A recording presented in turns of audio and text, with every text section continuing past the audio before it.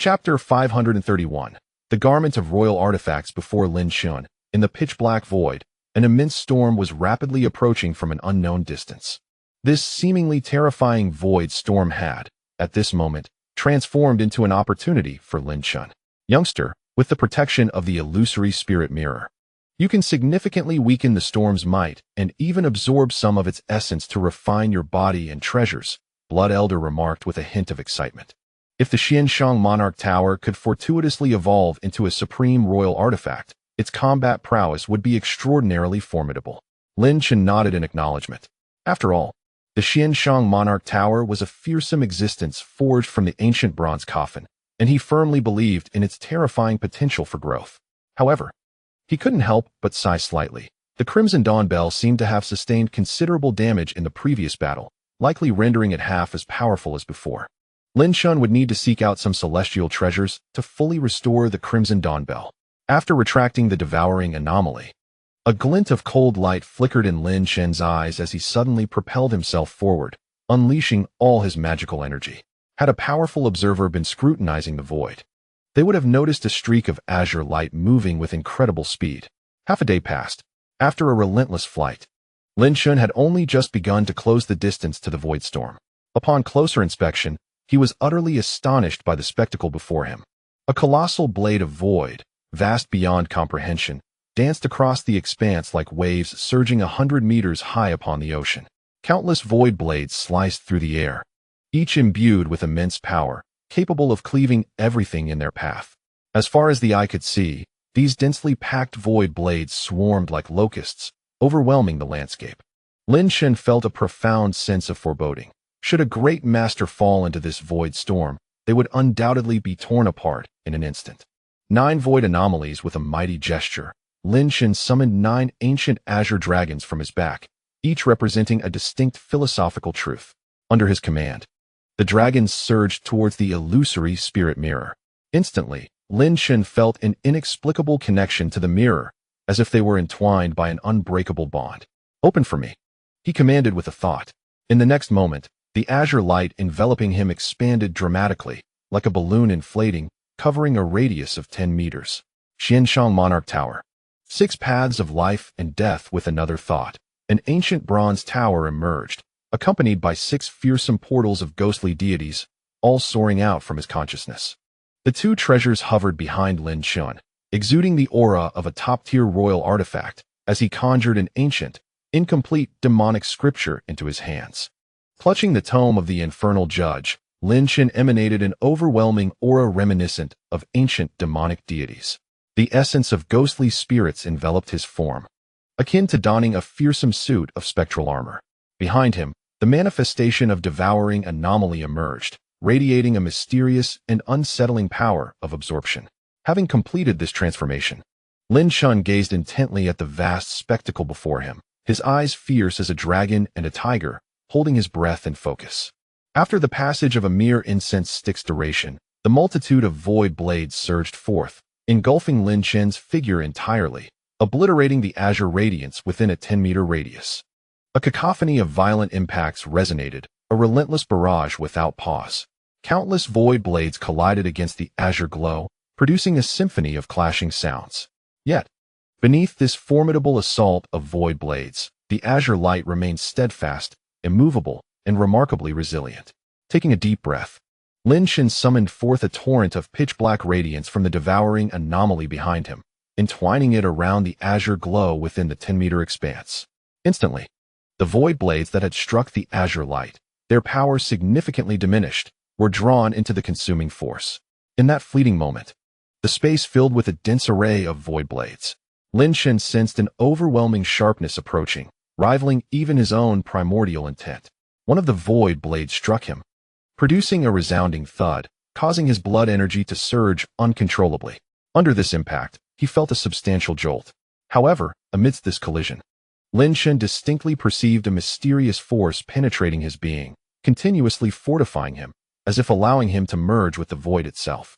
This force was the so-called power of the void.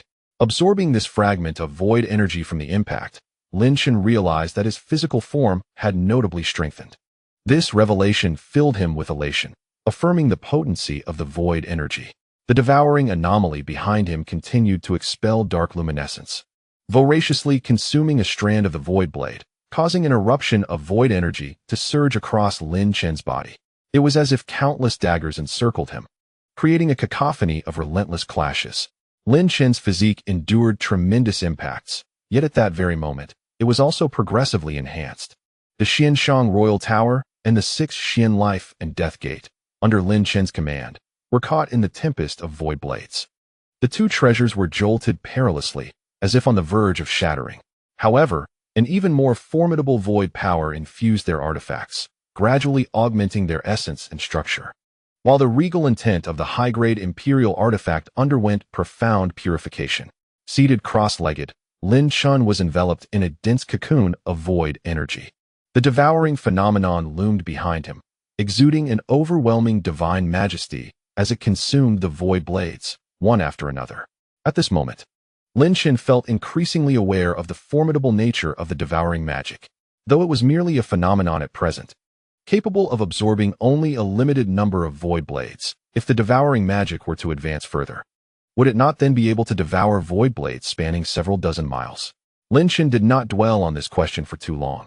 He reminded himself that he must cultivate the devouring magic in the future. Now, Lin Chen focused intently, hastening the cultivation of his bodily strength. Motionless, time slowly flowed by in this practice. Suddenly, a month had passed. Throughout this month, Lin Chen had not relaxed his refining efforts. His figure, along with that of his companions, shifted in accordance with the movements of the void storm. Within the 10-meter radius of azure light, Lin Chen's form was enveloped by an overwhelming force of the void, his body unaware of the tremendous impact it might endure. Yet, at this moment, an astonishing yellow radiance burst forth from the void power, soaring into the sky. Lin Chen's figure erupted from this void force, and with a single punch, he scattered all the void energy around him. A blinding golden light erupted from his entire being. To the astonishment of onlookers, Lin Chen was adorned with a robe woven from countless golden particles, emanating a regal pressure. Should a powerful being peer into Lin Chen's physique, they would discover that his entire skeletal structure had transformed into a hue of yellow. His bones had become imperial bones. This regal robe was a manifestation of the power exuded by these imperial bones, brimming with strength. This golden robe, his royal attire, radiated an aura of dominance akin to a tiger, as if he were an unparalleled sovereign commanding the heavens and the earth. Chapter 532. Comprehension. At this moment, Lin Chen had fully transcended into a superior royal artifact, his internal power surging as if a single punch could shatter the very fabric of reality. His bones, if acquired by another, would serve as prime materials for crafting superior royal artifacts. Additionally, Lin Chen's entire being radiated a faint essence of the void. Having endured such a baptism of void energy, it was only natural for him to absorb this aura. In contrast to Lin Chen, the Xuan Shang Monarch Tower and the 6 Xian Life and Death Gate had yet to reach the realm of ultimate royal artifacts. After all, the gulf between superior royal artifacts and ultimate royal artifacts was immense. Lin Chen glanced around. The void storm continued to rage ferociously, surrounding him in impenetrable darkness, leaving him uncertain of his current location. Fortunately, under the protection of the Illusory Spirit Mirror, he harbored no particular fears.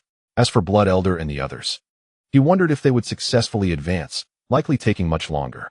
Lin Chen's expression suddenly grew grave as he gazed at the densely packed void blades beyond the azure light. In light of this, he resolved to comprehend the hidden immortal great killing technique. Upon finishing his words, Lin Chen turned his palm, revealing a pitch-black token that emanated an eerie, dark aura. Even with his eye of insight activated, he found himself unable to unlock its mysteries. The fact that Yun Lin was able to become his father's brother suggested a complexity beyond the ordinary. Lin Chen suspected that Yun Lin's identity might be linked to the shadowy clan. However, he could not ascertain the specifics.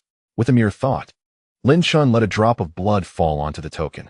In that instant, a surge of black light erupted skyward, and Lin Chen's consciousness was irresistibly drawn into it.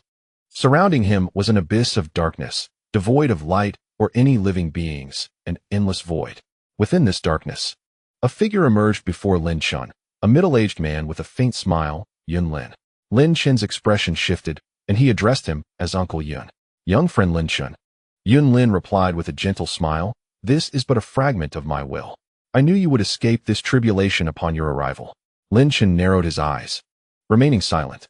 "This trial cannot be evaded, and do not lament for those who did not come to your aid. It is only through your own strength that you can rely on anything," Yun Lin stated calmly. Lin Chen nodded, replying solemnly, "I do not blame anyone. I can only fault my own weakness." He believed that the master of Tai Ching was certainly aware of his predicament. Previously, when the master of Tai Ching and the Nine Xing did not intervene, it had left him unsettled, but that feeling had dissipated. He had even harbored resentment towards the ancient bronze coffin. Yet, upon achieving the heart of an emperor, he understood that everything depended solely on himself. Indeed, Yun Lin remarked with a soft smile, "Since you have grasped this, I shall say no more.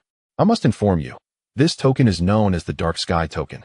Until you fully comprehend the ancient art of hiding immortals, the ethereal energy here will be your treasure. Now, your journey lies in your own hands." As Yun Lin's will dissipated, Lin Chen contemplated the Dark Sky Token, sensing its extraordinary nature. Suddenly, amidst the oppressive darkness, a pinpoint of light appeared. Lin Chen's expression sharpened, his focus intensifying. From that luminous point surged countless ancient runes, flooding into Lin Chen's mind. In the beginning of heaven and earth, there was light and darkness. Light illuminates the world, revealing all. Darkness obscures the earth, shrouding all in shadow.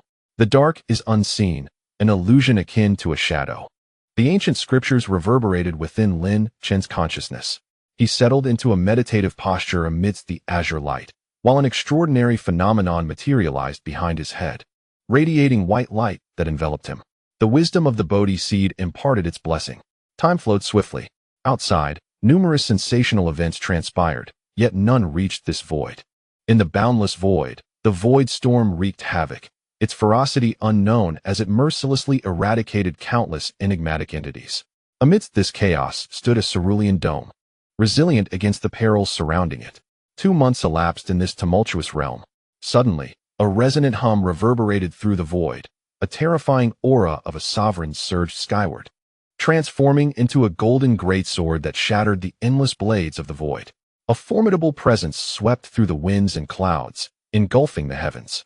6 portals of ghostly deities loomed within the tempest, coalescing into a colossal, menacing gateway, seemingly bridging to an enigmatic dimension, bestowing unparalleled enhancement. This ominous portal exuded a stream of pure black radiance, a manifestation of untainted demonic energy that instilled dread in the hearts of many. Moreover, within this ghostly gateway dwelled an essence of wisdom, brimming with sentience, as if it were on the verge of manifesting a spirit of its own. The void blades that struck the ghostly portal shattered autonomously. The supreme imperial artifact, the 6 mystical life and death gate, had achieved an unparalleled status. At that moment, another astonishing sovereign intent surged forth, and an ancient bronze tower materialized within the storm. The Xuan Shang Monarch Tower emanated an ancient aura, reminiscent of relics from a bygone era. Its sovereign essence was extraordinarily formidable, as the tower glimmered with faint, archaic azure light. At this juncture, the Xuan Shang Monarch Tower reached the pinnacle of high-grade imperial artifacts, attaining a state of saturation, with further advancement proving elusive. An elder emerged from the tower, gazing at the towering ghostly portal with approval, remarking, "The 6 mystical life and death gate has indeed ascended to an unparalleled imperial artifact." Such artifacts, second only to quasi-path artifacts, are exceedingly rare across the continent. The ghostly portal emitted a resonant hum, seemingly in a gesture of goodwill, transforming once more into 6 gates that hovered around the Xuan Shang Monarch Tower. The elder, blood old, could not contain his laughter, exclaiming, "The 6 mystical life and death gate possesses formidable intelligence now." It was clear that, despite the Xuan Shang Monarch Tower being a peak high-grade artifact, it paled in comparison to the tower's terrifying presence. After his mirthful outburst, Blood Old's gaze shifted downward as he murmured, "I wonder how Lin Chen is faring with the hidden immortal great killing technique, one of the 99 ancient arts." Just as his words faded, he was struck by a realization. Lin Chen, who had been present moments ago, had inexplicably vanished. Blood Old scanned the surroundings, yet found no trace of Lin Chen. Even the 6 mystical life and death gate emitted a resonant sound, expressing its bewilderment. How could Lin Chen, who had been so recently visible, suddenly disappear. However, at that very moment, a terrifying wave of force erupted forth. The blades of the void were all obliterated by this overwhelming might, reduced to mere fragments. Lin Chen was enveloped in an enigmatic and mysterious black aura, with a devouring phenomenon hovering behind him. In a singular moment, he absorbed the essence of the shattered void blade into his body. The expression of Blood Elder shifted dramatically, and he could not help but exclaim with joy. Have you perhaps comprehended the ancient art of hidden immortal massacre? The 6 Xian life and death gate also resonated with a joyful hum. Lin Chen cast a surprised glance at the 6 Xian life and death gate, discovering that it had actually reached the realm of a supreme royal artifact, prompting him to nod with satisfaction. In response to Lin Chen's acknowledgment, the 6 Xian life and death gate became even more elated, vibrating with fervor. Observing the appearance of the 6 Xian life and death gate, Lin Chen turned back to Blood Elder with a wry smile. Blood Elder, this hidden immortal massacre art is no ordinary anomaly. I have merely just entered the first realm, the shadow. The essence of this shadow is derived from this initiation. The hidden immortal massacre art is divided into 3 realms: shadow, hidden immortal, and massacre. Only by fully integrating and mastering these 3 mystical realms can Lin Chen wield the complete hidden immortal massacre art. At present, he had only reached the first realm, the shadow. The name Dark Sky Order seemed somewhat familiar to Blood Elder, who could not help but murmur, then suddenly appeared astonished, gazing at Lin Chen with an unusual expression. Lin Chen, it seems your fortune truly is remarkable. Chapter 533. The enormous tomb. Upon hearing Blood Elder's words, Lin Chen's heart instantly understood. Blood Elder must have some knowledge of the Dark Sky Order. Blood Elder, what exactly is this Dark Sky Order? It seems quite formidable. Lin Chen couldn't resist inquiring. I won't divulge the specifics. You will find out in due time. Regardless, it is certain that the Dark Sky Order is related to the Dark Clan. Blood Elder chuckled, his laughter appearing quite withered, making Lin Chen's eyes widen in astonishment. When did Blood Elder start to exhibit such a lecherous laugh? Understanding that Blood Elder was unwilling to share further information, Lin Chen chose not to dwell on it, allowing his mind to settle. With a flick of his thought, the 6 Xian life and death gate immediately soared back into his consciousness, alongside the Xuan Shang Monarch Tower. A supreme royal artifact, a pinnacle high-grade royal artifact, and Lin Chen's own high-grade royal artifact formed a formidable trio. Lin Chen felt confident that he could robustly confront the holy son of the ancestral demon's forbidden land, Tiange. After all, in the past 2 months, Lin Chen's progress had been nothing short of meteoric. He couldn't help but ponder what had transpired during these 2 months. His magic Iron Earth Dragon had already contacted the members of the Qin Alliance, heading towards the chaotic ancient domain. At this pace, they should have arrived long ago. Moreover, with the presence of the formidable figures of Grand Master Hua Qing, Ancestor Feng Hua, and the renowned alchemist Xie Yao, the strength of the Qin Alliance must have become quite formidable. Such a powerful assembly could undoubtedly withstand a top-tier force.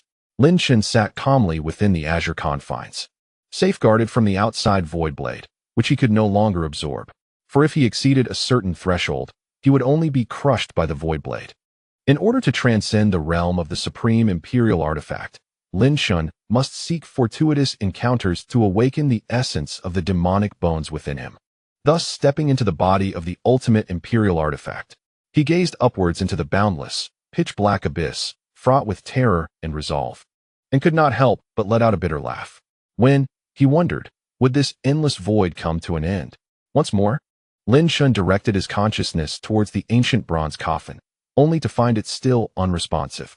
He was well aware that the last time his consciousness had been thrown into disarray, it was the ancient bronze coffin that had orchestrated the Song of Enlightenment. Yet, he could not fathom the true intentions of the coffin. Did it desire his soul? Why did it not act then?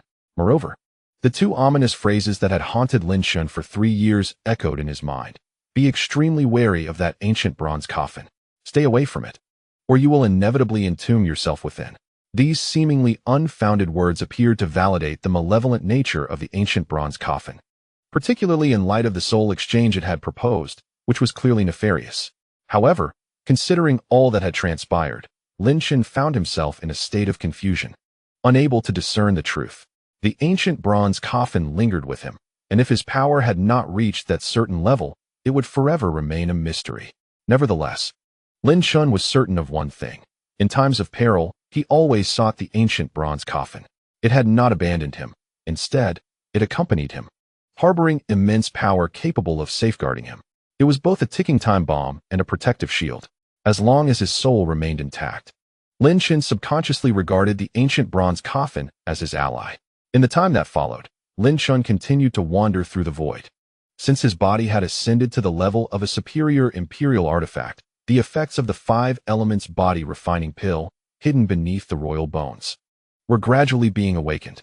Each time he entered a state of seclusion for cultivation, he donned the robes of a sovereign, with radiant hues shimmering behind him, exuding an air of formidable authority. After drifting for another fortnight, the void remained an endless expanse, while Lin Chen's imperial heart was tempered into something as steadfast as rock, yet as serene as a placid lake, undisturbed by waves. Meanwhile, Shishi underwent a transformation within the tower of the supreme monarch.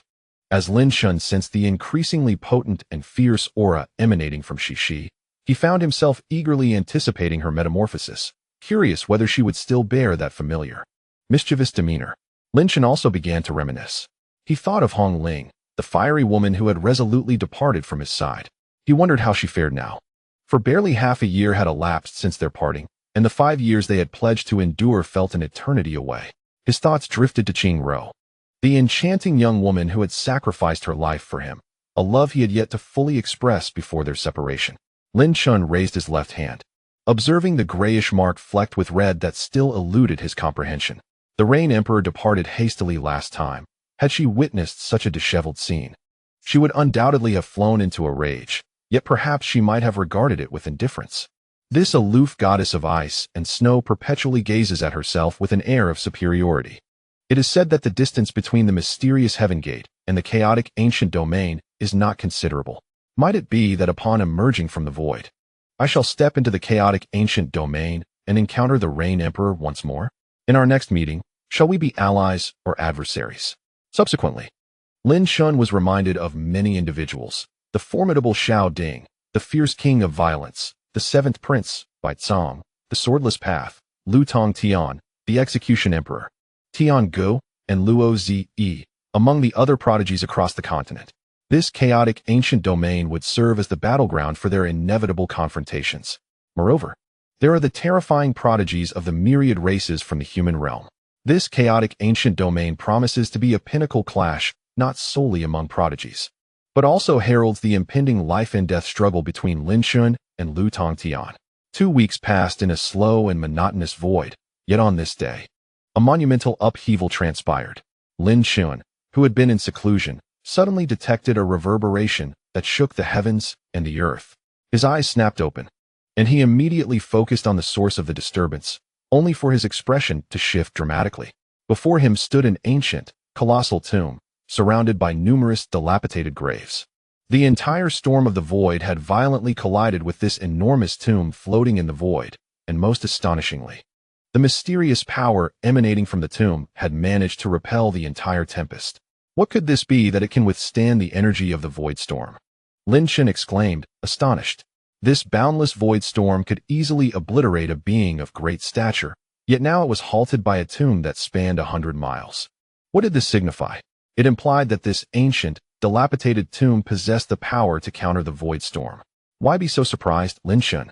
There are many terrifying entities within this void, the Blood Elder remarked nonchalantly. I suspect this mysterious tomb is far from ordinary. It might very well be a Tao artifact, albeit one that has lost its spirit and independent consciousness. A Tao artifact? Lin Chen inhaled sharply, forcing himself to regain composure. Yet soon, a glimmer of excitement flickered in his eyes. If it were indeed a Tao artifact, it must harbor considerable treasures. Indeed, I share your sentiments. We may stumble upon some extraordinarily powerful items, the Blood Elder chuckled, clearly intrigued by the tomb. If we were to find a rare treasure, the Xuan Shang Monarch Tower could ascend to the level of a supreme royal artifact. Excellent, let us proceed. Since the void storm is obstructed, it cannot advance. Lin Chen was now merely a few dozen miles from the colossal tomb, which resembled a city. Activating the ethereal step of Severin Yuan, Lin Chen's figure surged forward, and within mere minutes, he was close to the ancient sepulchre. It was truly magnificent. Lin Chen gazed at the dilapidated, enormous tomb before him, unable to suppress a sigh. Heaven knows what the origins of this grave were. His body tensed as he prepared for any impending crisis. At that moment, a shrill voice, reminiscent of a duck's quack, pierced the air. What the devil is happening? Is there someone in this void storm? Don't frighten me. Lin Chen was taken aback. He looked up to see a rotund figure clad in an earth-toned robe, waddling back and forth at the edge of the tomb. Upon noticing Lin Chen's gaze, the figure's eyes sparkled with mischief, and a lewd grin spread across his face. My young friend, he exclaimed, upon encountering this emperor, why do you not pay your respects? In disbelief, Lin Chen could hardly fathom that amidst this boundless void, there existed a corpulent spirit who boldly proclaimed himself an emperor atop this colossal, mysterious sepulchre. Through his mental perception, Lin Chen discerned that this figure was a being of divine flow, though the specifics of his level remained unclear. To call yourself an emperor is quite audacious. Bowing to you would imply you truly are an emperor, Lin Chen replied with a faint smile, emanating an aura of terror. Feeling the overwhelming pressure from Lin Chen, the figure trembled, his rotund body shuffling forward, adopting a serious demeanor. This emperor goes by the name of Duck, with the title of Great Emperor. Tell me, should I not be entitled to such a grand designation? Lin Chen could not help but burst into laughter. Great Emperor Duck? Who on earth bestowed such a peculiar name? Seeing Lin Chen's unabashed mirth, the Great Emperor Duck's flesh quivered, and he retorted indignantly, what do you mean? Is the name Duck so unattractive? Have you not sensed the undeniable aura of dominance it carries? With that, the Great Emperor Duck became enraptured, his chubby face displaying an expression of profound bliss, which struck a powerful visual impact. Lin Chen could hardly contain his laughter. Dominance? All I perceive is an overwhelming air of ridiculousness. The Great Emperor Duck gritted his teeth, a fierce look crossing his face, as if he were insulted and ready to confront Lin Chen. Yet, sensing the increasingly formidable aura emanating from Lin Chen, he swiftly adopted a lewd smile. My dear fellow, do show some respect. Though my cultivation may not be exceptional, I possess a measure of renown in the Holy Spirit continent. Lin Chen raised an eyebrow, intrigued. Are you implying that you are well known? Indeed, the Great Emperor Duck replied, beaming with pride. You must know of Lin Chen, the son of the emperor, the embodiment of sin. Surely you have heard of him? Lin Chen's expression shifted to one of astonishment. You mean the Lin Chen who is being hunted across the Holy Spirit continent, the one who recently clashed with the Taoist of heavenly secrets in a cataclysmic battle? Precisely. The Great Emperor Duck affirmed. The Duck Emperor, with an air of arrogance, declared that even the celestial sage could not ascertain Lin Chen's whereabouts. Yet here I am. The Duck Emperor, closely entwined with this Lin Chen. With just a word from me, he shall willingly surrender himself to several major factions. Such bravado left Lin Chen utterly astonished, though internally he was amused to no end. This mysteriously plump individual who had appeared was indeed an intriguing character. The Duck Emperor seemed to revel in the shock reflected in Lin Chen's eyes. Then, feigning profundity, remarked that in this vast void, our encounter was truly serendipitous. Since fate had brought us together, I wouldn't mind bestowing upon you a stroke of fortune. What do you mean by fortune? Lin Chen could not help but inquire, though he already had a vague inkling. If you present me with a supreme grade imperial artifact, no. Let us say an exquisite one. I shall reveal Lin Chen's approximate location to you, enabling you to amass a tremendous fortune. What say you? The Duck Emperor grinned lecherously at Lin Chen. Having encountered this mysterious young man, he was well aware that this individual's origins were far from ordinary. Furthermore, he perceived an overwhelming aura of treasure emanating from Lin Chen, indicating that he possessed a wealth of valuables.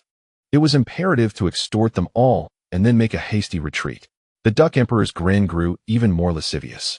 He hadn't anticipated that being pursued into the void would yield such a lucrative opportunity. Lin Chen couldn't suppress a smile. The quest for his whereabouts and the promise of a supreme-grade imperial artifact. This Duck Emperor was indeed a master of deception. Were it a typical prodigy in this situation, they might have surrendered the artifact first to obtain intelligence, only to subsequently plot murder and theft. However, Lin Chen's instincts warned him that this rotund individual was exceedingly formidable. Securing a supreme-grade imperial artifact would undoubtedly grant him various means of escape. Observing the Duck Emperor's lecherous grin, Lin Chen felt an uncanny resemblance to Cici. The offered bargain was undeniably tempting. However, how can you substantiate the authenticity of your information? Lin Chen inquired with a faint smile. Humph, this emperor never engages in deceit. Allow me to demonstrate my prowess, boasted the Duck Emperor, exuding confidence as if he were indeed endowed with extraordinary abilities. Lin Chen was equally curious about what capabilities this individual possessed to discern his location.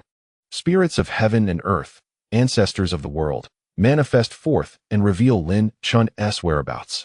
The corpulent man chanted incantations, brandishing a plump finger and abruptly thrusting it forward, sending a beam of light shooting forth from his fingertip. Lin Chen could not help but turn his gaze towards the radiant light. Ha ha ha. You're still too inexperienced. All your treasures belong to this emperor. The rotund man laughed boisterously. In that instant, he conjured an ancient basin that emanated countless rays of light, enveloping Lin Chen. Lin Chen's expression shifted as he felt his internal treasures stir restlessly, as if summoned, yearning to break free. The 6 mystical gates of life and death, in particular, trembled with great intensity. What is this? Lin Chen, realizing he had been ambushed, could not help but exclaim in shock. How could even his treasured artifact be absorbed?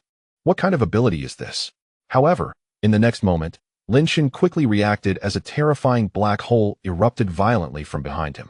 From that black hole, an overwhelming force of devouring energy surged forth, sending thousands of black rays shooting towards the corpulent figure. Oh my goodness, a devouring phenomenon. The corpulent man was taken aback by this sight, instantly recognizing what it was. He turned to flee, but the encroaching black rays were astonishingly swift, ensnaring his rotund form in an instant.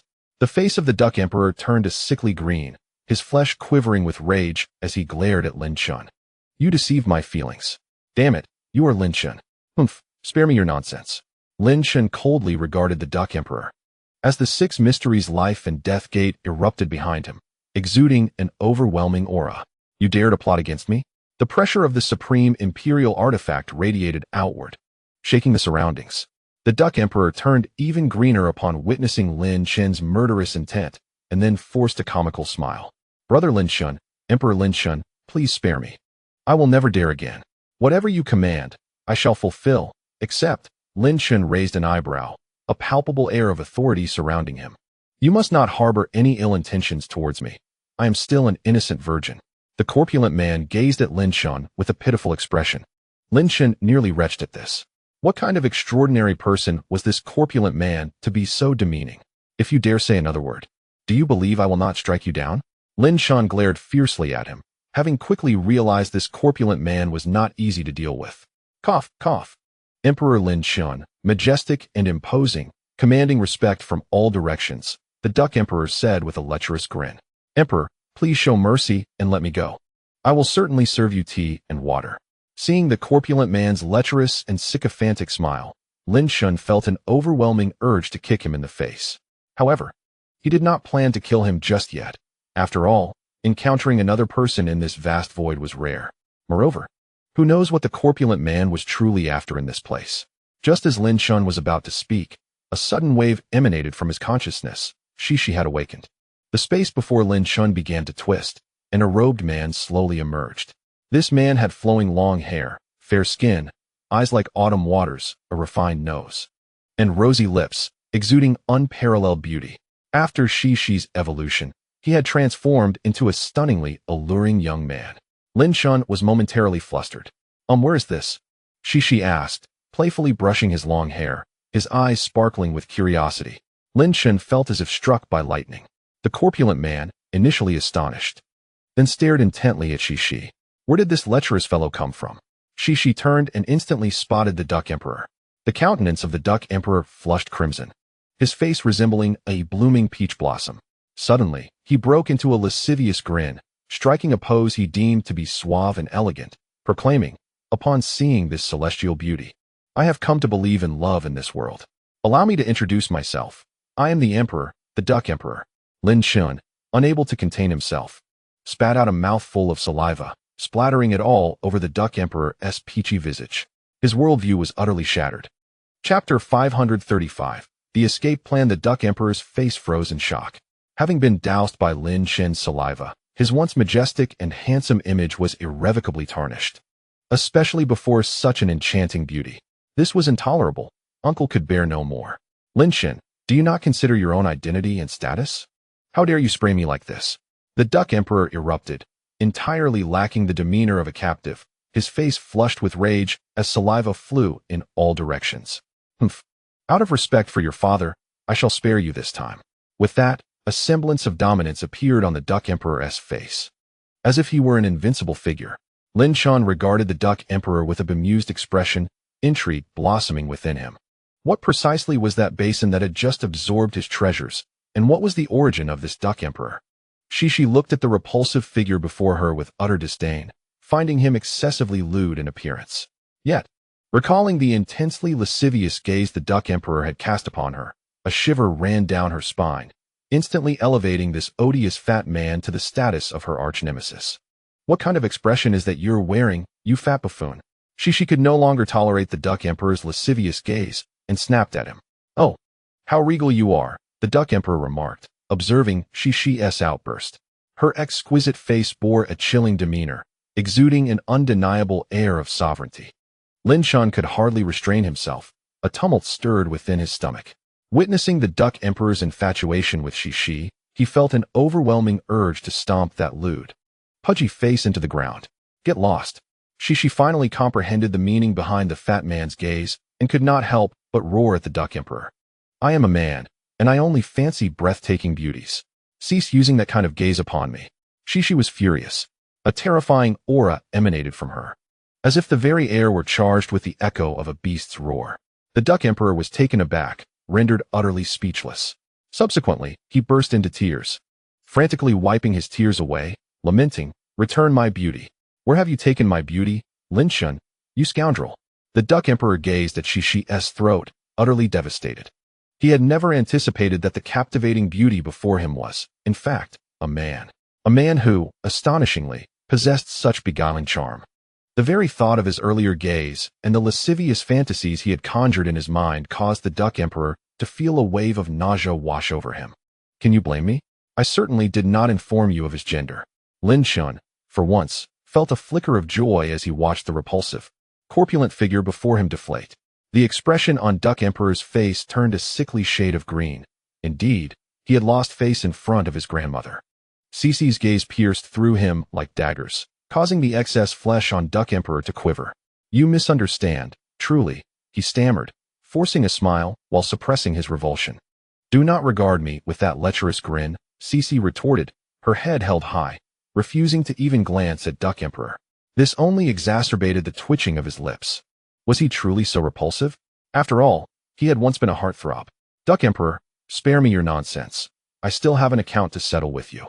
Lin Chen declared, an ominous aura emanating from the devouring phenomenon that hovered behind him. Duck Emperor's expression faltered, his jiggling flesh betraying his anxiety. He had never expected that after years of dominance, he would find himself in such a predicament. Brother Lin Chen, it is all a misunderstanding. The rotund figure began to smile, apologizing with exaggerated sincerity.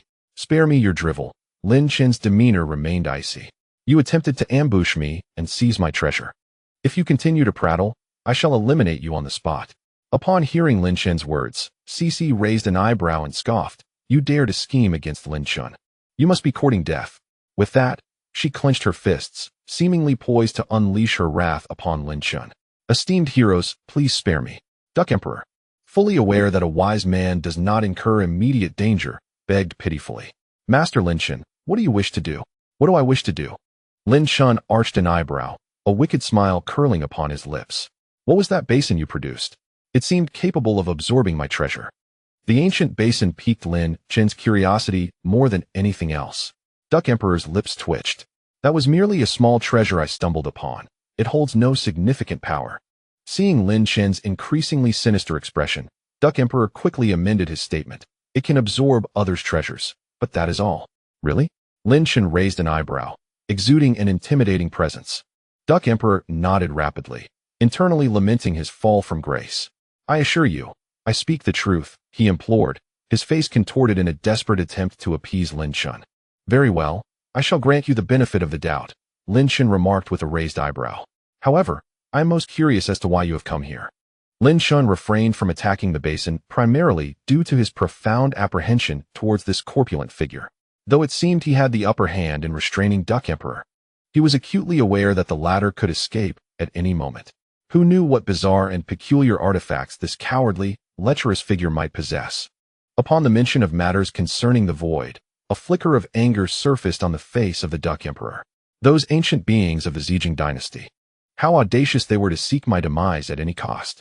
Fortuitously, this emperor, unmatched in valor, found himself within this void and narrowly escaped calamity.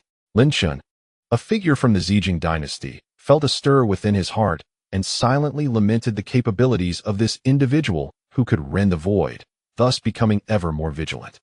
However, Lin Chen maintained an impassive facade, still exuding an air of authority as he inquired, "What brings you to this ancient graveyard?" This venerable sight had captivated even Cece, who disregarded the corpulent figure beside him and busied herself with her surroundings. Upon the mention of the graveyard, the rotund man's countenance shifted to one of solemnity.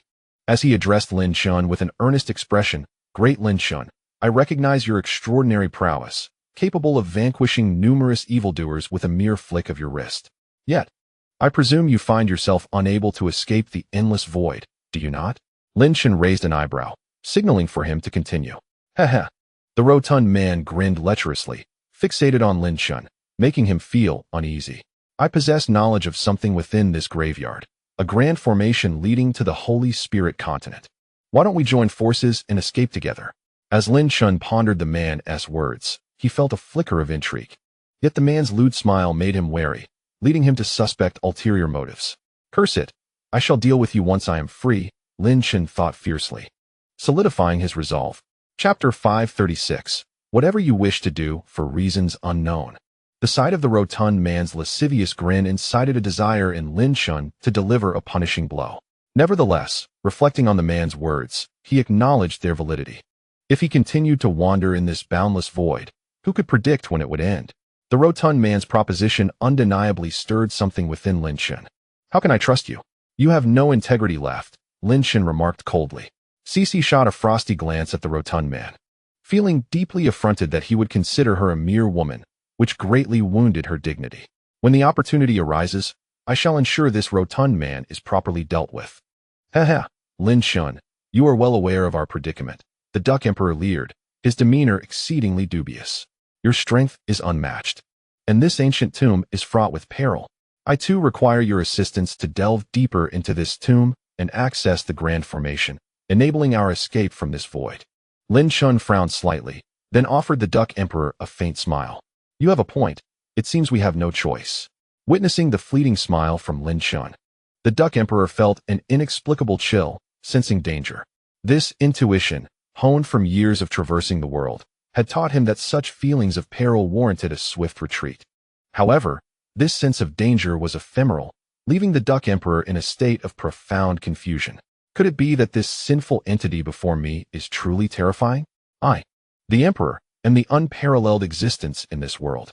What is a mere saintly vessel compared to me? The treasures he possesses are indeed abundant, and one day I shall strip him of all his magical artifacts. The Duck Emperor mused to himself, his grin growing increasingly lecherous. Observing the Duck Emperor's grotesque smile, Lin Chen sensed ill intentions brewing within him. With a wave of his hand, he dispelled the devouring force of the ominous phenomenon. "Since we are to collaborate, you must display some sincerity," Lin Chen declared, clasping his fists and fixing his gaze upon the Duck Emperor. "Hee, Lin Chen, my esteemed leader, you still doubt me?" The Duck Emperor chuckled slyly. Then, casting a glance at the massive tomb behind him, he ingratiated himself further. "This burial site is known as the ancient tomb of the great deity, containing a total of 90,900 mounds. Each of these mounds is exceedingly terrifying. One misstep could lead to certain death. 90,900 mounds." Lin Chen lifted his gaze to the colossal ancient tomb, noting the ominous accumulation of mounds, resembling a fearsome grand formation. Following the Duck Emperor's reminder, Lin Chen activated his insightful eye, revealing that the mounds were engulfed in an ancient aura. They seemed to exist in a state between death and life, making it difficult for Lin Chen's insightful eye to discern their true nature. These mounds were indeed shrouded in mystery, yet how could this corpulent fool possibly know their secrets? Never mind that. I must ensure this fool does not trick me. I should first vacate this void, Lin Chen contemplated. It appears that this rotund individual is aware of the secrets surrounding these mounts. The Duck Emperor cast a disdainful glance at Shi, harboring immense contempt for her. She may be beautiful, but how could she possess such enchanting allure?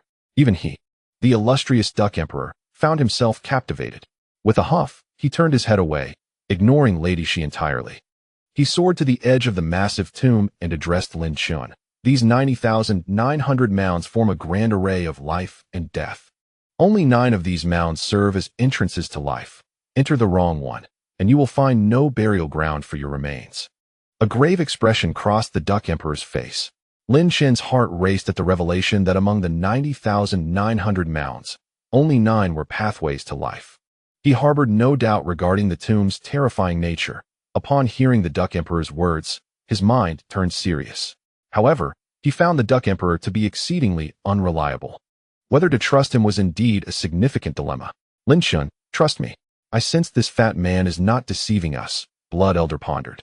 I perceive this rotund individual is remarkable. The mysterious ancient basin he summoned earlier could even absorb supreme imperial artifacts. Truly extraordinary. I wonder about its origins. Blood Elder had remained silent, deeply contemplating the mysterious ancient basin's provenance. Yet, after much reflection, he had derived nothing. To truly understand its nature, Lin Chen would need to acquire the ancient basin, allowing Blood Elder to study it thoroughly. Since you are aware of the location of the entrance to the realm of life, why do you not descend? Lin Chen inquired coolly, a hint of disdain gracing his features. The lewd grin on the Duck Emperor's face froze, and he shook his head fervently. Boss Lin Chen, entering the realm does not guarantee safety. Below, well, there are some minor complications. Minor complications? Lin Chen silently cursed, but maintained his composure, waving his hand. To demonstrate your sincerity, you shall lead the way. The Duck Emperor's face twitched violently, cursing internally while wearing a grotesque smile. It's truly challenging to be a person, he thought to himself. The Duck Emperor swayed his ample hips and flew towards the ancient tomb. Lin Chen exchanged a glance with Cece before hastily following suit. At this moment, the entire ancient tomb was still engaged in a stalemate against the tempest of void, neither side yielding. The protective azure light of the Illusory Spirit Mirror had already dissipated when the Duck Emperor emerged. As the Duck Emperor led the way with his ostentatious gait, Lin Chen felt a wave of nausea rise within him. He could not fathom how this corpulent Duck Emperor had managed to survive for so many years. With his lewd smile and swaying walk, anyone witnessing him would be tempted to deliver a swift punch. However, Lin Chen's eyes were fixed on the ground beneath the Duck Emperor's feet. He noticed a hazy luminescence surrounding the Duck Emperor, emanating a mysterious force. It appeared as if he were gliding above the ground, seemingly defying gravity. The technique was indeed extraordinary. Hee, Boss Lin Chen, keep up, the Duck Emperor leered, suddenly accelerating with ethereal swiftness. A smile curved Lin Chen's lips as he activated his own speed, vanishing in an instant. Cece, having transformed into human form, moved with astonishing velocity, akin to an arrow loosed from a bow. The Duck Emperor halted atop a mound, his expression shifting to one of shock as he beheld Lin Chen, who stood behind him like a specter. Initially, he intended to deceive Lin Chen, but he never anticipated Lin Chen's prowess. It was evident that Lin Chen was quite knowledgeable, recognizing the technique of the ethereal step. Your eyesight is commendable, Lin Chen remarked. And Cece followed closely, exuding an air of disdain without even glancing at the Duck Emperor. Upon realizing Cece's gender, the Duck Emperor lost all interest in him and turned his gaze, glistening with excitement, towards Lin Chen. His jowls quivered as he salivated. Boss Lin Chen, you practice the heavenly destruction technique. I seek your guidance and motivation. I am willing to serve you, to warm your bed, to wash your linens, whatever you desire. I shall comply. Lin Chen's lips twitched as he forcibly restrained himself from delivering a slap. What do you mean by warming the bed and washing linens? Whatever you desire. Indeed. Chapter 537. A sinister bone Lin Chen could endure no longer. With a swift kick, he struck the corpulent figure in the abdomen, contorting the Duck Emperor's lewd face into a grotesque expression. Duck, I warn you, if you dare to disgust me again, I will certainly kick you to death. Lin Chen declared, his face filled with a murderous intent, emanating a formidable royal pressure from his being. The Duck Emperor, sensing the overwhelming aura radiating from Lin Chen, trembled slightly, his previously contorted face now transformed into a servile grin. "Forgive me, esteemed Lin Chen. I was overly excited just now," he stammered. Lin Chen cast an indifferent glance at the Duck Emperor, remaining silent while contemplating how to deal with this rogue. Beside them, Cece could not suppress her disdainful gaze towards the Duck Emperor. You rotund fool. Do you not know the whereabouts of the 9 entrances to life? Why are you still wasting time here? Lead the way." Young as he was, Cece had cultivated an air of authority befitting a superior. A demeanor that had emerged after he whimsically dubbed himself Lord Shi. The Duck Emperor's lips twitched. Encountering these two seemed to diminish his dignity. Yet, for the sake of his grand ambitions, he gritted his teeth and endured. Under the watchful eyes of Lin Chen and Cece, the Duck Emperor continued to waddle forward. They had now entered the heart of the burial mounds, surrounded by an ominous aura that seemed intent on dragging them into the graves. The Duck Emperor's steps were methodical, as if tracing a path akin to the principles of yin and yang or the 5 elements, skillfully avoiding the areas thick with deathly energy. Lin Chen, occasionally activating his perceptive eye, understood this with clarity, yet his vigilance only heightened. This duck had an extraordinary understanding of the graveyard adrift in the void. He needed to bolster his defenses to avoid being outmaneuvered. "Stop!" The Duck Emperor suddenly halted, his expression shifting to one of somber gravity. Lin Chen and Cece also ceased their movements, their gazes drawn forward, both eyes glinting with intensity.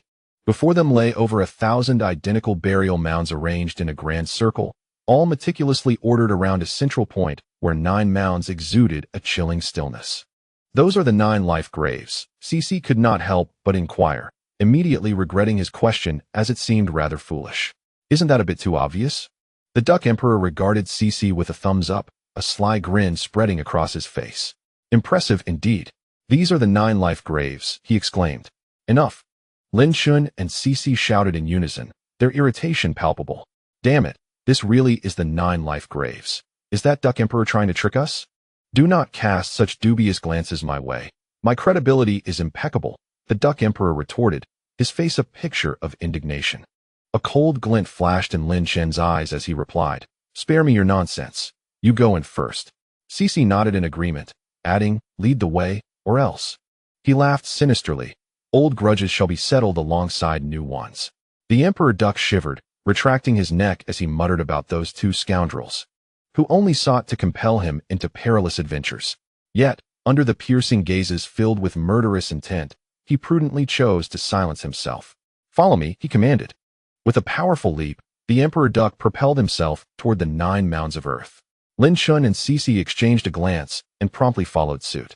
As the Emperor Duck's rotund foot landed upon one of the mounds, a brilliant white light surged forth, and the mounds opened wide, resembling the gaping jaws of a colossal beast, engulfing the Emperor Duck whole. Unfazed, Lin Chen and Cece descended after him. Upon entering the realm of the 9 tombs, Lin Chen was immediately enveloped by an aura emanating from the primordial chaos, causing his body to tense involuntarily. The essence of truth within him throbbed intensely, as if sensing an unseen force. This unsettling realization darkened Lin Chen's expression. Had that corpulent fool led him into a trap? The world below became brilliantly illuminated, followed by a piercing scream that echoed throughout.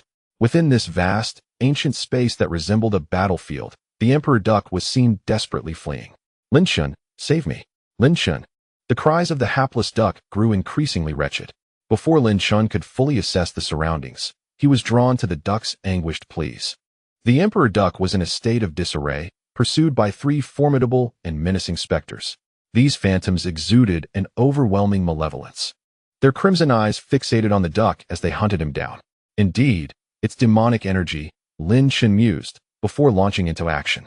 He unleashed a powerful punch, summoning the apparitions of 366 demonic deities, which erupted forth with tremendous force. The sheer momentum from these spectral figures struck the 3 menacing phantoms, who were caught off guard and shattered without resistance. Simultaneously, the Emperor Duck was propelled by the force, crashing to the ground with a resounding thud. Lin Chen and Cece exchanged knowing smiles. "Bah, how ridiculous! To be hunted upon entry. I expected a formidable foe, yet it's merely 3 insignificant specters," the Emperor Duck exclaimed, springing to his feet with indignation, as if being pursued by these trifling phantoms was an immense embarrassment. Lin Chen and Cece chose to disregard the duck's complaints. Lin Chen remained silent, recognizing the duck's relentless scheming to discern his true capabilities. However, the recent specters had failed to gauge Lin Chen's depth. Ignoring the duck's tirade, Lin Chen began to survey the ancient space around him. The ancient expanse resembled a battlefield from an era of turmoil, with every inch of land exuding a sinister aura.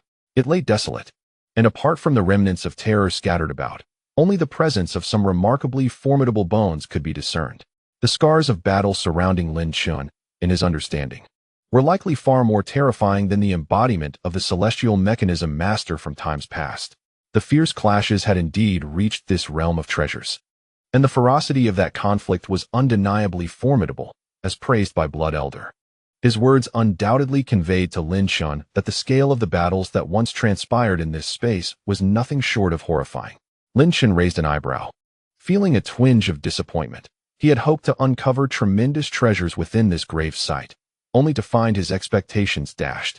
However, his interest shifted from the grand battles to the ancient formation spoken of by the deceased portly man.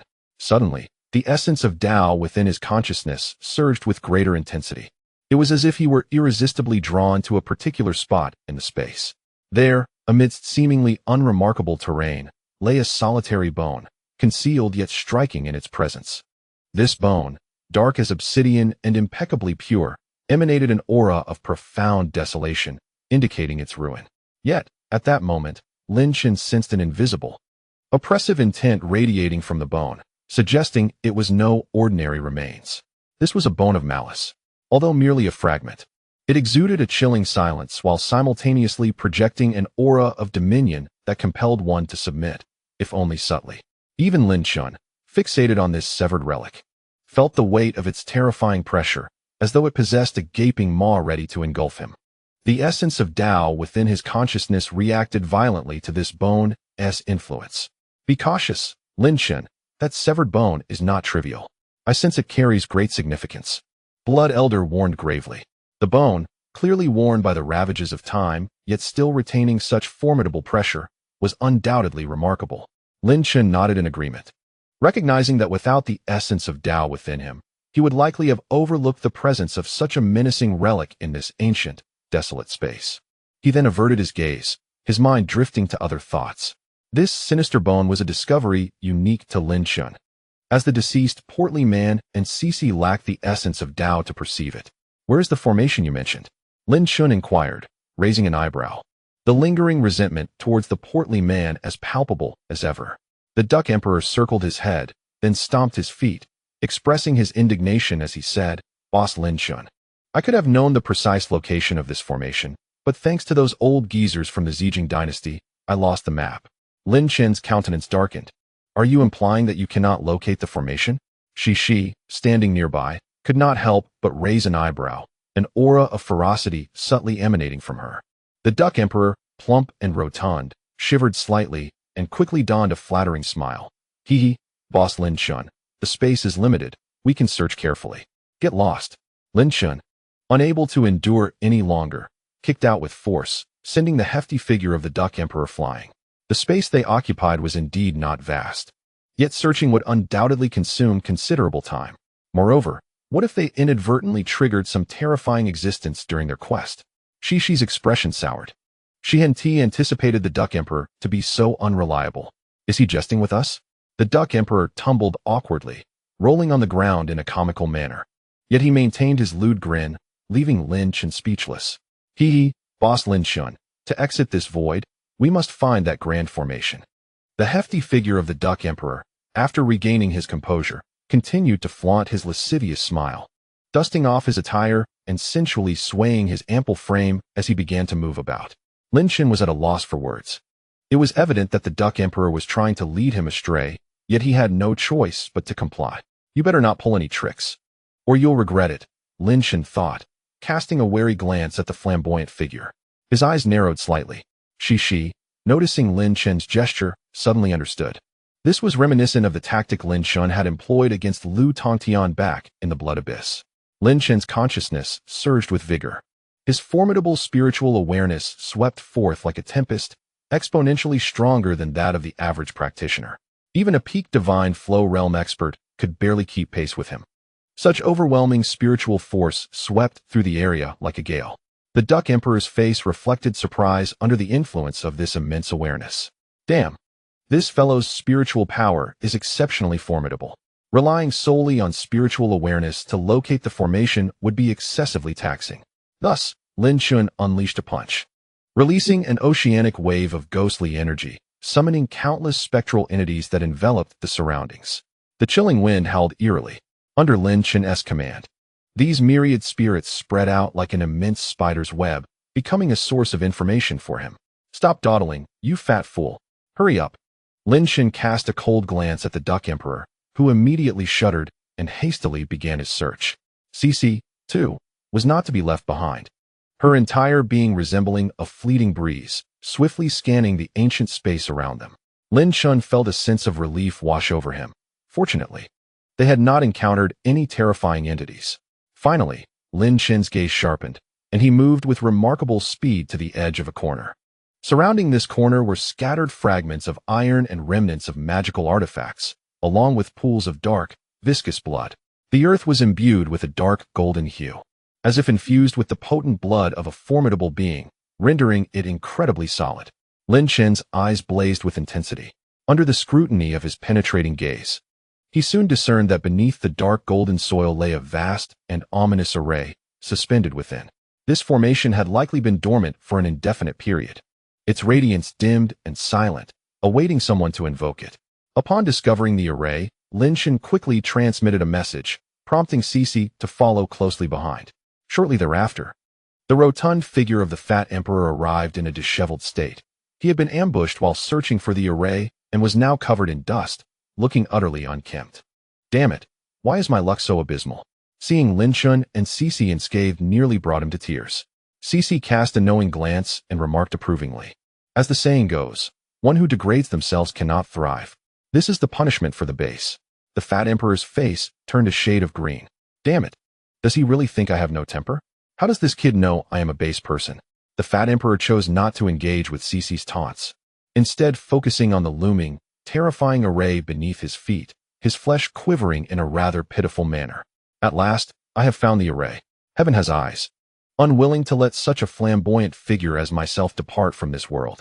When I return to the Zijing dynasty, I shall surely take my revenge on your granddaughters. Lin Chen and Cece exchanged exasperated looks, wishing they could deliver a punch to silence him. Yet, at that moment, Lin Chen could not deny the surge of excitement that coursed through him. After more than 2 months of aimless wandering in the void, he was finally on the verge of stepping into the continent. Taking a deep breath, a cold smile crept upon his lips as he pondered the current state of the outside world.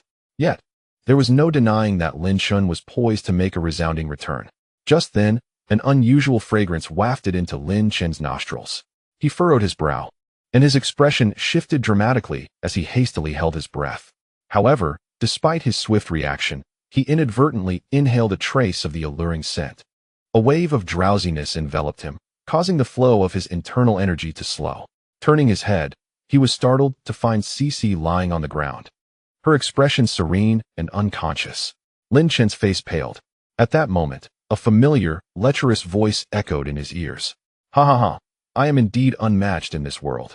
What sinful body could possibly rival me before my might? Hee hee, Lin Chen, the treasures you possess shall be inherited by me. When I become formidable, I will ensure that those who have bullied you suffer greatly. The Duck Emperor, with an air of flamboyance, swayed his hips as he approached Lin Chen. A lewd grin plastered across his face. Lin Chen's expression darkened utterly, a profound sense of helplessness engulfing his mind. Unforeseen circumstances.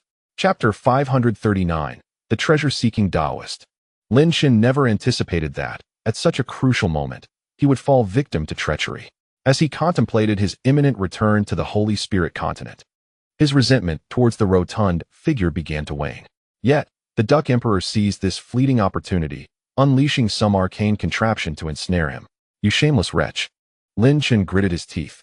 At that moment, an overwhelming sense of incapacity washed over him, as if a colossal stone pressed down upon his head, rendering him unbearably heavy. On the verge of slumber, merely inhaling a whiff of the exotic fragrance had delivered such a staggering blow. Indeed, The object this corpulent figure had produced was anything but ordinary. Lin Chen endeavored to summon his internal energy, only to discover it becoming murky and burdensome, akin to a tempestuous sea. Hee, thank you for the compliment. I have always been shameless, lecherous, and flamboyant, the Duck Emperor boasted, his face brimming with arrogance. Spittle flying from his mouth. Do not waste your efforts. Your power will soon be entirely shackled, and at that point, you shall be at my mercy. Lin Chen cast a cold glare at the Duck Emperor. Just as he had foretold, not only did Lin Chen's mind grow heavier, but his internal energy appeared to solidify into a tangible form, gradually changing. Lin Chen, what this rotund man has unleashed is a type of enchanting fragrance known as illusion stone. As the name suggests, it transforms your body into stone, blood elder lamented. Were it not for your superior royal physique, you would have succumbed long ago. This mesmerizing scent, even peak divine flow realm practitioners find difficult to resist. Who would have thought this corpulent fool possessed such a thing? This illusion stone fragrance was designed solely for robbery. It was evident that the Duck Emperor had deliberately carried such an enchantment. This confirmed just how unscrupulous he truly was. No wonder the ancient figures from the Zhejiang dynasty sought to hunt him down. It seemed this fool had pilfered countless treasures through some nefarious means. Damn it. You look so much like a woman. I shall rid the world of you, the Duck Emperor declared, swaggering over to the slumbering Cici, who was blissfully unaware. Completely ensnared by the illusion stone fragrance, the rotund figure appeared to have found an outlet for his frustrations, delivering kick after kick with gleeful abandon. Lin Chen could only watch in speechless disbelief, astonished by the spectacle this fool had orchestrated. At this moment, the magical energy within him seemed as if it had been tainted by some mysterious force, rapidly solidifying. Once the dragon of magic solidifies, it becomes unmovable. Furthermore, Lin Chen's sea of consciousness was a murky quagmire, his spirit desperately clinging on, as though he might close his eyes at any moment. Let us see if you can maintain this ambiguous state of being, the Duck Emperor cheekily remarked, drawing a vivid caricature of a turtle on Shishi's face, which elicited uproarious laughter from the chubby man, who could not help but place his hands on his hips and laugh heartily towards the heavens. Duck Emperor, I advise you to provide me with the antidote now, or you shall face the consequences, Lin Chen said coldly, having reached the limits of his endurance. My dear Lin Chen, do not threaten your little brother, the Duck Emperor replied, his eyes glinting with avarice. With an extraordinary imperial artifact and a body of superior quality, it seems you also possess a quasi-Dao artifact, truly a veritable moving treasure trove. His eyes sparkled with desire as he gazed at Lin Chen, barely able to contain his drool. Once I acquire such treasures, who would dare bully me? I shall obliterate them with the quasi-Dao artifact. With that, a blissful expression washed over the chubby man's face, clearly lost in his own delusions. Lin Chen felt his eyelids beginning to droop, as if they would close at any moment. The magical energy within him had solidified entirely, akin to stone, immovable and unyielding. The weight of his sea of consciousness left him devoid of the spirit to unleash the might of his superior imperial artifact. Damn it, could this truly be the end? A fleeting thought crossed Lin Chen's hazy mind, when suddenly, a thread of profound Dao energy surged within his muddled consciousness. Is it all over? The Duck Emperor danced with glee as he witnessed Lin Chen's eyelids finally close, his lewd grin returning. Now, this shall benefit me greatly. With that, the Duck Emperor produced the ancient basin once more, flicking his fingers to release a wondrous light that enveloped Lin Chen. As this mysterious light shrouded him, a resounding hum vibrated from within Lin Chen's body. A formidable aura of royalty emanated, fiercely resisting the mystical radiance. However, this resistance proved futile. The 6 xians of life and death gate was slowly drawn from Lin Chen's form by the enchanting light, as if it aimed to become the Duck Emperor's treasure. As the inheritor of the treasure-taking Taoist, what does it matter if you are a sinful body? I shall claim treasures from around the world, and I, the Duck Emperor, shall be unrivaled. The Duck Emperor chuckled lewdly as he witnessed the extraordinary imperial artifact, the 6 xians of life and death gate, being extracted first. An even greater reservoir of magical energy began to swirl within the ancient basin, intensifying its pull. Yet, just as the chubby man reveled in his malevolent laughter and envisioned a bright future, a hand suddenly rested upon his shoulder. A familiar voice, belonging to the inheritor of the treasure-taking Taoist, resonated in the chubby man's ear. I didn't expect you to be his heir. The 6 mystical life and death gates surged into the sky, radiating an intense brilliance, the oppressive aura of a supreme imperial artifact sweeping forth, instilling fear across the realm. The face of the Duck Emperor, once adorned with a lewd grin, now froze in utter rigidity. With tremendous difficulty, he turned his head and beheld a visage reminiscent of a demon's smile. Big Brother Lin, when did you awaken? The Duck Emperor stuttered. Just now. Lin Chen replied with a faint smile. I never imagined you possessed such prowess. The heir of the treasure seeker, Does that mean this ancient basin is indeed the fabled treasure basin? At that critical moment, a strand of the Taoist essence within Lin Chen's consciousness awakened completely. This strand of true Tao essence swept away all the peculiar states afflicting Lin Chen, restoring him to his fullest form. The corpulent man, brimming with self-satisfaction, revealed his identity as the treasure seeker. Blood Old, a relic of a millennium, immediately recalled the once illustrious treasure seeker who had shone like a beacon across the continent. Lin Chen gleaned a bit about this rotund man's identity. Essentially, he was a bandit, a scoundrel intent on pilfering the treasures of others. The rotund man's face remained stiff for a considerable time before he let out a wretched wail. Big Brother Lin, Ancestor Lin, please spare me this once. I am willing to toil for you, to traverse mountains of knives and seas of fire. Just say the word, and I shall eliminate him without hesitation. Lin Chen, uninterested in further dialogue with this rotund man, delivered a punch, leaving a prominent imprint on his face. It's ruined, it's ruined, the Duck Emperor cried, clutching his face, clearly lamenting the destruction of his appearance. Above him hovered the 6 mystical life and death gates, their combined terrifying aura rendering the Duck Emperor motionless. The earlier moment of vulnerability had vanished from Lin Chen, who now simply crossed his arms, observing the Duck Emperor's lamentations. Have you finished your wailing? Lin Chen inquired suddenly. The Duck Emperor's cries instantly ceased as he gazed at Lin Chen with a pitiful expression, nodding obediently. Lin Chen extended his hand, coldly commanding, produce the item. What item? The Duck Emperor feigned innocence, confusion etched across his face. The antidote for the illusion stone miasma. Lin Chen glared at him fiercely. I do not have the luxury of time to waste with you. The Duck Emperor recoiled, looking at Lin Chen with an expression of pitiful helplessness, weakly stating, the illusion stone has no antidote. It merely varies in awakening time depending on one's cultivation level. Based on that dead freak's cultivation, it will likely take another moment before he awakens. Lin Chen was rendered speechless. Hearing Blood Old concur with the Duck Emperor's words left him utterly at a loss. Damn it, carrying such a miasma without an antidote. What was I to do if I became ensnared? Since that's the case, let us settle accounts now. Lin Chen, arms crossed and a smile gracing his lips, gazed at the Duck Emperor. With a mere thought, 6 portals of ghostly deities descended from the heavens, sealing off the 6 mystical directions surrounding the Duck Emperor. The rotund figure of the Duck Emperor quivered, his face a picture of pitifulness as he looked up at Lin Chen. Boss Lin Chen, I truly have nothing left. Last time, during the pursuit by those old fellows from the Zijing dynasty, I exhausted all my means to survive. Is that so? Lin Chen raised an eyebrow, a faint smile playing on his lips. First, hand over the illusion stone, to prevent you from causing harm to others in the future. I shall take care of it for you.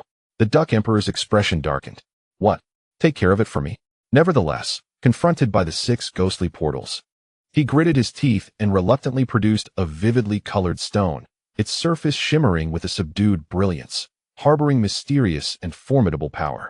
This is the illusion stone, he declared, resembling a magical artifact. When infused with a flow of magical energy, the stone emits a captivating fragrance.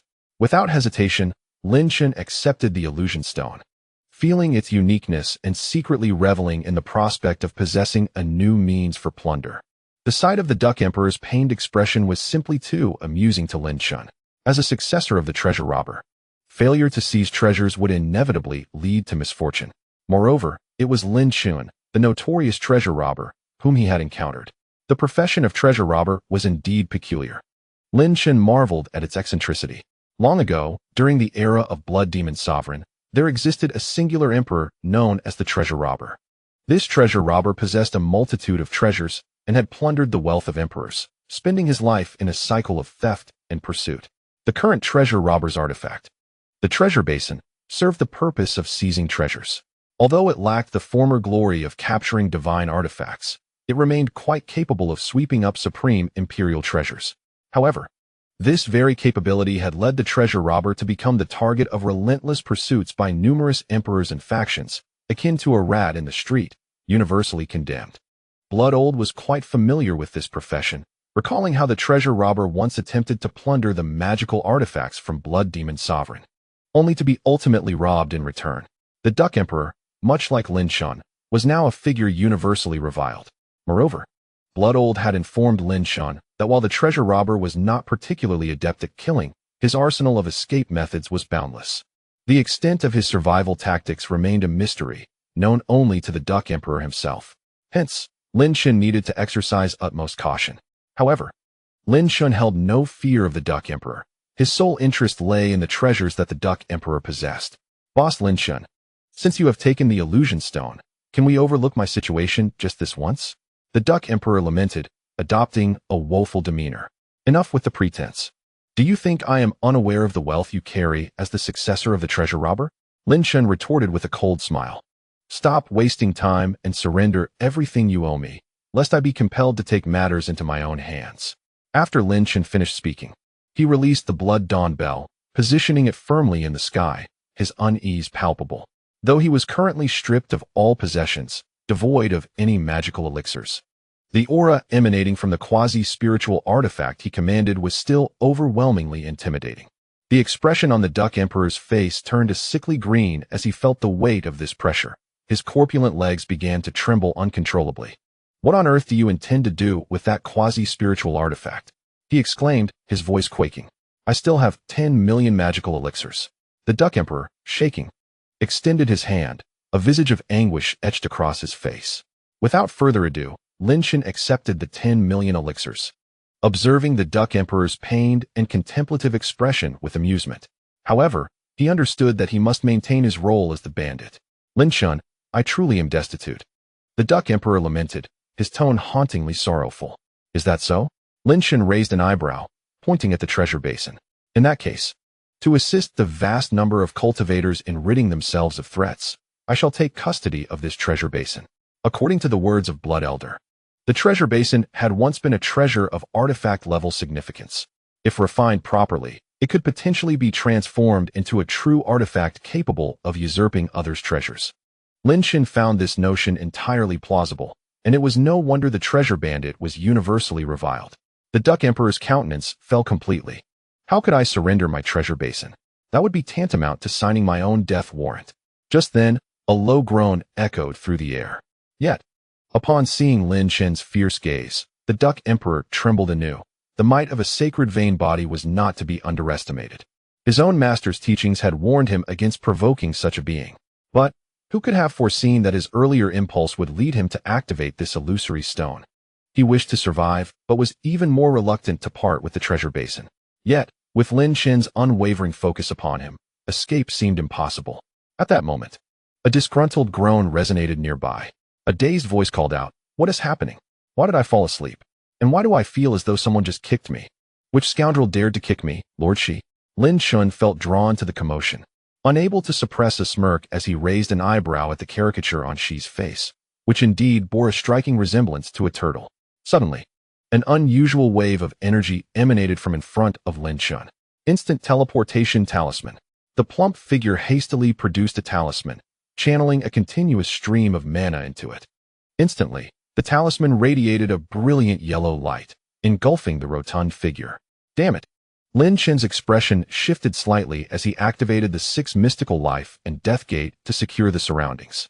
However, to his astonishment, the plump figure vanished entirely from the confines of the locked area. At that moment, a resounding boom echoed ominously through the air. A terrifying ancient formation has awakened and commenced its operation. The figure of a corpulent man stands upon the great array, twisting his alluring hips and glaring fiercely at Lin Chen. You little rascal, Lin Chen, just wait. One day, I shall plunder you. Ah, my illusion stone and spirit pills. His cries echoed ominously, and then the corpulent figure was engulfed by the formation. This grand array was, in fact, the so-called teleportation array. Damn it, he escaped. Lin Chen's expression darkened. That wealthy, gluttonous man must possess numerous treasures. To let him slip away now was infuriating. At that moment, the entire ancient space reverberated with a cacophony of tremors, reminiscent of an impending earthquake. Lin Chen, hurry. This formation is activating, and this space is about to collapse. Blood Old urgently warned. Lin Chen's countenance shifted slightly. Without a moment's hesitation, he grasped the still-dazed Shi and flew towards the formation. As he stepped into the array, he hesitated for a brief moment, then reached out forcefully, seizing a broken bone from the trembling space. In the next instant, Lin Chen's figure was swallowed by the great formation. At that moment, a terrifying explosion reverberated throughout the void, as an ancient array vanished without a trace. Lin Chen had finally departed. Chapter 541. Bloodming City. A prolonged sensation of tearing coursed through him. The feeling of spatial displacement made Lin Chen realize he was no longer in the void. A long-lost sensation surged from the depths of his heart, signaling that immense turmoil must have occurred in the outside world. It was an opportune moment for his imperial heart, long suppressed for 2 months. The chaotic ancient domain, once deemed one of the 2 great forbidden lands on the continent, now attracted countless powerful beings and prodigies. No one knew precisely what lay within the chaotic ancient domain that drew such a multitude of mighty figures. Yet, on the continent, individuals who previously lacked prominence suddenly emerged as renowned prodigies after venturing into the chaotic ancient domain. In a fleeting moment, this domain became synonymous with opportunity. Moreover, with the sudden arrival of mysterious forces in the area, other long-silent factions were unwilling to remain passive and sought to stake their claim. Currently, the outskirts of the chaotic ancient domain brimmed with various factions, both large and small. Bloodming City, encompassing an area of 100 miles, had emerged as a rising force in the chaotic ancient domain. It enjoys considerable renown on the periphery, likely ranking within the top 30. The current city lord is a pinnacle existence of the Qi condensation realm, earning the admiration of the citizens from other cities. Yet today, an unusual young man approached the city's gates. Clad in tattered garments, he exuded an aura of profound weariness. Accompanying him was a man of strikingly bizarre appearance. This is Lin Chen and Shi. They appeared just near the Bloodming City, and Lin Chen was exceedingly displeased to find that the corpulent figure of the dead fatty had vanished without a trace. Originally, Lin Chen had intended to strike with great force upon emerging, yet he found himself unable to even catch a glimpse of the shadow of the Duck Emperor. Most frustrated was Shi, whose resentment towards the Duck Emperor had reached a terrifying level. Were it not for Lin Chen's firm restraint, he would likely have transformed into his true form and rampaged right there. As Lin Chen surveyed the not particularly vast city of Bloodming, a faint smile crept upon his lips. It seemed fortune favored them as they had arrived in the chaotic ancient domain. Such burgeoning powers now only existed within this chaotic realm. Shi, with a disdainful snort, scanned his surroundings with his alluring peach blossom eyes, yet found no graceful silhouette to catch his fancy. He had always been this way, particularly loathing places devoid of beauty. Lin Chen's expansive consciousness swept through the city, revealing the presence of 3 formidable beings within the realm of Gang Qi, including one at the pinnacle of that level. Such a force was indeed commendable. Big Brother Lin, what are we planning to do now? Shi, having failed to spot any beauties, found himself increasingly dejected as he drew the attention of numerous men instead. We shall head to the most populated area of this city and see if we can gather any information, Lin Chen suggested thoughtfully. Now that he had arrived in the chaotic ancient domain, his primary objective was to locate the Chun Alliance. After all, Lin Chen was still quite oblivious to the true nature of the chaotic ancient domain. Shi nodded in agreement, and the 2 of them mingled with the crowd as they entered Bloodming City. In the most bustling part of Bloodming City stood the Bloodming List, established personally by the city lord. This list was specifically designed for the disciples of Bloodming City, displaying each disciple's points, with higher scores yielding greater rewards. The concept behind the Bloodming List is quite admirable. The city lord is indeed a person of talent, Lin Chen remarked without reservation, impressed by the initiative. Around the Bloodming List, disciples gathered, all filled with fervor, clenching their fists. The glint in their eyes conveyed their desire to achieve higher scores. This model was beneficial for the disciples' development. Lin Chen remained silent, adopting a low profile as he concealed his aura, listening to the discussions among the Bloodming City disciples.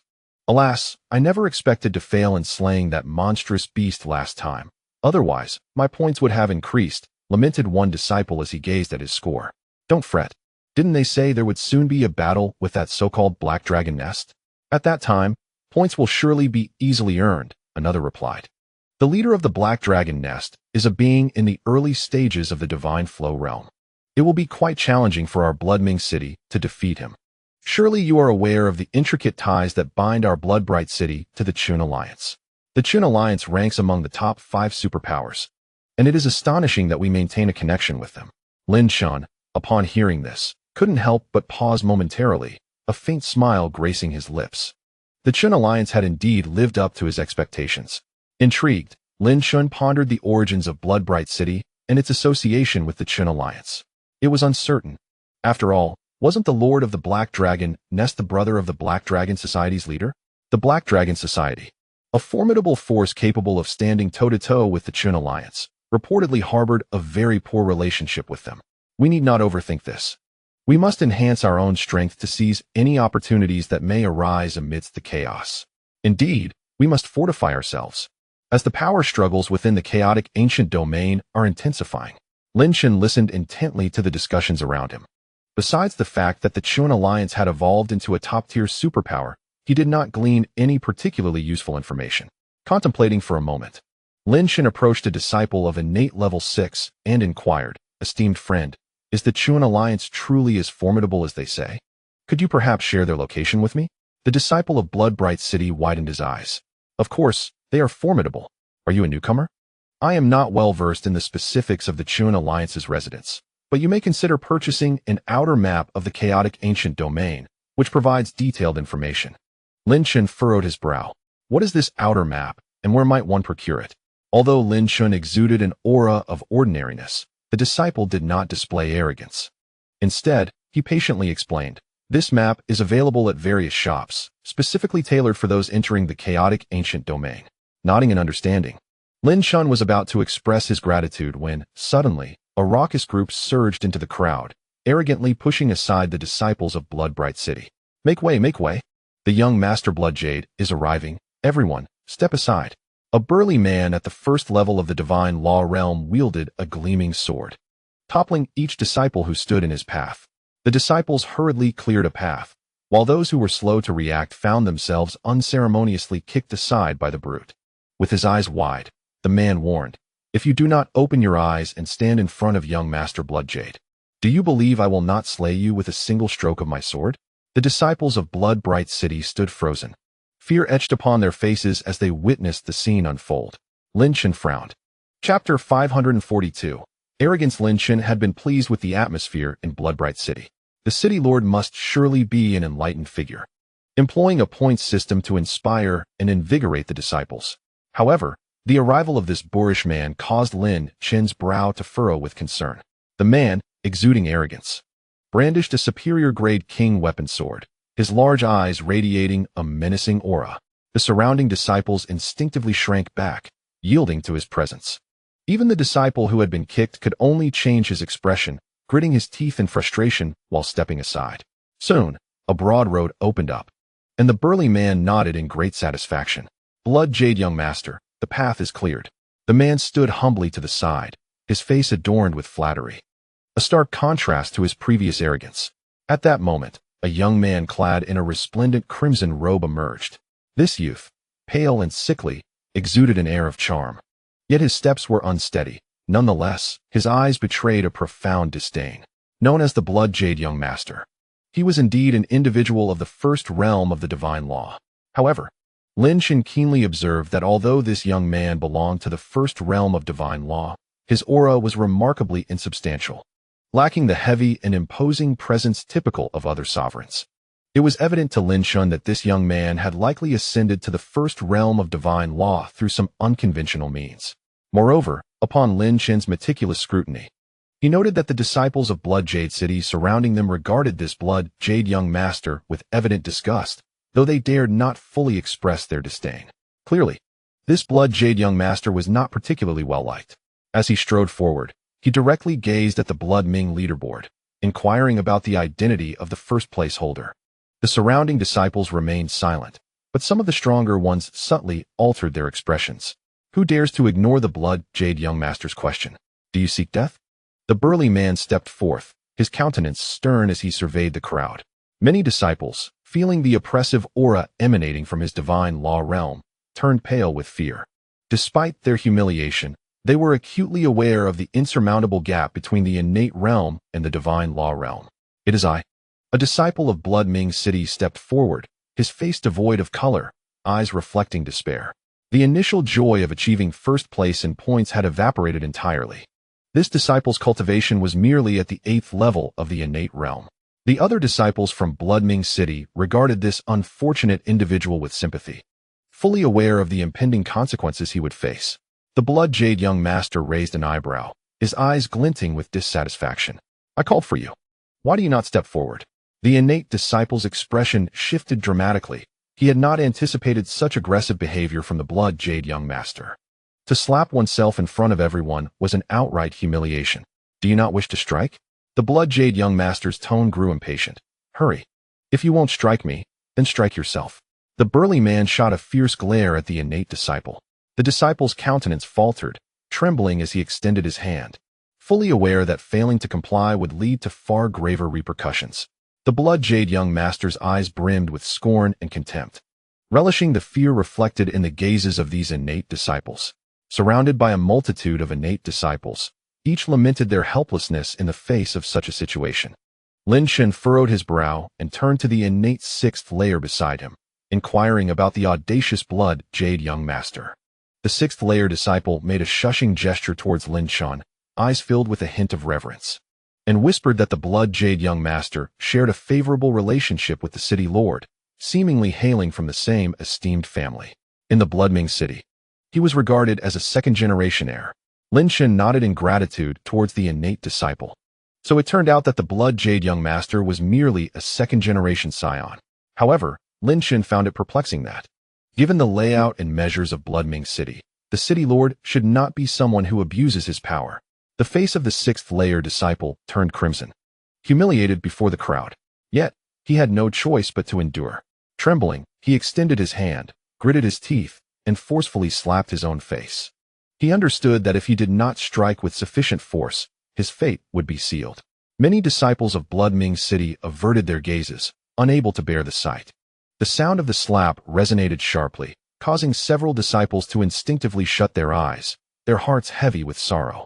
However, a furious shout soon erupted. Who dares to be so blind? Are you seeking death? A burly man glared menacingly, exuding a formidable presence that sent tremors through the hearts of many disciples. Expressions of astonishment washed over their faces as they stared in disbelief at the unfolding scene. From seemingly nowhere, a ragged figure, exuding only the aura of an 8th layer innate being, intervened to block the disciple's slap. The 6th layer disciple stared dumbfounded at the unexpected arrival, unable to comprehend the audacity of one so weak daring to confront the Blood Jade young master in such a manner. I say, one should not be too excessive. When one has the chance to show mercy, it is wise to do so, Lin Chen remarked with a smile directed at the Blood Jade young master. Who are you? The Blood Jade young master, sensing Lin Chen's modest 8th layer presence, momentarily displayed a flicker of disdain in his eyes, but then a playful thought emerged. With so many onlookers, why not entertain this fool? Who I am is of little consequence, Lin Chen replied, shaking his head with a faint smile. However, do you not think your actions are rather excessive? Excessive? The burly man stepped forward, his expression twisted with rage as he glared at Lin Chen. Since you believe it to be excessive, I shall take it upon myself to slay you here on behalf of the Blood Jade young master. With that declaration, an overpowering aura radiated from his body, instilling fear in many of the surrounding disciples. They could not help but worry for the audacious newcomer who dared to provoke the Blood Jade young master. Yet, Lin Chen merely smiled calmly, displaying little sign of fear. No, the Blood Jade young master suddenly intervened, ordering not to lay a hand on him. This unexpected turn of events astonished not only Lin Chen, but even the imposing figure of the burly man. His master, what kind of peculiar mercy was this? The disciples of Blood Ming City surrounding them were equally bewildered, unable to fathom why the Blood Jade young master had chosen to intercede. With numerous curious gazes upon him, the Blood Jade young master strode forward, looking down with disdain at Lin Chen, declaring, I shall spare your life. but you must strike yourself 100 times across the face. Only then shall I release you. Chapter 543. The Leader of the Chun Alliance. A profound silence enveloped the crowd. They could scarcely believe the humiliating demand that had just been uttered. To inflict such disgrace upon oneself, even they found it intolerable. The foremost innate being, ranked first on the leaderboard, felt his expression shift dramatically. He grasped Lin Chen's garment and, with genuine concern, urged, "My friend, this is not your concern. I do not wish to involve you. Apologize to the Blood Jade young master, and it shall suffice to resolve this matter." Lin Chen was momentarily taken aback. He had not anticipated that this innate disciple would consider his well-being at such a moment. Seeking death, the burly man suddenly bellowed. "A mere apology will not suffice. To provoke the Blood Jade young master is a capital offense."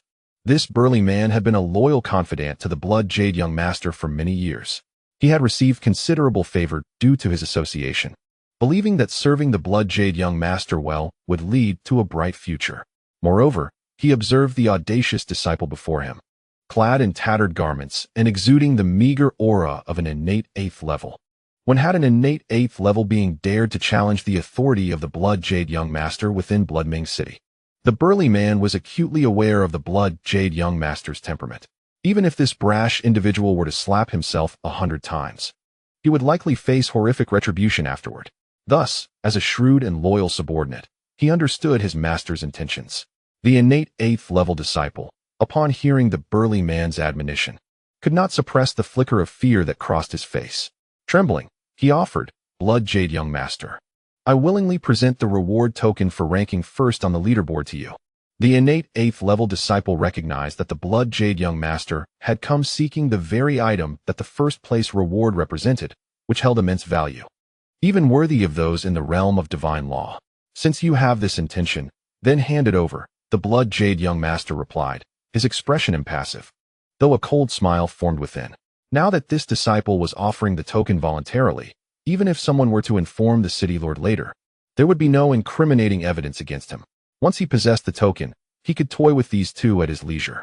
A glimmer of sorrow flickered in the eyes of the innate disciple as he produced a blood-red token, upon which the character for one shimmered.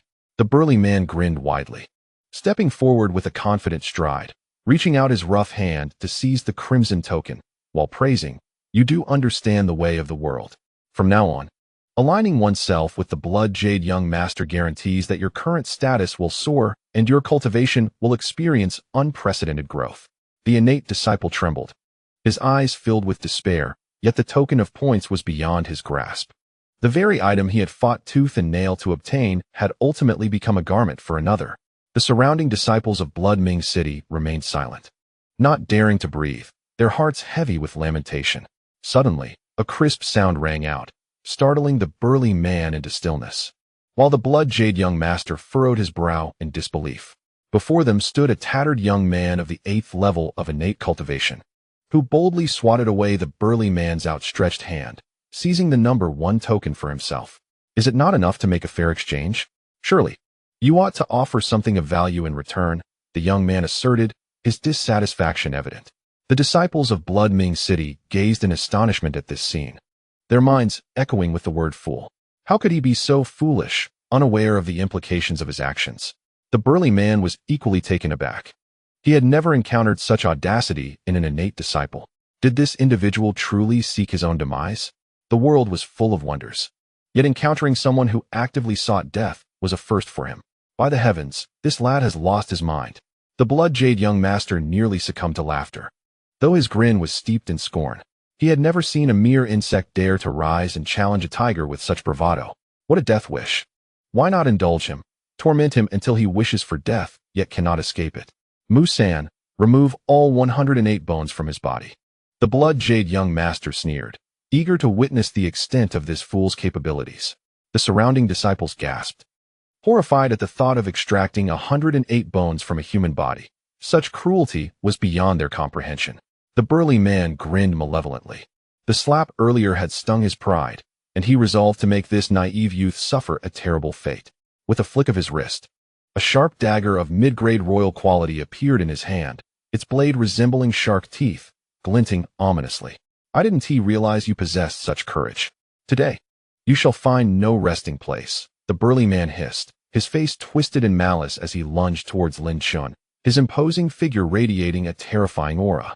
In an instant, the burly man struck with the speed of lightning, leaving the innate disciples unable to comprehend the unfolding chaos. All they knew was that the ragged young man was about to face a grim fate. The pale visage of the blood-jade young master was adorned with a cold smirk, his interest piqued by the unfolding scene, seemingly anticipating the imminent eruption of blood. However, at that moment, an unexpected turn of events transpired.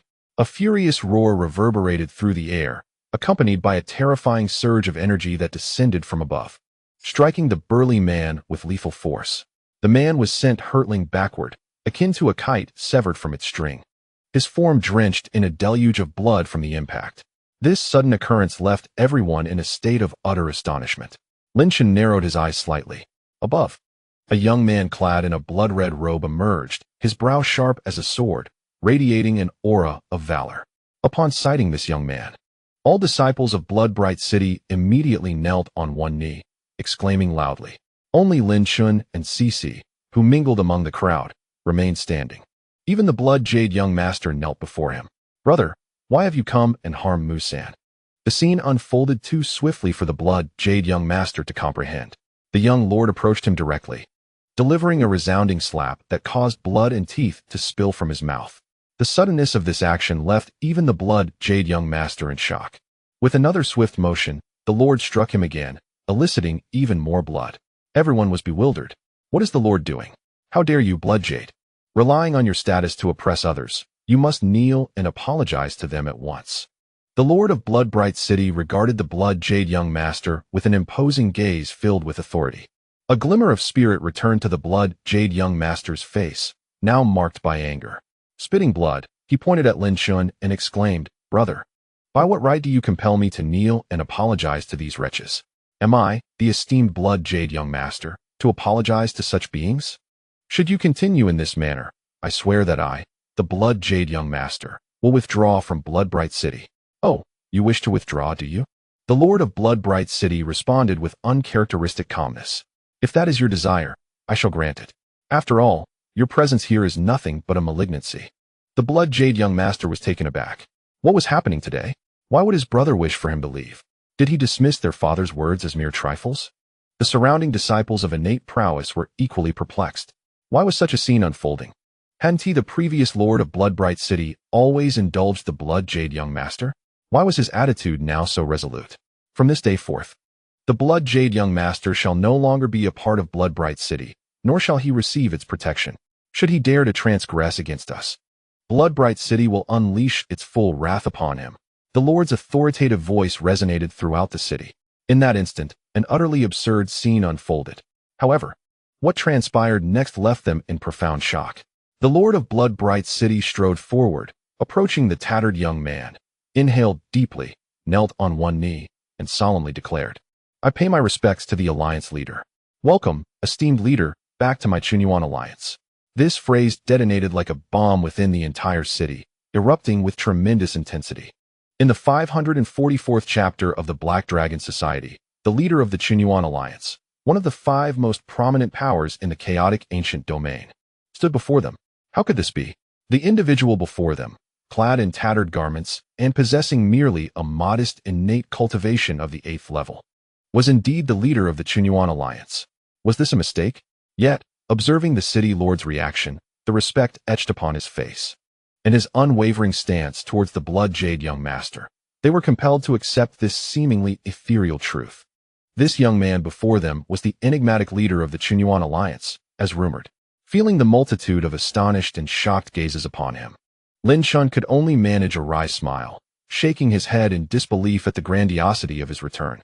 Initially, he had merely intended to strike decisively and eliminate the blood-jade young master, never anticipating that the city lord of Bloodming City would turn out to be the very same youthful red monarch from his past. Rise, Lin Chen said with a bitter smile. Oh, Red Monarch, I have just returned, and you have orchestrated such an elaborate affair. The Red Monarch quickly stood, gazing at Lin Chen with a smile, stating, Leader, this Bloodming City is indeed a force under the aegis of the Chunyuan alliance. So it is not surprising that I address you as leader. At that moment, Cece approached, exuding an air of pride as he confronted the Red Monarch. Casting a silent glance his way, the Red Monarch looked at the extraordinarily handsome man before him, bewildered, pondering the intentions behind the unspoken gesture. After a prolonged silence, Cece, unable to contain himself, shot him a glare, saying, "You ought to show some respect to me, Lord Cece." Amidst the multitude of astonished and shocked expressions, Lin Chen strode forward, directly confronting the blood-jade young master. Suddenly, the aura of his 8th-level innate cultivation transformed, becoming as profound and vast as the ocean. The blood-jade young master's pupils constricted. At that moment, he could sense none of Lin Chen's presence, indicating that this individual, who moments ago seemed merely an 8th-level practitioner, was indeed a formidable force. He was the leader of the Chunyuan Alliance. "Leader, spare me." The blood-jade young master pleaded urgently, collapsing to his knees before Lin Chen, imploring for mercy. "I acknowledge my mistakes.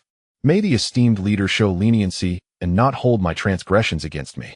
Lin Chen regarded the blood-jade young master with an expression of indifference. Suddenly, he struck out, delivering a resounding slap to the blood-jade young master's face. The sound was crisp and clear, though the blood-jade young master remained kneeling, inexplicably. He found himself spitting forth copious amounts of blood and teeth. In terror, he realized that while his body bore no physical wounds, he was nonetheless hemorrhaging blood, as if he were destined to expel every drop from within. "This shall be your punishment," Lin Chen declared, turning to depart. In the blink of an eye, he vanished from the sight of the onlookers. The innate disciples stood in stunned silence, their eyes reflecting profound shock. Indeed, the leader of the Chunyuan Alliance, with a single slap, a being of divine law, was rendered utterly insignificant. Hong Jun cast a cold glance at Shui Gongzi, uttering no further words. In his eyes, Shui Gongzi had already become a mere specter. At this moment, within the Lord's estate of Xuanming City, Lin Chen comfortably occupied the Lord's seat, with Hong Jun and a discontented Cece beneath him. Upon realizing that the strikingly beautiful man before him was none other than the sacred beast responsible for the annihilation of the entire Yi family, Hong Jun's astonishment was immense. He appeared undeniably feminine. Initially, Hong Jun harbored some annoyance toward Lin Chen, who seemed to indulge in flirtations, having lost his sister only to pursue another. However, at this juncture, he found no grounds for complaint. Beauty was indeed a formidable asset. "You managed Xuanming City quite well," Lin Chen openly praised, only to shift his tone to one of cold disdain. "Yet, how could you allow a scoundrel like Shui Gongzi to remain?" Such brazen bullies were precisely what Lin Chen detested. The leaders of the Chun Alliance were well aware of Lin Chen's disposition. Logically, there was no reason for Hong Jun to retain that individual. Just as Hong Jun was about to respond, Cece, wearing a peculiar expression, blurted out, "Do you and that guy have an affair?" A scream echoed through the Lord's estate as Lin Chen, thoroughly embarrassed, sent Cece flying with a kick. "Damn it. This is utterly humiliating." Hong Jun shook his head with a wry smile, addressing Lin Chen. "It's not that I wish to expel him, but rather because his father is currently engaged in a significant matter within the Black Dragon Celestial Society." Lin Chen raised an eyebrow, intrigued. "What is this society?" The Black Dragon Celestial Society is one of the many forces surrounding the chaotic ancient domain, numbering over 100. Our Chen Alliance ranks among the top 5, and the Black Dragon Celestial Society also holds a prominent position. A glint of cold light flickered in Hong Jun's eyes as he continued. "However, this society has consistently set its sights on our Chun Alliance, perpetually causing disturbances. Therefore, the vice leader dispatched Hong Yu's father to infiltrate the Black Dragon Celestial Society as an undercover agent." Lin Chen furrowed his brow, signaling for Hong Jun to elaborate. With a bittersweet smile, Hong Jun revealed, "It is highly likely that Hong Yu's father may never return. Hence, his dying wish was to ensure his son's well-being. That is why I tolerated the situation in the past. Rest assured, he will not perish. He will merely face lessons of hardship," Lin Chen replied nonchalantly, fully trusting Hong Jun's character. Thus, he refrained from taking drastic measures before understanding the situation. "Hong Jun, has any significant event transpired in the past 3 months?" Lin Chen was particularly concerned about the major happenings on the Sacred Spirit continent, having drifted in the void for nearly 3 months. Hong Jun's expression grew serious, his gaze sharp as he looked at Lin Chen. "As of now, your reputation on the Sacred Spirit continent remains unparalleled. You are the prime target for numerous factions. Many assassins are actively searching for you. Regarding major events, several prominent forces have banded together to jointly besiege the Taiqing sect. The Red Lord spoke, a glimmer of desire suddenly appearing in his eyes. In the face of peril at the Taiqing sect, your father intervened decisively, annihilating a formidable leader of the Heavenly Emperor sect, renowned for his mastery over the Blood Clan, thus shocking the entire continent. Lin Chen's expression shifted, realizing that his father had once again taken action. Unable to suppress his curiosity, he inquired about the subsequent events. Following that, the Heavenly Emperor sect, incensed, dispatched an emperor-level being into the forbidden area of the chaotic ancient domain, intending to eliminate your father. However, that emperor vanished without a trace, and thereafter, no faction dared to provoke the Taiqing sect or your father again, the Red Lord recounted. A smile broke upon Lin Chen's face. His father was unharmed, which was the most reassuring news. Yet, the leader continued, just the previous day, the Black Dragon Heavenly Association had issued a final ultimatum to our Qin alliance. The Red Lord rose abruptly, his face filled with murderous intent, stating that the Black Dragon Heavenly Association had warned our alliance that if our leader did not personally engage in negotiations, they would unleash their forces to annihilate the entire Qin alliance. The Red Lord gazed at Lin Chen, his face brimming with battle spirit. In recent days, the members of the Qin alliance were in a state of anxiety, exacerbated by the elusive presence of their leader, who had yet to appear. Against the provocation of a colossal entity like the Black Dragon Heavenly Association, they desperately needed a spiritual leader to guide them.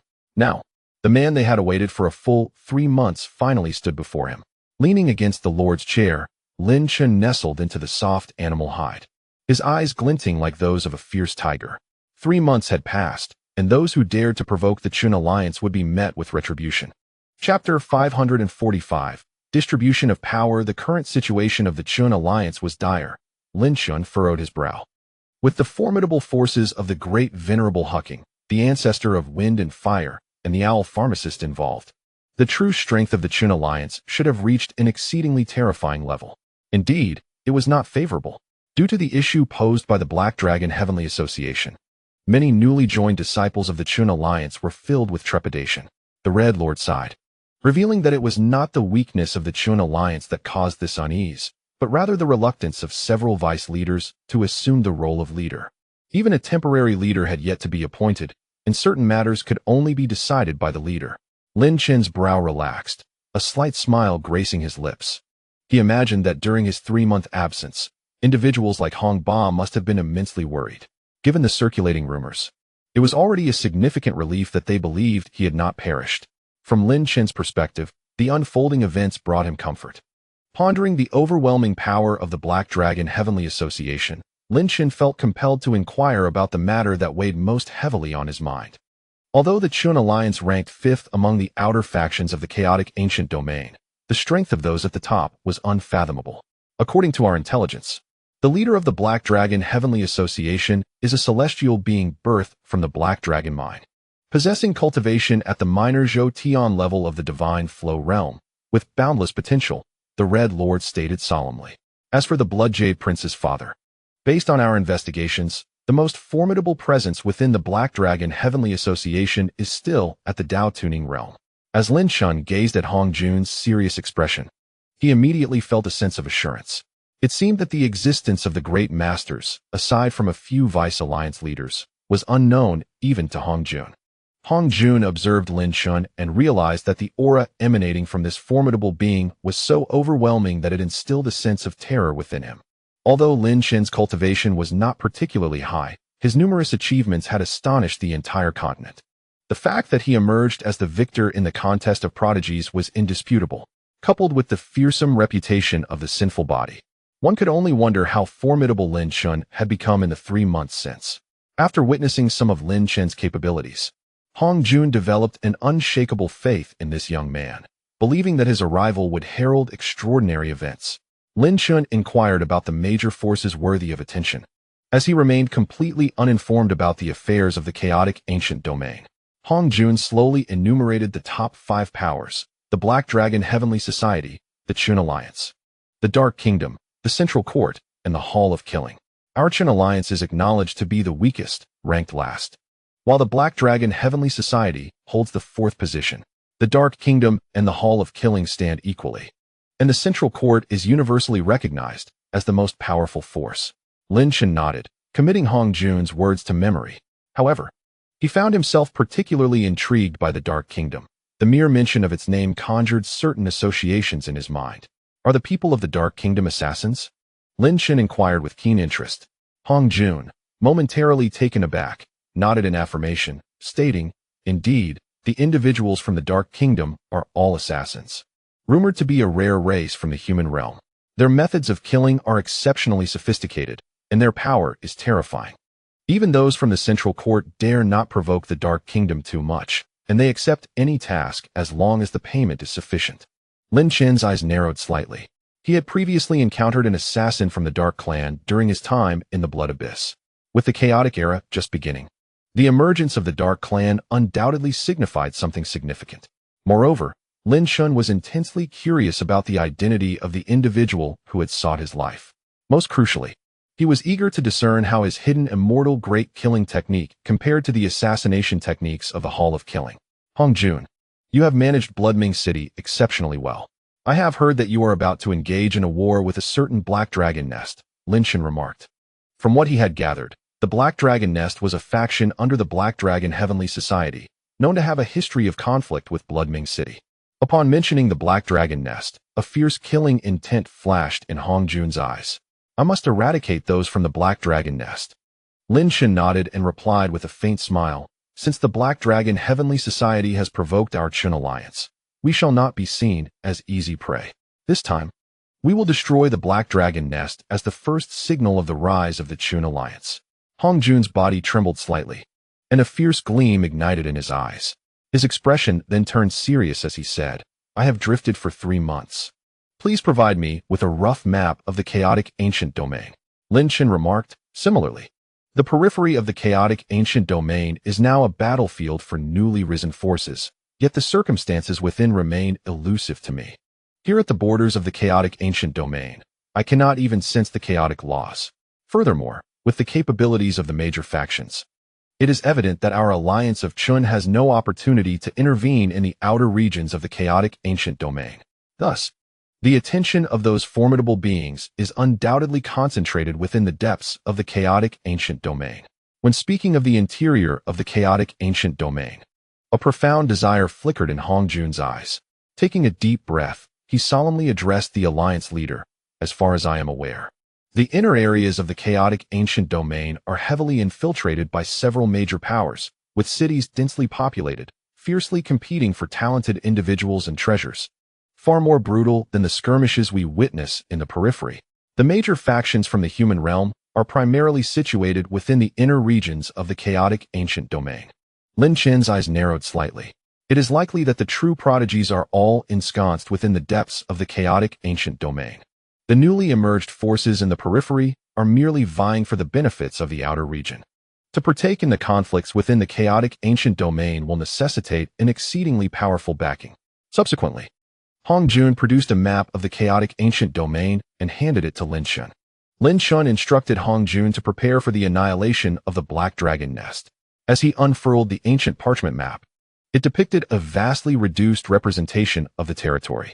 From this map, Lin Chen discerned that the so-called periphery of the chaotic ancient domain essentially encircles the entire area. The outer region envelopes the inner one. On the map, the locations of the major factions were clearly marked, alongside a multitude of other faction names. The Alliance of Chun is positioned in the northern part of the chaotic ancient domain, approximately 10,000 miles away from Bloodming City. However, this distance is not overly extensive. The Black Dragon Society is also situated in the north, nestled within a valley named Black Dragon Gorge. A mere 10,000 miles from the Alliance of Chun, the forces of the Dark Kingdom, the Killing Hall, and the Central Court, which Lin Chen has yet to encounter, are all located in the south, bordering the inner regions of the chaotic ancient domain. The northern territories boast nearly 50 factions, a number significantly greater than that of the south, encompassing a vast expanse. Gazing at the map, a glimmer of determination sparkled in Lin Chen's eyes as he murmured, if that is the case, the first step is to subdue the north, advancing southward. The following day, Bloodming City underwent a thorough reorganization. Those arrogant youths who had abused their power were expelled, with the most severe offenders facing execution. This display of strength instilled hope in the lower-tier disciples. Concurrently, the most fervent topic of discussion in Bloodming City was none other than the so-called Alliance leader of Chun.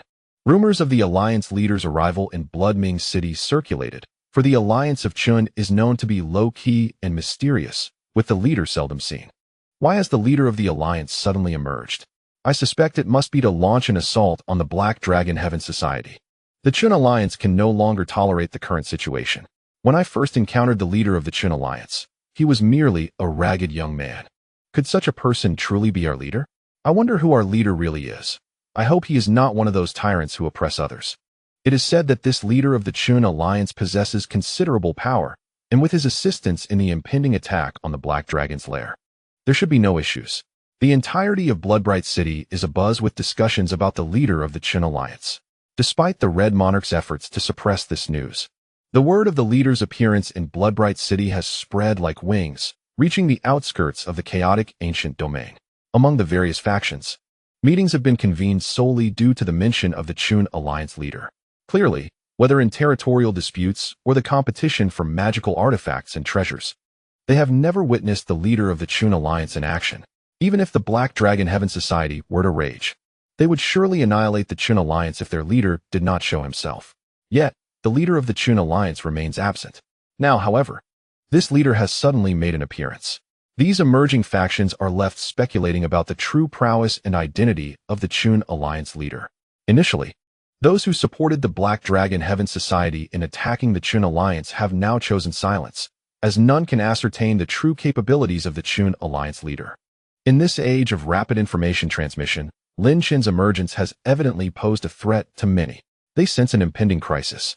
In the northern region of the chaotic ancient domain lies a vast canyon, stretching for miles, resembling a colossal rift cleaved by a divine sword.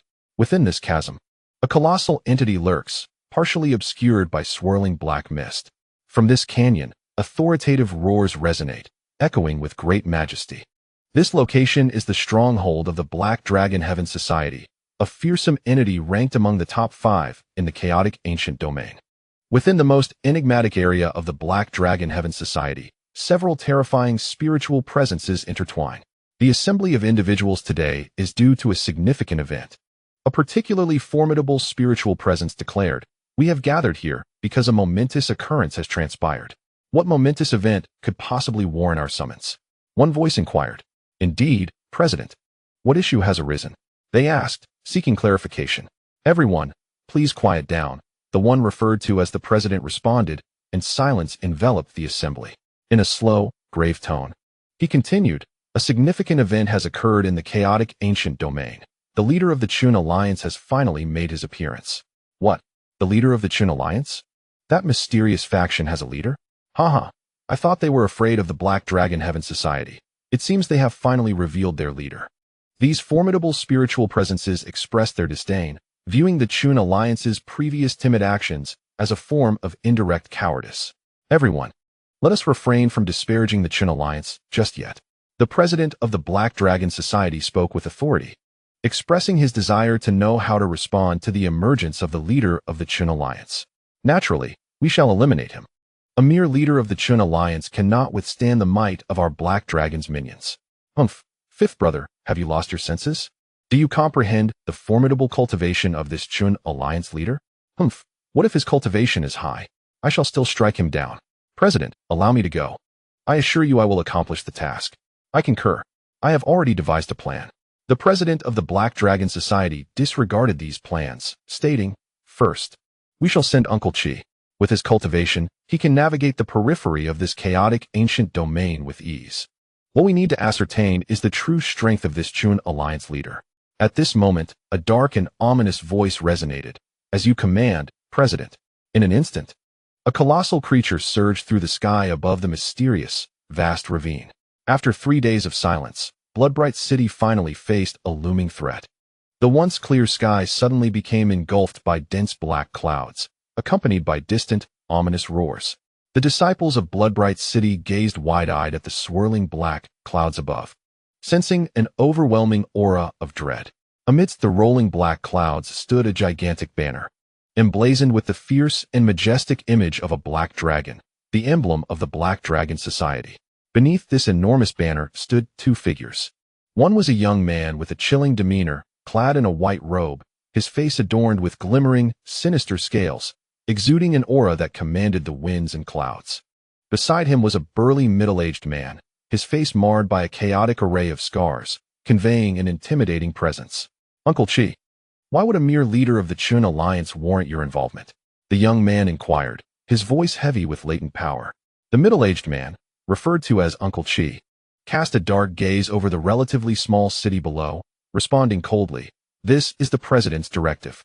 Do you believe that your Black Dragon nest can effortlessly extinguish Bloodbright City?" "Of course," the young man retorted fiercely.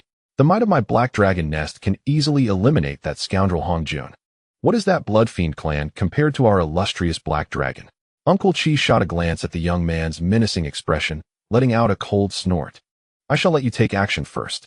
If you succeed in killing the leader of the Chun Alliance and the Lord of Bloodbright City, the accolades will surely be yours." The young man's eyes sparkled with fervor at this prospect. The vast black mist finally settled over Bloodbright City, casting an oppressive shadow. From within the city, one could only see an impenetrable darkness, as if the heavens themselves were descending, delivering a tremendous impact. The disciples of Bloodbright City unleashed their full energies, concealing themselves within the city's protective formations, prepared to activate the defensive array at any moment. Simultaneously, the several beings of divine law within Bloodbright City began to channel their powers and ready their magical artifacts, poised to unleash a deadly assault. The entire Bloodbright City currently exudes an atmosphere of imminent conflict. At this moment, a sudden surge of crimson light ascends skyward, accompanied by rumbling sound waves that ripple through the dark clouds above. "Why have you, the master of the Black Dragon Nest and the members of the Black Dragon Society, graced Bloodbright City with your presence today?" The figure of the Red Sovereign materializes above the city, radiating an aura of formidable energy, commanding immense power with every gesture. His gaze is as sharp and frigid as a blade. Chapter 547. Black Fury. The vast expanse of black clouds obscures the entirety of Bloodbright City. As anticipated by the denizens of the city, the members of the Black Dragon Nest have indeed arrived ahead of schedule. The Red Sovereign hovers in midair, his form entwined with tendrils of energy that crackle like serpents, emanating an overwhelming magical force that instills a profound sense of intimidation. The majesty of his aura unfurls and surges towards the heavens. "Ah, Red Sovereign, after many days of absence, your demeanor remains as arrogant as ever." The master of the Black Dragon Nest emerges from the swirling clouds, his eyes glinting with disdain and malice as he addresses the Red Sovereign with contempt. Only the master of the Black Dragon Nest has stepped forth. Another middle-aged figure remains shrouded within the billowing darkness, merely exuding a faint essence that attests to his existence. The Red Sovereign's countenance turns frosty, a flicker of gravity crossing his gaze. His consciousness bursts forth unreservedly, discerning that within the tumultuous black clouds lurks another formidable presence. Based on his assessment and his knowledge of certain individuals associated with the Black Dragon Nest and the Black Dragon Society, he surmises that this concealed figure is even more terrifying. Your presence here, accompanied by such a formidable ally, does it imply that you seek to instigate warfare? The Red Sovereign now emanates an air of authority befitting a city lord. With a mere command from him, the city would erupt into a cacophony of battle, numerous formations igniting in response. Within Bloodbright City, the Red Sovereign possesses a considerable advantage over the Black Fury. "I have never feared anyone since my emergence, and I harbor no intentions of confronting Bloodbright City today," Black Fury retorts, his eyes flashing with a savage glint, an aura of malevolence radiating from him. "Instead, I plan to allow your city to linger for a while longer." "Oh," a cold smile curls upon the Red Sovereign's lips. "You wish to spare the Black Dragon Nest from annihilation, do you?" A terrifying shadow flickers in Black Fury's eyes. The surface of his skin begins to reveal rows of dark, glistening scales, as if they might break free at any moment. A potent draconic might intensifies around Black Fury, unmistakably indicating his burgeoning bloodlust, yearning to strike down the Red Sovereign without delay. "Humph, Hong Jun, cease your bravado. I am well aware of your capabilities." Haining's voice dripped with menace, reverberating like thunder. "Summon your so-called leader from the Chun Alliance. I, Haining, shall ensure you meet a fate devoid of burial." The sound waves cascaded from the heavens, akin to thunderclaps echoing through the skies. The disciples of Bloodming City held their breath in anticipation of Lin Chen's arrival. Though they had seen him previously, he had been remarkably discreet, leaving them curious about the enigmatic leader rumored to possess unfathomable power. "Haining, do you wish for death?" Hong Jun's expression turned icy. "Our leader is not someone you can dare to challenge." Haining regarded Hong Jun, a sinister grin spreading across his face. "Today, I shall spare you the trivialities. If your leader does not reveal himself, I will obliterate Bloodming City." With chilling words swiftly uttered, a colossal obsidian dragon claw tore through the sky, enveloped in surging energy, aimed directly at Hong Jun with devastating intent. The force surged forth like a volcanic eruption, instilling terror among the disciples below, who recognized their utter helplessness beneath such overwhelming pressure. The body of a low-grade royal artifact. "Your black dragon form has indeed advanced." Hong Jun discerned the intensity of the impending threat, taking a deep breath. He had not anticipated that Haining's once unparalleled royal artifact body had now ascended to the low-grade royal artifact level. Yet, Hong Jun showed no signs of retreat. Suddenly, droplets of pitch-black rain began to descend from the sky, hovering around Hong Jun. Each droplet, the size of a fist, numbered in the thousands, radiating a sense of unity.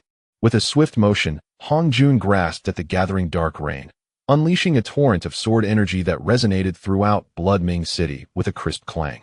This sword, unmistakably the MOU sword, had now reached the mid-grade royal artifact tier, its sword intent radiant.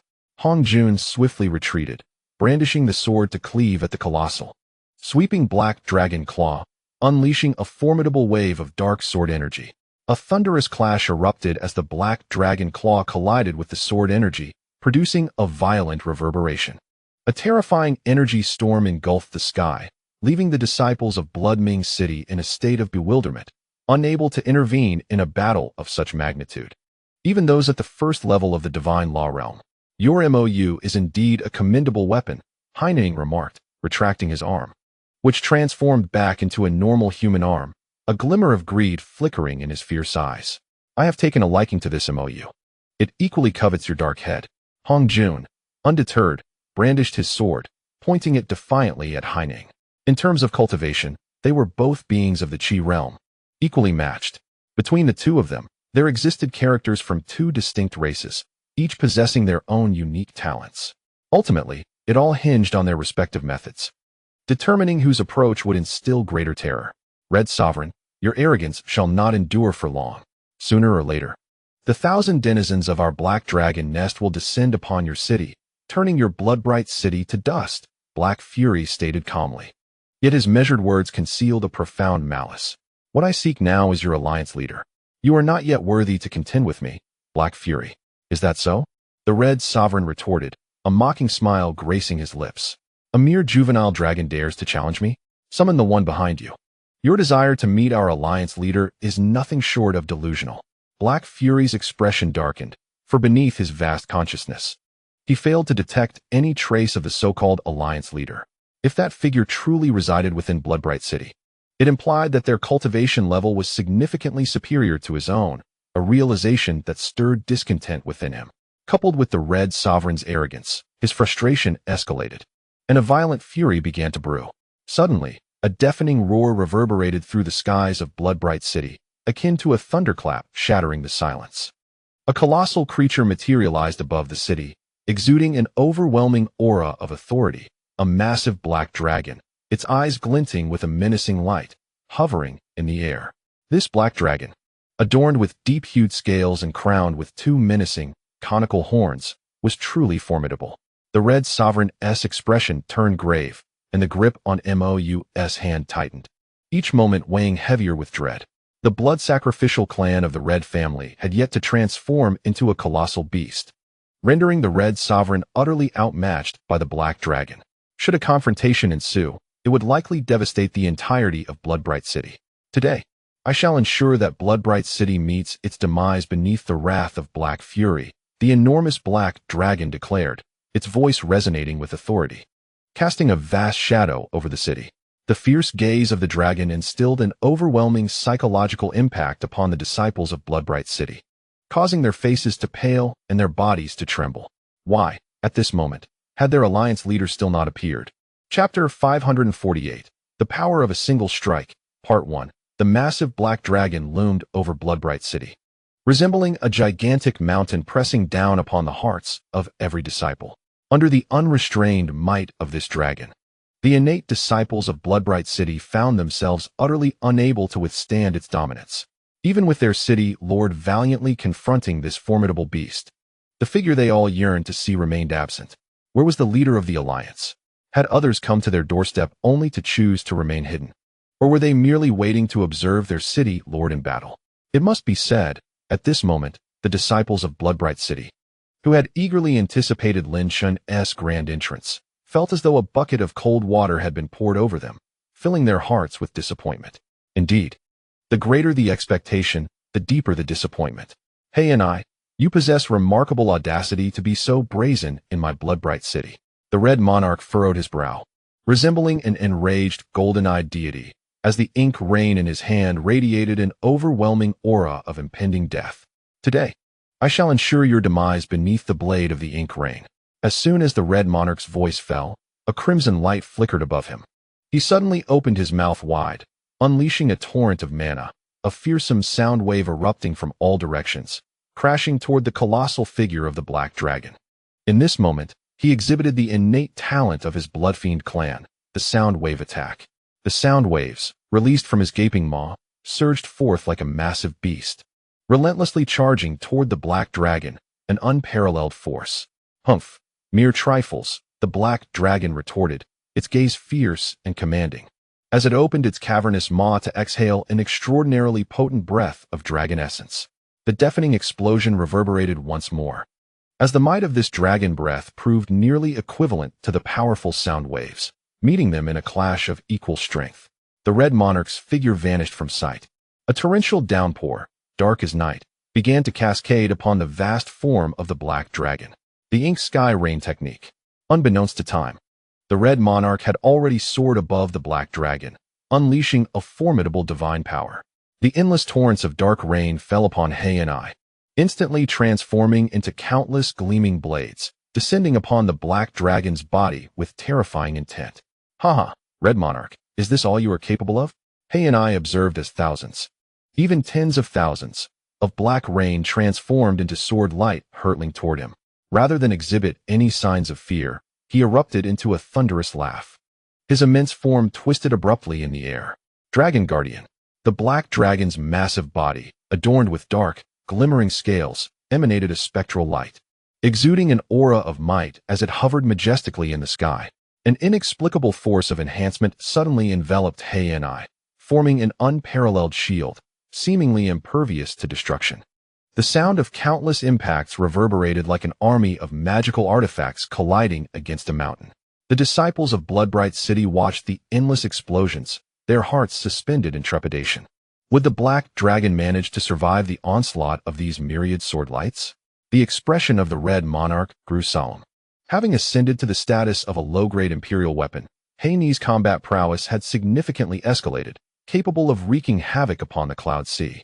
Furthermore, with that terrifying entity in the sky, the outcome of this battle left the Red Monarch's heart uneasy. Nevertheless, he held unwavering faith in Lin Chen, never doubting his strength. Clear the way for me. Hei's thunderous roar echoed amidst the tumultuous onslaught. In this moment, the disciples of Blood Ming City beheld a colossal black dragon, which suddenly coiled its form as if practicing a form of contraction, reducing itself to a spherical shape enveloped in scales, its head and foreclaws obscured. Subsequently, the fearsome creature unleashed a tremendous force, shattering countless sword rays with a fierce display of power.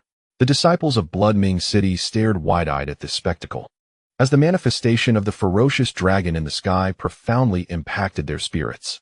The terror radiating from this black beast was overwhelming. Ha Hongjun, hasten to summon your leader. You are no match for me, the black dragon declared, exuding an immense aura, its eyes filled with disdain as they regarded Hongjun. In its perception, Hongjun was merely a defeated foe, destined for demise. Hongjun, his expression grave yet unyielding, retorted with a cold smile. You lack the qualifications to confront my leader. With that, He raised the MOU sword, his gaze steely, clearly preparing for yet another fierce battle. A flicker of anger crossed the dragon's eyes. Hong Jun's audacity was astonishing. Even in the face of such a terrifying being, he remained unafraid, a clear invitation to death. "If you seek your end, I shall oblige," the black dragon intoned, its voice deep and laden with murderous intent. Just as the dragon was poised to unleash its unparalleled slaughtering technique, an even more authoritative voice resonated from the boundless sky. "Chungming's leader, why delay any longer? It is time for you to emerge." The disciples of Blood Ming's city involuntarily raised their heads in astonishment, unable to fathom that within the endless black clouds, another presence existed. Upon looking up, they glimpsed a more terrifying, menacing dragon head flash within the rolling storm clouds. Yet, that fleeting moment stirred immense turmoil within their hearts. In that instant, they sensed an imminent threat of death, as if someone had tightly grasped their throats. The shockwave of this revelation was not confined to the disciples of Blood Ming City. Even Hong Jun's pupils constricted involuntarily. For in that fleeting glimpse of the colossal black dragon's head, he felt a power even more terrifying than that of his late uncle. This force was truly staggering, a manifestation of a divine realm beast. Now, the entirety of Blood Ming City was engulfed in an eerie silence. The emergence of a dragon more fearsome than the black beast cast a profound shock upon their spirits. "Haha, Hong Jun, do you now feel fear?" The black dragon gazed at Hong Jun, its face a mask of murderous intent. "If you surrender your leader, your MOU, and your Blood Ming City, I, Hainai, might spare you this once. What say you?" Such a monumental demand was nothing short of a humiliation directed at Hong Jun from the master of the Black Dragon's lair. However, the expression on Hong Jun's face remained unchanged. It was cold before, and now it had merely grown a degree colder. Suddenly, he let out a scoff, dark and menacing. "Regardless of the circumstances, one undeniable truth remained. You are unworthy to meet our alliance leader." You, Hei and I, consumed by rage, could hardly contain himself. This was a blatant affront to his cultivation, a direct provocation. That Hong Jun was utterly insufferable, deserving of a fate most gruesome. Yet, just as Hei and I was about to explode in fury, a commanding voice echoed from the heavens once more. "Hei and I, withdraw at once. This child of the Blood Fiend clan speaks the truth. You are no match for the leader of the Qin Alliance. Now I ask again, can the leader of the Qin Alliance step forth?" The final words reverberated, booming across the entirety of Bloodbright City like a clap of thunder. Even the voice of this terrifying presence bore an overwhelming pressure, instilling fear. The disciples of Bloodbright City turned pale. Should this dragon fully manifest, they would surely be unable to withstand its might. Seeing that Bloodbright City remained unresponsive, Hei and I mocked. Is it possible that the esteemed leader of the Qun Alliance dares not reveal himself? When did the members of Qun Alliance become such cowards? Buzz. MOU pointed directly at Hei and I, while Hong Jun's countenance darkened with murderous intent. "Speak another word, and you shall regret it," he warned. "Humph," Hei and I scoffed dismissively. "Do you possess the ability to kill me? Have I spoken in error? With the situation as it is, still cowering within the city, if that isn't fear, then what is it?" Hong Jun's brow furrowed, a terrifying aura emanating from him as he clearly ignited with righteous anger. He detested the accusation that the Qun Alliance was timid and cowardly. "Calm yourself, Hong Jun." A tranquil voice resonated throughout Bloodbright City.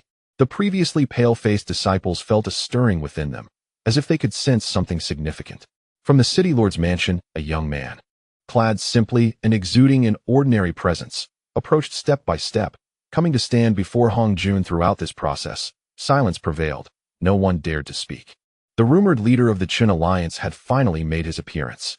"Leader," Hong Jun sheathed MOU and stepped aside, though the chill in his demeanor showed no sign of abating. Lin Chen responded with a nonchalant acknowledgment, his gaze sweeping past Hei and I to the endless dark clouds above. Calmly, he inquired, "I wonder what brings you, members of the Black Dragon Society, here with such fanfare? Do you seek to engage in direct conflict with the Qin Alliance?" Lin Chen wasted no breath, confronting the menacing dragon veiled within the dark clouds. He had not intended to step forward, but the arrogance of the Black Dragon's nest master compelled him to act. The dragon concealed within the clouds remained silent. Yet Hong Jun could sense a pair of terrifying eyes scrutinizing Lin Chen, surveying him intently. It was evident that this hidden entity was assessing Lin Chen. Gazing at the enigmatic leader of the Chun alliance, Black Fierce was momentarily taken aback, his face revealing a fleeting moment of astonishment. Then, unable to suppress his laughter, he erupted into hearty guffaws, incredulous that the leader of the Chun alliance was merely at the Qi transformation realm. How amusing! Could it be that the Chun alliance had no formidable figures left to serve as their leader? Initially, Black Fierce had speculated whether the leader of the Chun alliance might possess the power of the divine flow realm. However, now confronted with the reality of a mere Qi transformation figure, he couldn't help but reflect that he himself was of the same realm. Hearing Black Fierce's boisterous laughter, the eager disciples of Bloodbright City were engulfed by a profound sense of disappointment. A leader of the Chun alliance, merely at the Qi transformation realm. To think that a figure from the top 5 ranked alliances was reduced to such mediocrity. A wave of disillusionment surged through the hearts of these disciples. No wonder he had masked himself within the city earlier. Lin Chen maintained a calm demeanor, disregarding Black Fierce's mocking laughter. His gaze fixed indifferently upon the ominous black clouds above, seemingly oblivious to the derision directed at him, simply awaiting the pronouncement of a more formidable presence above. In that moment, Red Monarch, for reasons unknown, chose silence, refraining from confronting Black Fierce with hostility. Witnessing this scene, Black Fierce's fury ignited. How dare this mere Qi transformation figure brazenly disregard him? Do not think yourself a significant person, Chun Alliance leader. I could extinguish you with but a flick of my hand. He bellowed at Lin Chen. Do you dare to engage in battle with me? Not interested, Lin Chen replied, finally acknowledging Black Fierce with a mere 3 words, his expression as placid as a still pond. Taken aback, Black Fierce had not anticipated that the leader of the Chun alliance would openly reject his provocation. A casual glance at the disciples of Bloodbright City revealed their profound disappointment. How could their leader choose silence in the face of such blatant taunts? With a cold smile, Black Fierce resolved to escalate his response. His massive dragon form twisted through the sky, rising to a greater height, adopting a condescending stance as he gazed down upon Lin Chen, sneering. Who would have thought that the esteemed leader of the Chun alliance would be confronted in such a manner, only to refuse? You, Chun alliance leader, appear to be nothing more than a coward. Lin Chen remained unperturbed, his expression still devoid of emotion, even refusing to cast a glance at the black dragon. Yet the more indifferent Lin Chen became, the more audacious Black Fierce felt. He laughed raucously. Your Chun alliance members are all weaklings, worthless. Sooner or later, you shall fall beneath the might of our Black Dragon Society's claws. At this moment, Lin Chen finally responded to Black Fierce. He turned his head, fixing a serious gaze upon him, and asked, Do you truly wish to fight me?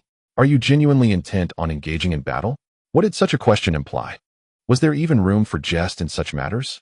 Lin Chen's attitude infuriated He Ni, who roared fiercely, Today, He Ni, shall tear apart you, the worthless leader of the Chun alliance.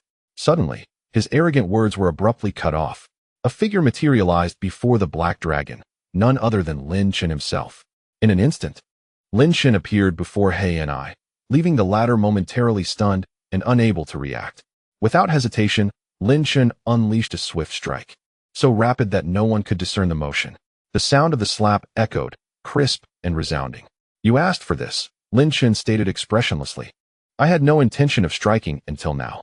The innate disciples of Bloodbright City stood in stunned silence, their eyes wide in disbelief. He Ni's pupils constricted to pinpoints. Then, a tremendous explosion reverberated through the air. A colossal black dragon, akin to a kite severed from its string, was sent hurtling away by an overwhelming force. Countless droplets of blood rained down from the sky of Bloodbright City. The crowd was utterly stunned, unable to process the scene before them. That foolish dragon. Hong Jun, having mentally prepared himself, was not overly surprised. He could only sigh, his eyes filled with amusement. Damn it, just because our leader is low-key, does that give you the audacity to provoke Lin Chen and the Chun alliance? It is akin to courting death. Chapter 550, The Fan of the Evil Dragon. While many had witnessed dragon slaying, few had seen such a display of striking against a dragon. The atmosphere in the arena was electrifying. A mere slap sending the master of the black dragon's nest flying showcased an awe-inspiring power. The blood spewed forth from He Ni like a torrential rain. Lin Chen maintained a calm demeanor, shrugging nonchalantly as if sending a dragon soaring was a trivial matter. Indeed, Lin Chen had no desire to strike him, But He Ni's escalating arrogance compelled him to deliver that slap.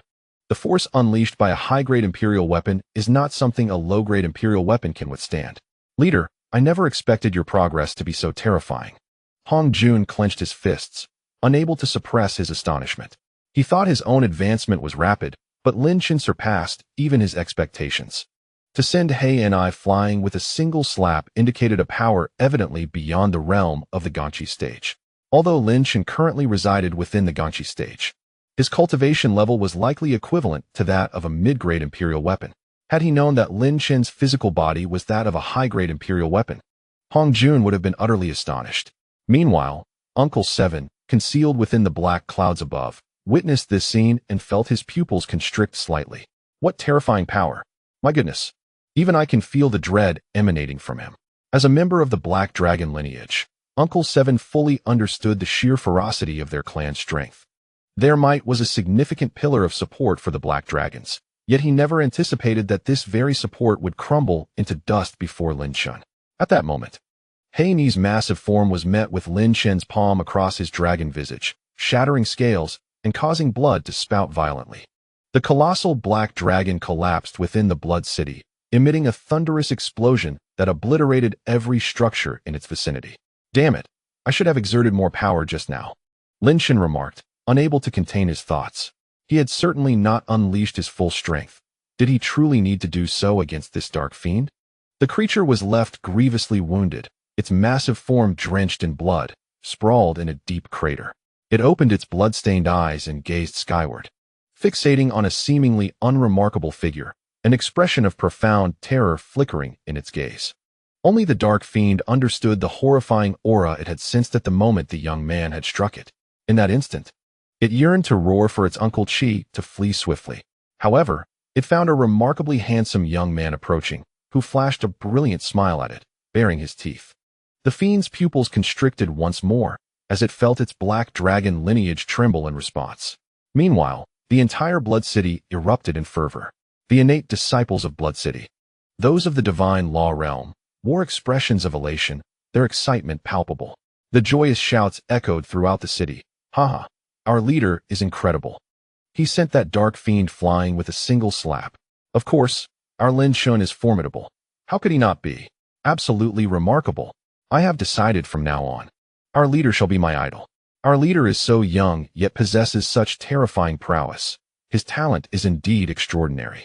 The disciples who once lamented Lin Chen's perceived weakness now found their sentiments wholly transformed, for their leader was undeniably awe-inspiring. Lin Chen, hearing the cheers from below, smiled subtly. Choosing not to elaborate, he understood the significance of his every action. His earlier restraint had been intentional, designed to first elevate their spirits and then cultivate a sense of faith in him. How long do you intend to remain hidden? Lin Chen spoke softly, his eyes suddenly igniting with black flames, as if they could pierce the very heavens. This was the eye of insight, imbued with the power of devouring. Lin Chen was aware that his abilities were beginning to manifest, yet he refrained from revealing too much, as the strength of the Chun alliance was still insufficient. Fortunately, the devouring power of his dark magic could assimilate all things, allowing him to infuse it into his techniques. With the eye of insight activated, he penetrated the thick black mist, revealing the enormous black dragon, its size towering over the dark fiend by a considerable margin. Its cultivation at the minor celestial level of the divine flow realm. Furthermore, Lin Chen discerned an eerie aura emanating from this dragon, a faint sinister energy. This malevolent aura, Lin Chen had sensed upon encountering the will of the evil emperor long ago, albeit in a significantly weaker form. The true nature of these black dragons, whether they are indeed part of the dragon lineage or some other entity, left Lin Chen pondering how they could have become tainted by such sinister energy. He had not perceived this faintly evil essence emanating from He Ni, perhaps due to He Ni's insufficient cultivation level. Lin Chen, I believe I have discerned the origins of these black dragons, Shui Lao suddenly interjected, his tone tinged with gravity, suggesting that the minions of that particular race had already begun their incursions into the Holy Spirit continent. What origins? Which race? Lin Chen inquired, furrowing his brow. According to Shui Lao, it appeared that the lineage of these black dragons was far from ordinary. It was rumored that there existed a Tao artifact known as the Evil Dragon Fan. When this fan is unfurled, the The malevolent dragons of the heavens will dance in chaos. Shui Lao elaborated. Previously, even the most rudimentary manifestations that emerged from the evil dragon fan were at the divine flow realm, serving as a large-scale weapon. However, judging by Haney and the information regarding some black dragon nests, it seems the evil dragon fan has transcended the level of a mere Dao artifact. Shui Lao paused momentarily before continuing. As for that race, it is not the right time for you to know. Afterward, he fell silent. The existence of the evil dragon fan caused Lin Chen's brow to furrow, and his eyes narrowed slightly. It seemed that the Black Dragon Society was not a trivial entity. Chapter 551. Submission. Who is spying on me? Uncle Seven, as if sensing something ethereal, lowered his gaze and noticed Lin Chen's pupils ablaze with black flames, causing his dragon-like eyes to narrow. What kind of eye technique is this that can penetrate the mist of the black dragons? Uncle Seven thought, slightly astounded. Suddenly, his massive dragon form shifted into that of a middle-aged man. In the sky above, the ominous black clouds enveloping Blood-Bright City began to dissipate, revealing a clear azure expanse. Suspended in the air, Uncle Seven exuded a mysterious and overwhelming pressure. A glance revealed that Haney's figure had vanished, evidently taken away by Lin Chen's associates. However, this did not concern Uncle Seven, for he had now recognized that this leader of the Chun Alliance was an exceedingly formidable individual. Haney was merely a pawn sent to probe Lin Chen's capabilities.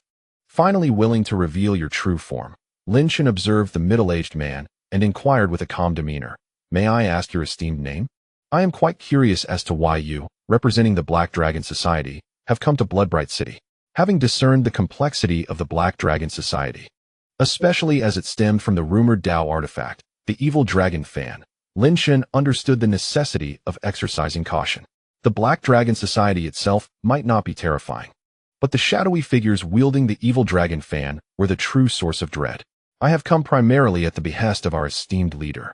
To witness the prowess of the Chun Alliance's leader, Uncle Seven replied with a respectful gesture. I did not expect the leader of the Chun Alliance to be such an extraordinary talent. Our leader will surely be delighted upon learning this. Lin Chen maintained an expression of indifference, disregarding any underlying implications in the man's words. However, Lin Chen believed he was not an easy person to bully. To his surprise, the president of the Black Dragon Heavenly Society showed such concern for him. He thought he should pay a proper visit next time. Lin Chen said with a faint smile. But then his gaze suddenly shifted, becoming fiercely menacing. I am curious to know why the master of the Black Dragon Nest would take such drastic measures against me in Bloodming City. Could it be that your president has instigated this? A hint of embarrassment appeared on Qi Shu's face, but a trace of ferocity flickered in his eyes. It seemed that this leader of the Chun Alliance was not someone to be trifled with. The master of the Black Dragon Nest must have lost his mind. Our Black Dragon Heavenly Society does not strike out so easily. Qi Shu looked at Lin Chen with a tinge of apology, saying, I hope the leader can grant our president some leniency and let the ignorance of the Black Dragon Nest go this time. Is that agreeable? Upon hearing Qi Shu's words, Hong Jun was the first to express dissatisfaction, stating, Are we just to let this matter rest? I see you harbor ulterior motives. If it were not for our leader's presence, Bloodming City would have faced significant destruction. Can this truly be dismissed so easily? Qi Shu cast a sharp glance at Hong Jun and retorted, This is not your place to interject. A terrifying pressure emanated from Qi Shu, bearing down on Hong Jun. His expression changed slightly, taken aback by Qi Shu's audacity at that moment. Black Dragon Heavenly Society, do you wish to wage war against our Chun Alliance? At that moment, Lin Chen's demeanor shifted from his usual calmness to one tinged with hostility. Over the years, he had walked the fine line between life and death countless times, and his aura of menace had reached a terrifying level. Even someone of Qi Shu's stature could not help but be slightly taken aback, feeling the intensity of Lin Chen's hostility. Humph! Qi Shu sensed the discomfort in his heart and let out a cold snort, his tone softening yet laced with chill. What is your meaning, Chun Alliance leader? Do you refuse to show our president any respect? Qi Shu's opening gambit revolved around the notion of respect for their president, aiming to corner Lin Chen.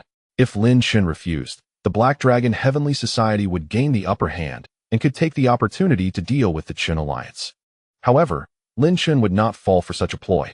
Do not divert the topic, Lin Chen replied with an unfriendly tone. Your Black Dragon Heavenly Society failed to manage your own forces, proactively attacking Bloodming City and nearly causing tremendous losses. Who is truly lacking in respect here? Qishu was momentarily at a loss for words. The leader of the Chun alliance was adamantly clinging to the incident of the Black Dragon's attack on Bloodming City, clearly intent on trapping them. Qishu's heart simmered with displeasure, the atmosphere thick with malice. The members of the Black Dragon were inherently violent and bloodthirsty. Any defiance would elicit a desire to kill. Now, with Lin Chen being so aggressive, Qishu naturally felt unsettled, especially considering he was a being of divine flow. Yet, within Qishu's heart, there was an overwhelming trepidation towards Lin Chen. His divine sense extended outward. Yet he found it impossible to fully discern the aura emanating from Lin Chen. The man exuded an enigmatic presence, akin to a black hole, deep and profoundly mysterious. Though Seventh Uncle harbored an overwhelming desire to eliminate Lin Chen, he was even more fearful of death. Without understanding the intricacies of the situation, he would not recklessly charge in like the ferocious He and I. Leader, you speak the truth. If you have any demands, please state them plainly, Seventh Uncle stated. Suppressing the fury that simmered within him, Lin Chen cast a glance at the state of Bloodbright City and replied calmly, Our disciples have been subjected to immense intimidation. We require 10 million spirit pills to appease them. Additionally, our city has suffered damage. We seek a superior royal artifact as compensation. Upon hearing this, Hong Jun was momentarily taken aback, a smile involuntarily gracing his face. However, Seventh Uncle's expression hardened. This was a blatant attempt at extortion, a brazen demand that he had never faced before. A terrifying anger surged within him, his gaze growing increasingly menacing. Yet, Lin Chen remained utterly unfazed. Leader Chen, do not overstep your bounds, Seventh Uncle warned ominously. Do not mistake our Black Dragon Society for easy prey. Lin Chen merely shrugged, remaining silent. At that moment, a discontented voice interjected. What, is that too much? Humph. If there is a next time, I shall impose double the penalty, or even more. A strikingly beautiful young man appeared before Lin Chen. This was Cici. Currently, Cici was in a foul mood, having been duped by Lin Chen. Realizing that the foolish dragon possessed nothing of value, he felt Lin Chen's demands were too lenient, yet having spoken, he could not retract his words. For that would be utterly shameless, a behavior unbecoming of Lord Cici. Seventh Uncle's pupils constricted sharply, and his bloodline trembled at that moment. An instinct warned him that this extraordinarily handsome youth was immensely formidable and should not be provoked. Glancing at the composed and enigmatic leader Chen, alongside the imposing presence of Cici, Seventh Uncle gritted his teeth and chose to yield. Very well, I shall comply. Seventh Uncle's heart was ablaze with fury, itching to unleash it and turn Bloodbright City upside down. Yet, the pressure exerted by the mysterious leader Chun and the remarkably handsome young man left him no choice but to endure and acquiesce to their shameless demands. With a sweeping gesture, Seventh Uncle summoned 10 million spirit pills and a superior royal artifact. The artifact, entirely black, resembled a banner, adorned with an ominous black dragon. Lin Chen unceremoniously accepted the offerings, while a violent devouring force surged into the black dragon banner, obliterating the mark that Seventh Uncle had intentionally left behind. Seventh Uncle's complexion paled slightly. His clandestine intentions had been laid bare before the eyes of leader Chun. Having offered his reparations, he acknowledged that the Chun alliance was not unreasonable. With a beaming smile, Lin Chen gazed at Uncle Qi and declared, Return and inform your esteemed leader that I shall undoubtedly pay a visit one day. Uncle Qi's brow furrowed slightly, a sense of discomfort washing over him. For reasons unknown, the sight of the enigmatic leader of the Chun alliance smiling evoked an unsettling feeling, akin to being scrutinized by a wolf. Damn it, Uncle Qi inwardly cursed. When did he become so cautious, feeling unnerved in the presence of a junior? Rest assured, alliance leader, I shall convey every word you have uttered with utmost precision. Uncle Qi's voice was heavy and ominous, imbued with an air of impending retribution. Yet, Lin Chen merely laughed heartily before turning and entering the city lord's residence. Hong Jun and Shi also chose not to linger, leaving Uncle Qi alone as they followed suit into the residence. At that moment, the atmosphere in Bloodming City was filled with exuberance. Uncle Qi's expression darkened. He had not anticipated that as a dignified elder of the Black Dragon Society, he would receive no recognition in this seemingly insignificant Bloodming City. This realization ignited a surge of anger within him, quickly followed by a sense of helplessness. Alliance leader Chun, I shall remember this grudge, he vowed to himself. I will return to the Black Dragon Society, exaggerate the facts, and ensure that during the upcoming negotiations, you will find no refuge. With a cold snort, Uncle Chi swiftly ascended into the sky. This day would prove to be extraordinary for Blood Ming City. Every disciple within the city was filled with excitement and fervor, for their leader was undeniably a formidable force. Even a being of the divine flow realm from the Black Dragon Society dared not provoke him, but instead humbly offered apologies. Such was the display of majesty and dominance. At the entrance of the city lord's residence, the disciples of Blood Ming City were ecstatic, their faces flushed with joy. For today, the leader had returned with a bounty of 10 million lost spirit pills from the Black Dragon Society, to be distributed among every disciple. This act stirred the entire city into a jubilant uproar. In that instant, Lin Chen's reputation eclipsed even that of Hong Jun, reaching an unassailable pinnacle. Lin Chen was in the process of establishing his own following, employing strategies imparted by the elder blood, as well as devising some of his own. Rewarding and punishing accordingly was indeed the most effective approach. Meanwhile, within the city lord's residence, she inadvertently discovered that Blood Ming City housed a stunningly beautiful woman of the first realm of the divine law. Upon hearing this news, she could hardly contain herself. She relentlessly sought out Hong Jun to inquire about the woman's circumstances, only to find Hong Jun fiercely protective. Unable to tolerate the situation any longer, she nearly lashed out at him. However, under Shishi's formidable insistence, Hong Jun had no choice but to relent, divulging the name of the royal and the information he possessed. However, after such a long time, Cici approached with a bruised visage, his demeanor disheartened. Lin Chen, perplexed, inquired about the cause of his distress. Initially silent, Cici eventually succumbed to his emotions and began an impassioned lament. The predicament arose from his transformation into a diminutive beast form, which led him to the residence of the Empress, only to discover her luxuriating in a soothing hot spring. Overcome with astonishment, Cici was overwhelmed, his nose bleeding profusely as he unwittingly advanced toward her. To his dismay, the next moment saw him forcefully expelled by the Empress, utilizing her formidable powers to drive him away, for she harbored a profound aversion to demonic beasts. This incident inflicted considerable emotional turmoil upon Cici, compelling him to resolve never to revert to his beastly form again. Upon hearing this, Lin Chen erupted into hearty laughter, recognizing that Cici, the lecherous fool, had indeed encountered his just deserts. Yet shortly thereafter, Cici, with a somewhat lewd grin, mused that having glimpsed such a splendid and alluring figure made him feel content, leaving Lin Chen momentarily speechless. At this juncture, the atmosphere grew somber. Lin Chen and his companions arrived at a secluded chamber within the city lord's manor, enveloped by Lin Chen's expansive divine consciousness, deterring any intrusions. Within this chamber, only Lin Chen and Hong Jun remained. Alliance leader. This is the correspondence sent by the Chun Alliance a few days prior, Hong Jun stated, his gaze fixed intently on Lin Chen. According to the letter, the negotiation time with the Crimson Demon territory should be approaching. Lin Chen nodded, promptly tearing open the envelope, which exuded a formidable and familiar aura. Closing his eyes, he attuned himself to the message conveyed by this presence. The negotiations with the Crimson Demon territory necessitated the attendance of both alliance leaders, alongside participants from the Chaos rankings. Lin Chen murmured, quickly grasping the essence of the information. This familiar presence belonged to Hong Ba, indicating that in 5 days, the Chun Alliance would convene with the Black Dragon Heavenly Society and several formidable experts for discussions.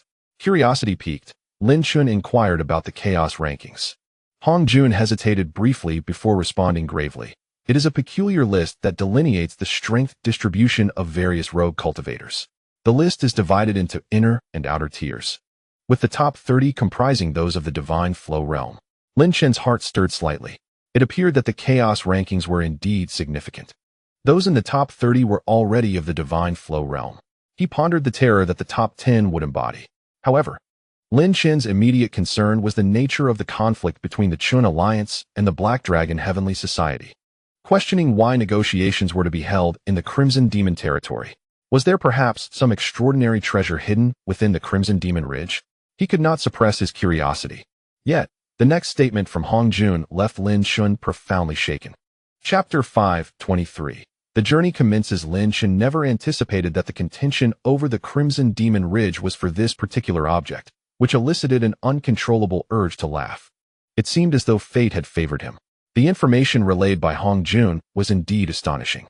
In the midst of rumors, within the Red Demon Ridge, the gravity of the situation was palpable as Hong Jun spoke solemnly about the Eye of the Demon God, the foremost tome of the 10 forbidden scriptures of reincarnation. The existence of the Eye of the Demon God, ranked first among these sacred texts, was unfathomably terrifying. Hong Jun was acutely aware that throughout history, the few prodigies who had encountered these scriptures had merely grasped fragments of their power. Lin Chen, by sheer luck, had obtained the first volume of the Eye of the Demon God from the Ghost General. His 5 C's of consciousness remained unbroken, awaiting the emergence of the second volume. To Lin Chen's astonishment, he discovered that the second volume of the Eye of the Demon God was indeed located in the Red Demon Ridge. This chaotic ancient domain was rife with treasures. He had not anticipated that the Eye of the Demon God would be found there. Elation surged within him, for this was a monumental opportunity. Should Lin Chen acquire the complete Eye of the Demon God, he would unlock all 5 C's of consciousness, establishing a cycle that would exponentially enhance his combat prowess. Lin Chen, once you master the Eye of the Demon God, who knows what stroke of fortune may await you, Shui Lao remarked joyfully, indicating that Lin Chen must take decisive action against the Black Dragon Heavenly Society. However, the capabilities of those behind the scenes remained uncertain. Lin Chen nodded in agreement, fully appreciating the gravity of the situation. Yet, amidst the celebration, Shui Lao did not forget to caution Lin Chen. Within the Black Dragon Heavenly Society, there undoubtedly lurked a formidable hidden force wielding the fabled evil dragon fan. This was the very aspect Lin Chen needed to guard against most diligently. Observing the calm demeanor of the young man before him, Hong Jun noted the absence of any signs of panic. Lin Chen remained as composed as ever. It was evident to Hong Jun that Lin Chen's return signaled a forthcoming confrontation. "Leader, what do you intend to do?" Hong Jun inquired. "Now that the Black Dragon nest has been subdued by you, it must surely be a mere collection of insignificant entities." Indeed, the Black Dragon nest no longer held any deterrent power. Lin Chen shook his head, his gaze sharp. "Hong Ba and the others will undoubtedly surmise my destination to the Red Demon Ridge, thus I must proceed there. Your task now is to expand Xueming City, developing quietly. Only a select few high-ranking members of the Chen Alliance and some disciples of the Hong family were aware of Lin Chen's true identity. Given the circumstances of the past 3 months, Lin Chen was confident that his identity would not be revealed by those within the Alliance. Coupled with his mastery of the devouring demon technique, he need not worry about exposure at this time. "Hong Jun, provide me with the map to the Red Demon Ridge," Lin Chen commanded, subsequently sending a mental message to Cici. The expansion of the Chen Alliance was set to commence with this expedition to the Red Demon Ridge.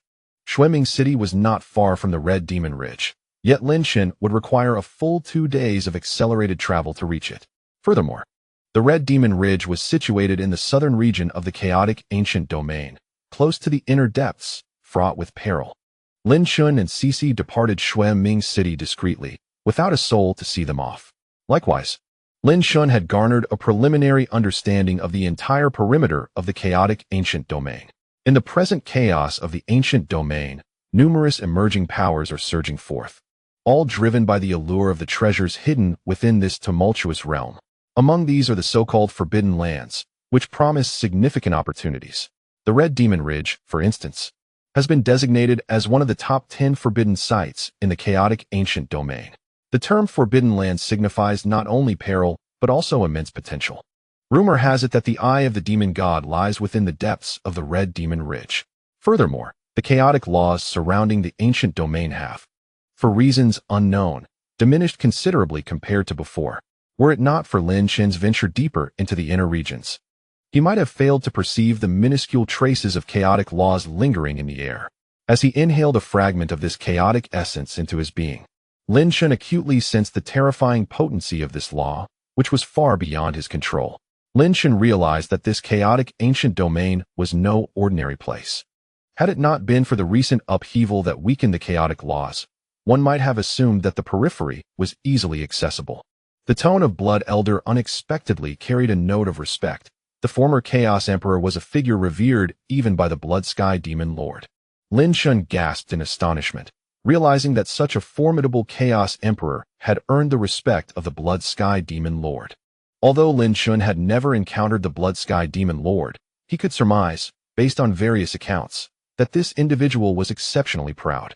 The mere fact that such an arrogant figure esteemed the Chaos Emperor only served to underscore the latter's prowess. Xixi remained notably silent throughout their journey, wearing an expression of deep hurt. Clearly, that particular incident had inflicted a painful blow upon him. Lin Chen believed that until he encountered another captivating beauty, Xixi would likely remain ensnared in sorrow. Over the past 2 days, Lin Chen had been swiftly advancing into the Red Demon Ridge, and during this time, his perception of the chaotic ancient domain had profoundly expanded. The ground bore witness to fallen cultivators, scattered bones, and blood-soaked earth. The gruesome fates, hanging, stabbing, decapitation, and dismemberment, etched furrows of concern upon Lin Chen's brow. However, these occurrences had transpired long ago, well before the current weakening of the chaotic laws. Lin Chen, do not underestimate this chaotic law. Even in your present state, should you venture into the inner regions without a protective treasure, your consciousness would endure significant turmoil. Blood Elder imparted wisdom, explaining that chaos leads to disarray in one's mind, rendering everything uncontrollable. Lin Chen nodded, feeling the weight of pressure upon him, realizing that the path to rescuing his father remained arduous. 2 days later, Xixi stood shoulder to shoulder with Lin Chen atop a small hill, surrounded by desolation. Lin Chen, I, Lord Xi, must earnestly convey something to you, Xixi said, gazing intently at Lin Chen. What is it? Lin Chen replied, his expression grave. Not turning his head. I have decided to forget her. Xixi spoke with a countenance full of sorrow, declaring that her actions were nothing short of an affront to Lord Xi. Furthermore, she expressed her desire to become the deputy leader, intending to utilize that position to pursue the alluring maidens of the Chen Alliance. At last, a lascivious grin, both audacious and ribald, crept across Lord Xi's face. If she were indeed to become the deputy leader, would she not be surrounded by many beautiful women vying for his attention? Get lost, Lin Chen remarked, his face darkening, his eyes narrowing as he gazed into the distance where the ominous miasma of the Forbidden Land swirled, announcing, we have arrived at our destination. Xixi's lascivious demeanor was swiftly replaced by an aura of chilling intensity. In the next instant, both Lin Chen and Xixi vanished from their location, leaving no trace behind. Ahead, the terrifying roars of monstrous beasts echoed ominously. Before them, the miasma surged skyward, and a black dragon writhed, danger lurking at every turn. Chapter 554. Either depart or perish. The Red Demon Ridge appeared as an unbroken chain of mountains, shrouded in a swirling miasma and resonating with the distant roars of countless beasts. Yet, this mountain range bore a gaping fissure, creating a serpentine path that stretched endlessly. The air along this path was thick with a sinister miasma, concealing untold perils within. However, instinct urged Lin Chen to tread cautiously. Within the Red Demon Ridge lay unfathomable horrors that should not be approached lightly. At this moment, Lin Chen and Xixi had activated the ancient art of concealment, finding refuge in a covert location at the entrance of the Red Demon Ridge. He knew that he could not recklessly enter this treacherous domain. Before considering whether he could withstand its dangers, he must first rendezvous with the members of the Chen Alliance, as an important negotiation awaited them that very day. During the month that Xixi had awaited Lin Chen, she diligently practiced the ancient art of concealment, and fortunately, she had mastered the manipulation of the shadow energy. Her comprehension of this art surpassed even that of Lin Chen. The first level of Shadow Realm, when combined with the shadow energy of the Dark Sky Command, instilled Lin Chen with confidence that he could remain hidden beneath the gaze of numerous formidable adversaries. Suddenly, a resounding drumbeat reverberated from the heavens, akin to a row of colossal drums being struck in unison, causing the very sky to tremble. A colossal pressure descended from the distant horizon, causing both Lin Chen and Xixi to fixate their gaze.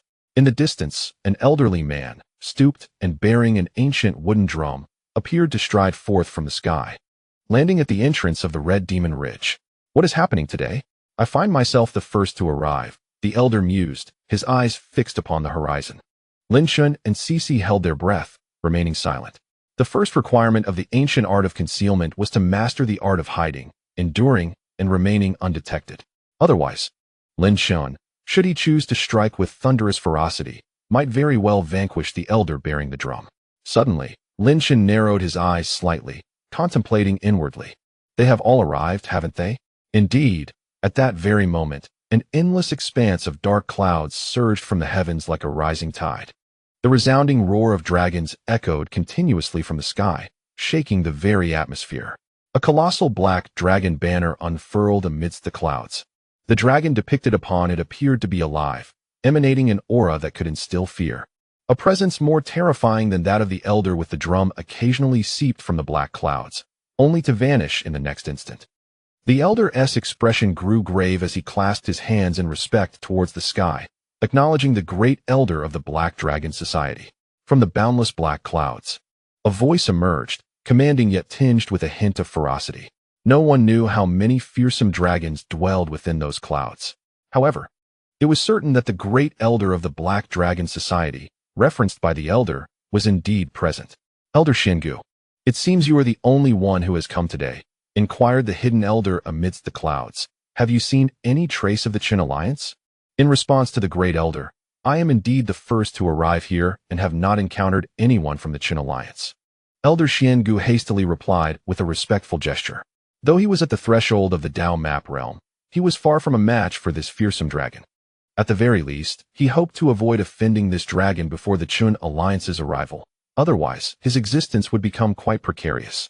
Just then, a staggering scent of blood wafted through the air, accompanied by an overwhelming blade aura that surged towards the dark clouds above. This was an exceptionally terrifying blood-colored blade aura, imbued with a malevolent force that none could thwart, causing even Lin Chen to regard it with gravity. Humph. The voice of the great elder from the Black Dragon Society issued a cold snort, as a gigantic dragon claw emerged from the endless black clouds, meeting the fearsome bloodblade aura with immense power. Boom! The sound of a cataclysmic explosion resonated, as the black dragon's claw effortlessly crushed the bloodblade aura to pieces. Bloodblade Emperor, do you truly believe that the Black Dragon Society is so easily trifled with? The great elder's tone bore a hint of murderous intent. From the distant horizon, a figure appeared, a man clad in simple attire, radiating an intimidating aura, with a blood blade glowing faintly at his back. His eyes were blood-red, as if filled with rage, exuding an overwhelming intensity. This was a being at the threshold of the Dao map realm. Black Abyss, do not presume that your Black Dragon Society can dominate the skies, the Bloodblade Emperor spoke, his tone unperturbed. I, the Bloodblade Emperor, harbor no fear of your Black Dragon Society. Elder Xiangu chose silence, clearly recognizing that with the arrival of the Bloodblade Emperor, there was no need for him to continue showing deference to the great elder of the Black Dragon Society. Humph! He Wubian merely emitted a cold hum, refraining from elaborating further, as he harbored a subtle apprehension towards the Blood Knife Emperor, born with blood-red eyes and wielding a mid-grade imperial weapon, the Blood Knife. He had also inherited the legacy of a formidable figure, promising considerable future achievements. However, the Blood Knife Emperor held no favorable impressions of their Black Dragon Guild. Their encounters were invariably marked by fierce confrontations. He Wubian had attempted to eliminate him on several occasions, yet the Blood Knife Emperor had always managed to escape. And during these escapes, his cultivation had been steadily advancing. Thus, the Blood Knife Emperor had become a lingering concern for He Wubian. The elderly Xuangu, addressing the man with a respectful gesture, remarked on the unexpected fortune of encountering one ranked among the top 30 on the chaos list. The Blood Knife Emperor held the 30th position, one rank above the 31st, which belonged to Xuangu. What an honor, the Blood Knife Emperor replied coolly, returning the gesture. Xuangu, with a smile that did not reach his eyes, remained silent, leaving one to ponder the thoughts of this 31st ranked figure. At that moment, an overwhelming surge of bloodthirsty energy swept in from the horizon, accompanied by a crimson, ethereal moon that advanced swiftly with the blood aura. Two immense, formidable presences, rivaling He Wubian's own, followed closely behind. These two were none other than Hong Ba and Ouyang Zun. Presently, Ouyang Zun's strength had become even more enigmatic, hinting at a potential breakthrough to semi-saint status, while Hong Ba exuded an unyielding aura of dominance, his every movement radiating the pressure of an upper echelon. Having encountered Hong Ba, the Vice Alliance leader, and Ouyang Zun, The Blood Knife Emperor and Xuan naturally accorded respect to these formidable beings, promptly bowing in greeting upon their arrival. Blood Knife Emperor, Xuan, it has been a long time, Yang remarked, scanning the surroundings but finding no familiar faces. A flicker of disappointment crossing his eyes before he smiled. The Blood Knife Emperor and Xuan exchanged smiles, with the former holding a favorable view of the Chen League, at least not perceiving them as irredeemably malevolent. He Wubian's gaze darkened, remaining shrouded within the endless black clouds, silent and concealed. Unbeknownst to him, Hong Ba strode forward with commanding presence, his piercing gaze seemingly capable of tearing through the thickest of shadows. He Wubian, you may either leave or prepare for battle, he declared, cutting straight to the point without preamble. His commanding tone, brimming with assertiveness, stirred the blood and conveyed the sheer force of his dominance. The Blood Knife Emperor's eyes sparkled with approval at Hong Ba's audacity, his blood-red irises instilling a chilling sensation. Xuan opted for silence, revealing little of his emotions. Lost in thought, concealed in the shadows, Lin Chen and Shishi were both taken aback by the unfolding scene. To their astonishment, Hong Ba had immediately demanded a choice, to leave or to perish.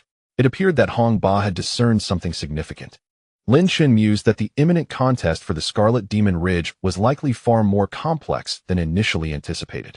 In Lin Chen's eyes, Hong Ba had always been a sagacious clan leader. Clearly, his audacious confrontation with He Wubian was calculated, suggesting a deeper strategy at play. This struggle for supremacy was undoubtedly fraught with intricacies. Above the swirling black clouds, a man clad in a long robe of black adorned with purple and gold trim glared ominously downward. This man was He Wubian, the Grand Elder of the Black Dragon Celestial Society. Naturally, the brazen provocation from Hong Ba did nothing to improve his already grim expression. He was eager to unleash his wrath upon Hong Ba. However, considering the disparity in their strengths, He Wubian knew that his chances of triumphing over both Hong Ba and Yang were perilously slim. Hong Ba, do not presume to intimidate us. The Black Dragon Celestial Society is not so easily cowed. He Wubian's voice, chilling and foreboding, resonated.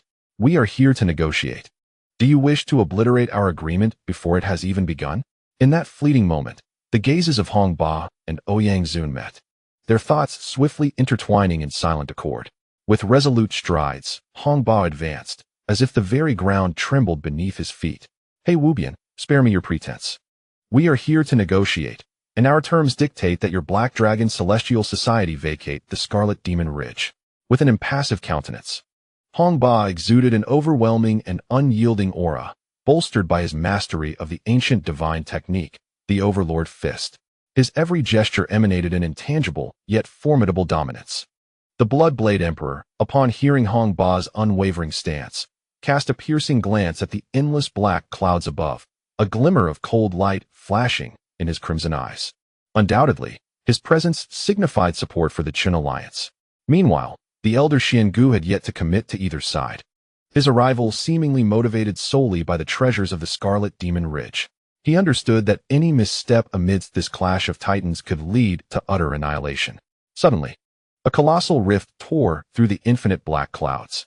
He Wubian emerged through this opening, his gaze dark and menacing as he surveyed Hong Ba, Yang and the Bloodblade Emperor. At that moment, the vast, encroaching black clouds converged into He Wubian's being, merging within him. Hong Ba, do you truly intend to provoke a conflict with the Black Dragon Celestial Society? Are you prepared to endure the consequences? He Wubian warned sharply. It would be wise to summon your leader for discussions. Otherwise, the repercussions will be yours to bear. Simultaneously, He Wubian's gaze shifted toward the Bloodblade Emperor, his tone ominous. Bloodblade Emperor, do not think that your alliance with the Qun Alliance grants you immunity. Should you continue to challenge the Black Dragon Celestial Society, today shall mark your doom. The Bloodblade Emperor emitted a cold snort, and in response to He Wubian's inquiries, he merely curled his lips into a disdainful smile, clearly having addressed He Wubian's questions head-on. Upon receiving the Bloodblade Emperor's reply, He Wubian let out a sinister laugh and remarked, "Well, you possess quite the audacity." Subsequently, his gaze shifted to the Elder Xuan, darkly questioning, "Elder Xuan, what is your choice? Do you intend to assist the members of the Qun Alliance in confronting me, the Black Dragon Heavenly Society?"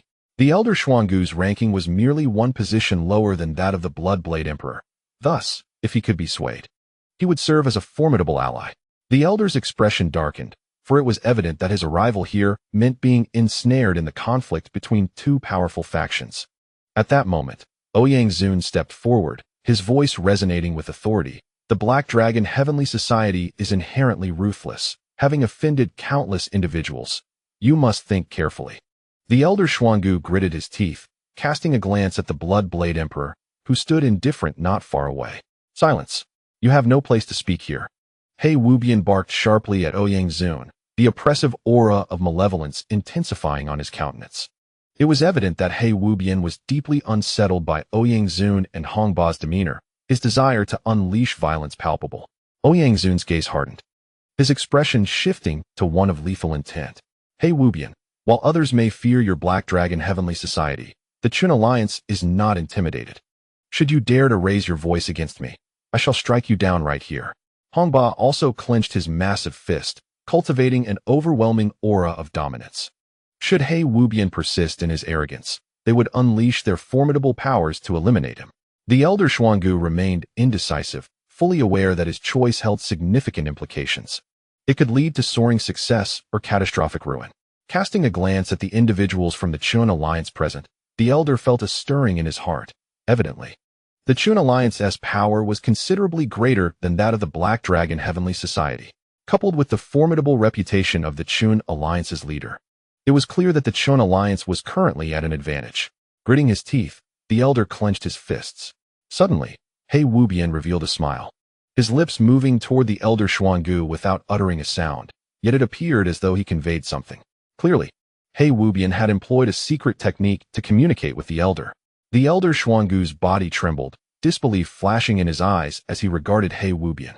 In an instant, he darted to He Wubian's side, exuding an aura of lethal intent, declaring, I, Elder Xuangu, shall wholeheartedly support the Black Dragon Heavenly Society, Chun Alliance, and Blood-Blade Emperor.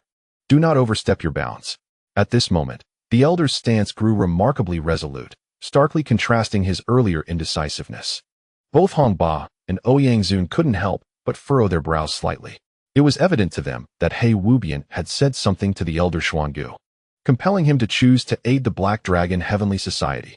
However, what precisely did He Wubian say to instill such unwavering confidence in Elder Xian Gu to confront the Chun Alliance? At that moment, He Wubian gazed down at Hongba, Ouyang and Shui Dao Huang, a sardonic smile gracing his lips. He then slowly proclaimed the presence of the esteemed Grand Elder of the Black Dragon Heavenly Society, the One-Eyed Boy. As soon as the words fell, even Hongba, Ouyang and Shui Dao Huang could not help but change their expressions in unison, their pupils constricting. How could it be him? In the 356th chapter, the true disciple of the Central Court, the One-Eyed Boy, a Grand Elder of the Black Dragon Heavenly Society. Lin Chen narrowed his eyes, pondering the origins of this figure. However, observing the shifting expressions of Hongba, Ouyang and Shui Dao Huang, it was evident that the background of the One-Eyed Boy was anything but ordinary. Furthermore, the fact that Elder Xian Gu chose the Black Dragon Heavenly Society signifies the considerable weight this One-Eyed Boy carries, far from negligible. He Wubian looked down upon Hongba and his companions, a barely perceptible disdain curling at the corners of his mouth. I shall witness how you maintain your arrogance now. Suddenly, from the boundless sky above, a terrifying wave of energy surged forth, as if it were brewing thunder. In an instant, a figure materialized in the heavens. Upon its emergence, Lin Chen could not suppress a frown. This figure appeared to be a child, seemingly no older than 10, standing at less than 1.5 meters tall.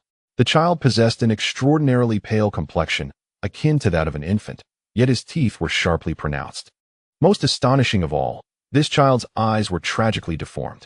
Unlike the generally oval shape of normal human eyes, this child's eyes were triangular, as if a blade had cruelly severed them, resulting in a grotesque appearance that emanated an eerie aura. The child's cultivation was also alarmingly formidable, an ethereal aura of holiness enveloping him, indicating he was a being of semi-saint caliber. The One-Eyed Boy, ranked 20th on the chaos list, elicited a deep breath from Shui Dao Huang, whose blood-red eyes were filled with solemnity. It was rumored that he had slain 3 beings at the Daotu realm, his reputation preceding him. How could he have become a patron of the Black Dragon Heavenly Society? Hong Ba and Ouyang Zun fell silent, astonished that Yi Wubian had summoned such a formidable expert. To be ranked 20th meant he had reached the semi-saint realm. Lin Chen mused quietly, his gaze fixed on the one-eyed boy. Although he did not exude any spiritual consciousness, he remained acutely aware that this one-eyed boy was not an adversary to be trifled with. Suspended in midair, the one-eyed boy's deformed eyes fixated on those around him, sending chills down the spines of those with lesser cultivation. Deputy Alliance Leader Hong Ba, Deputy Alliance Leader Ouyang, what is the situation today? Are we to engage in direct conflict with the Black Dragon Heavenly Society? The one-eyed boy inquired softly, yet his tones sent a wave of cold dread through the hearts of all present. The night was boundless, and Yi Wubian stood by, sneering coldly. The elder Xian Gu wore a relaxed expression, clearly at ease with his decision. You, from the Black Dragon Sky Association, are utterly arrogant and unreasonable, consistently oppressing our Qin alliance. Hong Ba strode forward, exuding an air of dominance, unwilling to show any weakness. Ouyang Zun also let out a cold snort. The blood moon mark on his forehead emitted an eerie glow. Yi Wubian, do not presume that with the assistance of the scarred-eyed boy, you can easily subdue us. Yi Wubian merely observed the two men with derision, remaining silent. The scarred-eyed boy furrowed his brow and addressed Hong Ba with palpable irritation. I did not inquire about anything else. I simply wish to know if you intend to wage war against our Black Dragon Sky Association. Similarly, his gaze swept over Ouyang Zun as he coldly remarked, whether you can prevail is of no concern to you. The scarred-eyed boy's words were aggressive, but as a being of semi-saint stature, he possessed the power to back it up. Furthermore, his formidable reputation instilled considerable pressure upon Hong Ba and Ouyang Zun. Indeed, if you insist on opposing us, our Qin alliance will undoubtedly engage in battle with your Black Dragon Sky Association, Hong Ba declared, his entire demeanor brimming with overwhelming ferocity. Ouyang Zun, his eyes glinting coldly, stared at the scarred-eyed boy hovering above them. Although the scarred-eyed boy was of semi-saint level, Ouyang Zun was but a step away from that threshold. Blood Knife Emperor remained silent, yet he did not budge from his position beside Hong Ba and Ouyang Zun. His enmity towards the Black Dragon Sky Association had long since been established, and there was no possibility of reconciliation now. The atmosphere became charged, fraught with tension. The assertive stances of Hong Ba and Ouyang Zun, coupled with the murderous intent radiating from Yi Wubian, suggested that an explosive confrontation was imminent. The scarred-eyed boy's gaze turned icy, bloodthirstiness surging within his eyes. If that is the case, I shall indulge your desires and send you to hell. Beside him, Yi Wubian chuckled ominously. With the formidable scarred-eyed boy at his side, he felt no fear of Hong Ba or Ouyang Zun. Both Hong Ba and Ouyang Zun furrowed their brows, a faint but discernible pressure emanating from them, ready to erupt at any moment. Hidden in the shadows, Lin Chen furrowed his brow in concern. Observing the tense atmosphere, he remained perplexed by two things: why the president of the Black Dragon Sky Association had not arrived, and why Hong Ba and Ouyang Zun were so inflexible, refusing to engage in negotiations. However, given the current situation, war was undoubtedly on the horizon. Lin Chen's eyes narrowed slightly as he exchanged a glance with the murderous Shishi beside him, preparing to signal her to stealthily approach and unleash a decisive strike. Die! The scarred-eyed boy stepped forward, his aura soaring to the heavens. At that moment, the battle was finally set to erupt. At that moment, a voice of extraordinary authority resonated, commanding all to halt. The murderous intent in the eyes of the scarred-eyed boy flickered and then vanished, yet he complied, refraining from unleashing his lethal wrath. He Wubian's expression darkened. Who possessed such audacity to interrupt at this critical juncture? Hong Ba, Ouyang Zun, and Bloodblade Emperor also wore grave expressions, pondering the identity of this unexpected visitor. Even Lin Chen was taken aback. With two formidable factions clashing, who would be foolish enough to interject? He lifted his gaze toward the source of the voice, astonishment nearly causing his jaw to drop. There, emerging from the direction of the voice, was a rotund figure clad in a robe that subtly shimmered with a celestial glow, striding forward with a pronounced sway. The portly man bore a solemn countenance, exuding an intangible yet formidable authority. Wasn't this the Duck Emperor from earlier? Who are you seeking death? He Wubian demanded, recognizing the newcomer as a hefty individual whose cultivation barely reached the divine flow realm. He could not suppress his indignation, ready to strike if this man uttered anything unworthy. The scarred-eyed boy's expression also soured. Hong Ba, Ouyang Zun, and Bloodblade Emperor furrowed their brows, scrutinizing this sudden arrival. Bloodblade Emperor spoke coldly to the rotund figure. My friend, I advise you to vacate this place. Otherwise, you may find yourself in peril. The portly man seemed oblivious to the warning, continuing to approach. He surveyed the scarred-eyed boy and the others in the sky, then cast a glance at Hong Ba and the rest, his aura of authority intensifying. At this moment, he finally spoke. A single proclamation that stunned everyone present. I am the true disciple of the Central Court, sent by my master today to mediate the grievances between your Black Dragon Society and the Qin Alliance. The revelation that this individual was a true disciple of the Central Court, the foremost power at the periphery of the chaotic ancient domain, sent shockwaves through the minds of He Wubian, Scarred-Eyed Boy, Elder Xingu, Ouyang Zun, Hong Ba, and Bloodblade Emperor. How could someone so unassuming be a true disciple of the Central Court? Hidden in the shadows, Lin Chen was momentarily taken aback. Then a playful smile crept across his lips, his eyes narrowing slightly. How intriguing, Duck Emperor, we meet again. Chapter 557, A Trap. A deep pit at the periphery of the chaotic ancient domain. The Central Court is universally acknowledged as the preeminent power. No one fully comprehends the extent of its terrifying strength, nor do they know the true nature of its leader.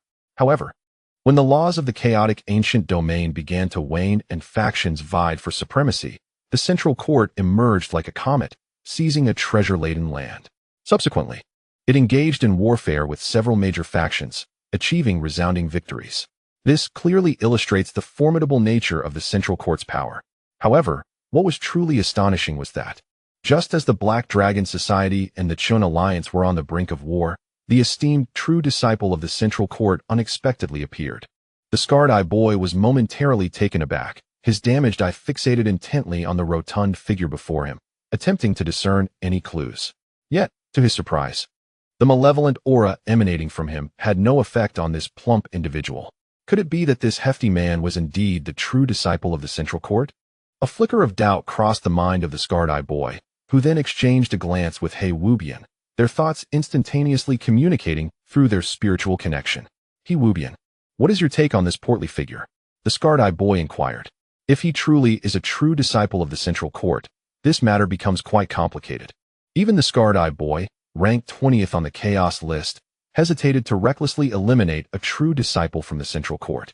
The Central Court was shrouded in mystery, making it nearly impossible to gather substantial information. He Wubian shook his head and replied, however, a true disciple from the Central Court should possess a certain divine ability. We might as well test it.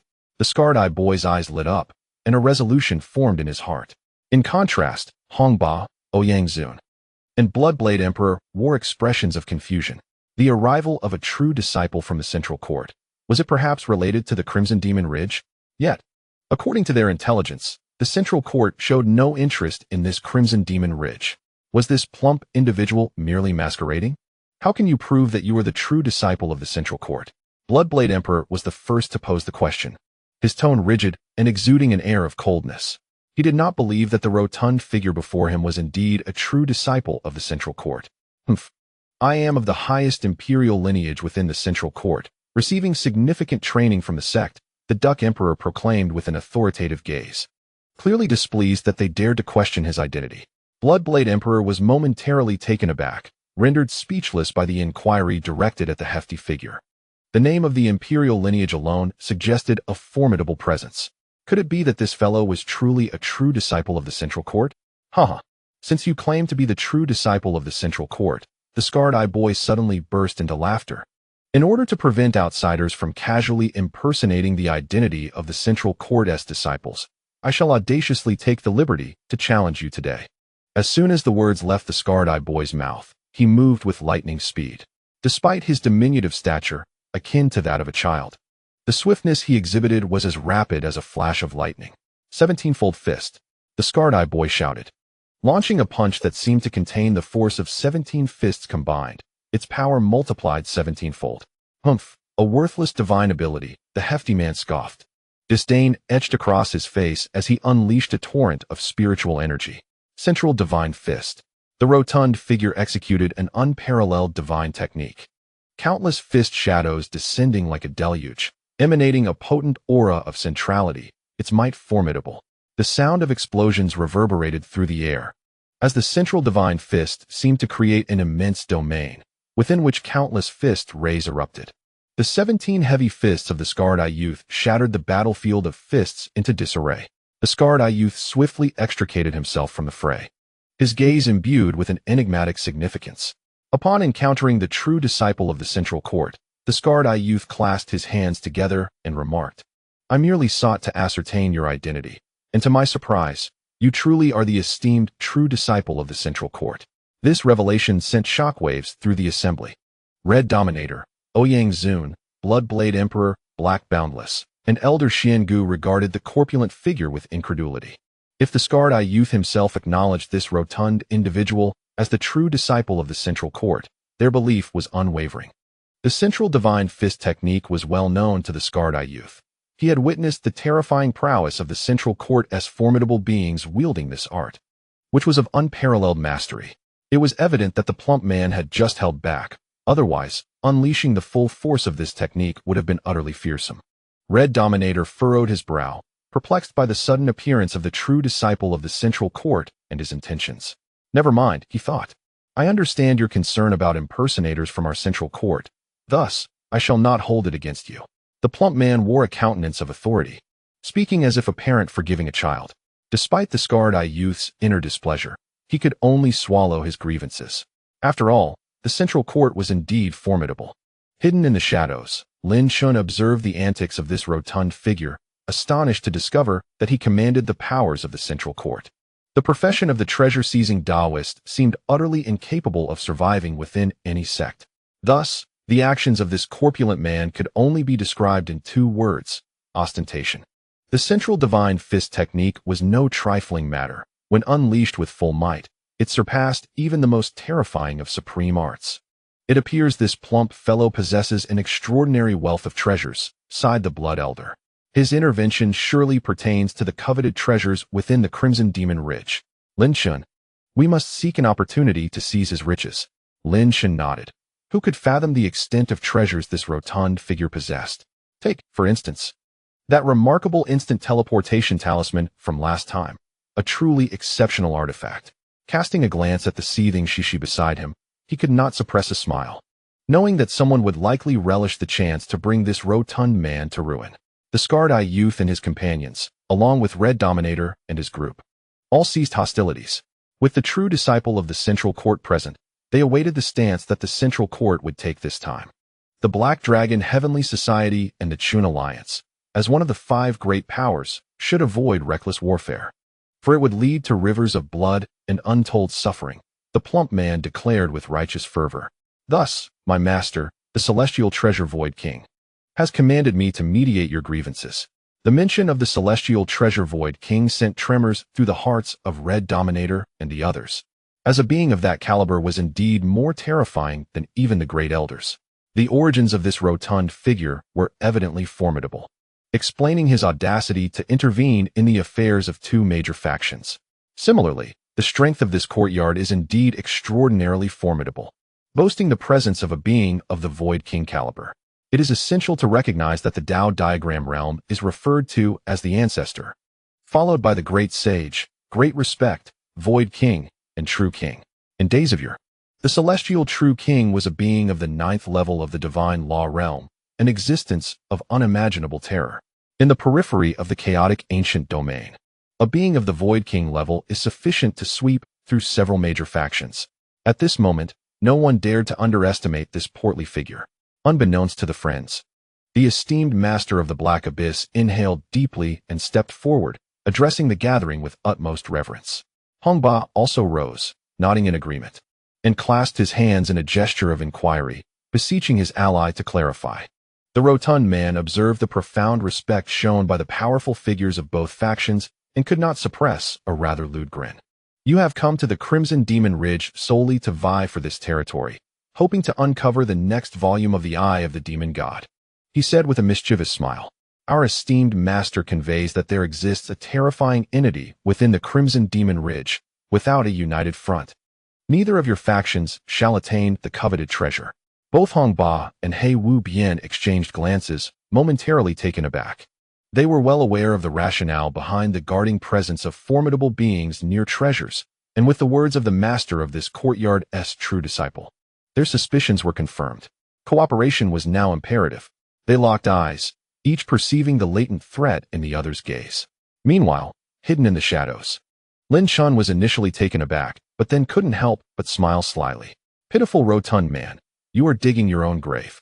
The more you dig, the better.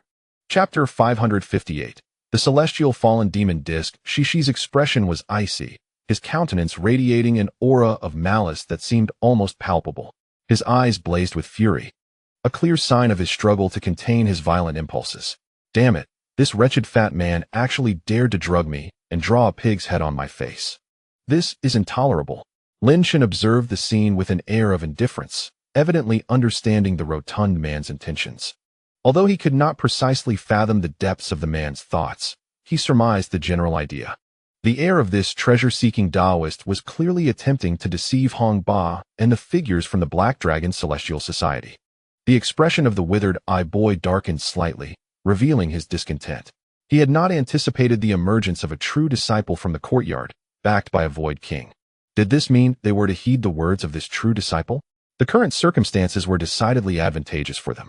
He Wu Bian's expression was equally grim. The appearance of this true disciple had indeed disrupted their plans.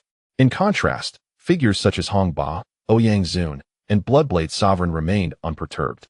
Hong Ba had initially been resolute in his pursuit of the Crimson Demon Ridge, harboring no concerns. The intervention of the true disciple from the courtyard did not significantly alter Hong Ba's strategy.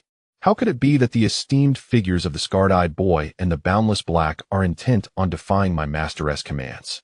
The rotund figure regarded the scarred-eyed boy and the boundless black with evident displeasure, asserting that a mere thought from me would summon my master's awareness of all transpiring here. Do you truly wish to await my master's direct intervention? The scarred-eyed boy trembled slightly. What a jest!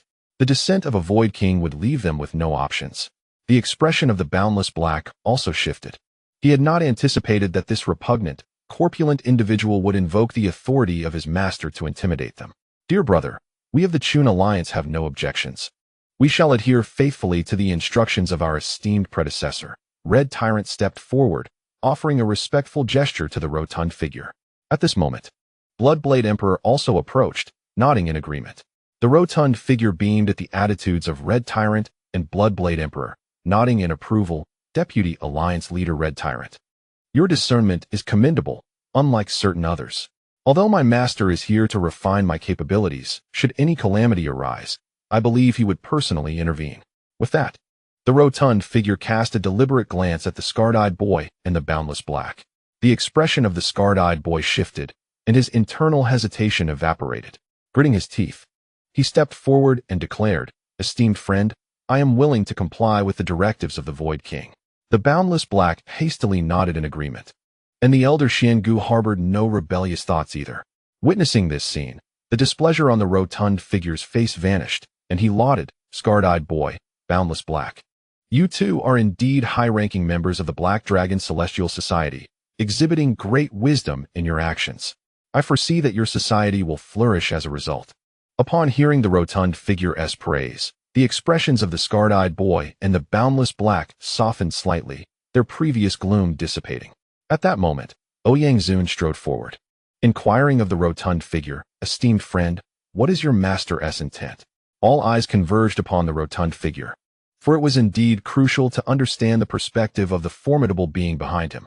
The rotund figure cast a glance at Red Tyrant, then at the scarred-eyed boy, cleared his throat deliberately, and slowly articulated, "My master's perspective is quite simple. Let us unite to eradicate the terrifying entity within the Crimson Demon Ridge, and then subsequently compete for the spoils based on our individual strengths." The brows of the scarred-eyed boy furrowed, and Red Tyrant's expression mirrored his concern. If this was indeed the intent of the figure behind him, then the rotund individual had no necessity to be present here. For neither the Black Dragon Celestial Society nor the Chun Alliance would engage in direct conflict. After all, the reputation of the Crimson Demon Ridge was not to be trifled with.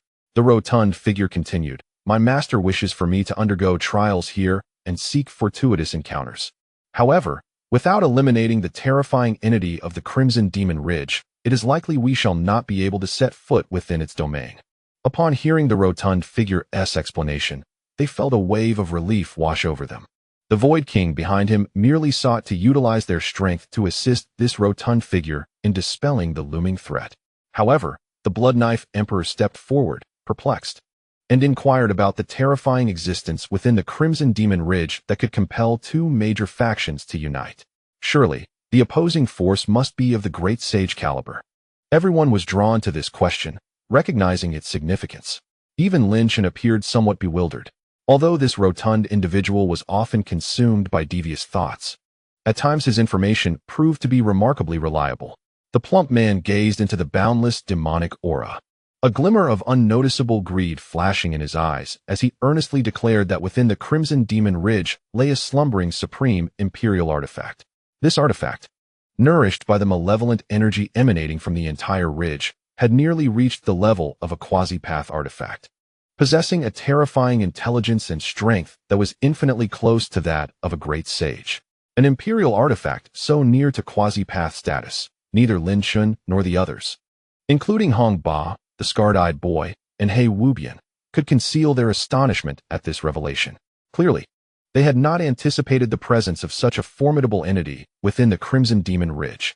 Indeed, the plump man continued solemnly. This supreme imperial artifact had fused with the very essence of the Crimson Demon Ridge, known as the Celestial Fallen Demon Disk, possessing unparalleled power. Should anyone dare to assault the Crimson Demon Ridge, they would face its lethal wrath. Of course, as it was one with the ridge. Even my master would be unable to refine it, only capable of destruction. Hong Ba and the scarred-eyed boy fell into a profound silence, utterly unprepared for the existence of such a horrifying force within the ridge. To contend with such an entity, they realized they could only join forces. The plump man, appearing unhurried, squinted his eyes and glanced around occasionally.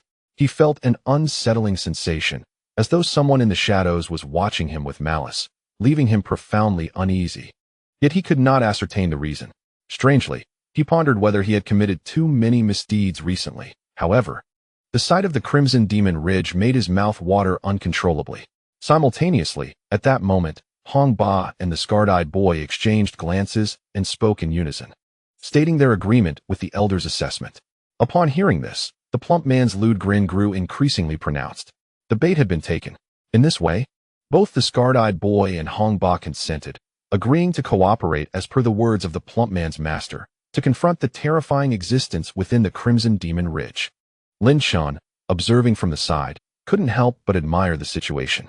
Had he not been aware of this duck's true nature, he might have been easily deceived. It was akin to the scarred-eyed boy, ranked 20th on the chaos list, and Hong Ba, once the head of a prominent family, failing to perceive the duck's true intentions. The reason was simple. This duck was extraordinarily adept at masquerading. Even if the scarred-eyed boy and Hong Ba harbored suspicions, they did not dare act recklessly, for the current circumstances necessitated a cautious approach. A preliminary declaration was made. Until the Celestial Fallen Demon Disk was dealt with, no party was to scheme against the other or engage in open conflict. The corpulent figure, exuding an air of authority, declared, "This is a decree from my master. If we do not unite, we risk encountering dire consequences." Both the one-eyed boy and the red overlord nodded in agreement, recognizing the truth in his words. Should they conspire against one another, it could very well lead to their utter annihilation. The rotund man was exceedingly pleased with the response from the two formidable factions. With a grandiose swagger, he made his way towards the colossal Crimson Demon Ridge, swaying his hips with a flamboyant flair. Before him lay a vast mountainous expanse, shrouded in swirling demonic energy, with the ominous atmosphere intensifying around a seemingly endless fissure in the earth. The thunderous roars of the monstrous beasts resonated through the air, leaving no doubt that terrifying entities dwelled within the Crimson Demon Ridge.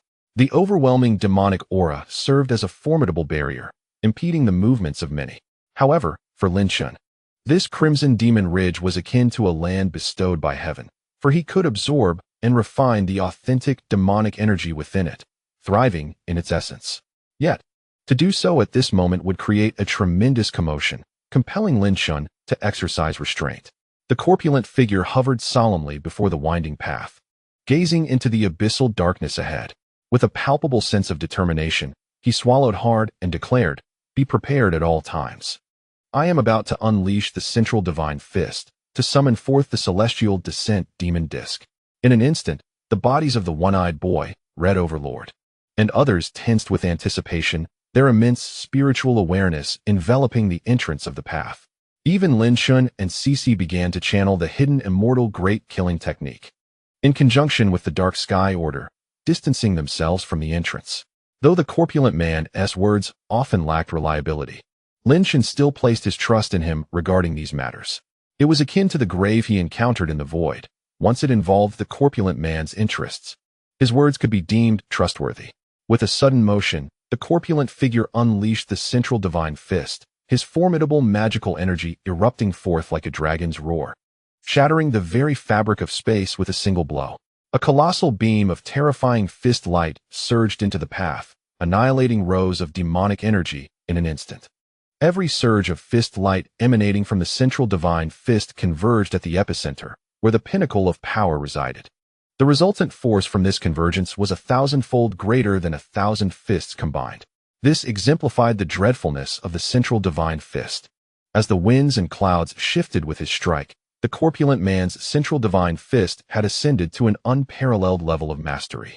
Witnessing this spectacle, the one-eyed boy exchanged a glance with Knight Boundless and Elder Xiandrum, imperceptibly nodding in acknowledgment.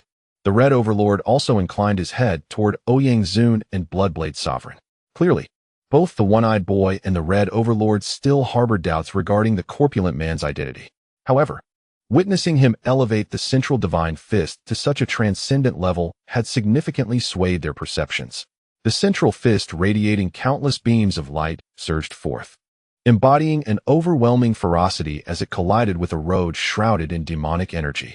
This road, its length unfathomable, witnessed even the unparalleled might of the central divine fist's radiance tear through several miles of dark energy before vanishing without a trace. The entire continent was once again engulfed in malevolent mists. That beam of light seemed to have sunk like a stone into the ocean.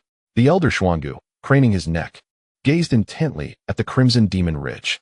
The blind child, enshrouded in darkness, was equally invested in the developments of this ominous ridge. Red Ba and others shared a similar concern, and even Lin Chen, with unwavering focus, fixated on the unfolding scene. Who could fathom the terror that might emerge from the crimson demon ridge? As time slipped away, Emperor Yi remained standing with an air of authority, his corpulent form unwavering. A hint of impatience crossed the face of the blind child, yet he suppressed it, mindful of the identity of this portly figure. The expression of the dark Boundless was also far from pleasant. Should this rotund individual be deceiving them, it would be a source of considerable embarrassment.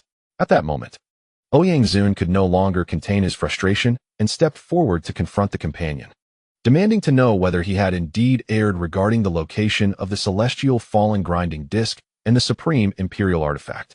If this corpulent figure claimed ignorance, it would cast doubt on the credibility of his master, a being of the Void King level. Surely, such matters were not trifles for jest. After a pause, Emperor Yi, drenched in sweat, replied, suggesting that the celestial fallen demon disc was gradually awakening. He then murmured in a voice barely audible to others, expressing his concern over possibly being duped. Lin Chen, overhearing this grumbling, felt a surge of irritation, wishing to deliver a swift kick to the bumbling emperor. Indeed, Emperor Yi proved to be unreliable, his information gleaned from dubious sources. The expressions of the blind child and his companions reflected their growing suspicion regarding this rotund individual's credibility, in stark contrast to Red Ba, who appeared remarkably composed, seemingly indifferent to whether the emperor was indeed misleading them. Moments later, the entire Crimson Demon Ridge remained unresponsive. At this juncture, Emperor Yi could no longer maintain his composure. Beads of sweat began to dot his plump visage, his flesh quivering in agitation. As the true disciple of the central court, how much longer must we endure? The blind child spat through gritted teeth, his tone laced with venomous intent. He had resolved that this corpulent figure was playing him for a fool, a deception that warranted dire consequences. Turning to the blind child, Emperor Yi forced a smile more grotesque than tears, trembling as he nearly prostrated himself, exclaiming, "Brother, I was mistaken." Lin Chen observed the spectacle with a smirk.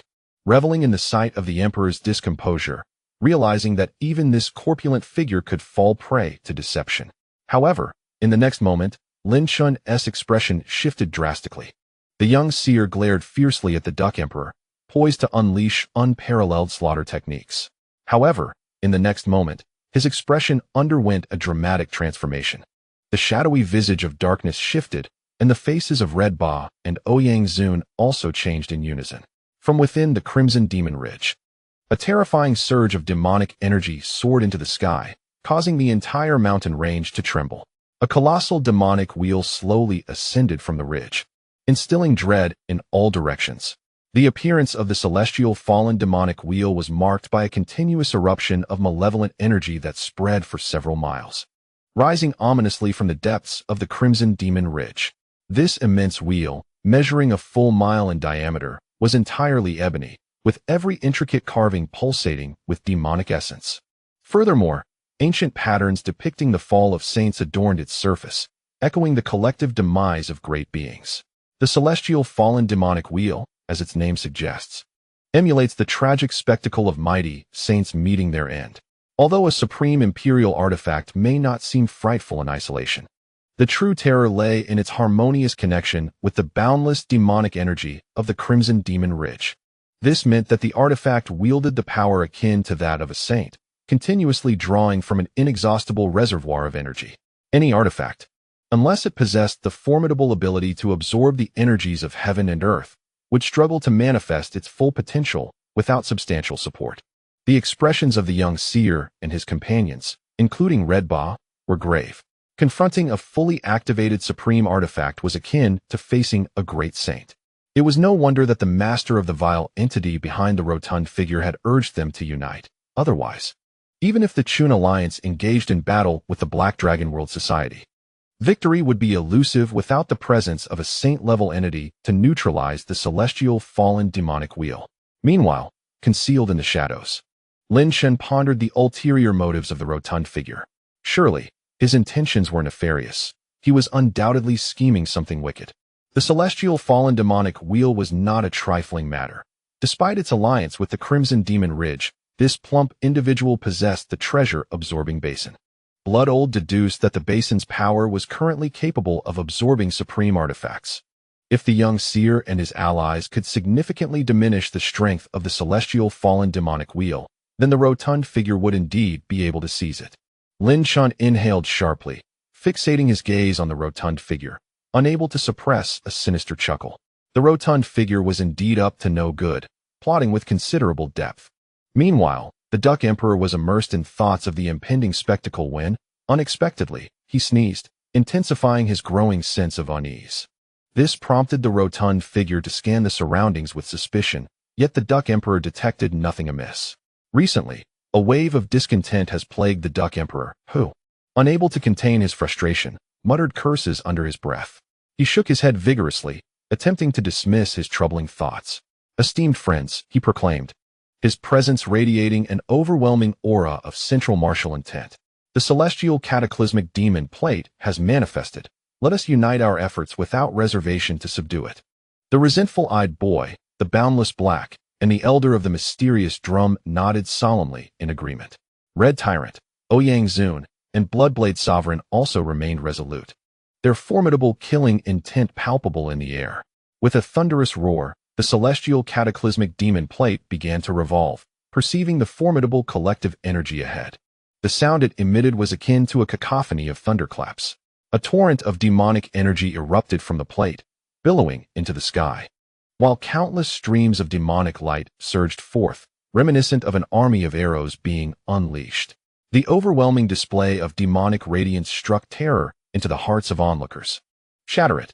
bellowed the elder of the mysterious drum, his frail hands moving with vigor as a grand drum, exuding an enigmatic aura, levitated before him.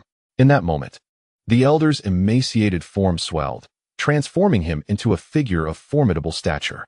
Two colossal drumsticks appeared in his hands, intrinsically linked to the mysterious drum, signifying their status as low-grade imperial artifacts. "Huh!" The elder's voice resonated powerfully as he unleashed two resounding strikes. His muscular arms swung forcefully, bringing the drumsticks down upon the grand drum. A reverberation akin to a tsunami erupted, as waves of profound sound energy surged forth from the drum. The sonic waves, swift as a flood, obliterated numerous streams of demonic light in an instant.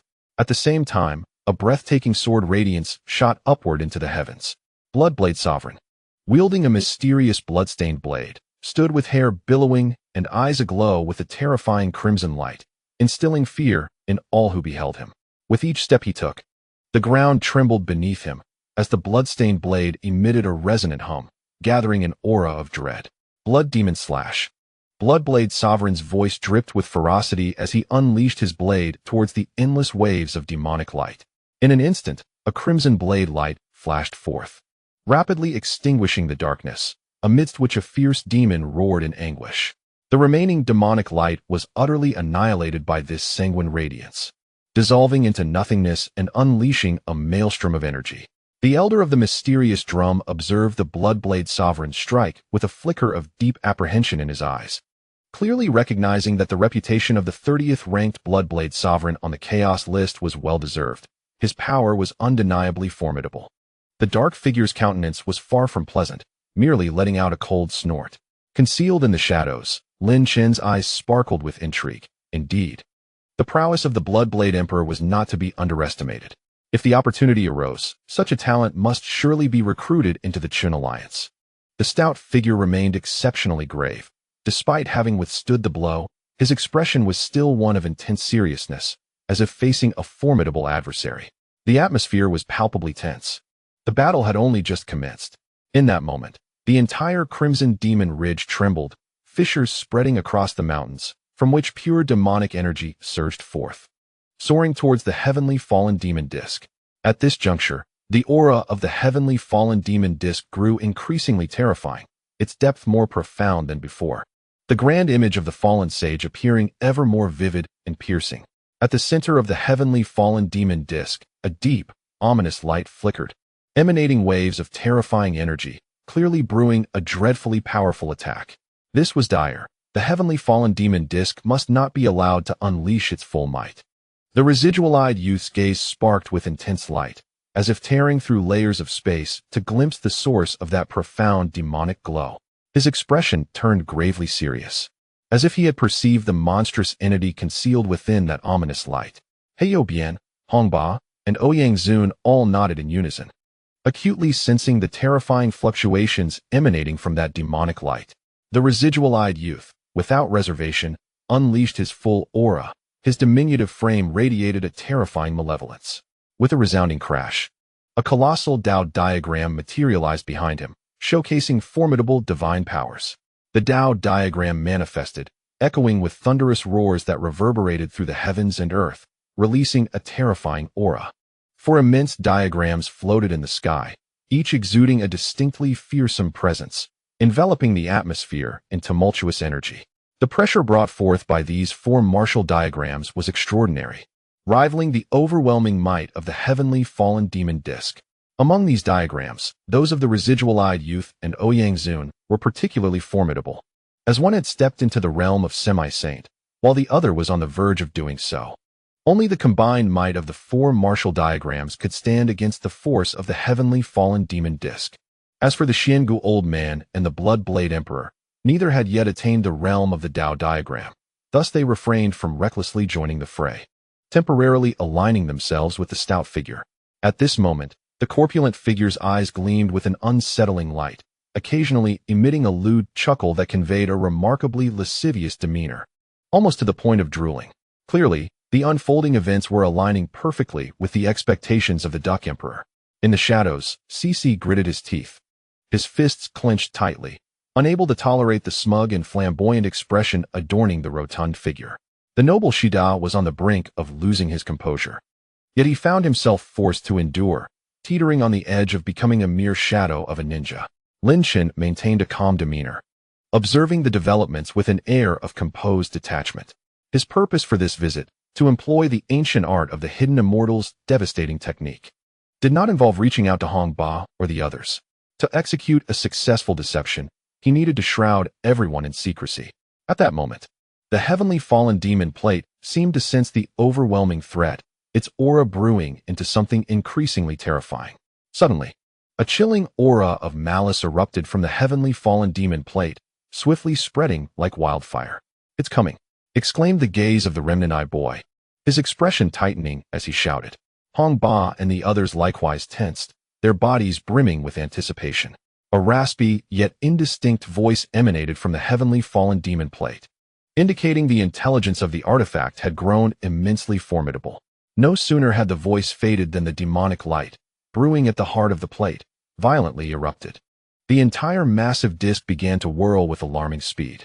With a thunderous roar that resonated through the heavens, a terrifying beam of demonic light tore through the air, targeting the 4 Taoist diagrams simultaneously. The shape of the beam resembled illusory patterns, each depicting great saints who had perished due to various calamities. An inexplicable force surged forth, striking directly at Lin Chen's heart. His expression shifted slightly as the devouring power coursed frantically through his limbs. The divine abilities within his consciousness radiated a brilliant light of rupture. At that moment, Lin Chen sensed that the moment the demonic light approached, it felt as if his spirit was about to be overwhelmed by the impact of a colossal giant. This sensation was not exclusive to Lin Chen.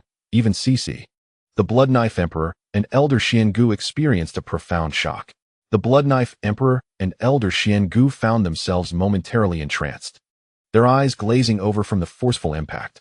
The aura of the 4 martial arts divine diagrams exhibited signs of disturbance. Even beings of the 5th realm of divine law could not withstand the onslaught of this energy and were affected. Lin Chen's complexion paled slightly. His teeth clenched tightly as his consciousness felt as though it was being tumultuously stirred, teetering on the brink of collapse.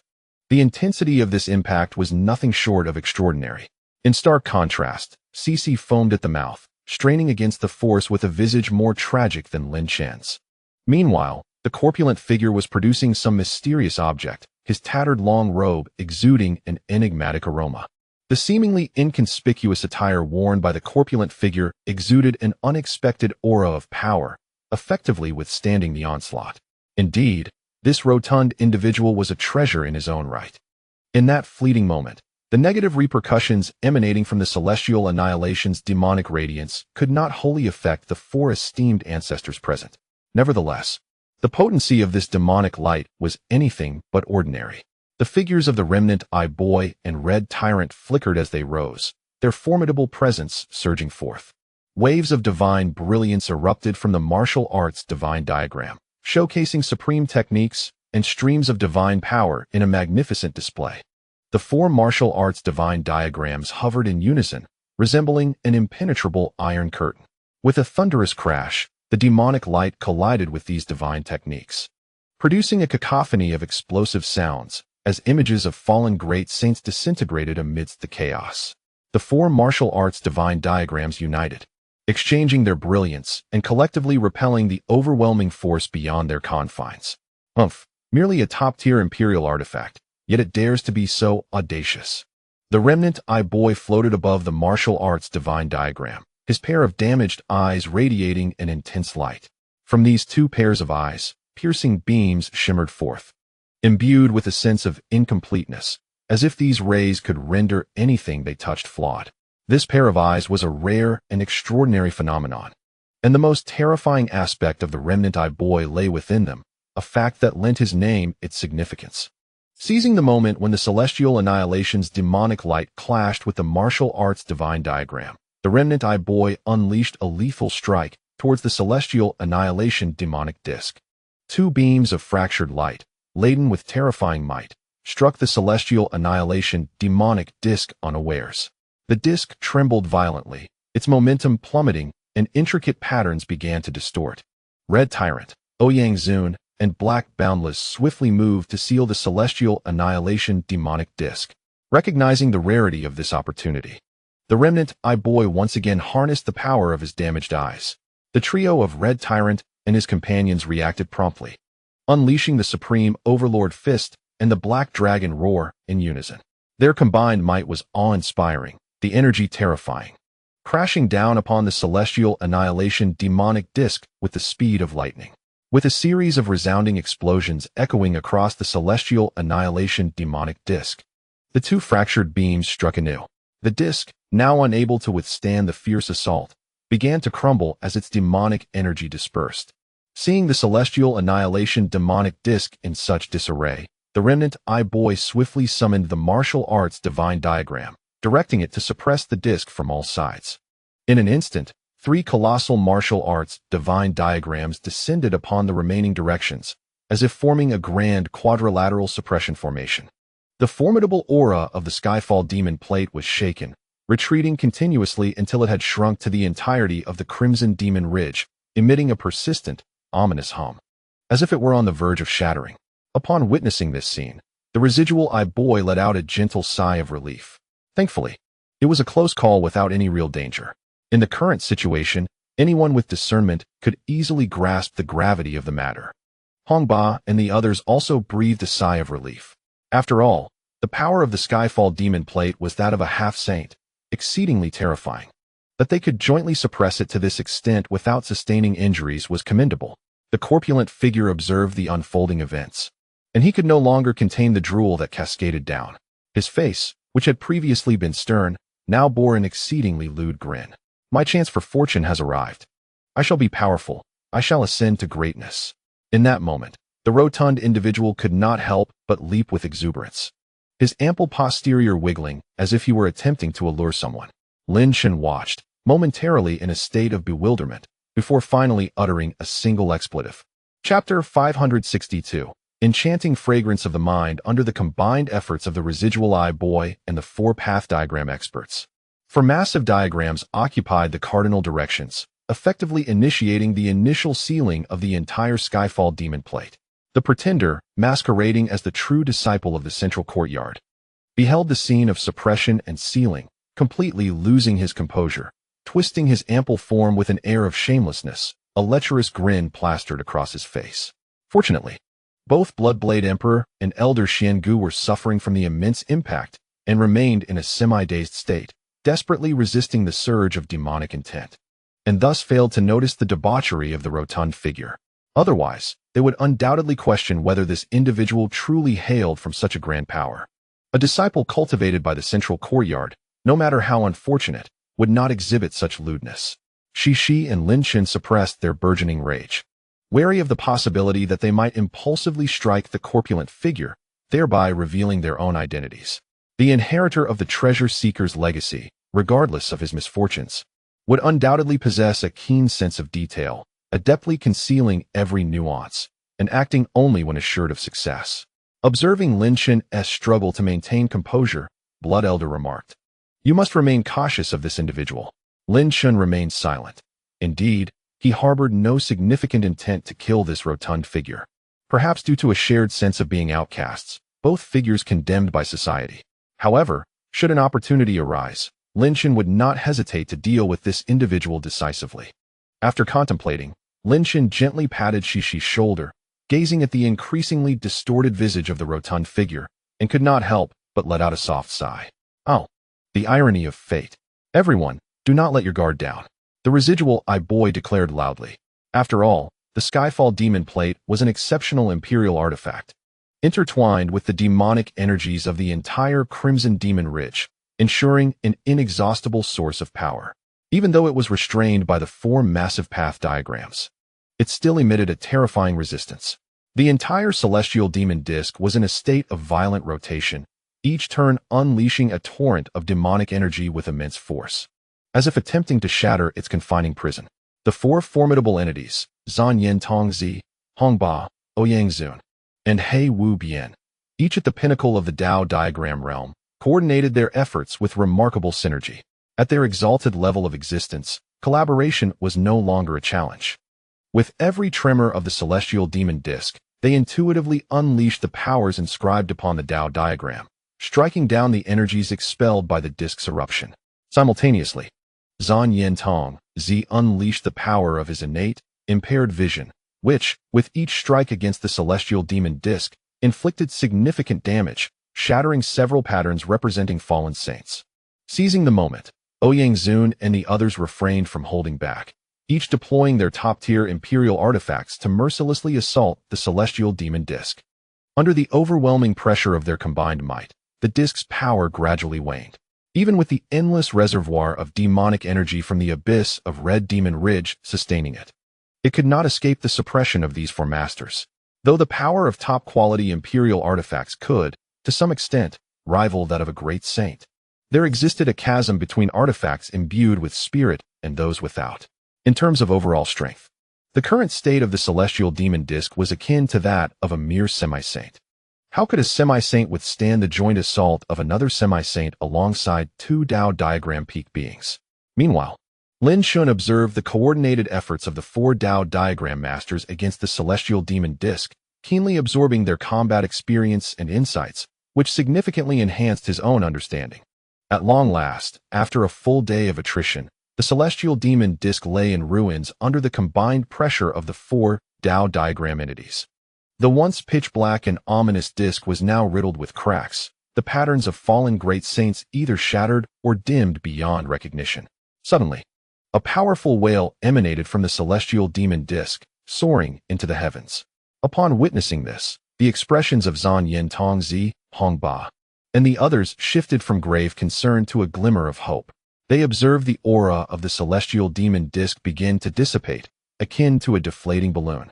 The imperial essence diminished bit by bit, as torrents of demonic energy dispersed into the depths of Red Demon Ridge. With a thunderous roar, the massive celestial demon disk, once spanning a mile in circumference, abruptly shrank to a mere 100 meters. Its aura now resembled that of a top-quality imperial artifact. Under the joint suppression of the four Tao diagram masters, the essence of imperial authority within the celestial demon disk had been significantly diminished, reducing it to the level of a top-quality imperial artifact, without sufficient sovereign intent for the celestial descent demon plate to absorb. It seems the plate may never regain its status as a supreme imperial artifact. With a hearty laugh, the cursed demon plate finally subdued the boundless darkness, allowing us to breathe a sigh of relief.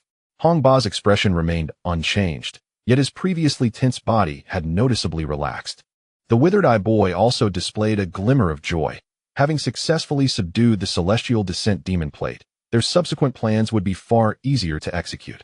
After enduring such a grueling battle of attrition, their magical powers had significantly waned, leaving them somewhat fatigued. The rotund man gazed at the celestial descent demon plate, now relegated to the status of a top-tier imperial artifact, a fleeting flicker of anguish crossing his eyes, his expression akin to that of one enduring a knife's cut. Perhaps no one felt the mingled pain and joy more acutely than he did. In that moment, however, the rotund man deftly extracted two pills from his inconspicuous, yet profoundly enigmatic attire, swiftly placing them into the mouths of the elder Xiangu and the Blood-Blade Emperor. Cece's eyes widened at the unfolding scene. The esteemed elder Xiangu and the Blood-Blade Emperor, both pinnacle existences in the realm of divine flow, unexpectedly collapsed to the ground, rendered unconscious while battling the dark intent within their consciousness. Their peculiar condition went unnoticed by those around them. The rotund man hastily returned to the side of the withered-eyed boy and his companions, an even stronger scent emanating from him. Everyone's performance has been commendable, he chuckled. Today, I owe you all a favor. Upon my return, I shall speak highly of you to my master. The withered-eyed boy, Hong Ba, and the others had come to believe in the rotund man's identity. Though they feigned disinterest in his offer of a favor, their hearts swelled with appreciation. Selling a favor to a true disciple of the central courtyard and a student of a void king was indeed a most advantageous transaction. Haha, my young brother. I still do not know your name or that of your master. The withered-eyed boy laughed heartily, his demeanor towards the rotund man exceedingly amiable. If the opportunity arises, might you introduce your esteemed master for a proper discourse? Before he could finish his sentence, the withered-eyed boy's eyes widened in shock. Not only he, but the expressions of Hong Ba, the boundless darkness, and Ouyang Zun also shifted dramatically.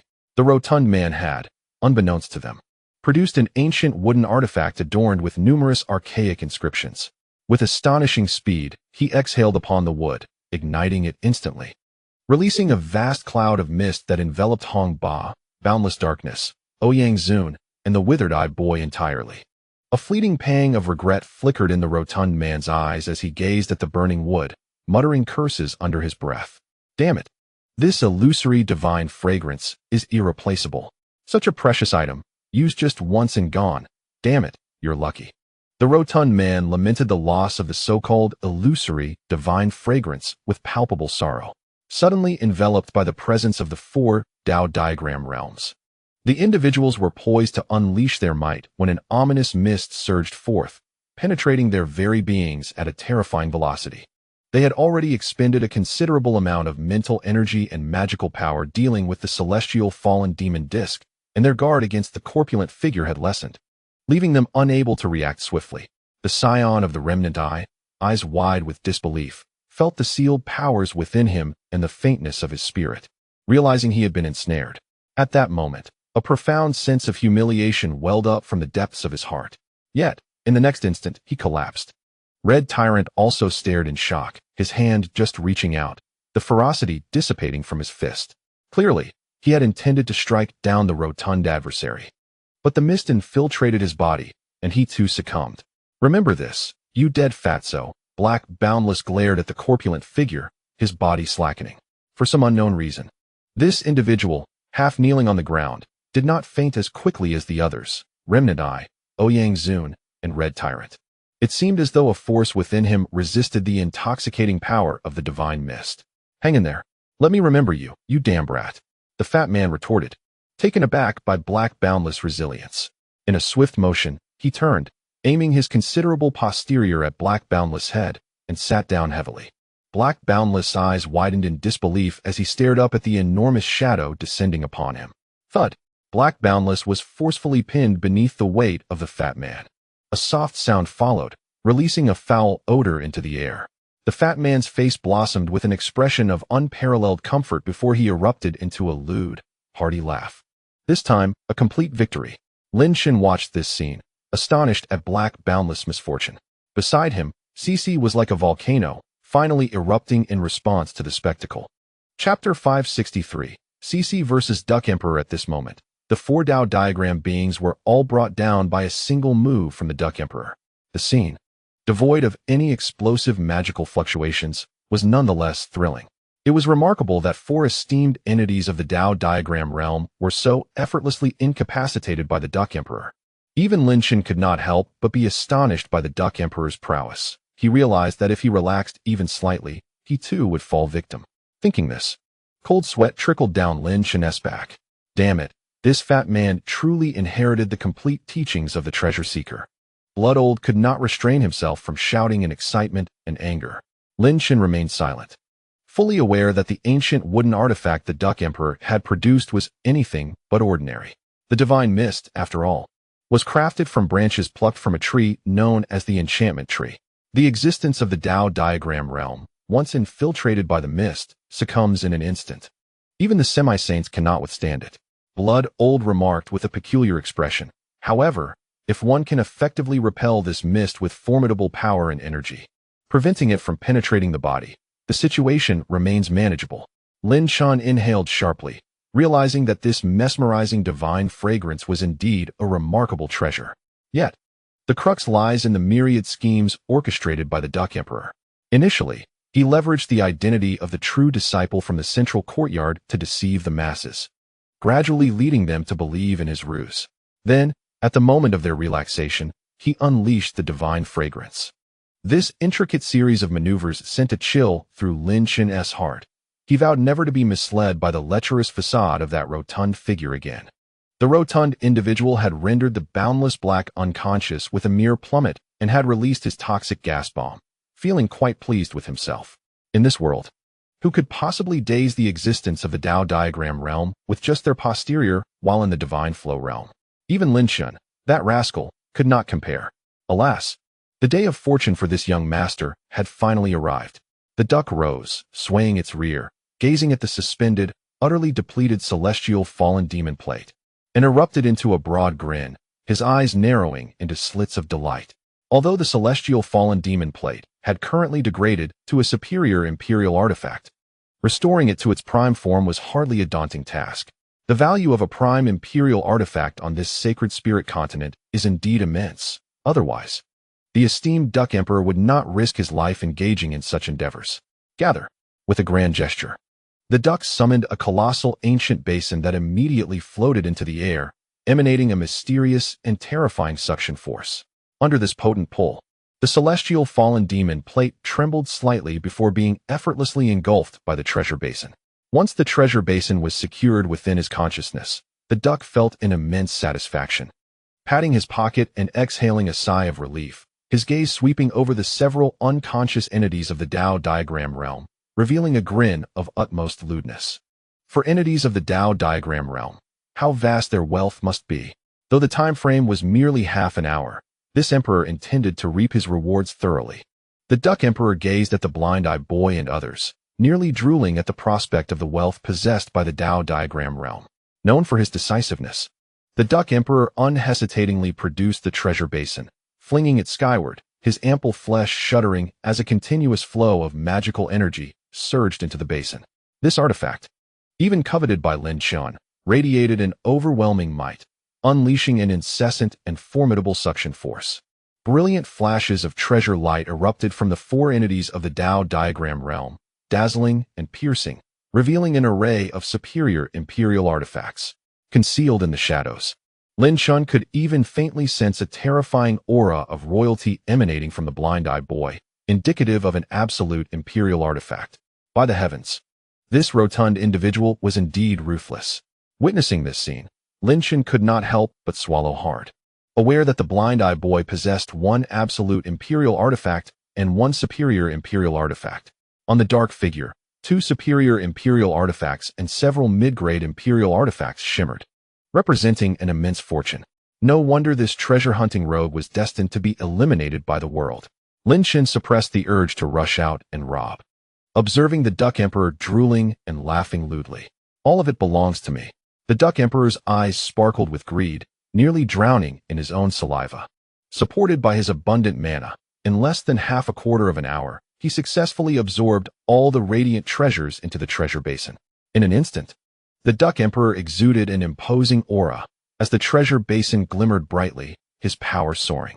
At that moment, the Duck Emperor was unexpectedly enhancing his cultivation, becoming significantly stronger than before, seemingly reaching the pinnacle of the divine flow realm. Lin Chen was astonished. How could the Duck Emperor's cultivation rise so suddenly? Kid. The treasure-hunting rogue's path to advancement lies in seizing. By claiming others' treasures, he gains profound insights into the essence of seizing, and the more powerful the treasures he claims, the more his cultivation skyrockets, Blood Elder remarked, sighing. What a peculiar method, Lin Chen thought to himself, unable to contain his thoughts. Advancing by seizing others' treasures, indeed a bizarre profession. The Duck Emperor reigned in his overwhelming aura, his face displaying a contented, almost ethereal expression. Then, he opened his eyes, smiling as he retrieved the treasure basin, patting his backside, preparing to saunter away in a flamboyant manner. However, at that critical moment, a terrifying killing intent surged forth. A dreadful brilliance aimed directly at the Duck Emperor. What in the world is happening? The sudden overwhelming pressure caught the Duck Emperor off guard, but he reacted swiftly, producing a mid-grade imperial artifact shield and channeling his mana to block it. Boom. The shield shattered under the force, exploding into fragments, yet the onslaught was successfully repelled. The Duck Emperor gazed at the ruined shield, anguish etched on his face, then turned to the source of the attack with fury, shouting, "Do you have any idea of the value of a mid-grade imperial artifact? How dare you destroy it? You wretched creature!" His voice grew shrill, pupils constricting as he stepped back in fear, as if confronted by a terrifying monster. At that moment, CC's expression darkened, his handsome face marred as if drenched in ink. He extended his arms, and a pitch-black dome suddenly enveloped the area within a mile of the Duck Emperor. Wretched creature, what are you doing? Feeling the dome's mysterious and threatening presence, the Duck Emperor's flesh quivered, unable to restrain his high-pitched exclamation. The corpulent figure dared to draw a turtle upon my visage and audaciously deliver a kick. If I do not strip away your excess flesh today, I shall not be known as the esteemed she. She's thoughts drifted to the lascivious gaze of the Duck Emperor from earlier and the myriad of actions that followed. At this very moment, an overwhelming surge of rage erupted within him, a terrifying aura soaring skywards. The Duck Emperor, witnessing She's furious transformation, could not suppress the twitch at the corner of his mouth. Equally unwilling to yield, retorted with disdain, "You wretched abomination, you have squandered so much of my love." When faced with challenges from others, I typically prefer to retreat and avoid conflict. However, In confronting you, I cannot abstain from battle. The Duck Emperor reflected upon his prior infatuation with she, feeling a tumultuous churn in his stomach. Curse it, this fellow is simply too handsome. I should have marred his face beyond recognition last time. I was far too soft-hearted. The influence of she had reached such an extent that the Duck Emperor found himself dismissing many lovely maidens, hurling them aside with a kick, cursing them as abominations, resulting in countless missed romantic encounters. Thus, in order to vent his frustrations, the Duck Emperor rolled up his sleeves, his imposing presence radiating power, his countenance fierce and menacing. In Chapter 564, titled The Earthly Conch, a vast expanse of pitch-black domain enveloped an area of 1 mile. This was she's innate ability. Within this shrouded realm, no sound could escape. It was this very technique that had obliterated the Night Clan and other formidable forces. Now, she's talent had grown even more formidable, imbued with numerous inexplicable effects. The Duck Emperor, with his temper momentarily resolute, perhaps spurred by the sight of she, felt a surge of hostility rise within him. Nevertheless, his squinty eyes darted about, his immense consciousness scanning the surroundings, failing to detect Lin Chen's presence. Abomination, I am willing to engage in battle, but before we commence, I must impart a word of caution. The Duck Emperor proclaimed with righteous fervor, fixing his gaze upon she. Speak your mind, if you dare. She's expression darkened, akin to being drenched in ink. Should you utter the word abomination again, I will assuredly peel away every ounce of your excess flesh. She's cultivation level remained elusive to Lin Chen, yet instinctively, Lin Chen sensed that this creature's power was at least on par with the pinnacle of divine stream. Thus, facing such a mysterious beast as she, the Duck Emperor felt an immense pressure. Has that Lin Chen arrived? He demanded, his demeanor exuding authority. If he is present, you both would best confront me together, otherwise, you shall have no chance of survival. The Duck Emperor's bravado was palpable, as if he wielded dominion over countless lives. Even Lin Chen, upon hearing this declaration, felt an overwhelming sense of disbelief. When had the Duck Emperor grown so audacious? Yet, upon reflection, Lin Chen could not help but chuckle. This proclamation was merely a test to ascertain whether he was nearby, for she's sudden emergence had indeed startled the Duck Emperor profoundly. Confronting you, I alone am sufficient. Cece, having reached the limits of her patience, erupted in fury, her form launching forward like a cannonball towards the figure of the corpulent Duck Emperor. With a powerful punch infused with tremendous force, she aimed to strike down the rotund figure before her, the might of her mid-grade royal artifact undeniable. To her astonishment, the Duck Emperor, startled by Cece's ferocity, had not anticipated this grotesque being would dare to attack. Nevertheless, he was no weakling and refused to retreat. Today, he would stand his ground. Central Divine Fist, a potent aura radiated from the Duck Emperor as he unleashed a punch, summoning a multitude of fist energies that converged upon Cece. The unparalleled techniques of the Central Court manifested formidable power in his hands. With a mighty roar, Cece opened her mouth wide, producing a sound reminiscent of an ancient beast's feral growl. An ominous pressure emanated from her being, causing even the fierce beasts of the Red Demon Ridge to cower in submission, sensing an overwhelming force. In response to her thunderous cry, a colossal black dragon emerged from the pitch-black realm, charging towards the central fist energies. Explosions erupted in rapid succession as Cece's form surged through the tumultuous waves, diving downwards with ferocity, her finger aimed squarely at the Duck Emperor's hefty head. The audacity of her strike was undeniable. The Duck Emperor, feeling the impending attack, trembled slightly, his countenance reflecting deep displeasure. In that moment, he retrieved a fist-sized stone, dark and radiating an eerie power. Stone of Power, annihilate, he commanded, channeling his magical energy into the stone, sending it hurtling towards Cece. In the shadows, Lin Chen raised an eyebrow, his gaze drawn to the ominous stone, sensing a terrifying wave of force emanating from it.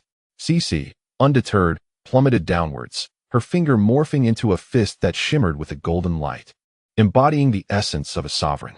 With a resounding impact, Cece's fist collided with the dark stone, unleashing a clash of titanic energies. Her expression shifted slightly as she found herself pushed back by the sheer might of the force. The Stone of Power vibrated intensely, emitting a formidable energy that surged relentlessly towards Cece. In that moment, Cece unleashed another mighty roar, a colossal sound wave enveloping her, amplifying her strength exponentially. Empowered by the might of sound waves, Cece finally shed her fear of the formidable energy emitted by the Stone of Power. After several rounds of confrontation, she was propelled backward. "You fat fool, I never anticipated you possessed such abilities," Cece remarked coldly, hovering in the pitch-black domain. The Duck Emperor, wincing at the sight of the dimmed Stone of Power, could not help but raise an eyebrow in smug satisfaction upon hearing Cece's words. "Do you not recognize who I am? I am a dignified emperor. If you plead for mercy now, I assure you by my imperial honor that I shall grant you safe passage." His gaze subtly swept over the 4 Tao diagram beings still lying on the ground. "Damn it! If this dead monster continues to entangle me, and those 4 Tao diagram beings awaken, it would be disastrous. I managed to deceive once, but I cannot count on a second. Is that so?" A silent smile crept across Cece's lips. Suddenly, an overwhelming ancient pressure enveloped her.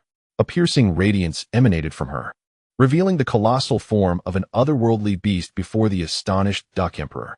This magnificent creature boasted a glimmering white horn upon its forehead and feathers as sharp as blades. Exuding an imposing aura, the Duck Emperor could only stare, his eyes wide with disbelief. Good heavens, it is an ancient ferocious beast. He never anticipated that, Cece.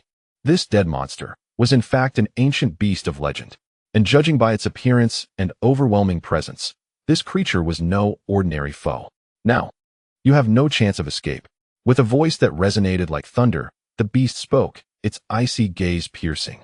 Suddenly, a fierce roar echoed around them. The colossal beast extended its mighty claw, grasping at the void, and a tremendous conch of formidable magic materialized in its grip. The very earth trembled at the emergence of this gigantic conch. "The earth conch disperses all malevolence from the world," the beast proclaimed, unleashing an intense wave of murderous intent. Chapter 565. Where to go? The fat fool could hardly believe that this dead monster had transformed into an ancient primordial beast. Furthermore, its aura was exceedingly powerful, brandishing an enormous conch that seemed intent on claiming his life. "Good heavens! I never imagined you were from the ancestral demon Forbidden Grounds." The Duck Emperor felt a churn in his stomach, his plump face turning a shade of bitter melon. "I detest beings who are neither human nor demon." This revelation wounded the Duck Emperor deeply. He had not anticipated that this being, who appeared to straddle the line between human and demon, was indeed a true beast at heart. Truly, a hybrid of the two. Seeking death, Cece declared, her massive paw wielding the conch exuding an aura of righteous indignation. The aura of righteousness surged forth, reminiscent of the moment when Lin Chen was bestowed with the blessing of the 100 Suns, radiating an ethereal sanctity, destined to judge the very essence of evil. With a thunderous roar, Cece unleashed a fervent bellow at the conch, and in an instant, a torrent of musical notes erupted from within its depths. The portly figure, known as the Dead Fatty, widened his eyes in astonishment, his lips twitching uncontrollably.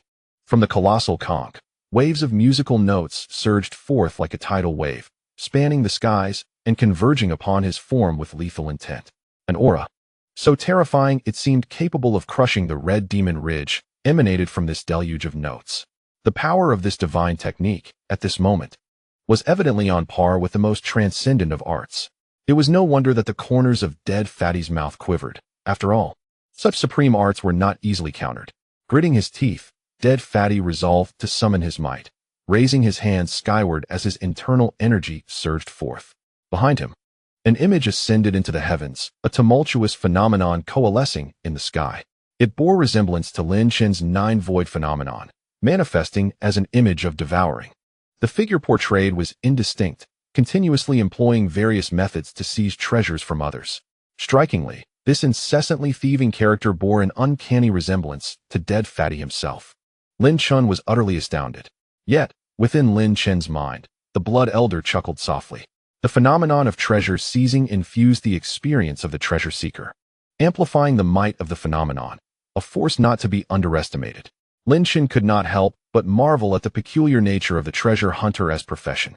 The overwhelming torrent of conch notes bore down upon Dead Fatty, yet he, at that moment, unleashed his own treasure-seizing phenomenon, transforming it into an impregnable fortress.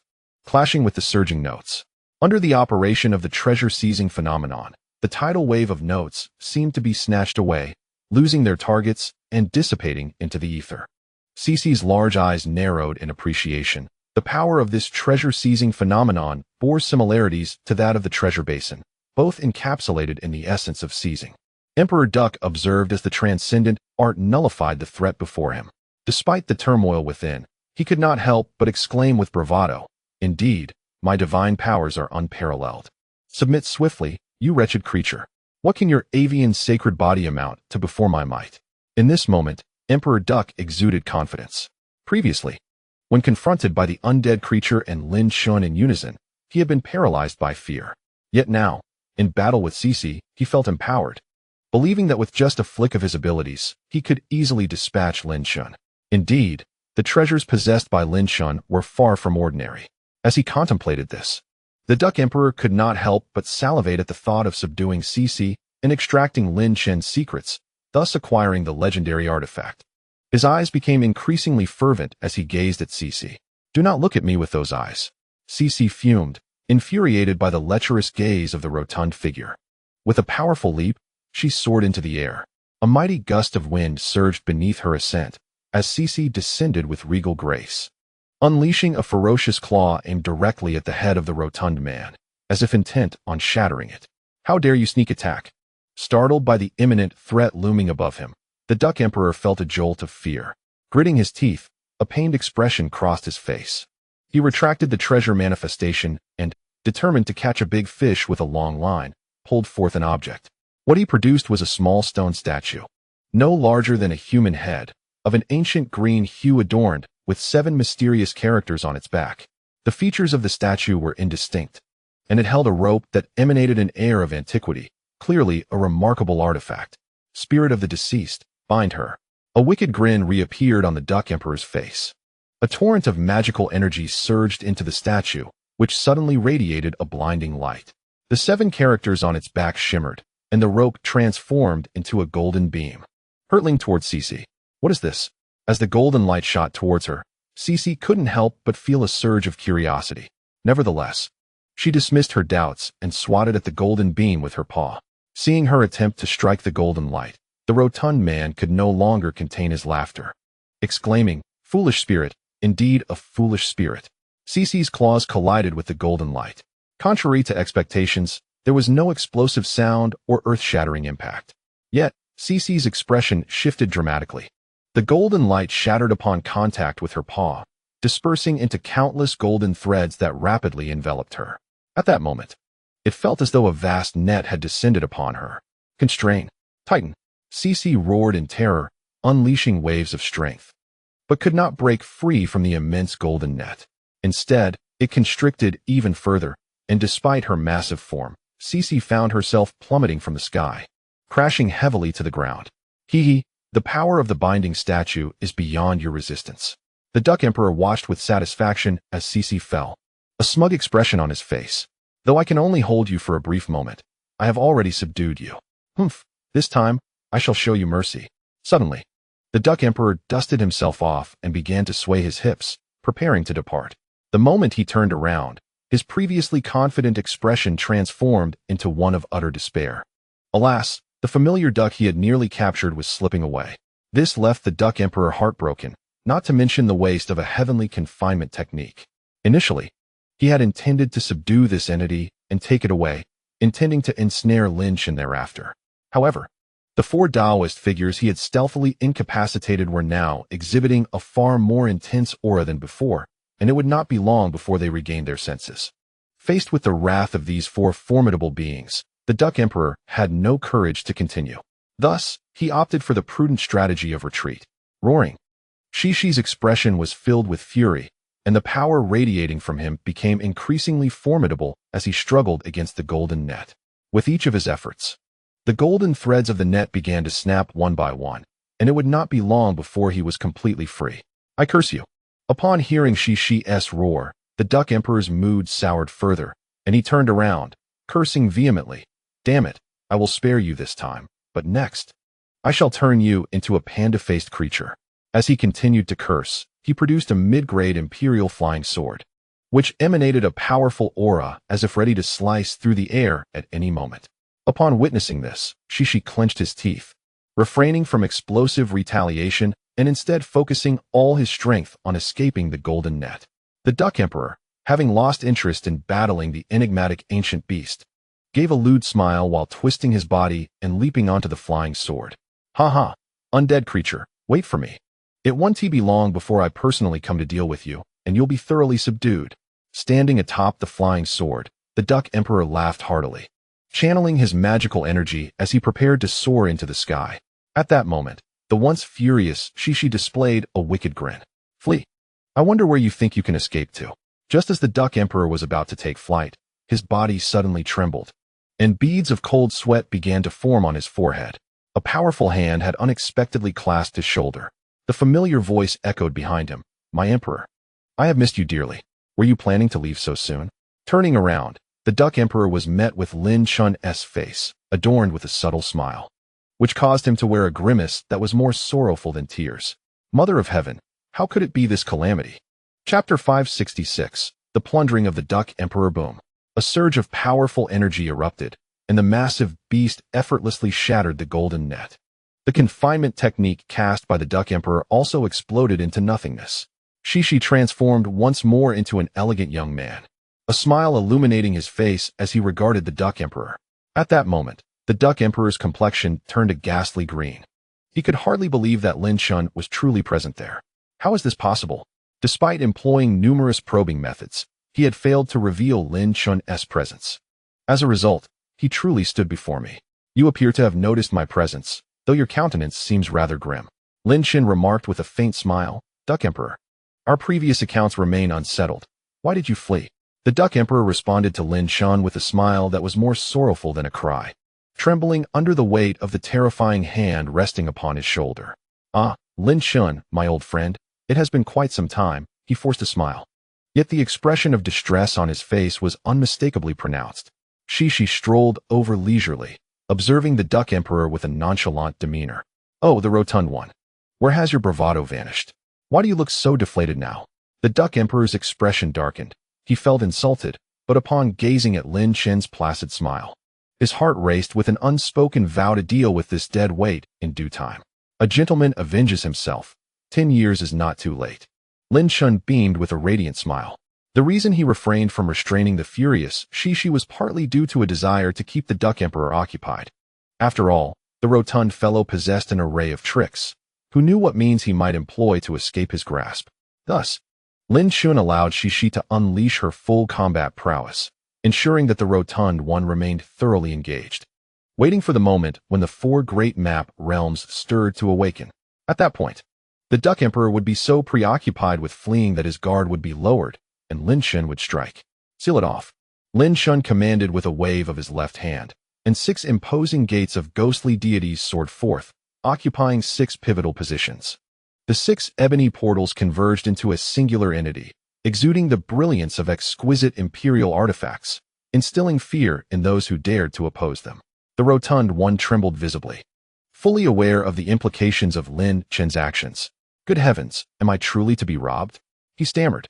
"Lin Chen, please, show mercy to your humble servant. I have an elderly mother to care for, a 3-year-old child, and a mountain of debts outside." At this moment, the Duck Emperor began to ramble, recounting his tale of blood and tears. Lin Chen, feeling exasperated, swiftly silenced the rotund one with a sharp slap, compelling his mouth to close. "If you continue to prattle, I shall end you." Lin Chen glared at the Duck Emperor, his tone menacing. "Return all that you have taken, or else." Lin Chen left the threat hanging in the air. Shishi, ever cooperative, emitted a sinister chuckle, startling the rotund one. You are robbing me?" The Duck Emperor protested, his face a mask of disbelief.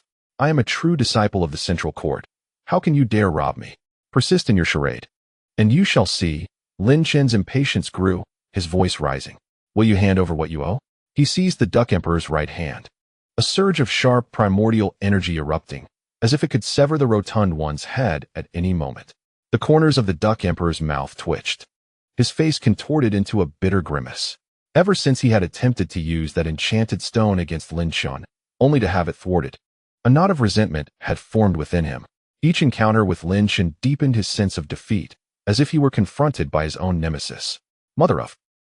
The Duck Emperor vehemently addressed Cece. I shall settle the score with you later. Suddenly, a shift in his aura became palpable. Lin Chen furrowed his brows as he observed a luminous aura flickering above the Duck Emperor's head. An ethereal talisman, seemingly conjured from the void, ignited rapidly atop his crown. Void escape talisman. The Duck Emperor bellowed. I shall make my escape first. In an instant, Lin Chen felt the emptiness where his hand had grasped. This rotund figure had audaciously vanished before his very eyes. Even the formidable barrier forged by the 6 mystic life and death gate could not contain the Duck Emperor's current void escape technique. Cece's expression shifted, astonished that this portly creature, facing imminent peril, possessed such a life-saving card. Damn it, is this delectable duck about to fly away? The Duck Emperor's form melded into the void. The power of the void escape talisman was akin to a miniature teleportation talisman, enabling traversal across a short distance of the void. Humph, Lin Chen, you audacious wretch, how dare you covet what belongs to me? I must find an opportunity to strip you of all your possessions. The Duck Emperor seethed internally. Were it not for his fear of the 4 Taoist diagram realms, he would have subdued that wretched creature long ago and would not find himself in confrontation with Lin Chen now. What vexed the Duck Emperor most was the fact that this time, it was evident Lin Chen had outmaneuvered him. Damn it, where shall I place my esteemed title as the treasure seeker? He thought. Leaving is not so simple.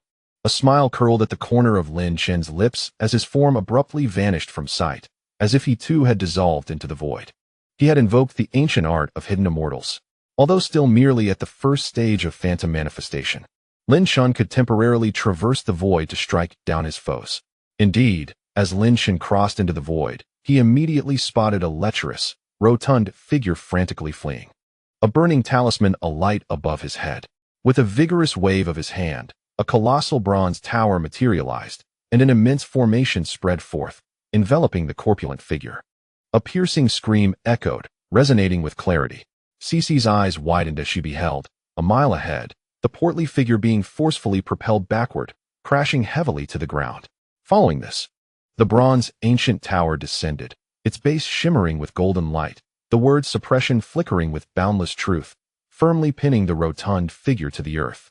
Lin Chen stepped forth, gazing down with a grin at the Duck Emperor, now subdued beneath the bronze tower. I did not anticipate you possessed such a technique for short-distance void escape. I must admit I underestimated you. The smile on Lin Chen's face was evident as he regarded the Duck Emperor, firmly immobilized beneath the ancient tower. The void escape talisman employed by the Duck Emperor bore striking similarities to the ancient art of hidden immortals, both allowing brief concealment within a small span of the void. The Duck Emperor's countenance twisted into a grimace more sorrowful than tears, his eyes brimming with resentment as they locked onto Lin Chen. Mother, what does it mean to underestimate you? Even in the void, one can still glide momentarily. The great Duck Emperor initially intended to play his trump card against Lin Chen. Yet upon contemplating Lin Chen's formidable reputation in the outside world, he deemed it wiser to comply and submit to the inevitable plundering. You've caught me. Whatever you decide is what shall happen, the despondent fatty lamented. She raised an eyebrow in surprise, inquiring when this rotund fellow had become so easily intimidated. Lin Chen merely smiled in silence. The fact that this hapless fatty had been captured and showed no inclination to flee suggested that he must possess some hidden advantage. Ha! The great Duck Emperor grinned at Lin Chen, proclaiming, the treasures I have seized are now irrevocably entwined with my essence. Therefore, esteemed Lin Chen, why not spare me? In the future, I shall assist you in your endeavors of thievery. The great Duck Emperor's greatest asset was his treasure-hunting basin. Once he claimed another's artifact, it would be consumed by the basin, augmenting his own power. This was why he remained unafraid of Lin Chen's potential raid. Although he possessed many valuable items, the true treasures resided within the basin. Moreover, the basin was the great Duck Emperor's life-bound artifact, unless he willingly relinquished it. Lin Chen had no means to seize it. Do not presume I am unaware of your treasure-seizing tactics, Lin Chen said calmly, gazing at the great Duck Emperor. You think I cannot take back what you have stolen? A smile graced Lin Chen's face. The great Duck Emperor felt an inexplicable chill run down his spine, a sudden sense of foreboding swelling within him. Then, he beheld a colossal black hole materializing above him. Thousands of tendrils of black light piercing into his body as if they were probing appendages. The paralyzing devouring demonic technique. His eyes widened in horror. And as tears streamed down his face, He could not contain his anguished cries. Damn it, the great Duck Emperor has fallen. Chapter 567. The Black Heavenly Calamity in the Ancient Era. During the reign of the Blood Heavenly Demon Sovereign, a cataclysmic event unfolded. The treasure-seizing Taoist attempted to plunder the Blood Heavenly Demon Sovereign, but was left utterly bereft, stripped down to his very undergarments. The treasure-seizing Taoist, celebrated for his illustrious career, had always returned victorious, except when faced with the Blood Heavenly Demon Sovereign. When the great Duck Emperor inherited the legacy of the treasure-seizing Taoist, he was astounded by the admonition, "Better to offend an emperor than to provoke the sacred vein." These 8 words had always been met with his scorn. Could the sacred vein truly be that formidable? However, upon learning of Lin Chen's myriad accomplishments, the great Duck Emperor's legs turned to jelly. Goodness, this man is utterly monstrous. Yet, he was equally consumed by greed. Divine artifacts, superior royal artifacts, and unparalleled royal artifacts. Lin Chen was a veritable treasury incarnate. How could the great Duck Emperor not covet such wealth? Now, regret gnawed at him, wishing he could escape at once. However, he could no longer escape. Nor did he possess the courage to continue opposing Lin Chen. For regardless of how the situation unfolded, he would ultimately be at a disadvantage. The terrifying dual aspects of the sacred vessel body included the devouring magic technique. One could see the manifestation of devouring behind Lin Chen, from which surged thousands of strands of black light, piercing into the corpulent figure's body. As the Xuan Shang Monarch Tower activated the first layer of the suppression formation, it simultaneously triggered the second layer of the devouring formation, inflicting excruciating pain upon the corpulent man. The devouring magic technique was capable of consuming all things. No matter how deeply one concealed treasures, I shall extract them all. Lin Chen bore a serene smile upon his face. Blood Elder was acutely aware of the profession of the treasure snatcher and knew precisely what trump card the corpulent man relied upon. Lin Chen did not possess absolute confidence. He dared not strike at the corpulent man lightly. Under the influence of Lin Chen's devouring magic technique, streams of radiant treasures flickered and emanated from the corpulent man's body. Dazzling to behold. CC widened his eyes in astonishment, his mouth agape in disbelief. Just how many treasures were there? Not only CC, but even Lin Chen was utterly astonished at the sheer volume of treasure that erupted forth. Lin Chen's gaze towards Emperor Duck transformed into something peculiar. Emperor Duck, overwhelmed with shame, bellowed hoarsely, "What are you staring at? In the end, all these things will belong to you." At that moment, Emperor Duck felt a pang of anguish in his heart, nearly wishing to skin Lin Chen alive. After enduring great hardships to seize so many treasures, only to have them pilfered by another, how could he not feel the sting of loss? This was retribution.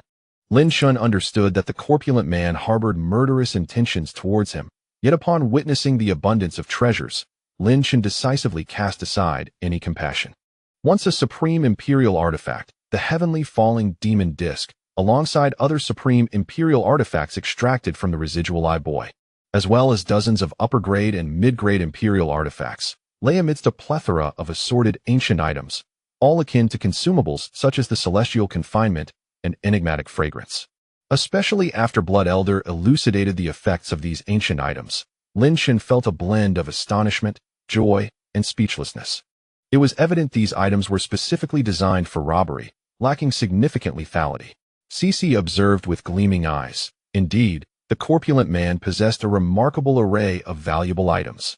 At this moment, Emperor Duck's face turned ashen, appearing utterly heartbroken. As a treasure snatcher, he was now being robbed by another, an unimaginable humiliation. Moreover, he found himself utterly powerless beneath the other's control. Corpulent man, we had no grievances or enmities, yet during our last encounter in the void, you sought to seize my possessions. Now, retribution has come upon you.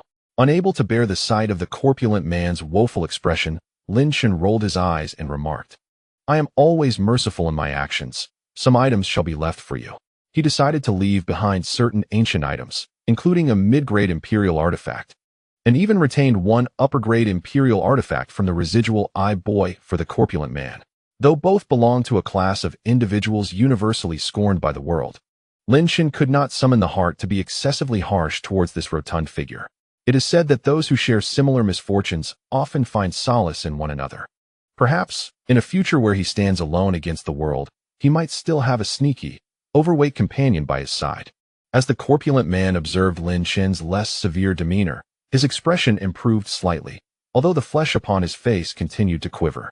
After all, much of his valuable belongings had been stripped away by Lin Chen, including the long robe draped over his shoulders, which Lin Chen had unceremoniously removed. Gazing at the corpulent man's bare, remarkably white torso, Lin Chen could not help but smile. This fellow's head resembled the Yellow River. Yet his body was pristine in its whiteness. Cece, witnessing such a stark contrast, burst into an unrestrained laugh, her voice laced with disdain. Do not mock me, for I, the great emperor, shall inevitably reclaim what is rightfully mine. The corpulent man shot a fierce glare at Cece, his mind racing with plans to retrieve his possessions from Lin Chen. How dare they take what belongs to the illustrious Duck Emperor? Before long, Lin Chen had thoroughly plundered the rotund man. All the treasures had found their way into the Illusory Spirit Mirror, igniting a burgeoning sense of wealth within Lin Chen's heart. Among the most astonishing discoveries, both Lin Chen and Cece were taken aback, while the Duck Emperor felt an overwhelming sense of shame. Was the revelation that this man's undergarments were crafted from ancient mystic iron, resembling an impenetrable shield, astonishingly capable of withstanding even Cece's formidable finger technique. While the ancient mystic iron proved to be a remarkable find, Lin Chen had no intention of stripping away the man's undergarments. Begone, Lin Chen commanded. Retracting the Xuan Shang King Tower, his consciousness attuned to the situation of the four Tao diagram realms. He noticed their magical energy surging within them, indicating they were on the verge of revival. The Duck Emperor was evidently aware of the precarious state of the four Tao diagram realms. If they awakened while he remained, misfortune would surely befall him. Lin Chen, you will pay for this. Sooner or later, I shall reclaim all that is owed to me, the Duck Emperor vowed.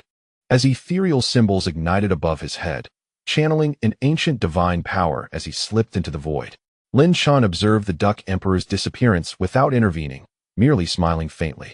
Cece, unable to contain her frustration, approached Lin Chen with a frown. How could you let him go? He is nothing but a thief. Lin Chen shook his head, replying, perhaps he is akin to me in some way. Nevertheless, this time we have acquired a considerable amount of valuable treasures from him. Reflecting on the spoils he had extracted from the rotund man, Lin Chen felt a surge of excitement. Cece expressed her profound confusion, still harboring unresolved grievances against the corpulent figure. At that moment, a piercing scream echoed from the depths of the Scarlet Demon Ridge. A figure dashed towards Lin Chen with great speed, stumbling and emitting wails of distress. It was none other than the Duck Emperor, whom Lin Chen had previously released. Lin Chen and Cece gazed in astonishment at the scene before them. Hadn't the Duck Emperor fled? Why had he returned? Help! Help! Save me! The Duck Emperor exclaimed, his expression one of despair, as he shouted hoarsely towards Lin Chen. Lin Chen's eyes began to narrow slightly. Behind the Duck Emperor, ominous black clouds rolled in, swirling with a terrifying, demonic aura. This aura was one Lin Chen recognized well, reminiscent of the heavenly fiend Yamasutra. Atop the encroaching dark mist stood a figure, a pale-faced, yet chillingly fierce young man. An overwhelming and malevolent pressure radiated from him, instilling fear in all who beheld it. You, the heir of the treasure-seizing Taoist, ranked third in the kill list, I advise you to submit to me, Haitian Shah, promptly. Otherwise, no one shall be able to protect you today, the young man declared, his voice brimming with arrogance. The Duck Emperor, seemingly oblivious to the threat, continued to wail and dashed towards Lin Chen. Lin Chen raised an eyebrow, lifting his gaze to meet the eyes of the young man who claimed to be Haitian Shah. In that instant, Lin Chen's consciousness trembled violently, and the fragmented stone tablet of the heavenly fiend Yamasutra emitted a resonant hum. At that moment, the four beings of the Tao diagram realm finally opened their eyes, cold and filled with an overwhelming murderous intent. In Lin Chen's consciousness, that ancient, incomplete stone tablet of the demonic scripture began to vibrate, as if drawn by an unseen force. An intense sensation emanated from the fragment, transmitting its will to Lin Chen. Lin Chen fixated on Haitian Shah in the sky, recognizing the familiar fluctuations of demonic energy and the resonance from the stone tablet. Could it be that this fellow named Haitian Shah was cultivating the latter half of the heavenly fiend Yamasutra? Not only was Lin Chen intensely focused on Haitian Shah, but upon locking eyes with Lin Chen, Haitian Shah's pupils also narrowed slightly. A wicked smile curved upon his face as he regarded Lin Chen below. At that moment, four imposing auras surged skyward, a chilling murderous intent unfurling like a vast net. Damn it! I can't believe I was outsmarted. The one-eyed boy roared in terror, his remaining eye flashing with intense divine light, as if on the verge of exploding with fury. Feeling the loss of his treasures, his heart brimmed with rage. An unparalleled royal artifact and a superior royal artifact had been taken by a mere being of the divine flow realm. In the midst of his wrath, the one-eyed boy unleashed his vast divine sense, only to be momentarily startled as he turned to see the green-faced fat man, revealing a sinister grin. Not only the one-eyed boy, but at this moment, He Wubian also let out a terrifying roar, his expression grotesquely twisted. As he recalled being knocked unconscious by that rotund figure, a wave of intense humiliation surged within him. Moreover, the exquisite imperial artifact he possessed had been stripped away by that same corpulent individual. Soon after, his gaze fell upon the alluring man hovering in the sky. Momentarily taken aback before he shouted out a greeting to the president, both Hong Ba and Ouyang Zun erupted with a terrifying murderous intent. They had never anticipated that despite their lengthy existence and superior cultivation, they would be so easily deceived. What infuriated them the most was that the precious imperial artifacts within their bodies had also been wrested from them. However, in an unexpected turn, upon hearing the president's name called out by He Wubian, they glanced at the charming young man, and their expressions subtly shifted. In the next instant, a familiar voice resonated in their ears. Fear not, the treasures snatched by that rotund individual have been intercepted by me. The faces of Hong Ba and Ouyang Zun changed dramatically as they turned to see Lin Chen, his visage adorned with a smile and emanating an enigmatic dark aura. Their countenances brightened with joy. Even the usually stern Hong Ba couldn't suppress a hearty laugh at that moment. Ha, we have met the leader. The excitement on their faces was palpable as they hurriedly clasped their hands in respect towards Lin Chen. He nodded, chuckling, no need for such formalities. I appreciate your assistance during this time. Hong Ba and Ouyang Zun, eschewing pretense, swiftly set aside their ceremonial gestures. As they noticed the hefty figure behind Lin Chen, their expressions shifted slightly, and they quickly engaged in a mental exchange with him. Lin Chen briefly communicated with Hong Ba and Ouyang Zun, informing them that he had collected all the items taken by the rotund figure. This revelation elicited a sense of relief in both, realizing that without Lin Chen's timely intervention, their embarrassment would have been monumental. Meanwhile, in the sky, the dark celestial figure, He Tiansha, observed this scene with raised eyebrows, his eyes glimmering with a sinister light. So this leader is indeed the head of the Chun Alliance, he mused. He Wubian stood behind He Tiansha, his gaze fixed on the corpulent figure with an intensity that seemed to wish for his demise. However, upon hearing Hong Ba and the others refer to Lin Chen as the leader, he felt a flicker of surprise. As he probed Lin Chen's presence with his consciousness, a hint of disdain flickered in his eyes. The leader of the Chun Alliance, as Old Seven had stated, was merely at the peak of the astral energy realm. You dare to deceive me, Rotund One? You are courting death. After exchanging pleasantries with He Tiansha, the scarred boy could no longer contain himself. Unleashing an overwhelming energy that bore down on the corpulent figure, his incomplete eyes darkening ominously. A tremendous aura surged forth. The corners of the Duck Emperor's mouth twitched violently, his flesh quivering uncontrollably. Subsequently, he cast a pleading glance at Lin Chen, striving to widen his eyes in a pitiful manner. Boss, you must stand up for me, or else your identity will be exposed. In this precarious situation, the Duck Emperor audaciously threatened Lin Chen with his own identity. The revelation of the sacred vessel's existence would undoubtedly incite a tumultuous uproar within the chaotic ancient domain. Do not threaten me. I am impervious to such tactics. Lin Chen cast a fierce glare at the Duck Emperor, muttering under his breath, Dare you threaten me? Believe me, I could easily take your life. The Duck Emperor, taken aback, fell silent. However, Lin Chen was not devoid of compassion. He even felt a twinge of sympathy for the corpulent figure. Thus, he boldly stepped forward. Unfazed by the semi-saintly pressure emanating from the scarred-eyed boy, and with a courteous smile, he declared, Scarred-eyed boy, I have long admired your reputation. I am Lin Chen, the leader of the Chun Alliance. You are the leader of the Chun Alliance? The scarred-eyed boy raised an eyebrow, then dismissively waved his hand, Step aside. I am here to settle matters with this fat fool. Subsequently, his voice turned chillingly cold. Fat fool, if you do not surrender the item, you shall meet a gruesome end. Beside Lin Chen, Ouyang Zun's face darkened with fury. Witnessing the scarred-eyed boy's insolence towards his elder brother ignited a murderous intent within him. He stepped forward, seemingly ready to unleash a devastating technique. Lin Chen raised a hand to halt the raging Ouyang Zun. Maintaining a calm smile as he addressed the scarred-eyed boy, I represent the Black Dragon Heavenly Society, and this fat fool holds significant value for our Chen alliance.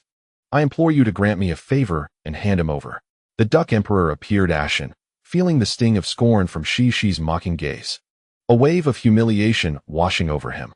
Damn it, a tiger falls in the plains and is bullied by dogs. Hand him over? Who do you think you are? Black Wuyan interjected, unable to contain himself. Don't assume that just because you are the leader of the Chun alliance, you reign supreme. This fat fool dared to act against us. He deserves the worst fate imaginable. You claim to protect him? Do you think we, the Black Dragon Heavenly Society, are to be trifled with? Upon Old Seven's return to the Black Dragon Heavenly Society, he had relayed all that transpired. This leader of the Chun alliance, despite his somewhat formidable physique, was merely a peak existence at the astral energy realm, vastly inferior to their president. In Black Wuyuan's eyes, he was nothing more than an insignificant insect. For such an insect, Black Wuyuan had never felt inclined to show any kindness. The scarred-eyed boy also smirked derisively, stating, "What is the Chun alliance leader worth? You have one chance. Surrender this fat fool, or prepare for dire consequences." His voice turned icy, the implication unmistakable. Ouyang Zun's eyes burned with rage. Had Lin Chen not restrained him, he would have undoubtedly charged forth to dismember this wretch. In contrast, Hong Ba maintained a level of composure, his expression unchanged, as he had unwavering faith in Lin Chen. Lin Chen remained unfazed, observing the fat fool's ashen expression with amusement. He had not anticipated that this corpulent figure could also experience such setbacks. However, Lin Chen lifted his head, his gaze sweeping past the remnant-eyed boy and the boundless black, directly locking onto Haitian Sha with a faint smile. As the president of the Black Dragon Society, what is your stance? This action of Lin Chen's was akin to treating both the boundless black and the remnant-eyed boy as if they were mere air, non-existent. It was a blatant slap in the face.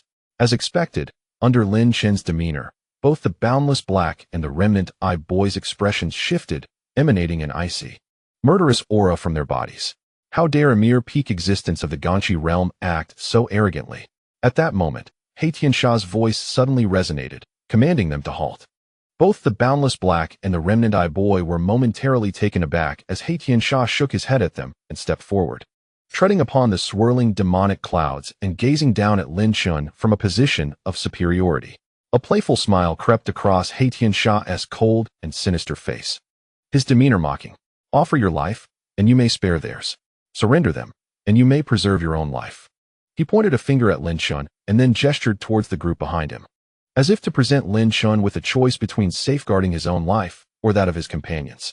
At this moment, an imperial aura, reminiscent of one who governs all life, emanated from Haitian Sha, exuding unmatched arrogance. Offer your life, and you may spare theirs. Surrender them, and you may preserve your own life. Haitian Sha's words served to force Lin Chen into a dilemma between his own life and the lives of Hong Ba, Ouyang Zun, and the others. The imposing aura exhibited by Haitian Sha suggested that he held the fates of Lin Chen and his companions firmly in his grasp, capable of deciding their life or death at will. The remnant-eyed boy and the boundless black exchanged glances, their lips curling into sarcastic smiles, their eyes filled with disdain. Indeed, such boundless arrogance from Haitian Sha was gratifying to them. The corpulent Emperor Duck trembled, too afraid to raise his head and face the remnant-eyed boy and the others, feeling as though their gazes were devouring him. Ouyang Zun's face flushed with fury. Had he not been firmly restrained by Lin Chen, he would have unleashed his supreme cultivation to strike down the audacious Haitian Sha. Hong Ba's expression was equally frigid. Lin Chen remained silent for a moment, then raised his head to meet Haitian Sha's gaze, calmly stating, "President Haitian, by saying this, you are declaring your intention to wage war against us." Lin Chen felt no fear in confronting Haitian Sha. Although the remnant-eyed boy possessed semi-saint level prowess, he had lost his exceptional imperial artifacts and various hidden methods, resulting in a significant decline in power. Conversely, Lin Chen had amassed the wealth seized from the plump Duck Emperor, equipping Ouyang Zun and Hong Ba, which would greatly enhance their combat capabilities. I say, do you? The leader failed to comprehend. The one-eyed boy, impatient, spoke, his gaze fixated on the corpulent man. First, surrender this fat man. Otherwise, you shall all perish. The one-eyed boy, recalling his exquisite imperial artifact still in the possession of the other party, felt a surge of anger within. From above, Heaven's Malice observed Lin Chen and the others, nodding disdainfully, as if to convey agreement with the one-eyed boy's proclamation. Fatty. Lin Chen delivered a swift kick to the rear of the corpulent man, bellowing, apologize at once. The president of the Black Dragon Society has always been magnanimous. The fat man cast a pitiful glance at Lin Chen, on the verge of tears. However, under the astonished and cold murderous intent of the one-eyed boy and his companions, he could only grit his teeth, step forward, and, facing Heaven's Malice and the others, forced a smile that was more grotesque than tears, saying, President Malice, Elder One-Eyed, Elder Boundless, please forgive me. It was all my fault. I shall not dare again. Not only was the one-eyed boy taken aback, but Heaven's Malice also furrowed his brow slightly. Why did Lin Chen compel this fat man to apologize? Once the fat man concluded his apology, Lin Chen nodded in satisfaction, then strode forward, clasping his hands towards Heaven's Malice, and smiled, President Malice, as the instigator has apologized, surely. With your esteemed demeanor, you may release him? Upon hearing this, even Heaven's Malice's proud demeanor faltered. Particularly, a surge of indignation washed over the faces of the one-eyed boy and boundless elder. Damn it, is an apology all it takes? Exquisite imperial artifacts, superior imperial artifacts, merely require a simple apology? Seeing this unfold, Red Tyrant could only shake his head with a wry smile, realizing that even after all this time, Lin Chen remained unchanged, still as infuriating as ever. Seeking death, the one-eyed boy bellowed, exuding an overwhelming pressure that bore down on Lin Chen, his eyes glinting with cold light. A terrifying killing intent descended. One-eyed, do you dare? Ouyang Zun, witnessing the one-eyed boy's outburst, could no longer restrain himself. He stepped forward, his own aura surging skyward, directly challenging the one-eyed boy.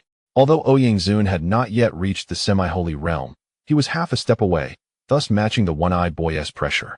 Do you, Ouyang leader, dare to stand before me, the one-eyed boy? The one-eyed boy's gaze shimmered with icy light, each word imbued with a chilling authority. Afraid of you? Not in the slightest, Ouyang Zun replied coldly, unyielding. Very well, the one-eyed boy responded with a mocking smile. Today, I shall witness just how formidable the deputy leader of your Chun alliance truly is. Instantly, the one-eyed boy's eyes sparkled with an array of cold light as a terrifying force brewed, waves of pressure rising high into the heavens. Clearly, at this moment, the one-eyed boy was prepared to make his move. Wait. At that moment, Lin Chen's voice suddenly echoed through the air. The boy with the scarred eyes furrowed his brows but eventually paused, casting a cold glance towards Lin Chen. Ouyang Zun, initially brimming with fierce determination, prepared to engage the boy in a direct confrontation, only to be interrupted by Lin Chen's voice at that critical moment. Brother, what are you doing? This time, I must eliminate this guy, Ouyang Zun declared with a fierce expression directed at Lin Chen. Patience, Lin Chen replied, offering a slight bow to the boy with the scarred eyes, before sweeping his hand forcefully. Suddenly, a terrifying aura of royalty surged skyward as a unique ancient stone ruler shot directly into Ouyang Zun's body. In that instant, Ouyang Zun's presence exploded with newfound vigor. This is an extraordinary royal artifact. Ouyang Zun was momentarily taken aback, but his expression quickly transformed into one of elation. He could hardly believe that Lin Chen had produced such a remarkable royal artifact and infused it into him. With the power of such a treasure, he felt confident in overcoming the boy with the scarred eyes. The boy's expression drastically changed upon witnessing the ancient stone ruler penetrate Ouyang Zun's form, his voice trembling as if it were a howl emanating from the depths of an endless glacier. The ancient ruler of the spirit is mine. His scarred eyes radiated a chilling light. The extraordinary royal artifact, the ancient ruler of the spirit, was indeed his. Originally, it had been seized by the corpulent figure, but now it appeared in Lin Chen's possession, compounded by Lin Chen's protection of the fat man, which strained their relationship immensely. Heikong's complexion darkened significantly as he spoke in a low voice. Alliance leader Chen, how could you possibly be allied with that fat man? This negotiation, you have orchestrated it all deliberately. He Tiansha's expression was equally frigid. He had not anticipated that the item stolen by the fat man would end up in Lin Chen's hands. This realization left him feeling deeply dissatisfied, as if he were being mocked. He entrusted these items to me. Thus, I am obliged to protect him, Lin Chen stated earnestly, meeting the gazes of Tian Sha and the boy with the scarred eyes. Therefore, if you intend to take his life, I shall be the first to oppose it, as will the Chen Alliance. In that moment, an overwhelming and domineering aura emanated from Lin Chen. The duck observed this scene with a flicker of emotion, only to feel somewhat nauseated, turning its plump head away. Chapter 570. Dare you challenge me to a duel? With the presence of the ancient ruler of the spirit infused within him, Ouyang Zun underwent a radical transformation. His aura shifted dramatically, and with each movement, the glimmer of royal light flickered around him. Lin Chen, without reservation, infused Ouyang Zun with not only the superior royal artifact that rightfully belonged to him, but also another superior royal artifact belonging to the boy with the scarred eyes. The blood moon mark on Ouyang Zun's forehead shimmered with an enchanting glow.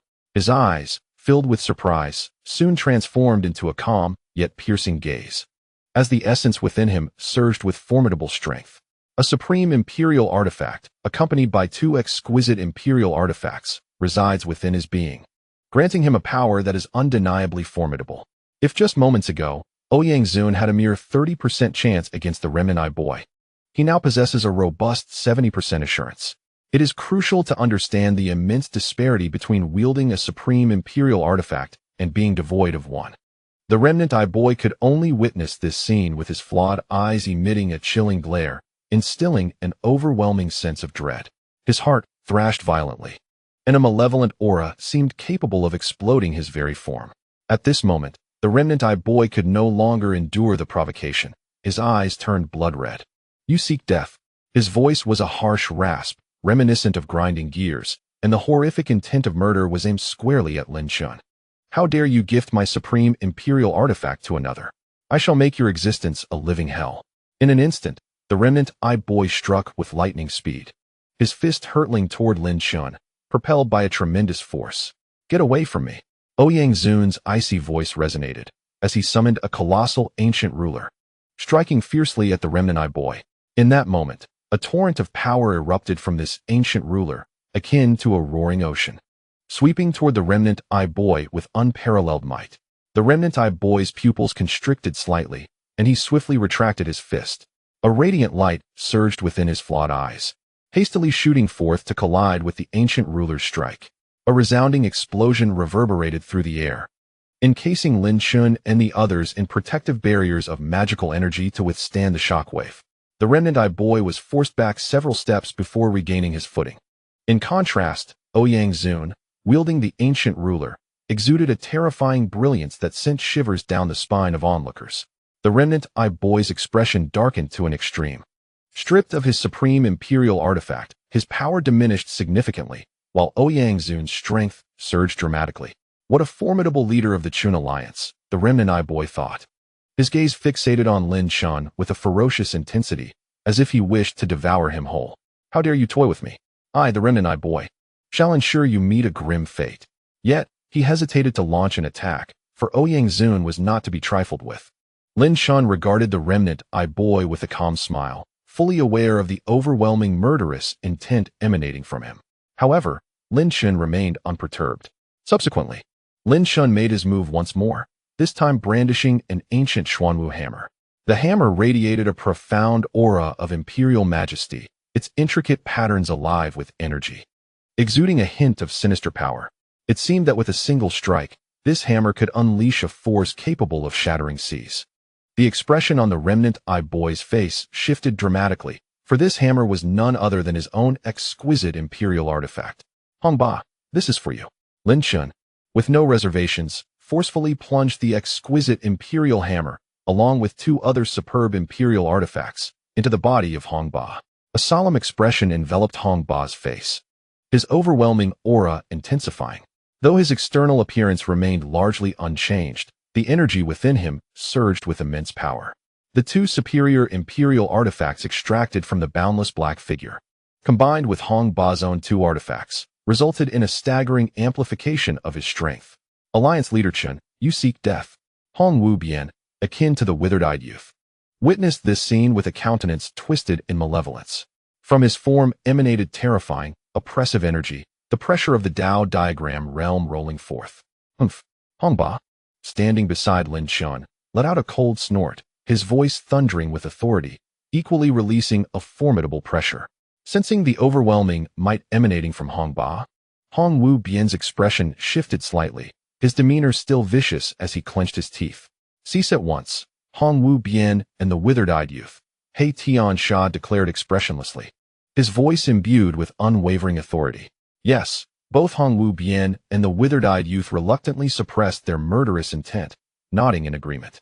After all, the strength of these two Vice Alliance leaders had significantly increased under their watchful eyes, and the outcome of a confrontation remained uncertain.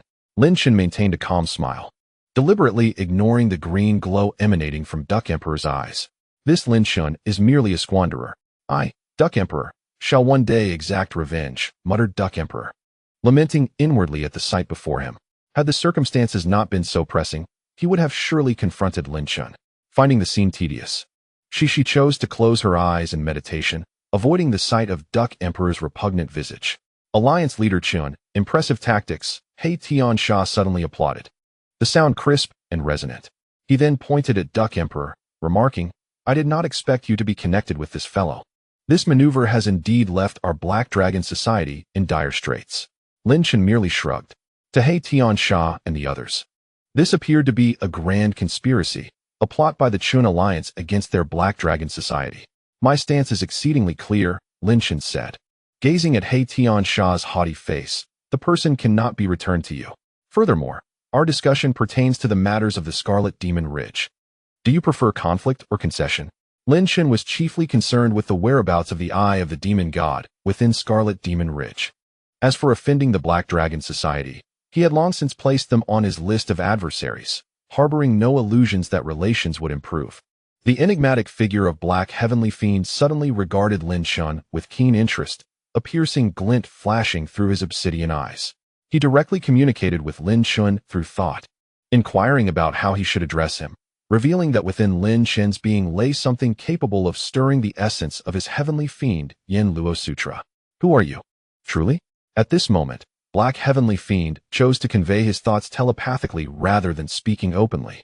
Lin Chen was momentarily taken aback, then narrowed his eyes slightly, responding, I am but an unknown youth. Surely, the esteemed Heavenly Fiend has not heard of me. I am Chenling. Your body, too, harbors something that piques my interest. At this juncture, the eyes of the Remnant Eye Boy and others were fixated on the intense exchange between Lin Chen and Black Heavenly Fiend, as both figures exuded a chilling aura of power. Suddenly, Black Heavenly Fiend threw back his head and laughed heartily, looking down with disdain as he beckoned Lin Chen with a finger. Chenling, do you dare to engage me in single combat? The victor shall reign supreme, while the vanquished shall be deemed a rogue. In that moment, Black Heavenly Fiend radiated an overwhelming battle intent, akin to shattering the heavens. Chapter 571, The Contemplation of 10,000 Demons.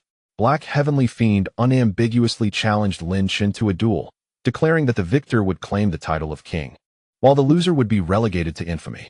This was the simplest and most effective method to resolve their conflict. Both were the supreme rulers of their respective factions, and their battle could be deemed a confrontation of beliefs between two great sections. A leader of a significant power may not necessarily be the mightiest, yet they must undoubtedly be the most illustrious figure within their sect. Otherwise, how could they command the faith of their followers? Lin Chen furrowed his brow, taken aback by Black Heavenly Fiend's boldness in seeking a duel. In terms of one-on-one combat, he indeed harbored no fear of Black Heavenly Fiend.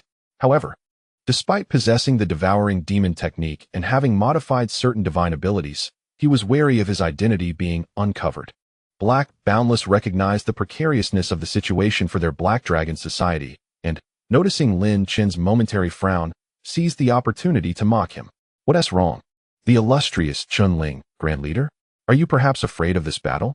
Grand Leader Chenling, your skills and cunning are indeed commendable. However, in a duel against our leader, you would be better off choosing your own demise, sneered the Remnant Eye Boy. They both regarded Lin Chen with scornful derision, their elevated demeanor rife with contempt. Though their remarks bore the flavor of provocation, deep within, They genuinely looked down upon this leader of the Qin alliance. A mere pinnacle of the Qi realm, even with remarkable techniques, what significant waves could he possibly stir? Moreover, fueled by the words of the seventh elder, Lin Chen was painted as exceedingly weak in the eyes of the remnant-eyed boy and his companions. Even if he possessed some abilities to contend with that black fierce fellow, how could this Chunling possibly stand as a match against their leader, Black Heavenly Fiend? A formidable being of the divine flow realm? Moreover, his potential is indeed formidable, merely awaiting the right moment to flourish. Ouyang Zun's expression was icy, the ancient ruler in his hand continuously exuding a chilling aura. Had it not been for certain considerations, he might have directly acted to shatter the disdainful visage of the remnant-eyed boy. The duck's eyes shifted, recalling Lin Chen's true identity. Any intent to persuade Lin Chen to abstain from battle vanished entirely. Nevertheless, he feigned a lewd grin towards Lin Chen, saying, "Alliance leader, we shan't engage in foolish acts of one-on-one combat. The greater picture is what truly matters." Lin Chen, visibly annoyed, shot a fierce glare at the rotund figure, causing the latter to become obediently subdued. "Are you perhaps afraid?" He Tiansha raised an eyebrow, the contempt in his gaze intensifying. The remnant-eyed boy and He Wubian merely mocked Lin Chen silently, their amusement palpable. At that moment, Lin Chen finally spoke, his brow relaxing as he suddenly vanished, soaring into the turbulent, surging demonic energy of the Scarlet Demon Ridge. Suspended above the Scarlet Demon Ridge, Lin Chen emanated an aura reminiscent of malevolent spirits. The demonic energy of the ridge seemed to be drawn towards him, augmenting his power.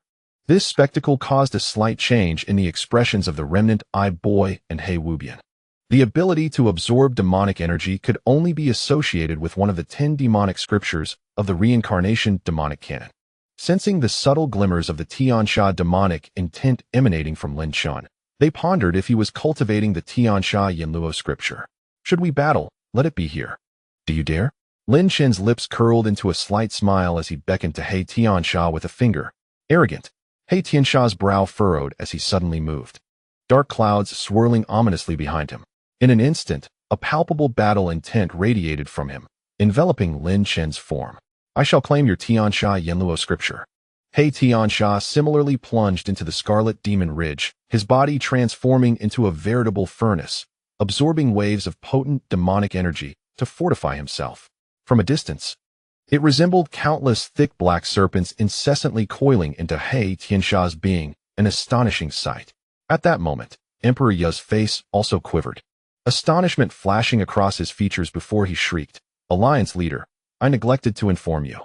This fellow cultivates demonic arts deep within the Scarlet Demon Ridge, capable of harnessing the ridge's demonic energy like the celestial falling demonic disk." Upon hearing this, even Hong Ba and Ouyang Zun, who had previously harbored great confidence in Lin Chen, could not help but slightly change their expressions. It is well known that the celestial falling demonic disk unleashed such formidable power precisely due to the natural force of the Scarlet Demon Ridge. Now, the fact that He Tiansha could also draw upon the ridge's strength suggested a rather precarious situation. Exchanging glances, the remnant-eyed boy and He Wubian shared a knowing look, a subtle glint flashing in their eyes before they burst into laughter. "Now one can truly comprehend the terror of our president. What nonsense about the alliance leader. It is all mere balderdash. Surrender gracefully, I say. I wager this fellow will not withstand more than 3 moves from our leader." 3 moves? One decisive strike will suffice. At this moment, the remnant-eyed boy and Black Boundless began to engage in a duet. The cacophony of their banter made Ouyang Zun's fists crackle with tension, yet with Hong Ba standing in his way, Ouyang Zun could only stifle the fury boiling within him. Lin Chen shot a glare at the Duck Emperor. "Only now do you speak? What good does it do?" Nevertheless, Lin Chen found it rather peculiar that Black Heavenly Calamity could harness the power bestowed by the Red Demon Ridge. Though Lin Chen speculated that Black Heavenly Calamity must be practicing the latter half of the Celestial Calamity Yamasutra, even with that, he could not summon the vast energies of demonic force. Let us first unveil this fellow's hidden cards. Lin Chen's eyes narrowed, glinting with cold light. In an instant, he struck, delivering a powerful punch toward Black Heavenly Calamity. An overwhelming aura of divine wrath erupted from his fist, and at that moment, 366 spectral demon gods manifested, filling the sky. The 366 demon gods hovered above, continuously rotating, forming a grand formation that unleashed terrifying energy. Even the red demon ridge seemed to be stirred by the might of this formation, as waves of demonic energy surged forth, amplifying its power immensely. In the realm of celestial and demonic deities, feeling the dreadful pressure emitted by the demonic formation ahead, Black Heavenly Calamity involuntarily uttered a name. Then, a fleeting expression of excitement crossed his previously proud visage. This excitement resembled that of a ravenous wolf spotting an injured sheep, a primal thrill for sustenance.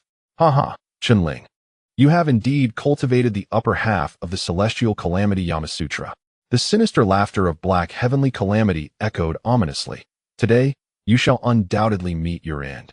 No sooner had his words fallen than Black Heavenly Calamity struck like lightning, and in an instant, the voices of myriad demon gods began to chant in unison.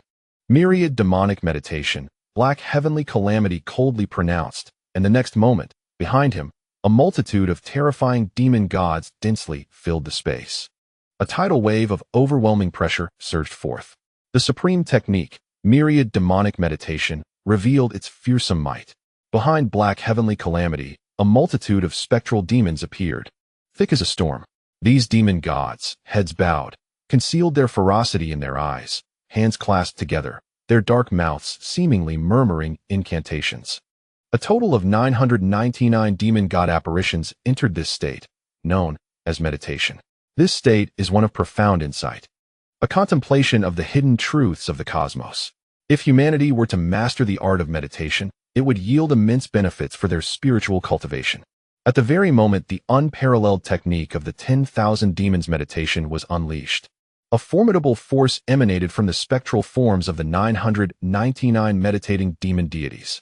It was as if a thread of celestial might was released from the heavens beneath the meditation of these demon gods, hurtling towards Lin Chen's form with lethal intent. I am eager to witness how your realm of the heavenly demon gods will withstand the onslaught of this 10,000 demons meditation. The black celestial fiend exuded an overwhelming aura of demonic energy, his eyes glinting with a chilling light, a flicker of malevolence flashing across his countenance. The spectral forms of 366 demon gods felt the oppressive weight of this unseen force weaving towards them, causing them to tremble involuntarily. Although Lin Chen had activated the realm of the heavenly demon gods, he had yet to fully unleash its powers to their utmost potential. The one-eyed boy observed this scene and couldn't help but cast a derisive glance at Ouyang, remarking that while their leader possessed the celestial fiend Yanluo Sutra, it appeared that our president's 10,000 demons meditation was far more formidable.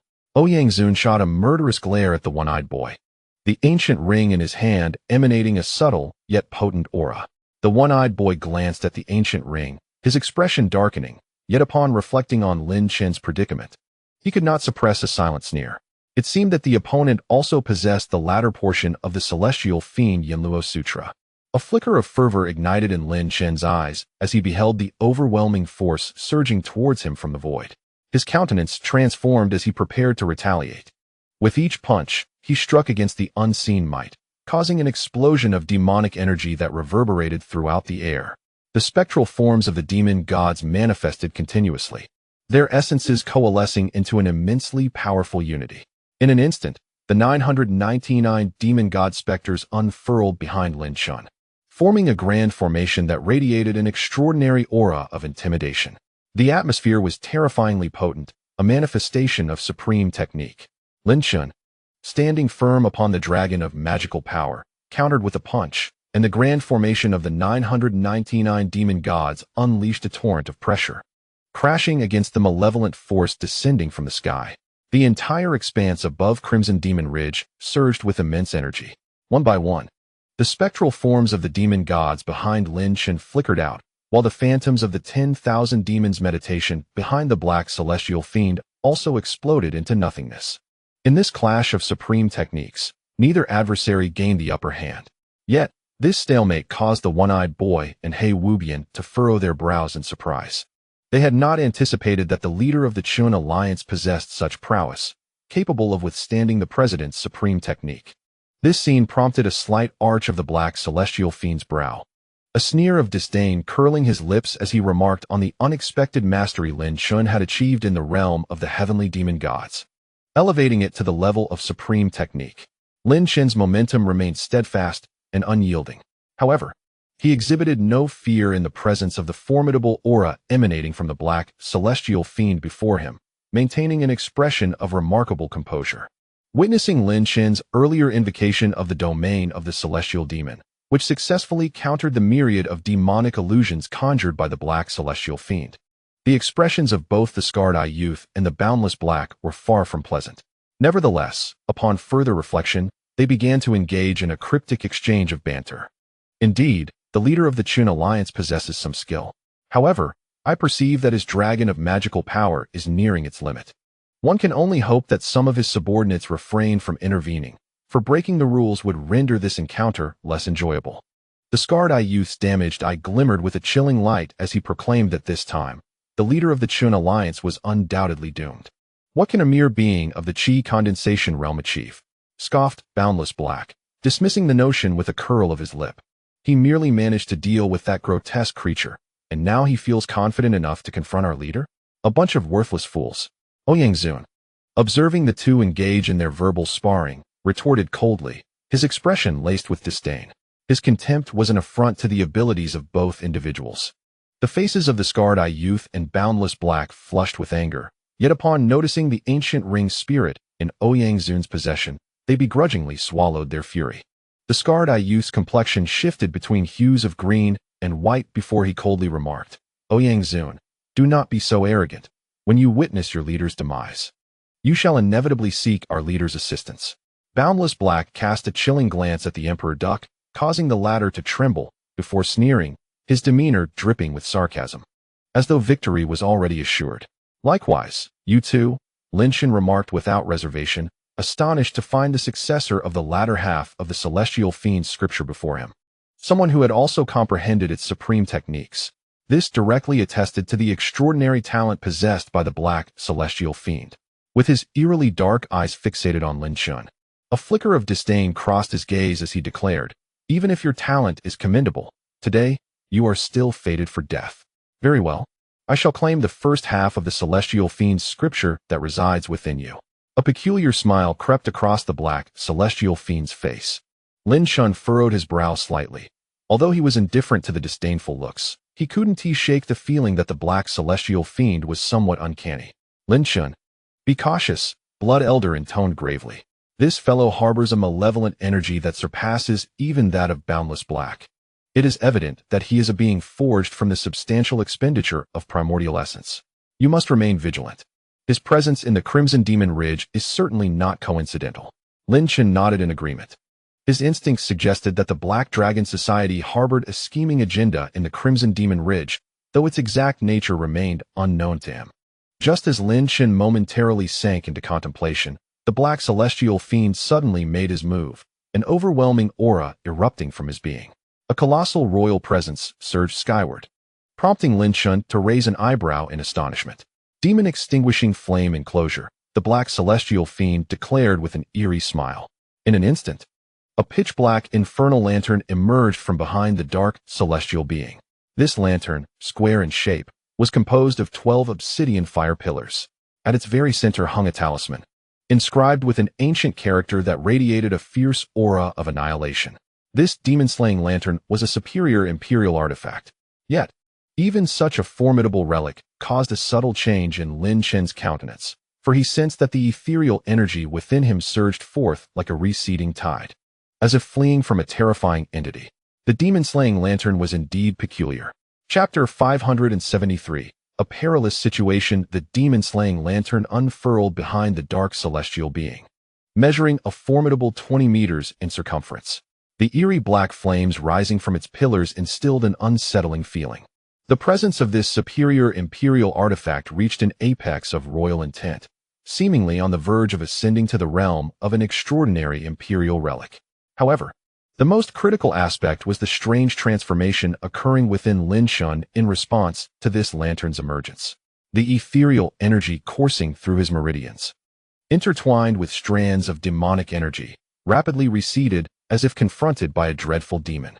All this ethereal and demonic energy was frantically retreating back into the ancient, fragmented demonic scripture within Lin Chen's primordial sea. This ancient tome trembled slightly, though not overtly, yet Lin Chen was acutely aware of its unease. The inscriptions of the celestial punishment Yama scripture emanated a faint sense of trepidation, though merely a whisper of fear. It was sufficient to illustrate the terrifying nature of the demon-slaying lantern. In that fleeting moment, the ethereal energy enveloping Lin Chen dissipated into nothingness, and the demonic energy that had surged in from the Red Demon Ridge completely disbanded. He attempted to invoke the celestial punishment Yama scripture, only to find its operation sluggish, heavily suppressed by an overwhelming force. Blood Elder, what is happening? Lin Chen couldn't restrain himself from inquiring. What is the origin of this demon-slaying lantern? Even the celestial punishment Yama scripture seems to tremble in fear. The unfolding scene was exceedingly bizarre. It was known that the celestial punishment Yama scripture was one of the 10 great demonic scriptures. How could a mere superior imperial artifact instill even a hint of fear within it? The issue likely lay with the talisman. Blood Elder observed intently, shaking his head. Use your penetrating eye, and you will understand. I am not entirely certain of the talisman's origins, but it is undoubtedly extraordinary. Upon hearing this, Lin Chen's eyes ignited with black flames, a potent brilliance piercing forth. Observing Lin Chen's eyes ablaze, the dark celestial being felt a sudden sense of being scrutinized and could not help but express surprise at the formidable ocular technique. Subsequently, the dark celestial being's gaze shifted, cloaking its own secrets. As Lin Chen activated his penetrating eye, he immediately discerned that the entire demon-slaying lantern emitted 2 distinct auras. Within the fiery confines, an ancient talisman emanated an overwhelming aura, enveloping the essence of the fire cage and enhancing its power.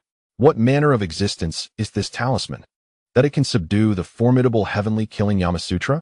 Lin Chen could not help but muse, acknowledging that this black heavenly killing was indeed extraordinary for possessing such an artifact. At this moment, the scarred-eyed boy and the boundless black gazed upon Lin Chen. Realizing that the ghostly energy emanating from him could not be unleashed, their expressions of mockery expanding into unabashed derision. This Chen-Ling is destined for misfortune. Under the suppression of the demon-slaying fire cage, his heavenly killing Yama Sutra cannot manifest, the scarred-eyed boy jeered, then turned to Ouyang Zun with a teasing glance, asking if he still refused to admit that his leader was worthless. Ouyang Zun merely snorted in silence. Observing this, the scarred-eyed boy's laughter grew even more sardonic. Meanwhile, the Bloodblade Emperor and the Elder of the Mysterious Drum awoke from their stupor, quickly grasping the situation. The Elder of the Mysterious Drum naturally aligned himself with the Black Dragon Celestial Society, while the Bloodblade Emperor opted to temporarily assist the Chun Alliance. Upon witnessing the shift in circumstances, a rare smirk of derision appeared on the Elder's face. Bloodblade Emperor, it is not too late for you to join the Black Dragon Celestial Society. I doubt this Chen-Ling can endure much longer. The Bloodblade Emperor shot a cold glance at the Elder and then turned his attention to the scene atop the Red Demon Ridge, his hand concealed within his sleeve. Trembling slightly, his body tense and poised for battle. Red Tyrant observed the Bloodblade Emperor, keenly sensing the changes in his demeanor and subtly nodding in acknowledgement. It seemed the Bloodblade Emperor was reluctant to see Lin Chen perish, preparing to charge forth to rescue him. Leader, that fellow is deep within the Red Demon Ridge, crafting that treasure. Who knows what he intends? The rotund man exclaimed, his voice rising sharply to relay the information in a timely manner. Lin Chen's gaze flickered as he turned to the black heavenly killing, remarking, your demon-slaying fire cage is indeed formidable. The black heavenly killing cast a furtive glance at the rotund man, a glint of cold murderous intent flashing across his eyes, before offering Lin Chen a smile tinged with amusement, stating that he would soon discover just how formidable it truly was. No sooner had the black heavenly killing's words faded than an overwhelming aura of killing intent surged forth. With a swift motion of his hand, the enormous black fire cage behind him ascended, engulfed in a blaze of light that obscured the sky above Lin Chen. The black heavenly killing then bellowed powerfully, constrained. Instantly, the colossal black fire cage expanded, as if swelling tenfold. Lin Chen found himself ensnared within this burgeoning darkness, and at that moment, he sensed an overwhelming force of confinement closing in from all directions, as if seeking to imprison him entirely. Break free. Lin Chen, stripped of the heavenly killing Yamasutra, unleashed a formidable martial technique, the foot of fist. The noble will bestowed upon Lin Chen manifested with each of his punches, causing the surrounding fire cages to tremble and quake. Although the explosive strike of the fist of the summer solstice was not the might of supreme Taoist arts, the noble intent and the peculiar control of pressure compelled even Tiansha to involuntarily raise an eyebrow, an act of an ant. Tiansha's face suddenly contorted into a sinister grin. In an instant, a terrifying dragon's roar reverberated through the air, accompanied by an overwhelming dragon's majesty. Above the crimson demon ridge, an enormous, menacing black dragon emerged, its scales as dark as night, pulsating with an immense power characteristic of a mid-grade royal artifact. Distinctively, upon this black dragon were Tiansha's 2 dragon horns, which were not only sharply protruding, but also profoundly dark, vibrating with intense strength. The Bloodblade Emperor clenched his fist upon witnessing this spectacle, his expression shifting slightly. He was well aware of the dreadful existence that a mid-grade royal artifact's ferocious dragon body represented, and it was evident that Tiansha's black dragon form was far more complex than it appeared. "Ha ha, Bloodblade Emperor, do try to restrain yourself," the elder Xiangu remarked, observing the subtle shift in the Bloodblade Emperor's demeanor, his voice dripping with anticipation. He had long coveted the 33rd rank, and now, with the formidable presence of the Black Dragon Society, he was more than eager to eliminate the Bloodblade Emperor. The Bloodblade Emperor snorted coldly, his countenance icy and somewhat displeased. As Tiansha transformed into his true form, the colossal dragon plummeted downward, its massive, fearsome claws piercing through the demon suppression prison. Seizing an ancient talisman. In that instant, as the dragon's claw gripped the talisman, the entire artifact quivered slightly, its previously silent destruction character flickering with a faint luminescence. "Die for me." Tiansha's voice was laced with malevolence. With the dragon's claw clutching the talisman, it surged violently towards Lin Chen. In that moment, a will to annihilate surged skyward, propelled by the immense force of a mid-grade royal artifact, driving the ancient talisman towards Lin Chen with ferocious intent. The mountains beneath trembled as if to herald the impending doom, the overwhelming might threatening to obliterate all in its path. The sheer energy of this strike even rendered Ouyang Zun and Hong Ba's expressions grave. "By the heavens, hold on, leader!" Fatty yelled in horror upon witnessing this terrifying scene, feeling as if a bucket of cold water had been poured over him. If Lin Chen were to perish, would not the Duck Emperor's fate be sealed as well? In that moment, Fatty shut his eyes, unable to bear the sight any longer. It was over. Chapter 574. Unfathomable depths. Tiansha had fully transformed into his true form. A colossal and malevolent dragon. This dragon, a mid-grade royal artifact, harbored numerous unknown secrets, its physical power exceedingly formidable. Now, one of Tiansha's dragon claws, infused with the power of the mid-grade royal artifact, gripped the mysterious talisman, merging their forces as they hurtled towards Lin Chen. The fusion of these two forces exudes a terrifying might, reminiscent of ancient extermination symbols, radiating an archaic brilliance that swirls upon the talismans. A fiery cage ensnares Lin Chen, who at this moment resembles a rabbit trapped within a cage, poised to face a brutal hunt. The atmosphere is palpably tense. The Emperor Duck, exaggeratedly pale, collapses onto the ground, muttering in despair that it is all over. The mocking glances from the one-eyed boy and Hubian are thick with derision, as if they are witnessing Lin Chen being obliterated under a thunderous strike. At this moment, the expression of Tiansha is grotesquely fierce, adorned with an air of arrogant disdain. Without a doubt, Lin Chen is destined for demise. The attack descends like lightning, its overwhelming force akin to a mountain's relentless crush. A tremendous, resounding explosion suddenly reverberates. From the extermination talisman, beams of light erupt, each imbued with a terrifying intent to annihilate, as if seeking to obliterate all existence. This embodies the essence of the dread that the heavenly fiend Yama embodies. Bloodknife Emperor's pupils constrict slightly, the colossal blood knife upon his back trembling involuntarily. In the face of such a fierce onslaught, could Lin Chen possibly survive?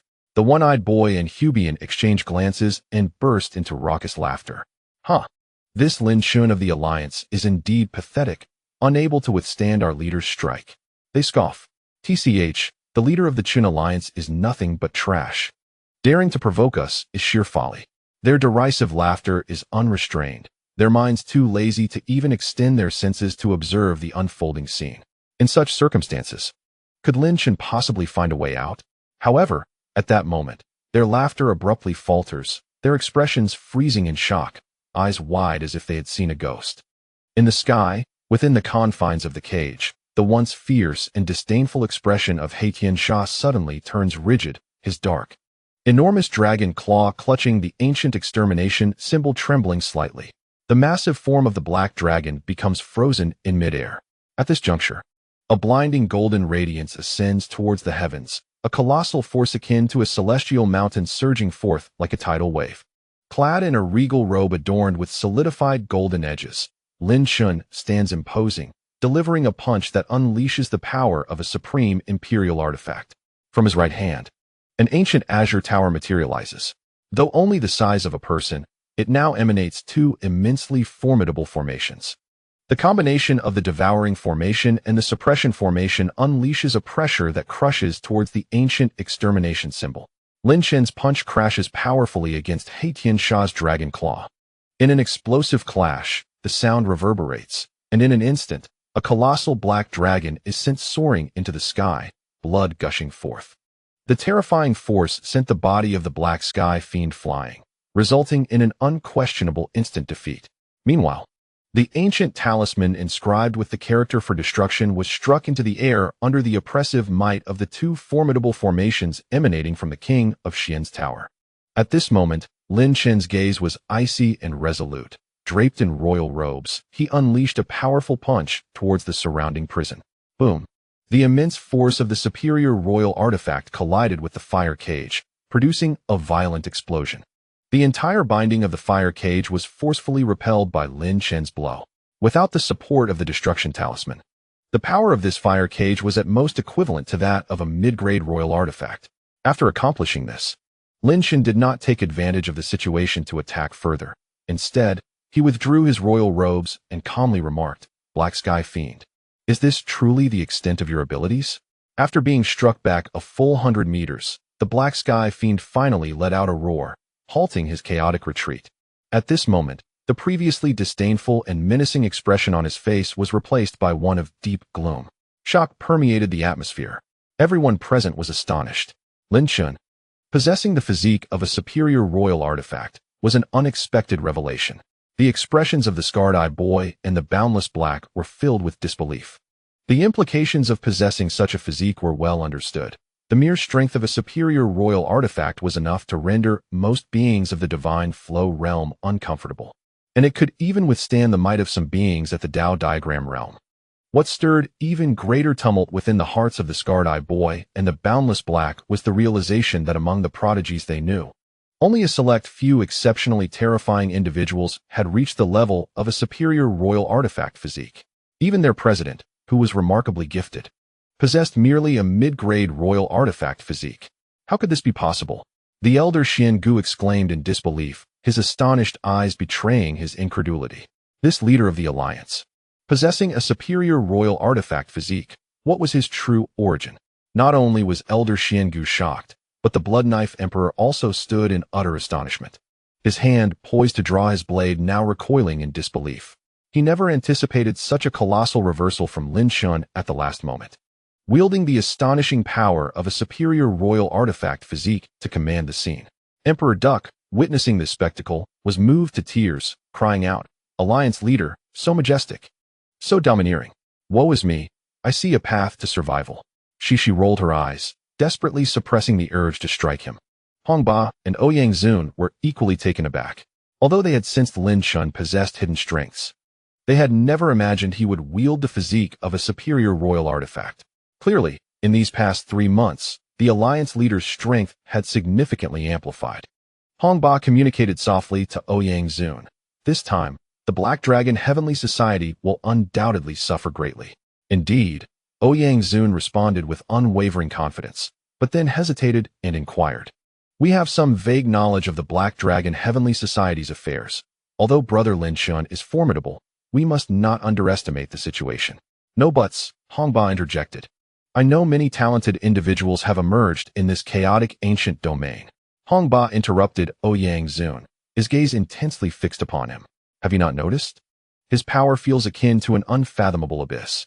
Ouyang Zun's body trembled slightly, and then his eyes turned towards the sky, where a seemingly ordinary yet profoundly imposing figure lingered, excitement illuminating his expression. Indeed, Brother Lin Chen's strength has always been inscrutable. Chapter 575. Conspiracy. Heavenly Demon transformed once more from the ferocious black dragon into human form. Blood adorned his enchanting visage, and ominous clouds loomed overhead, evoking an atmosphere of profound darkness. To his astonishment, he had not anticipated that Lin Chen possessed a body of superior imperial artifact. Furthermore, the artifact he had revealed was extraordinarily formidable, capable of thwarting even the ancient talisman of annihilation in his grasp. You are quite remarkable, Heavenly Demon remarked, his tone laced with a sinister undertone. To achieve such feats at merely the peak of the Qi condensation realm.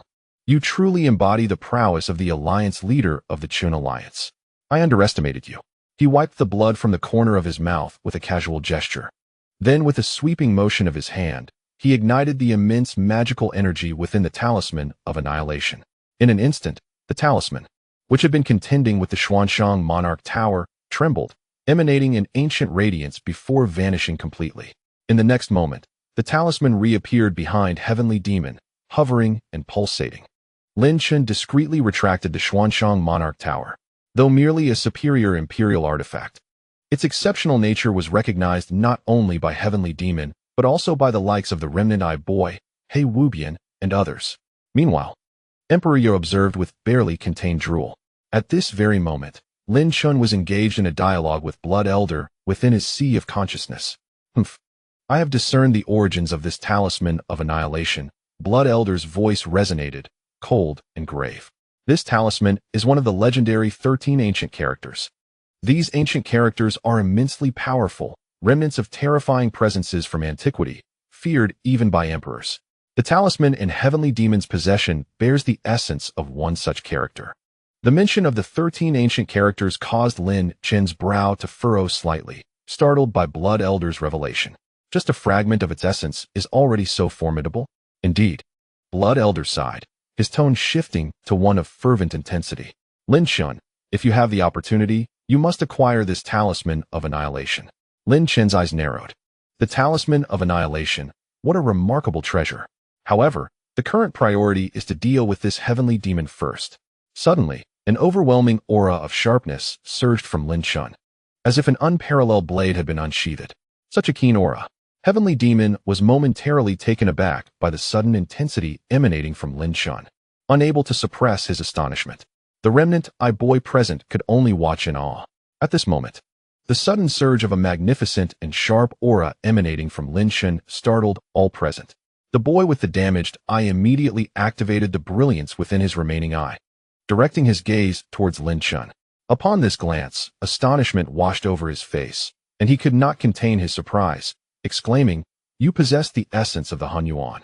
You are one of the Hunyuan sect." This declaration sent shockwaves through the crowd once more. They were astounded to discover that the leader of the Chun Alliance had, in fact, unleashed the essence of Hunyuan. They were well aware that the most formidable technique of the Hunyuan sect was the Hunyuan slashing technique, the essence of which was its hallmark.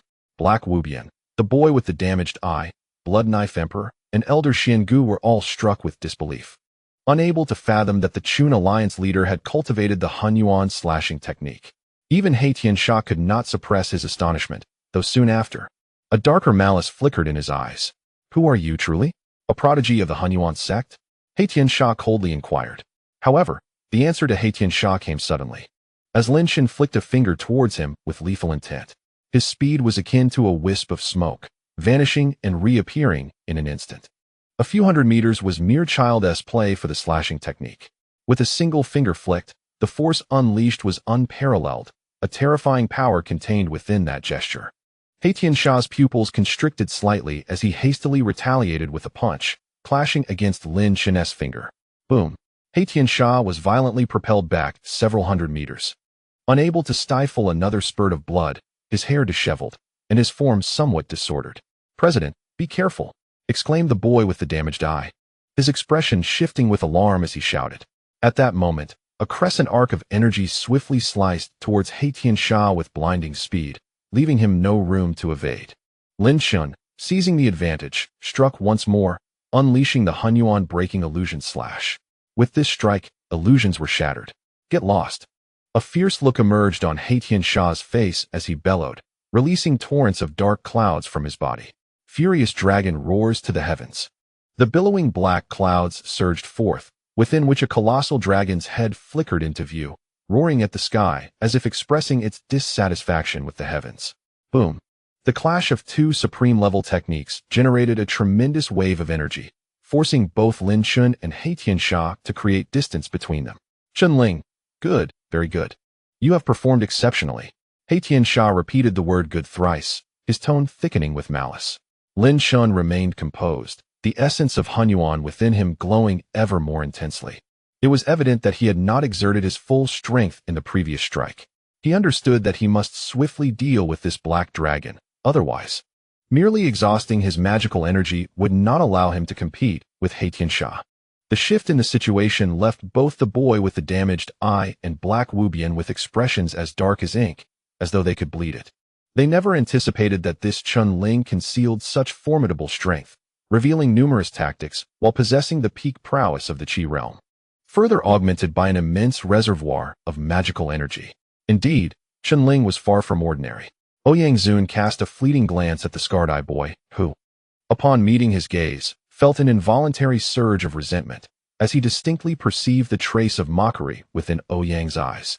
Moments ago, they had derided Chun Ling, and now the truth struck back like a resounding slap across their faces.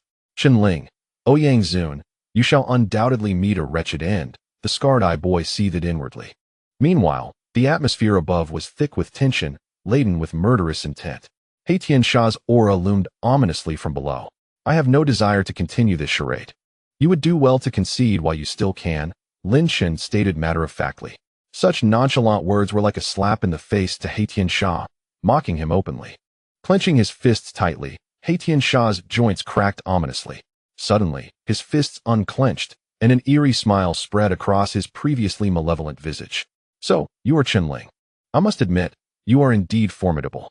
I had not intended to resort to this, but it seems you must perish here today. Haitian Sha's voice was laced with a chilling malice. Lin Chen's brow furrowed slightly, an instinctual apprehension washing over him as his body tensed imperceptibly. Haitian Sha began to recite an incomprehensible incantation, forming an arcane seal with his hands before bellowing, "Come forth." In that instant, within the ever-ominous red demon ridge, a dreadfully terrifying energy surged forth. This overwhelming force radiated an oppressive pressure that reverberated through the heavens. Hongba, Ouyang Zun, Duck Emperor, Bloodblade Sovereign, and Cece all paled under the sudden onslaught of this terrifying aura. Even Lin Chen could not help but show a slight change in expression, for this energy fluctuation was unmistakably of the great sage level. Chapter 576. Rivals in Love. The terrifying pressure surged forth from the red demon ridge, shooting skyward as if a monstrous beast capable of swallowing the seas lurked within, able to unleash titanic tides with every movement. The demonic energy roiled, causing those at the Qi realm and divine flow realm within the red demon ridge to tremble in fear, silenced by the weight of the moment. The confrontation between Lin Chen and Haitian Sha had already been enough to instill terror, yet now they were faced with the emergence of a great sage-level threat. Lin Chen's gaze narrowed. He understood all too well the significance of the term Great Sage. Against an entity of the Tao diagram realm, he might muster the resolve to fight to the death. However, before a great sage, even Lin Chen could only remain silent, for it represented an insurmountable dominance. Hongba and Ouyang Zun's bodies tightened like drawn bows, poised to unleash their full strength at any moment. They had never imagined that Haitian Sha could summon a great sage. The Duck Emperor's lips twitched incessantly, his face a mask of despair. Mother, is it truly over now? The expression on the face of the eerie-eyed boy revealed a sinister smile, with a glint of malice in his eyes, leading one to suspect it was a trap. A scheme long in the making. Black Boundless also wore a savage grin as he gazed at the twitching lips of the corpulent man, already concocting cruel methods to torment him. Lin Chen's gaze was fixated on the source of the terrifying fluctuations below. Suddenly, an invisible wave surged forth. And within the depths of the Crimson Demon Ridge, a vast expanse of demonic energy dissipated, unveiling the dark mountainous terrain. As if a mighty breath had swept away the dust. From the depths of the Crimson Demon Ridge emerged a towering skeleton. A silver figure standing at an imposing 3 meters. This skeletal form exuded the pressure of a great sage. The skeleton, cloaked in silver, bore numerous fine cracks upon its bones. Yet, despite its appearance, one could not deny the overwhelming power that resided within. Black Heaven Kill wore a malevolent smile. His gaze fixed on Lin Chen, the mockery in his eyes as piercing as blades. Extending his hands, he began to manipulate silver flames that flickered between his fingers. A mysterious force emanated from his fingertips. As Black Heaven Kill gestured, the silver skeletal figure seemed to be animated by his will. Suspended behind him, the skeletal form radiated an intangible aura of intimidation. The alliance leader Ouyang and Hong Ba both changed countenance, unable to restrain their exclamations, ready to unleash their might in defense. Bloodblade Emperor's expression turned grave, prepared for battle. How dare you seek to disrupt the rules? The eerie-eyed boy regained his haughty demeanor, his gaze fixed with venomous intensity on Ouyang. Ouyang, now that the great sage has emerged, quickly return the ancient spirit ruler to me, or your fate shall be death. Black Boundless sneered coldly. Now you speak of rules, humph. How could your alliance leader be a match for our president? A bunch of rubbish. Unabashed, Black Boundless derided them. Ouyang and Hong Ba's expressions darkened, their respective treasures pulsating with a growing, formidable energy. However, witnessing this scene, the derision in the eyes of Black Boundless and the eerie-eyed boy intensified. Ouyang, Hong Ba, do not worry, Lin Chen's grave voice resonated. I will handle this adversary. This battle does not require your intervention. Alliance leader Ouyang could not help but cry out in anxiety. He indeed had faith in Lin Chen, yet faced with a great sage, it was daunting. Damn it. You must hold your ground, stammered the Duck Emperor, a bitter smile gracing his lips. In contrast, CC remained relatively calm, for he had faced numerous trials alongside Lin Chen. Remembering the manipulations of the celestial mechanic, CC's fists clenched until her knuckles turned pale. Chunling, you truly are audacious. Do you still possess the audacity to challenge me? He Tiansha's lips curled into a disdainful smile as he looked down on Lin Chen. I now present you with 2 choices. Lin Chen coldly regarded He Tiansha, remaining silent. Unperturbed by Lin Chen's frosty demeanor, He Tiansha continued with a sinister grin. Honestly surrender the first half of the Heavenly Calamity Yamasutra, and I may spare your life. Then you can serve as my capable aide, and together we can dominate the entire Chen alliance. Lin Chen raised an eyebrow, a faint trace of mockery gleaming in his eyes. And the second choice? The second choice, He Tiansha's voice cooled, each word piercing to the heart, is, of course, death. With that, he shook his hands, and the imposing corpse of the great sage behind him emanated a terrifying aura of murder that enveloped Lin Chen. Lin Chen's body tensed, his gaze fixed intently on He Tiansha, his expression as rigid as stone. Below, both Hong Ba and Ouyang anxiously watched the unfolding scene above. Suddenly, Lin Chen broke into a smile, one that was remarkably serene. He Tiansha, the path one walks is one's own.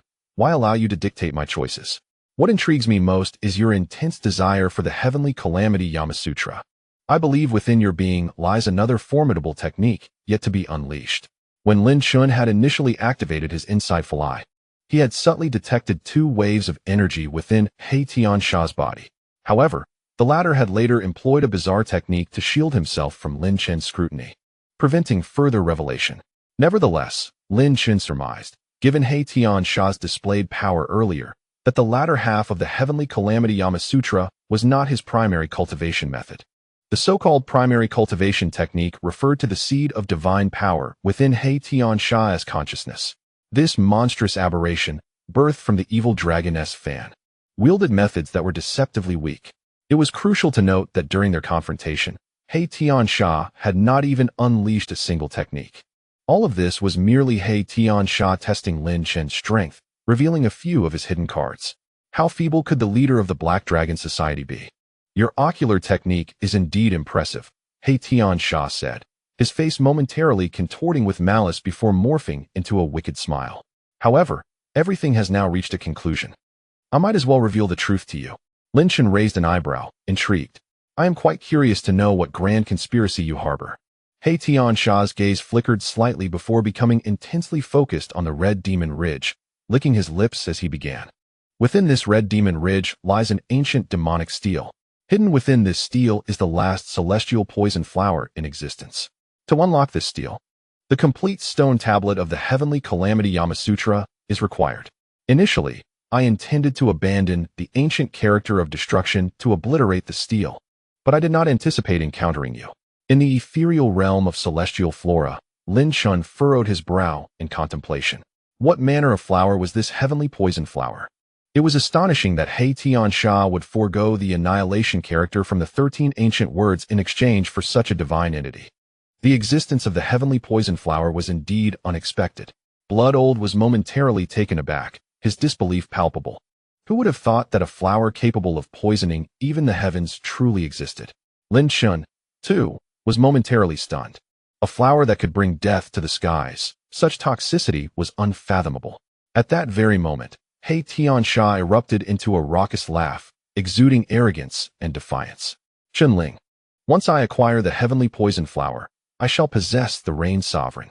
Huh, my beloved woman, even if your Qin alliance stands in my way, I shall obliterate you all. I advise you to obediently surrender the Tiansha Yin Luo Sutra. With those words, the colossal corpse of the saint behind him radiated a chilling murderous intent, suffusing the atmosphere. However, the expressions of Hong Ba and Ouyang Zun shifted subtly. Lin Chen's demeanor, too, underwent a transformation, his pupils constricted as if narrowing to a pinprick. To obtain the heavenly poison flower was to gain the Rain Sovereign. He Tiansha was indeed scheming for her favor. A dispassionate yet unnerving laugh escaped Lin Chen's lips. Very well, He Tiansha, your audacity is commendable. Chapter 577, Confronting the Saint. The countenances of Hong Ba and Ouyang Zun betrayed their surprise. They had never anticipated that He Tiansha's ambition targeted the Rain Sovereign. It was well known that Lin Chen's greatest taboo was the protection of his loved ones. An eerie laughter, dry and unsettling, emanated from Lin Chen, causing even the venerable Xian Gu Lao to shudder inexplicably. The remnant eye boy and He Wubian exchanged glances, momentarily stifled, before resuming their disdainful and scornful smiles. It was evident that they were fully aware of this conspiracy. The second volume of the Demon Goddess I was merely a legend. Who could ascertain the reality of the Crimson Demon Ridge? Moreover, possessing just a single volume was insufficient for any cultivation. He Tiansha's tone was laced with malevolence, seemingly unfazed by Lin Chen's chilling laughter, and he continued unabated. Once I acquire the Rain Sovereign, the entire outer realm of the chaotic ancient domain shall belong to my Black Dragon Heavenly Society. Lin Chen's smile faded, his expression returning to one of calm indifference. Yet his eyes narrowed deeply. Noticing this gesture, Emperor Yu was momentarily taken aback, his face twitching before resuming a lecherous grin. Curse it, wasn't it this very action of Lin Chen that led to my misfortune? You fancy the Rain Sovereign? Lin Chen inquired with curiosity, astonished to discover that He Tiansha was a rival in love. One must ponder, how many prodigies in the world did not covet the Rain Sovereign? Even those of the celestial realm aspired to possess her. Heavenly Fiend, with a chilling sneer, shifted his tone to a confrontational one. Chenling, I now inquire whether you are willing to surrender the Heavenly Fiend Yin Luo canon and incorporate the Chun Alliance into my Black Dragon Celestial Society. A glint of ferocity flickered in Lin Chen's narrowed eyes. That scoundrel, Lu Tongtian, also harbored affection for the Rain Empress. What right did he have? However, what puzzled Lin Chen the most was why this heavenly fiend believed that obtaining the heavenly poison flower would grant him control over the Rain Empress. Was he planning to poison her? Images of that enchanting, unparalleled beauty flooded Lin Chen's mind, her haughty gaze and alluring figure igniting a desire to conquer her. It had been over 4 months since their last parting, and he wondered how the Rain Empress fared after the incident with the ancestor Muyu. Had she also entered the chaotic ancient domain? If this heavenly fiend intended to scheme against her, Lin Chen's eyes glinted with an even more menacing chill. Heavenly Fiend President, I have one final query. If you can elucidate this matter, I may consider acquiescing to your demands, Lin Chen stated, taking a deep breath. The crippled-eyed boy and He Wubian exchanged glances, unable to suppress their laughter. Ouyang Zun and Hong Ba remained silent, observing Lin Chen in the skies. Blood Knife Emperor's expression shifted slightly, his jaw clenched, revealing a hint of darkened countenance. A glimmer of intrigue flickered in Heavenly Fiend's enchanting eyes, and he smirked. Raising an eyebrow. What do you wish to know? I seek to understand why, upon acquiring the Heavenly Poison Flower, you could also gain the Rain Empress' favor, Lin Chen replied. Utterly perplexed. It was known that the Rain Empress possessed an exceedingly proud disposition, ignoring even the likes of Lu Tongtian. Yet she seemed to show some inclination towards the sacred vessel Lin Chen. Not only was Lin Chen baffled, Hong Ba, Ouyang Zun, and others shared his confusion, particularly Cici, who wore a troubled expression, thought that if this fiend aimed to subjugate the Rain Empress by underhanded means, he, Lord Shi, ought to intervene decisively. A flicker of light passed through Heavenly Fiend's eyes as an eerie smile graced his lips. I regret to inform you that I cannot divulge that information. However, know this, the Rain Empress must belong to me, and only to me. That so-called sacred vessel Lin Chen, should he appear before me, I shall ensure he is utterly obliterated. The menace in Heavenly Fiend's tone exuded a palpable aura of hostility. Lin Chen's lips curled into a sardonic smile, deepening his confusion regarding how Heavenly Fiend could claim the Rain Empress. Chenling, I tire of this idle chatter. I ask you once more, will you submit or not? The tone of Heavenly Fiend shifted, radiating resolute authority. Following this, he cast a cold glance at Hong Ba and Ouyang Zun, the flames at his fingertips intensifying. The corpse of the great sage before them now emanated an almost imperceptible pressure, establishing itself as the focal point of the battlefield. The sheer power embedded within a complete great sage's remains was unfathomable. All eyes in the arena converged upon Lin Chen. How will the leader of the Chun alliance choose? Lin Chen exhaled slowly, his previously squinted eyes now wide open, directing his gaze towards He Tiansha, a subtle smile gracing his lips. Regrettably, I share your ambition regarding the Rain Emperor. Upon uttering these words, even He Tiansha was momentarily taken aback, his previously arrogant smile widening further. Lin Chen pondered briefly before continuing. If you simply hand over the first half of the Tiansha Yanluo Sutra, I shall spare your life. What do you say? A profound silence enveloped the room. Hong Ba and Ouyang Zun exchanged glances, unable to suppress their wry smiles. As expected, it would unfold this way. The Emperor Duck's expression was one of excitement, nearly unable to contain a raucous and lewd laugh. The blind-eyed boy and He Wu Bian fell silent for a moment, then erupted into boisterous laughter. Huh, I must have misheard. This fellow is actually threatening our leader? I see this Qin Alliance leader is nothing but a fool. Leader, do not waste your breath. Simply eliminate him to instill the true meaning of fear. The Qin Alliance truly is a disgrace with such a leader. The elder Xian Gu tacitly joined in. These venomous remarks stirred a murderous intent in the eyes of Blood Knife Emperor, who glanced helplessly at the ominous figure looming in the sky. Is Chunling truly mad? Provocation. At this moment, Lin Chen was indeed provoking He Tiansha. This act was audacious to the extreme, bordering on insanity. He Tiansha's expression turned icy. His hands began to move with astonishing speed, creating a series of blurring shadows. In an instant, the colossal corpse of the great sage standing behind He Tiansha exuded an overwhelming aura that surged towards the heavens. Chenling, both you and your Qin Alliance shall be obliterated today. He Tiansha's voice was chilling, filled with an inexorable killing intent, akin to a wrathful demon. In a heartbeat, the terrifying pressure of the great sage bore down upon Lin Chen. At that moment, Lin Chen's previously calm demeanor vanished, replaced by an expression of utmost seriousness. Daring not to show the slightest negligence, the weight of a great sage felt akin to a massive iron mountain, pressing heavily upon the hearts of all present. Chapter 578, The Terrifying Corpse.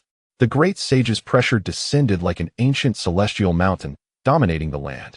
The hearts of Lin Chen and his companions felt as if they were under immense strain, rendering them breathless. Despite the palpable anxiety of the blind-eyed boy and Hong Ba, they found themselves powerless under the watchful eyes of the blind-eyed boy and He Wu Bian.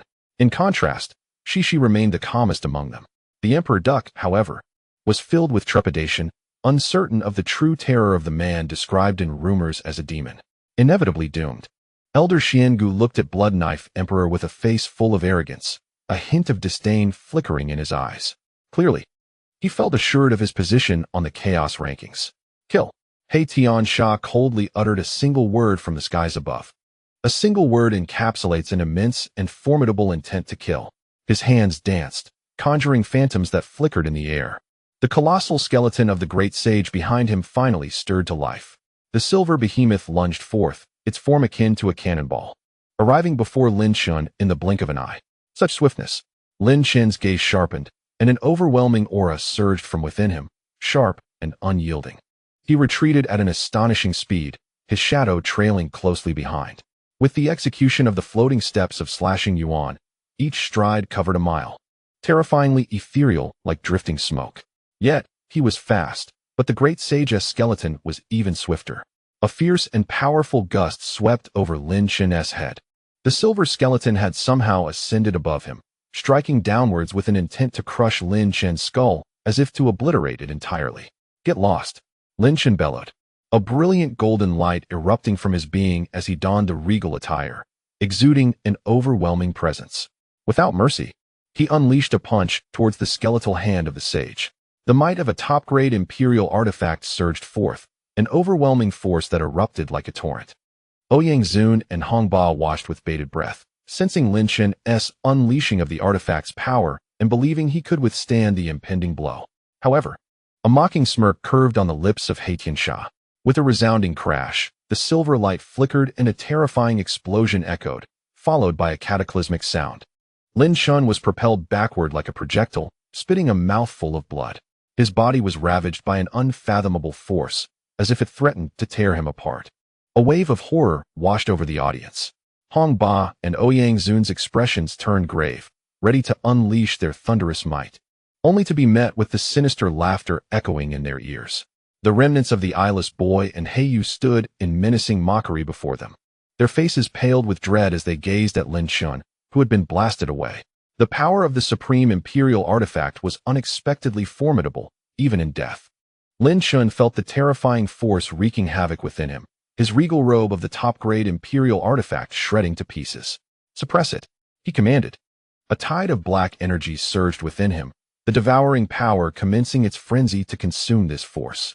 Yet, even with the might of the devouring magic at play, Lin Chen suffered immense damage. In a single strike, one of Lin Chen's greatest defenses, the top-grade imperial artifact, was shattered. As he finally halted, he found himself a mile away. With your current state, do you still believe you are worthy of admiration from the Reign Emperor? Xuan Shang sneered. Lin Chen, I acknowledge your brilliance, but even your radiance cannot shield you from the imminent fate of death. Lin Chen wiped away a trickle of fresh blood from the corner of his mouth, his gaze fierce as that of a tiger, fixed on Xuan Shang. Is that so? He remarked. No sooner had the words left his lips than Lin Chen surged into action, seizing the initiative to strike down upon the remains of the great sage.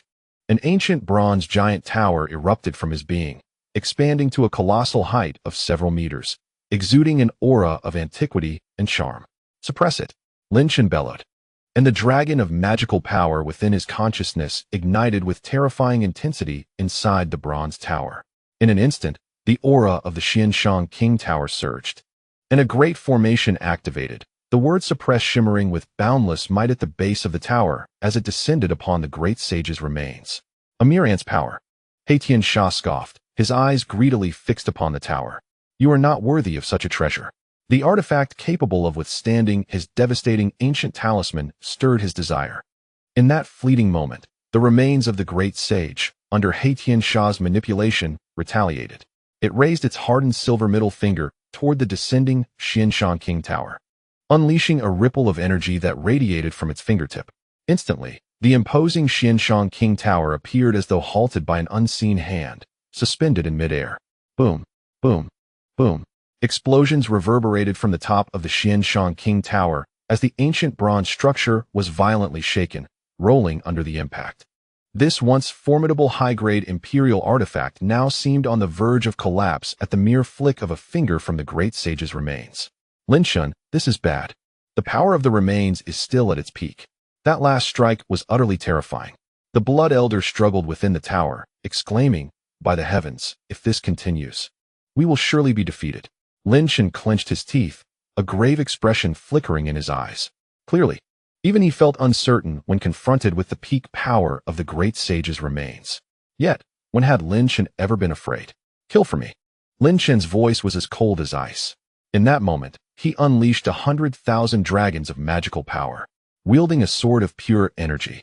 A thread of profound truth coursed through him, enveloping his entire being in an aura of mystery. Countless demonic energies surged skyward and above Lin Chen. A vast Bagua diagram began to rotate slowly. A terrifying pressure emanated from this diagram, infusing the atmosphere around Lin Chen with an overwhelming presence. Supreme Tao Technique, the 10,000 Emotions Sword. This supreme technique, comprehended by Lin Chen through Hong Ling, surpassed even the realms of the celestial demons. Moreover, the thread of Tao truth within him was in operation. Indeed, this move is rather intriguing, Tiansha mused, a glint of avarice flashing in his eyes. It was evident that such an extraordinary technique capable of producing such a tumult was anything but simple. This Lin Chen is truly a treasure trove. Tiansha's hands moved with renewed vigor, suddenly forming seals as he beheld Lin Chen unleashing his supreme technique, a wicked smile curling upon his lips. Chenling, your demise is inevitable. Chapter 579. Life hanging by a thread. A colossal Taiji Bagua pattern rotated slowly behind Lin Chen. With each revolution of this profound symbol, an unfathomable energy surged forth, sweeping across the heavens and the earth. The swirling demonic aura within the Crimson Demon Ridge was drawn up by the immense gravitational pull emanating from this pattern, as if it had transformed into a demonic Taiji diagram. Kill. Lin Chen wielded his sword imbued with formidable energy, the essence of the Tao thrumming with fervor, as he struck fiercely at the remains of the great sage. In an instant, an overwhelming force erupted, as the vast Bagua pattern violently descended upon the great sage's bones. What a powerful assault, mused the onlooker, the remnant-eyed boy, begrudgingly acknowledging Lin Chen's formidable prowess. Yet he soon smirked, for he knew not the true terror of a great sage. Ouyang Zun and Hong Ba exchanged grave glances, their expressions laden with concern. Black Heaven Sha, with a wicked grin upon his face, began to weave a mystical seal with his fingers. You think a mere supreme Tao technique can contend with a great sage? He taunted. In that moment, faced with the terrifying onslaught of the Tao of all emotions sword, the great sage's remains made their move. A blinding, searing silver light erupted from the bones, shooting skyward in a dazzling display. The skeletal hand of the great sage grasped the radiant silver light, condensing it into a beam that was hurled towards the supreme Tao technique. The silver beam collided with the immense Taiji Bagua pattern. Lin Chen's pupils constricted in alarm, for within that beam, he sensed a formidable power akin to an ocean. His expression shifted as demonic energy surged around him, intertwining with the essence of chaos as he hastily retreated. Boom! The silver beam struck the demonic Taiji diagram, unleashing a cataclysmic force. A towering will emanated from the silver light, crushing everything in its path. The emotions contained within the Tao of all emotions sword could only withstand a few blows before being obliterated. It was an unambiguous display of overwhelming power. The entirety of the Tao of all emotions sword was reduced to fragments beneath this terrifying force. The residual waves of the silver light surged forth like ferocious dragons, hurtling towards the rapidly retreating Lin Chen. In the realm of celestial demons, Lin Chen unleashed two supreme Tao techniques in quick succession. The ethereal image of the demon god stirred, a sharp beam shooting forth violently to meet the remaining waves. Boom, boom, boom. Once more, Lin Chen was jolted.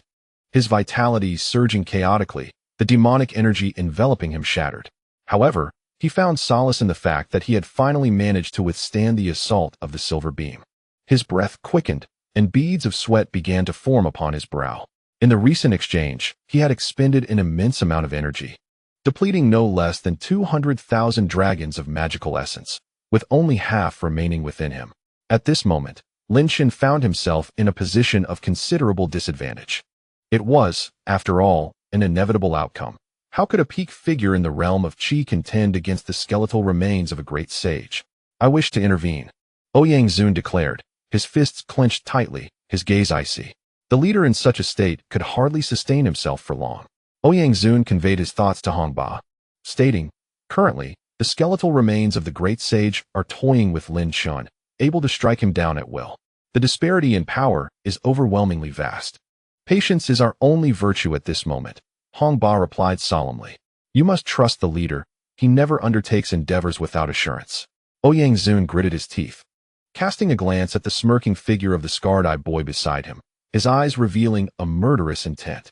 Despite Hongba's words, a heavy weight lingered in his heart. Although he had faith in Lin Chen, the current circumstances were dire.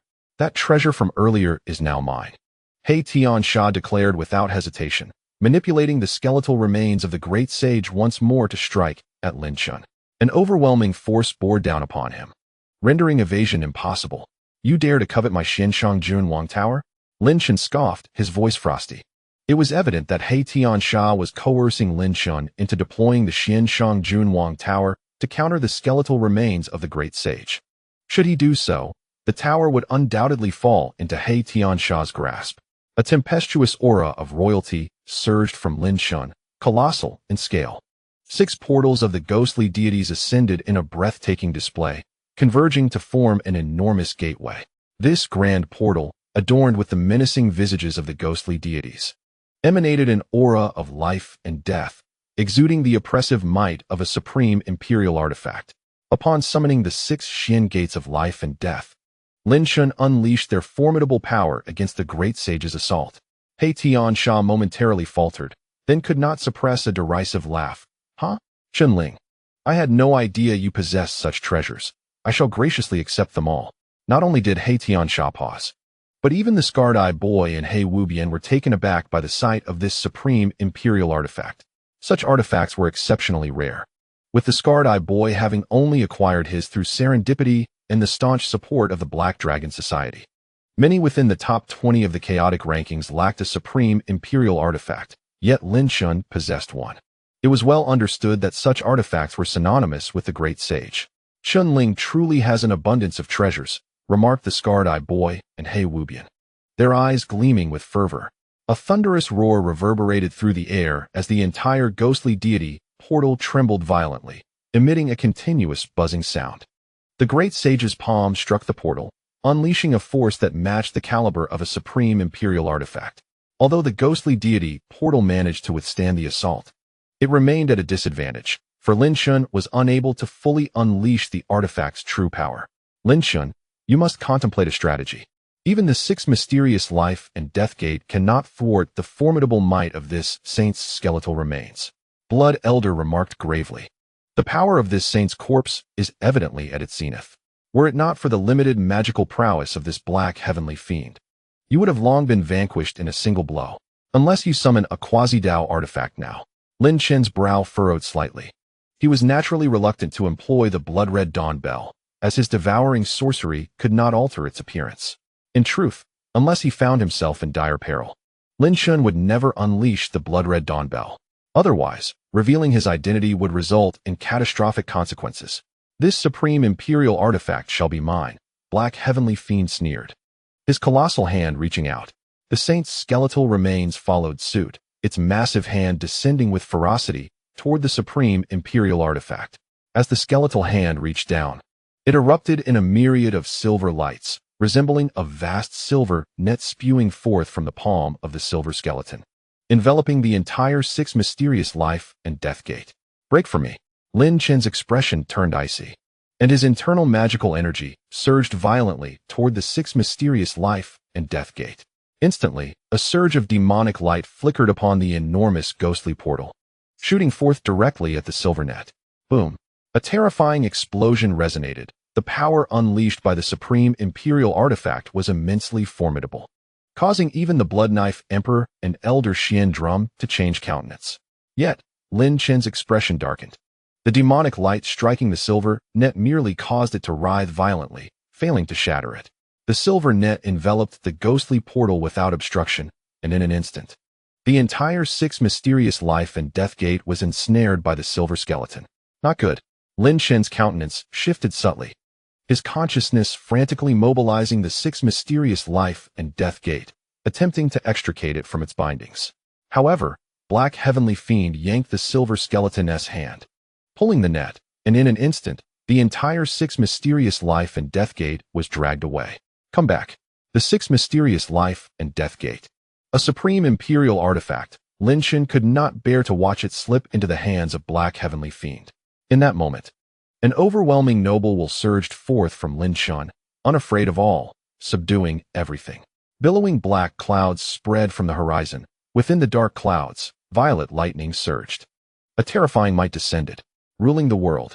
Lin Chen's gaze was filled with authority as he extended his hand fiercely, summoning 100,000 dragons of magical energy that ignited with fervor. In an instant, a thunderous sound reverberated through the skies, akin to a great power descending, bringing with it immeasurable pressure. From within the rolling dark clouds, a colossal azure hand shot forth, bearing the essence of dominion, fiercely grasping toward the saint's skeletal remains. What overwhelming supreme Tao technique! Black Heavenly Fiend was taken aback by this force, astonished that Lin Chen had once again unleashed this formidable supreme Tao technique. However, Heavenly Transformation Massacre Technique. Black Heavenly Fiend's fingers danced as he bellowed vehemently. Before my eyes, the skeletal remains of the great sage shimmered with a radiant silver light, from which a perfectly identical skeleton emerged. At this moment, there astonishingly existed two sets of the great sage's remains. Chen perish. The malevolent expression of Haitian Sha contorted in fury. One skeleton wielded a colossal silver lance, stirring the winds and exuding unparalleled might as it struck towards the verdant hand descending from the heavens. In that instant, Lin Chen felt an overwhelming murderous intent piercing his brow. The skeletal figure brandished a silver dagger, emanating a torrent of lethal energy, its expression void. Suddenly appearing before Lin Chen, the great sage's remains vanished from sight. Lin Chen's pupils constricted sharply. In the blink of an eye, the skeletal figure, dagger in hand, stood before Lin Chen, aiming directly for his brow and thrusting down with ferocity. Neither Lin Chen nor anyone else had time to react. However, before any could respond, an immense pressure erupted forth, as though intent on cleaving Lin Chen's head in twain. Chapter 580. The menacing remains roar Shi, who had remained remarkably composed, suddenly paled, issuing a fierce shout as she raised her hand to unleash a wave of formidable power towards the heavens. The great sage's skeleton, poised to plunge the silver dagger into Lin Chen's skull, rendered even Shi unable to maintain her calm. She hastily intervened, preparing to thwart the impending strike. Ouyang Zun and Hong Ba also wore expressions of alarm, simultaneously unleashing their own formidable auras, readying to cast their supreme techniques. Yet, at that moment, three waves of pressure surged forth, intertwining magical energies enveloping them. The lame-eyed boy regarded the panicked crowd with derision, smirking as he remarked, "Did you not claim your leader was invincible? You have disrupted the rules of this duel." Heyu Bian stood nearby, sharing a disdainful smile. Ouyang Zun and Hong Ba's faces darkened ominously. They could only watch in trepidation as the scene unfolded above. Any attempt to intervene could prove futile. Shi's expression turned grave, her alluring eyes radiating an icy murderous intent. Explosions reverberated through the sky as the great sage's skeletal form, having unleashed its deadly technique, conjured a doppelganger that collided violently with the verdant hand emerging from the black clouds. The force surged forth, overwhelming the supreme technique, ruling the world. As the doppelganger relentlessly suppressed it, inch by inch crumbling its power. Meanwhile, Haitian Sha exhaled a torrent of black clouds from within, enveloping the sixth mystical life and death gate, a cold, contemptuous smile gracing his lips. He too was refining this exquisite imperial artifact. Swift beyond measure, even Lin Chen, master of the ethereal step, found himself unable to match the speed of the great sage. The silver blade, coalescing into a lethal point, unerringly pierced Lin Chen's brow. His eyes widened, pupils constricted to pinpricks, his body incapable of responding to the swift onslaught. A piercing headache surged from his brow. With a sudden thrust, the dagger struck true. The silver short blade, like a force of nature, pierced through Lin Chen's brow defenses, ruthlessly thrusting into his mind. The power of the supreme royal artifact erupted forth. Even Lin Chen, possessing a high-grade royal artifact, could not withstand its might. This silver skeletal figure, under the manipulation of the dark celestial being, sought to obliterate Lin Chen's sea of consciousness with its overwhelming force. Should the sea of consciousness be destroyed, Lin Chen, the leader of the Chun Alliance, would be utterly annihilated. "Block it for me," Lin Chen bellowed fiercely, finally reacting as the ferocity in his gaze ignited. His arm radiated with royal brilliance as he extended his hand to grasp the silver light. His right arm, the most formidable source of power within him, represented the pinnacle of high-grade royal artifacts, mere moments away from achieving a supreme royal artifact. Thus, Lin Chen seized the silver blade with his right arm, staunchly resisting the torrent of force emanating from the silver skeleton. A series of harsh sounds pierced the air as the silver short blade advanced slowly, relentlessly slicing through Lin Chen's palm. Streams of crimson blood flowed swiftly from his hand, the agony of the piercing pain resonating deeply within him. Yet, Lin Chen gritted his teeth, resolutely enduring the terrifying force emanating from the silver skeleton. The alliance leader, Ouyang, witnessing this scene, could no longer contain his fury. Grasping the ancient ruler of the ring spirit, which emanated an overwhelming pressure, he fiercely directed it toward the silver skeletal figure in the sky. Simultaneously, a blinding light shot forth, colliding with the formidable force unleashed by the ancient ruler, resulting in a resounding explosion. The child of the broken eyes, with his flawed gaze shimmering with light, hovered in the sky, coldly mocking Ouyang and the others. The president will engage your alliance leader. Do not interfere. He was joined by Hubian and the elder Xiandrum, both exuding their own formidable presence, standing alongside the child. Though their strength seemed slightly inferior, they could hold off Ouyang and his companions for a while. Surely, not long after, their president would deal with the Chun alliance leader. Get out of my way.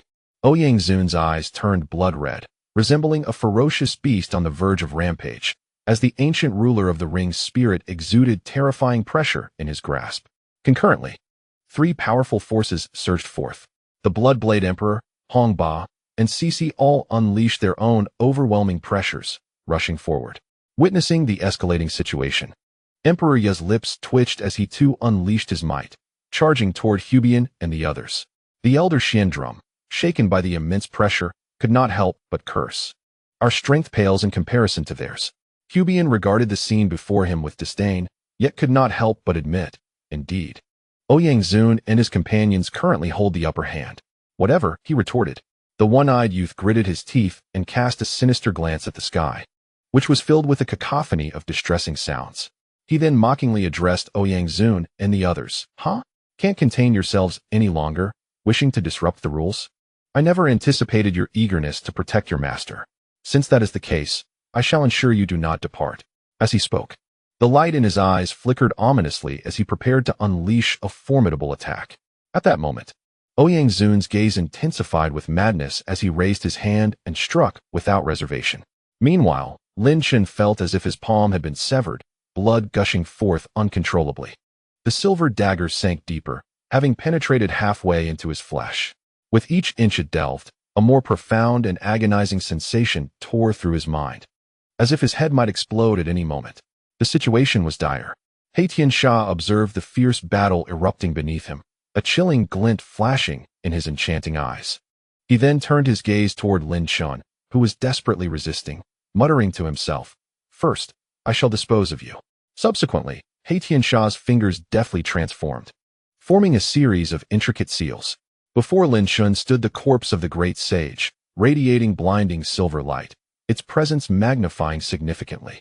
"Kill," Tianxia uttered coldly, and the great sage's corpse raised its other hand, wielding a silver dagger, which it thrust mercilessly towards Lin Chen's brow. This strike bore the formidable power of two supreme royal artifacts, aimed at shattering Lin Chen's skull. Though Lin Chen managed to temporarily fend off one strike, he could not withstand the onslaught of two. Ouyang eyes reddened at the sight, an aura of impending rage emanating from him. Meanwhile, Wubian, the one-eyed youth, and the others were filled with exhilaration, as if they were envisioning the moment Lin Chen's head would be pierced. With a sickening sound, the dagger penetrated Lin Chen's brow without obstruction, unleashing a torrent of overwhelming force. The other hand of the great sage's corpse plunged down, employing the full might of the supreme royal artifact. A terrifying explosion reverberated, causing Lin Chen's aura to rapidly diminish. This shocking turn of events left Ouyang on the verge of losing control, momentarily stunned as he gazed skyward. Hong Ba and Shishi wore blank expressions, while the Duck Emperor's face turned a sickly green. Is the leader dead? The one-eyed youth and Wubian exchanged glances, unable to contain their laughter. This Chun Alliance leader truly met a fitting end, daring to provoke our Black Dragon Society. How utterly foolish. Elder Xian Gu rejoiced immensely, realizing that his ranking of 30 on the chaos list would be effortless to achieve. Tian Sha, with a derisive expression, witnessed Lin Chen's demise and could not suppress a smile. At last, the reign's sovereign will be mine. Overjoyed, Tian Sha continued to laugh heartily, envisioning the reign's sovereign's proud and graceful form, his eyes ablaze with fervor. Suddenly, a deafening explosion reverberated through the air. A colossal silver skeleton erupted forth like a cannonball, its entire form continuously detonating. The previously jovial expression of Tian Sha transformed instantaneously. As he opened his mouth wide and spat out a mouthful of blood, the expressions of the remaining figures present, including the remnant Eye Boy, He Wubian, and Ouyang Zun, shifted to one of sheer stupor. Only the Emperor Duck, at that moment, drooled profusely. In the sky above, an ancient and terrifying pressure emanated from above Lin Chen's head. As if a dread presence loomed behind him, Tian Sha, with a face full of astonishment, lifted his gaze and beheld the scene before him. A clearly fragmented remnant of a skeleton hovered above Lin Chen, continuously exuding a colossal dragon of magical energy. Most crucially, this ominous bone radiated an unfathomable aura of terror, so overwhelming that even Tian Sha found it hard to breathe. Wiping the blood from his hands, Lin Chen's smile turned ominously dark as he pointed to his forehead, declaring, "Now, I shall reveal to you the true essence of strategy." In that moment, Lin Chen's demeanor resembled that of the king of hell from the depths of the underworld. The remnant Eye Boy and He Wubian, witnessing Lin Chen's actions, could not suppress a shiver. They exchanged glances and discerned the same look of horror in each other's eyes. Was this reality or merely a dream? How could one possibly launch the body of the great sage? Chapter 581. The terrifying ancient pressure erupted from the fragmentary skeleton, reminiscent of an ancient malevolent deity descending upon the scene, instilling profound dread. This mysterious remnant, which Lin Chen had encountered in the grave of the void, now unleashed its unparalleled might. This was Lin Chen's trump card, his reason for confronting a being of the great sage level rather than fleeing. Though the origins of this bone remained shrouded in mystery and silence, Lin Chen could perceive the terrifying pressure it emanated. As the silver dagger pierced him, the remnant he had been communicating with erupted with boundless power. Upon its emergence, it struck the great sage's body, sending it flying without any doubt, showcasing its extraordinary might. A profound silence enveloped the entire arena. The remnant Eye Boy, He Wubian, and the elder Xian Gu gazed in shock at the unfolding scene. They could scarcely believe that this Chun Ling possessed such hidden prowess, wielding a bone of such terrifying nature capable of launching the great sage's body. Ouyang Zun, Hongba, Shi, and Bloodblade Emperor, witnessing this spectacle, were first struck with astonishment, only to be unable to contain their laughter thereafter. Their leader had indeed not disappointed them. Upon witnessing this scene, the Duck Emperor was initially struck dumb with astonishment, followed by a sudden epiphany that filled him with profound regret. He lamented, "Could this sinister bone be the very one from the grave? How could I have let such a treasure slip through my fingers without realizing it? What an embarrassment!" This revelation struck a heavy blow to the Duck Emperor. As the heir to the treasure-seeking tradition, it was a grave failing to be unaware of the artifact resting so close at hand. Meanwhile, the expression of black heavenly evil, after a moment of shock, began to shift, revealing a tumultuous blend of emotions. He never anticipated that Lin Chen would resort to such formidable tactics in his dying moments. "Humph, playing tricks. I shall dismantle your ruse," Black Heavenly Evil declared ominously, his fingers moving with increasing ferocity. The dislodged bones of the great sage shimmered with a brilliant silver light, exuding the essence of the great sage himself. The bones surged forth, transforming into a blade-like hand that glimmered with silver, imbued with tremendous power. Yet Lin Chen remained unperturbed, facing the onslaught of the great sage's bones with unwavering composure. For he knew that this sinister bone, in perfect harmony with the great sage's remnants, had fully awakened. The sinister bone vibrated, emitting a resonant hum, radiating an aura of terrifying malevolence that was palpably unsettling. It struck out against the great sage's bones, unleashing a wave of formidable principles that collided with the great sage's attack. The very atmosphere of the Red Demon Ridge began to erupt with chaotic energy. Reverberating with the impact, the great sage's bones were forced back repeatedly, their silver structure resonating with explosive sounds. Upon closer inspection, the ancient bones, which had exhibited minor fissures, now bore gaping cracks. A low buzzing emanated from within the bones, as if the lingering will of the great sage was lamenting its fate. Undeterred, the sinister bone unleashed another strike upon the great sage's bones, releasing a terrifying beam imbued with overwhelming murderous intent. The speed and ferocity of the attack were astonishing. Black heavenly evil scrambled to control the great sage's bones, maneuvering its hand to defend against the incoming onslaught. Boom! The great sage's bones endured yet another harrowing impact, and the essence of malevolence erupted from the shockwave, colliding with the remnants of the great sage's consciousness fused within. Black heavenly evil's expression shifted dramatically. In a matter of moments, the once intact great sage's bones were suddenly filled with the sound of splintering cracks. With a cacophony of shattering, fissures spread across the entire structure, culminating in a thunderous explosion as the great sage's bones fractured into pieces. As the bones shattered, Black heavenly evil staggered back, spitting 3 mouthfuls of blood, his complexion turning ashen. He had painstakingly refined these great sage bones using supreme arcane techniques, merging them with his own essence. Now, with the destruction of the great sage's bones, he too suffered a catastrophic backlash.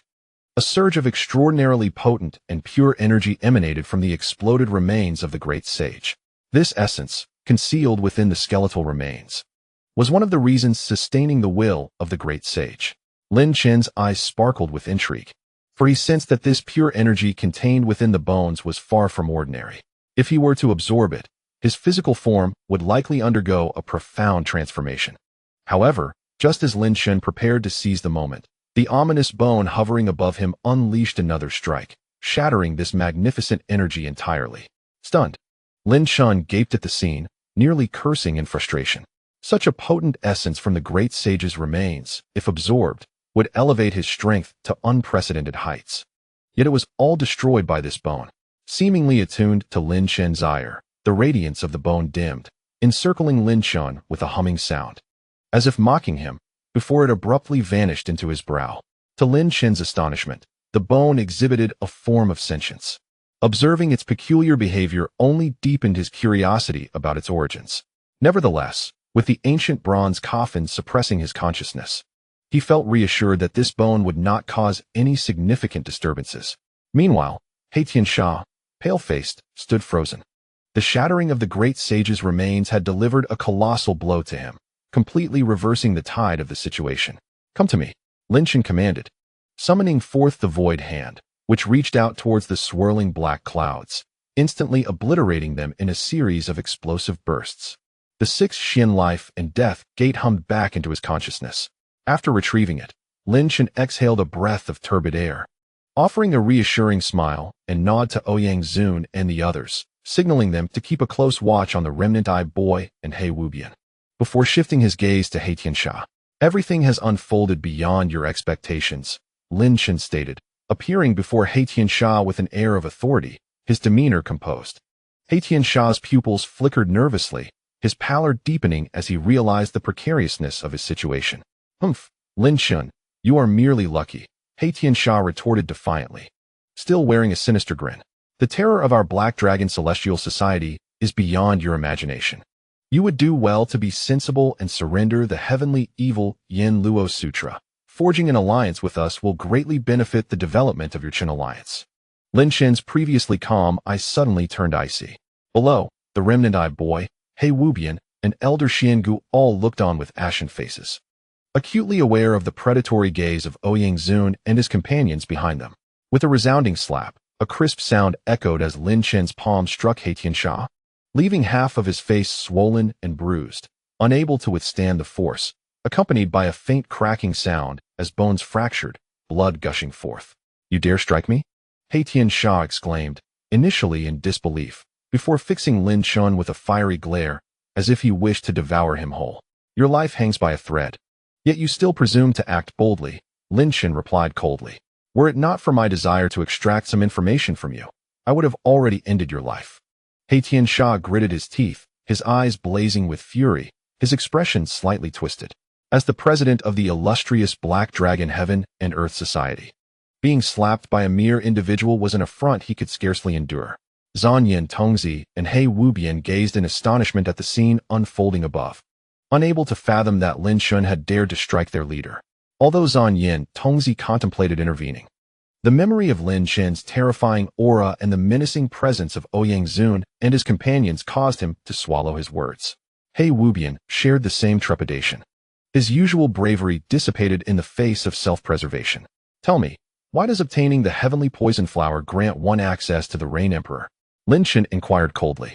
In his current state, annihilating He Tiansha would be as effortless as turning his palm, yet Lin Chen opted to prolong his adversary's existence in pursuit of clarity. He Tiansha's expression twisted, his eyes glinting with malice as he erupted into laughter. Chenling, you too desire the Rain Emperor? You wish to know? I shan't enlighten you. What will you do about it? The Rain Emperor will inevitably be mine. Even if she is not, she shall be subjugated by another. Haha, Chenling. Should you dare lay a hand on me, the Rain Emperor shall never belong to you. She will become another's plaything. His voice cut off abruptly as Lin Chen's expression remained impassive, an ominous aura radiating from him. A plaything? Subjugated by another? He Tiansha's words pierced Lin Chen's turbulent emotions like daggers. Observing the maniacal laughter of He Tiansha, Lin Chen responded with a smile, radiant yet chilling, before swiftly extending his hand to deliver a series of resounding slaps to He Tiansha's face. The crisp sounds echoed, a potent force unleashed, blood gushing forth amidst muffled cries. Zan Yin Tongzi and He Wubian watched in horror, their hearts sinking as if plunged into an icy abyss. Elder Xiangu swallowed hard, his gaze fixed on the silhouette of the man above, a flicker of fear igniting within him. Chapter 582. Seizing the heavenly evil Yama Sutra, He Tiansha's visage had swollen grotesquely, surpassing even that of the Duck Emperor, covered in bruises and blood. His mouth was filled with blood, and the bones in his face were shattered. Under the relentless barrage of Lin Chen's slaps, his mid-grade royal weapon lay in ruins. Despite He Tiansha's once fearsome demeanor, he could only devolve into pitiful wails. Lin Chen ceased his assault, observing He Tiansha's current plight, and discerned a fleeting glimmer of fear within his eyes. Should you wish for death, I can continue this. I assure you, I will shatter your skull. Lin Chen suppressed the ominous aura that had just flickered around him.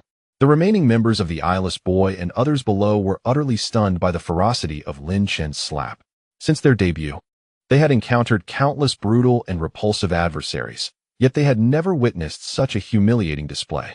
At this moment, He Tiansha gazed at Lin Chen, a flicker of fear blossoming within him, for he was acutely aware of the precariousness of his situation. His bones were shattered, yet his mind remained intact. Even if he wished to express a semblance of emotion, he found himself utterly immobilized. The exquisite control Lin Chen exhibited over his strength allowed He Tiansha to feel the searing pain acutely. Nevertheless, he managed to nod his head in a hurried attempt to convey his thoughts. I shall inquire once more. Lin Chen's gaze was as piercing as an icicle. This is your final opportunity. With a stammer, He Tiansha attempted to articulate his message, but his words came out as an incoherent jumble. Desperately, he resorted to transmitting his thoughts directly to Lin Chen. I am unsure of the specifics, but I know I need to collect certain items. It is rumored that the Rain Emperor encountered trouble at the Hunyuan Gate.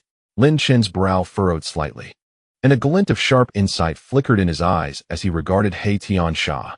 It was evident that He Tiansha was concealing something from him. He would not divulge the full truth just yet. However, this did not impede Lin Chen's subsequent actions. Very well, I shall grant you a reprieve this once, Lin Chen stated coolly. He Tiansha nodded vigorously, gratitude evident in his gaze. Yet, internally, he seethed with venomous rage, wishing nothing more than to rend Lin Chen asunder.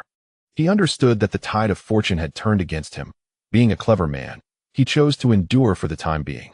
Once he returned to the Black Dragon Society, it would be Lin Chen's demise. However, you have caused me considerable loss. It would be unreasonable for you to leave without relinquishing something, Lin Chen remarked, flashing a radiant smile at He Tiansha. That smile sent a shiver through He Tiansha's body. Leave something behind. Lin Chen, you did say you would spare me. He Tiansha's thoughts roared in protest. You, the illustrious leader of the Chun Alliance. How can you be so untrustworthy? I did spare your life, Lin Chen replied with a beaming smile. But I never said I would let you depart. A fierce glint ignited in He Tiansha's eyes. Yet he was fully aware that he was no match for Lin Chen at this juncture. Any act of defiance would be tantamount to courting death. Wrath simmered within him, but he gritted his teeth and endured. "Fatty, come forth," Lin Chen called to the emperor, his smile unyielding. "If you relinquish all your treasures, I shall let you go." The emperor trembled, staring at He Tiansha with greed glimmering in his eyes. He had initially intended to strike at He Tiansha, but had instead found himself ensnared. He Tiansha's expression shifted dramatically, his eyes flashing with menace as he glared at the rotund figure, as if wishing to intimidate him into submission amidst the collective gaze of onlookers. The Duck Emperor swayed his ample hips provocatively, completely disregarding the murderous gaze of the black celestial fiend. He raised his hand and summoned the treasure basin, directing it towards the black celestial fiend. A burst of radiance flickered, and the expression in the black celestial fiend's eyes shifted to one of extreme displeasure. At that moment, a murderous intent surged within him. One by one, treasures were extracted by the treasure basin, including 2 top-grade imperial artifacts, the Annihilation Ancient Talisman, and a plethora of mid-grade imperial artifacts. The Duck Emperor drooled with excitement. Ever since Lin Chen had plundered his possessions, he had been left with nothing of value. Lin Chen reached out and seized the Annihilation Ancient Talisman, one of the 13 ancient characters, enveloping it in a swirling inferno of devouring flames. Severing its connection to the black celestial fiend, and storing it within his sea of consciousness. The expression in the black celestial fiend's eyes shifted dramatically, filled with unbridled fury. He never anticipated that Lin Chen would audaciously steal his Annihilation Ancient Talisman. Unable to contain his rage, the black celestial fiend bellowed in his consciousness, "Lin Chen, you are courting death. Return the Annihilation Ancient Talisman at once, and let me go." Lin Chen, however, paid no heed to the black celestial fiend's mental roar and instead grasped another top-grade imperial artifact while bestowing the remaining mid-grade artifacts upon the Duck Emperor. The Duck Emperor, brimming with excitement, expressed his gratitude repeatedly before swiftly employing the void escape technique to make a hasty retreat. Lin Chen had not even the chance to persuade him to stay. He had intended to discuss the nuances of the void escape technique with the Duck Emperor, only to be taken aback by his rapid departure. At that moment, the remnants of the blind child and the boundless black, along with the elder Xiandrum, felt a sense of foreboding. It was clear that the tide had turned, and they sensed their impending doom. Now, it was time for you to surrender the celestial fiend's Yama scriptures. Lin Chen's expression hardened as he cast a cold smile at the black celestial fiend. The black celestial fiend trembled, yet a mocking smile crept upon his lips. The latter half of the celestial fiend's Yama scriptures resided within his sea of consciousness. What could Lin Chen possibly do to retrieve it? With a swift motion, Lin Chen revealed an ancient, fragmented stone tablet of scripture, emanating a sinister aura. The mana surged within the stone tablet, causing the ancient demonic scriptures to flip open page by page. As each page turned, phantoms of various spirits surged forth, merging into the black celestial fiend's body. Lin Chen flicked his finger, unleashing a strand of devouring demonic fire that merged with one of the spirits, penetrating the depths of the black celestial fiend's being. In an instant, the black celestial fiend's countenance changed dramatically, his eyes filled with profound shock. "Devour," Lin Chen silently commanded. In that fleeting moment, a surge of ghostly energy erupted from the black celestial fiend, ascending into the heavens. Under the relentless onslaught of Lin Chen's devouring power, a pitch-black, ancient, fragmented stone tablet began to emerge from the black celestial fiend's head. This fragmented scripture perfectly aligned with the one in Lin Chen's grasp. At that moment, the incomplete scripture within Lin Chen's palm resonated with an eerie tremor. The fragmented scripture atop the black celestial fiend's head also began to quiver. "Excellent. The celestial fiend's Yama scriptures shall be united," Lin Chen proclaimed, reaching out to seize the other half of the black celestial fiend's scripture. In the fleeting moment when Lin Chen captured him, the body of the black heavenly fiend trembled, his aura noticeably more feeble than before. Clearly, the latter half of the heavenly fiend Yama Sutra, which was a formidable force within his consciousness, had been skillfully appropriated by Lin Chen through his devouring magic, resulting in a natural decline in his strength. The two ancient, fragmented stone tablet scriptures gradually melded into one in Lin Chen's hands. At the instant they unified, a tremendous surge of demonic intent erupted from the stone tablet, piercing the heavens. A majestic aura of malevolence shot forth from the heavenly fiend Yama Sutra, causing the entire Red Demon Ridge to tremble. The fusion of the heavenly fiend Yama Sutra manifested an extraordinary phenomenon. Simultaneously, Lin Chen's body began to stir as the magic bones within him awakened at the moment of this unification. The last remnants of the magic bones gifted to him by the demon Emperor Xiao, which Lin Chen had yet to expend, began to revive, seeking to integrate with his skeletal structure. Excellent, splendid, Lin Chen beamed with joy, then closed his eyes, unleashing a torrent of devouring fire upon the complete heavenly fiend Yama Sutra. Instantly, he felt a terrifying demonic intent emanating from the sutra, inundating his mind with a deluge of information. At this moment, the heavenly fiend Yama Sutra was finally restored to its entirety. Meanwhile, within the depths of the Red Demon Ridge, an ancient entity stirred to life as the heavenly fiend Yama Sutra fused. Chapter 583, The Heavenly Poison Flower. A colossal ancient stone tablet hovered within Lin Chen's consciousness. This tablet was whole, inscribed with depictions of ancient demon gods and rituals, radiating an unsettling aura of demonic intent. It seemed as if a terrifying existence resided within this ancient stone slab. The heavenly fiend Yama Sutra, ranking among the top 10 of the 6,000 demonic scriptures, had finally been restored. This particular scripture was among the foremost of the 10, and the demon Emperor Xiao, having wielded merely the upper half, once dominated the world, inciting the jealousy of the Punishment Emperor. This attests to the formidable strength of the heavenly fiend Yama Sutra. At this moment, Lin Chen found himself enveloped in waves of demonic energy, exuding a potent aura of malevolence. The complete heavenly fiend Yama Sutra circulated within him, its formidable devouring magic absorbing the latter half of the sutra, while simultaneously inheriting the experiences of Black Heavenly Fiend in cultivating the sutra. The vast influx of information flooding Lin Chen's mind encompassed the scriptures of the latter half of the Heavenly Fiend Yama Sutra, along with Black Heavenly Fiend's cultivation experiences. The myriad demons meditated upon the divine wrath of the demon god. As Black Heavenly Fiend had cultivated the latter half of the Heavenly Fiend Yama Sutra to an exceedingly profound level, even comprehending 2 divine abilities, one of which was of the utmost level of Taoist arts. Lin Chen's countenance radiated joy with the comprehension of these 2 divine abilities. He sensed an indistinct approach toward the divine flow realm. Meanwhile, the magic bones within Lin Chen stirred to life. A powerful and pure surge of magical energy emanated from the concealed demonic bones within Lin Chen's body, continuously merging into his skeletal structure. It transformed into a regal hue. As his bones underwent a profound metamorphosis, each bone deepened in color, adopting a robust royal shade. With a series of explosive sounds, Lin Chen's form resonated with bursts of energy. Each tremor intensified the formidable aura within him. As energy continued to be absorbed, Lin Chen abruptly opened his eyes, a glimmer of brilliance flashing within. Rising to his feet, despite his modest stature, he exuded an imposing presence.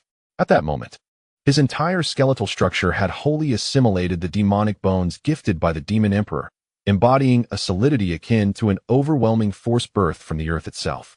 This was the power of a half-step supreme emperor artifact. Moreover, Lin Chen's right hand had transformed into a resplendent silver, an exquisite hue imbued with immense strength, resembling that of the sacred bones of the great saint, an artifact of supreme caliber. At that instant, Lin Chen's right hand had become an entity of unparalleled quality. Yet, his transformation was far from complete. From the Illusory Spirit Divine Mirror, he extracted an ancient talisman inscribed with the character for destruction, dripping it with a drop of blood infused with the noble will of the celestial. Instantly, streams of radiant energy surged forth from his entire being, enveloping him in an aura of annihilation, as if he were a harbinger of destruction. Lin Chen's energy intensified once more, his physique becoming even more compact and formidable. Gazing at the ancient talisman suspended within his consciousness, he felt the mysterious and potent force of destruction emanating from it. This enigmatic power was not merely superficial. Lin Chen sensed that the talisman held deeper secrets. With the addition of this ancient symbol, his overall strength had experienced a substantial enhancement. Marvelous! The gains from this endeavor are truly immense, Lin Chen exclaimed, unable to contain his exhilaration. I can now strive for the divine flow realm at any moment, although circumstances may not permit it just yet. Indeed, young Lin Chen, the celestial poison flower is a legendary entity, Obtaining it would undoubtedly be a boon, Blood Elder chimed in. As Lin Chen's Tiansha Yanluo Sutra reached completion, he felt peculiar vibrations emanating from it, sensing an ancient presence within the Scarlet Demon Ridge gradually awakening. This was, of course, the ancient demonic monument referred to by the Dark Celestial, which harbored a celestial poison flower connected to the Rain Emperor. Although Lin Chen was unaware of the Rain Emperor's current plight, he knew that he must secure this flower, given its link to the Rain Emperor. From a high vantage point, one could observe that the entire Scarlet Demon Ridge appeared as if the demonic energy was boiling like water, continuously churning and roiling. A series of colossal beast roars emanated from the Red Demon Ridge, as waves of potent energy erupted successively from within. The ethereal spirits, ancient beasts, and demonic entities residing in the Red Demon Ridge all exuded their essence, as if welcoming an ancient presence. This scene was truly awe-inspiring. At that moment, Hongba could not help but express his sentiments, noting that the simultaneous eruption of all beings, great and small, within the Red Demon Ridge posed a considerable challenge even for him. Meanwhile, Lin Chen awakened. Upon regaining consciousness, Lin Chen's aura became remarkably subdued, resembling that of an ordinary man. Yet, an immense and intangible sense of intimidation radiated from him. He Tiansha gazed at Lin Chen, his pupils flickering with light. As he felt an unsettling thrum in his throat, he realized that Lin Chen evoked a sense of trepidation within him. Not only He Tiansha, but even the fragmented eye of the scarred-eyed boy slightly narrowed, as he distinctly sensed the profound depth of the young man's aura. He Tiansha, your Black Dragon Society has been utterly rampant, opposing my Chun alliance and plotting against me. Today, I shall render your Black Dragon Society leaderless. Lin Chen spoke with an unperturbed tone. However, He Tiansha's pupils constricted sharply, a chilling sensation coursing through him, akin to being marked by death. Chunling, did you not promise to spare me? Why then do you seek to kill me? Chunling, you treacherous scoundrel, how can you raise your hand against me? If you kill me, those behind me will ensure your demise is most disgraceful. Chunling, I urge you to release me. The terrified He Tiansha roared telepathically at Lin Chen. Yet, before his outcry could conclude, Lin Chen struck. A simple punch, aimed directly at He Tiansha's head. Surge forward.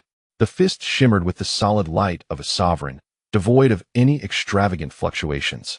Nevertheless, this singular blow instilled utter terror in He Tiansha, whose eyes widened in shock as he stared blankly at the fist hurtling toward him. The scarred-eyed boy, He Wu Bian, and Elder Xian Gu all underwent a drastic change in their expressions. The leader of the Chun alliance was indeed ready to wield his blade against them. However, in that critical moment, a voice of unparalleled authority resonated, akin to thunder that split the air. Lin Chen's expression shifted slightly as he rapidly retreated. The space where Lin Chen had stood moments before was torn open, revealing a gaping spatial rift from which emerged an enormous, pitch-black hand, as massive as a small hill. Reaching directly for He Tiansha, the scarred-eyed boy, He Wu Bian, and Elder Xian Gu were likewise ensnared by this colossal hand. The entire sequence unfolded with breathtaking speed, leaving even Lin Chen with no time to react. Yet, as the enormous hand sought to seize He Tiansha and the others, Lin Chen's expression changed, and he shouted, "Leave them to me." As he prepared to strike, Ouyang Zun, Hongba, and Blood Knife Emperor, as well as Cici, swiftly reacted, each unleashing their formidable auras, poised to execute their divine abilities. However, at that moment, the voice of Blood Old reverberated within Lin Chen's mind. Lin Chen, cease your actions.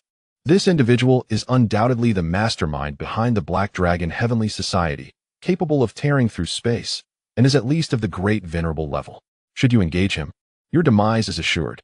Lin Chen's expression hardened as he rapidly communicated with Hongba, Ouyang Zun, and the others, urging them to halt their advance. He was acutely aware of the consequences of confronting such a formidable entity. Nevertheless, the failure to eliminate the Black Sky evil left Lin Chen profoundly displeased. Young man, opportunities to end his life will abound. Once you return to the Chun Alliance and consolidate your power, you can manifest as the Grim Reaper of Darkness.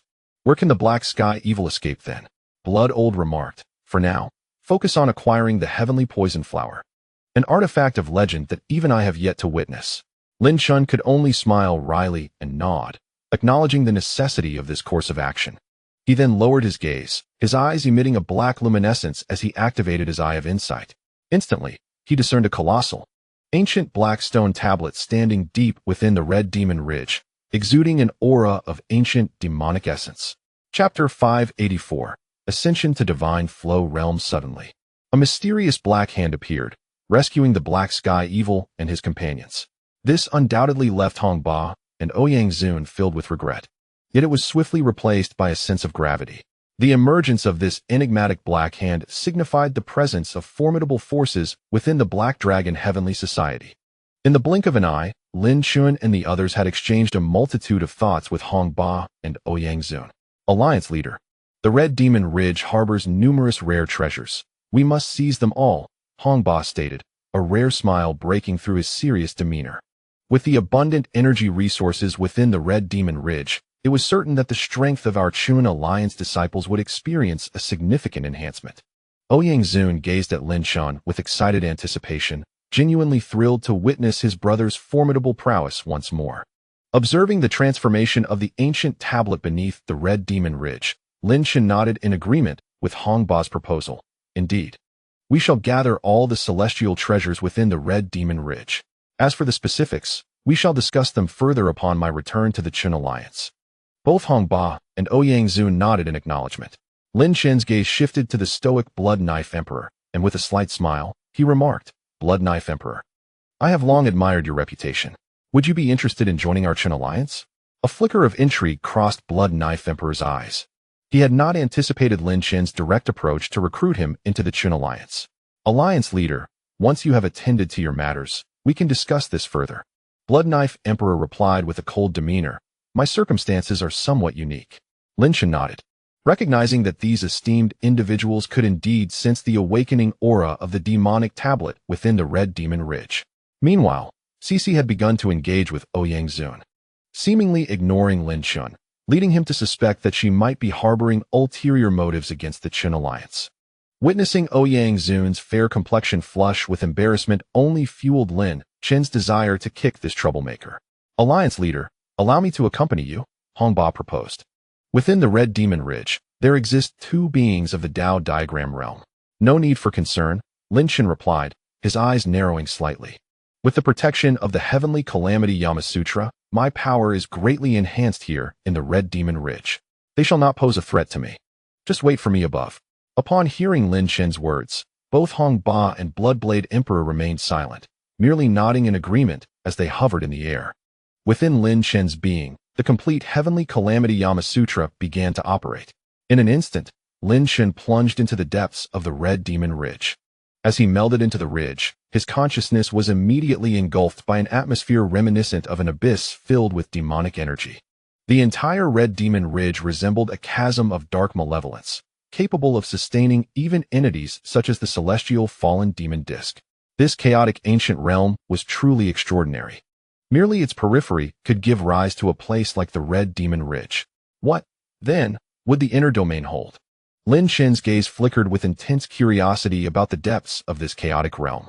He executed the transcendent steps beneath his feet, propelling himself swiftly toward the location of the demon monument. Suddenly, Lin Chen sensed several powerful consciousnesses locking onto his form. Clearly, the demonic creatures within the Red Demon Ridge had set their sights on him. A smirk curled upon Lin Chen's lips as his eyes widened abruptly. A fleeting visage of an ethereal demon emerged momentarily. An invisible fury surged deep into the Red Demon Ridge, spreading like ripples upon a lake from a single drop of water. In an instant, several startled voices echoed from the depths of the Red Demon Ridge, and the consciousnesses that had targeted Lin Chen retreated in unison. As the heir of the Heavenly Calamity Yamasutra, Lin Chen thrived within the confines of the Red Demon Ridge, while several presences in the sky were compelled to yield. Before long, Lin Chen reached the ancient monument. Observing the scene before him, he was taken aback. The demonic energy within the depths of the Red Demon Ridge had thickened tremendously, dark as the abyss, with each tendril of energy seemingly capable of crushing a person.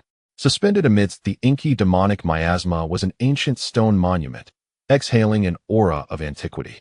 Upon this stone, an image of a man was etched, his long hair flowing like a torrent, his face obscured, draped in a chaotic robe, appearing almost lifelike. This stone monument feels peculiar. Blood Elder murmured. I feel as though I have seen it before, yet also not. Nevertheless, it is undoubtedly extraordinary.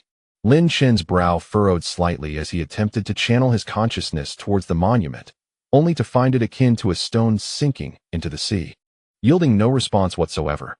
Moreover, he keenly observed that the closer he drew to the ancient monument, the fewer terrifying entities lingered in the vicinity. It was as if those spiritual beings of the world were fearful of the monument itself. Did not the dark heavenly calamity say that by operating the heavenly calamity Yamasutra, one could unlock this demon monument?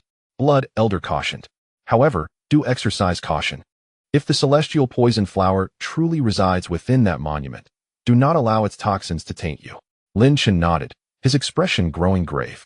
Suddenly, a surge of demonic energy enveloped his body, wrapping him in an aura of dark power. With a flicker of his consciousness, he summoned the ancient text of the Heavenly Death Yamasutra, revealing an ancient stone tablet before him. This tablet contained the complete teachings of the Heavenly Death Yamasutra. With a deft movement of his fingers, he extracted a strand of demonic essence from the inscriptions on the tablet and sent it spiraling towards the ancient monument. As the demonic essence merged with the ancient monument, it transformed instantly. An ancient will emanated from the stone, and the figure of a man with flowing hair, seemingly alive, appeared before Lin Chen. It was a voice steeped in the echoes of time that resonated from the monument. Lin Chen remained tense, prepared to unleash his power at any moment, vigilant and alert. Very well, the long-haired figure remarked, but you are currently too feeble. Having yet to reach the realm of demonic bone tranquility, Lin Chen fell silent, acutely aware of how his half-step into the supreme imperial artifact realm was perceived as a mere oddity by others. Yet, in the eyes of this long-haired figure, he appeared woefully inadequate. Nonetheless, since you are the chosen heir, I shall bestow upon you a chance for transformation, the figure continued, casually waving his hand. From the monument, a mysterious beam of demonic light shot forth, penetrating Lin Chen's being. In that instant, Lin Chen's gaze shifted dramatically as he felt an overwhelming surge of pure energy raging within him, causing the Heavenly Death Yamasutra to operate furiously. Boom, boom, boom. The sound of 3 explosive reverberations echoed from within Lin Chen's body. At that moment, he could faintly hear the rushing currents of a river within himself, the sound of the river of divine powers. He realized that he was on the verge of breaking through to the divine flow realm. Chapter 585, The Great Zhoutian. The enigmatic figure atop the monument directly unleashed a beam of demonic light into Lin Chen's body. This immense and pure energy allowed Lin Chen to sense the tumultuous essence of the river within him, the divine flow realm. I never imagined I would be on the brink of ascending, Lin Chen murmured. He had already been half a step into the divine flow realm, but had lacked the time and the substantial energy required for advancement. Now, the mysterious figure on the monument was providentially aiding Lin Chen by supplying an unending source of energy. At this moment, within Lin Chen's body, an array of magical essences converged. Eyes of insight, the realm of celestial demons, the wrath of the demon god, 10,000 demons meditation, ethereal steps of the Yuan, the breaking of illusions, the hands of subjugation, the fists of subjugation, sovereignty over the world, the sword of universal sentiments, the devouring of anomalies, and 9 void anomalies. There were a total of 12 distinct powers present, merging into a singular river of divine powers, brimming with potential. Lin Chen seized this moment. With the protection of this magical steel, your ascension is assuredly safe. Blood Elder chuckled, remarking on the formidable strength of the steel. The ancient aura it exudes suggests a lineage far older than that of even the Blood Heaven demon sovereign. Lin Chen nodded, uncertain of the true identity of this magical steel, yet knowing that for now, his focus should solely be on ascending. Seated in meditation, with eyes closed, Lin Chen attuned his consciousness to the transformations within his body. At that moment, he sensed that his form had transcended into a vast river, flowing towards the path of enlightenment. Among the myriad beings in existence, countless aspire to attain the Tao, yet few succeed. This is the essence of the river of enlightenment. And the so-called divine flow realm is the convergence of divine powers, evolving into this river of realization. Threads of divine energy floated and trembled within Lin Chen's consciousness. Each of the 12 divine powers possessed a distinct essence. Now, as Lin Chen perceived himself as a nascent river of enlightenment. His task was to unify these 12 divine powers into a singular current. Among them were several supreme techniques, and the challenge of their amalgamation caused him a headache. The aura of the supreme techniques was evidently much more formidable. Nevertheless, each divine power he cultivated was impressive in its own right. With this in mind, Lin Chen decided to use one as the focal point. A spark of inspiration ignited in his eyes as he contemplated a possibility, a smile forming on his lips. However, at that moment, he remained oblivious to the fact that as he ascended to the divine flow realm, 12 distinct auras surged forth from him. "Oh, this lad is quite remarkable," mused the enigmatic figure atop the magical stele, observing the 12 auras. "There are several terrifying and mysterious entities. It seems this young man harbors quite a few secrets. How intriguing that I cannot penetrate his consciousness." Yet, the mysterious figure's lips curled into a wry smile. Curious to see how he would unify the supreme techniques with the ordinary divine powers. At that very moment, Lin Chen was engaged in an incredibly audacious endeavor within his consciousness, devouring anomalies, absorbing them into himself, and subduing the surroundings. "Devour," Lin Chen roared within his mind, summoning the swirling essence of the black hole, positioning himself at its core, drawing this essence into the heart of the river of enlightenment. Instantly, the devouring anomaly seemed to become the nucleus of this river of divine powers, the leader among them. With a glint of cold determination in his gaze, Lin Chen executed a startling maneuver. The essence of the devouring anomaly radiated boundless power, manifesting 9 distinct forces of absorption. These 9 forces latched onto the auras of 9 divine powers, as if seeking to engulf them entirely. The 2 divine powers not integrated into Lin Chen's river of enlightenment were the Eye of Insight and the Ethereal Step, both lacking any semblance of lethality. Buzz. Lin Chen's sea of consciousness trembled instantly. The 9 strands of divine power seemed to perceive his intentions and erupted with their own formidable presence. Each supreme technique possesses a unique will, which is precisely why it is deemed supreme. Their might is terrifying, akin to the sword of infinite emotion that Lin Chen created, which emanated boundless sentiment, evoking tears and desperately resisting the engulfing force. Meanwhile, the technique of Sovereign's Descent exuded an extraordinarily noble aura of imperial might, descending heavily and oppressively. The 9 virtual manifestations resonated with the roars of 9 ancient dragons, representing 9 profound truths, reacting with immense intensity. At this moment, each supreme technique and terrifying divine power unleashed its will in rebellion against the devouring magic. The aura of the devouring phenomenon, faced with such overwhelming resistance, could not help but quiver, becoming precariously unstable. "This is dire. The resistance is too fierce." Lin Chen's expression changed. He had not anticipated that the rebellion of these supreme techniques would be so immense. At this rate, how could he hope to consume it? The very essence of the devouring phenomenon might explode under such pressure. The long-haired man observed the fluctuations in Lin Chen's 10 divine powers and couldn't help but shake his head, remarking that attempting to amalgamate these disparate supreme techniques into a river of divine power was far from simple. It seemed he had somewhat overestimated the situation. This long-haired man discerned Lin Chen's predicament and held little hope for his forthcoming momentum. At this moment, Lin Chen fixed his gaze upon the unfolding scene. He sensed the intense resistance from these divine powers. If this continued, the creation of a river of divine power would likely inflict considerable harm upon himself. Suddenly, at that very moment, a wisp of annihilating aura surged forth, actively merging into the devouring phenomenon. Lin Chen stared in astonishment as he witnessed the ancient character for destruction in his sea of consciousness release a wisp of essence, blending into the aura of the devouring phenomenon. Instantly, each of the 9 devouring forces was infused with a powerful intent of annihilation. The 9 divine techniques trembled in response. Lin Chen immediately sensed a shift in the wills emanating from the 9 techniques. Although they were not subdued, he recognized a valuable opportunity. "As you are my divine techniques, all of you are meant to assist me in achieving enlightenment. In this moment of mutual conflict, how can I attain my path? And how can you imbibe my aura of the Tao?" Lin Chen's voice resounded with authority, reverberating outward.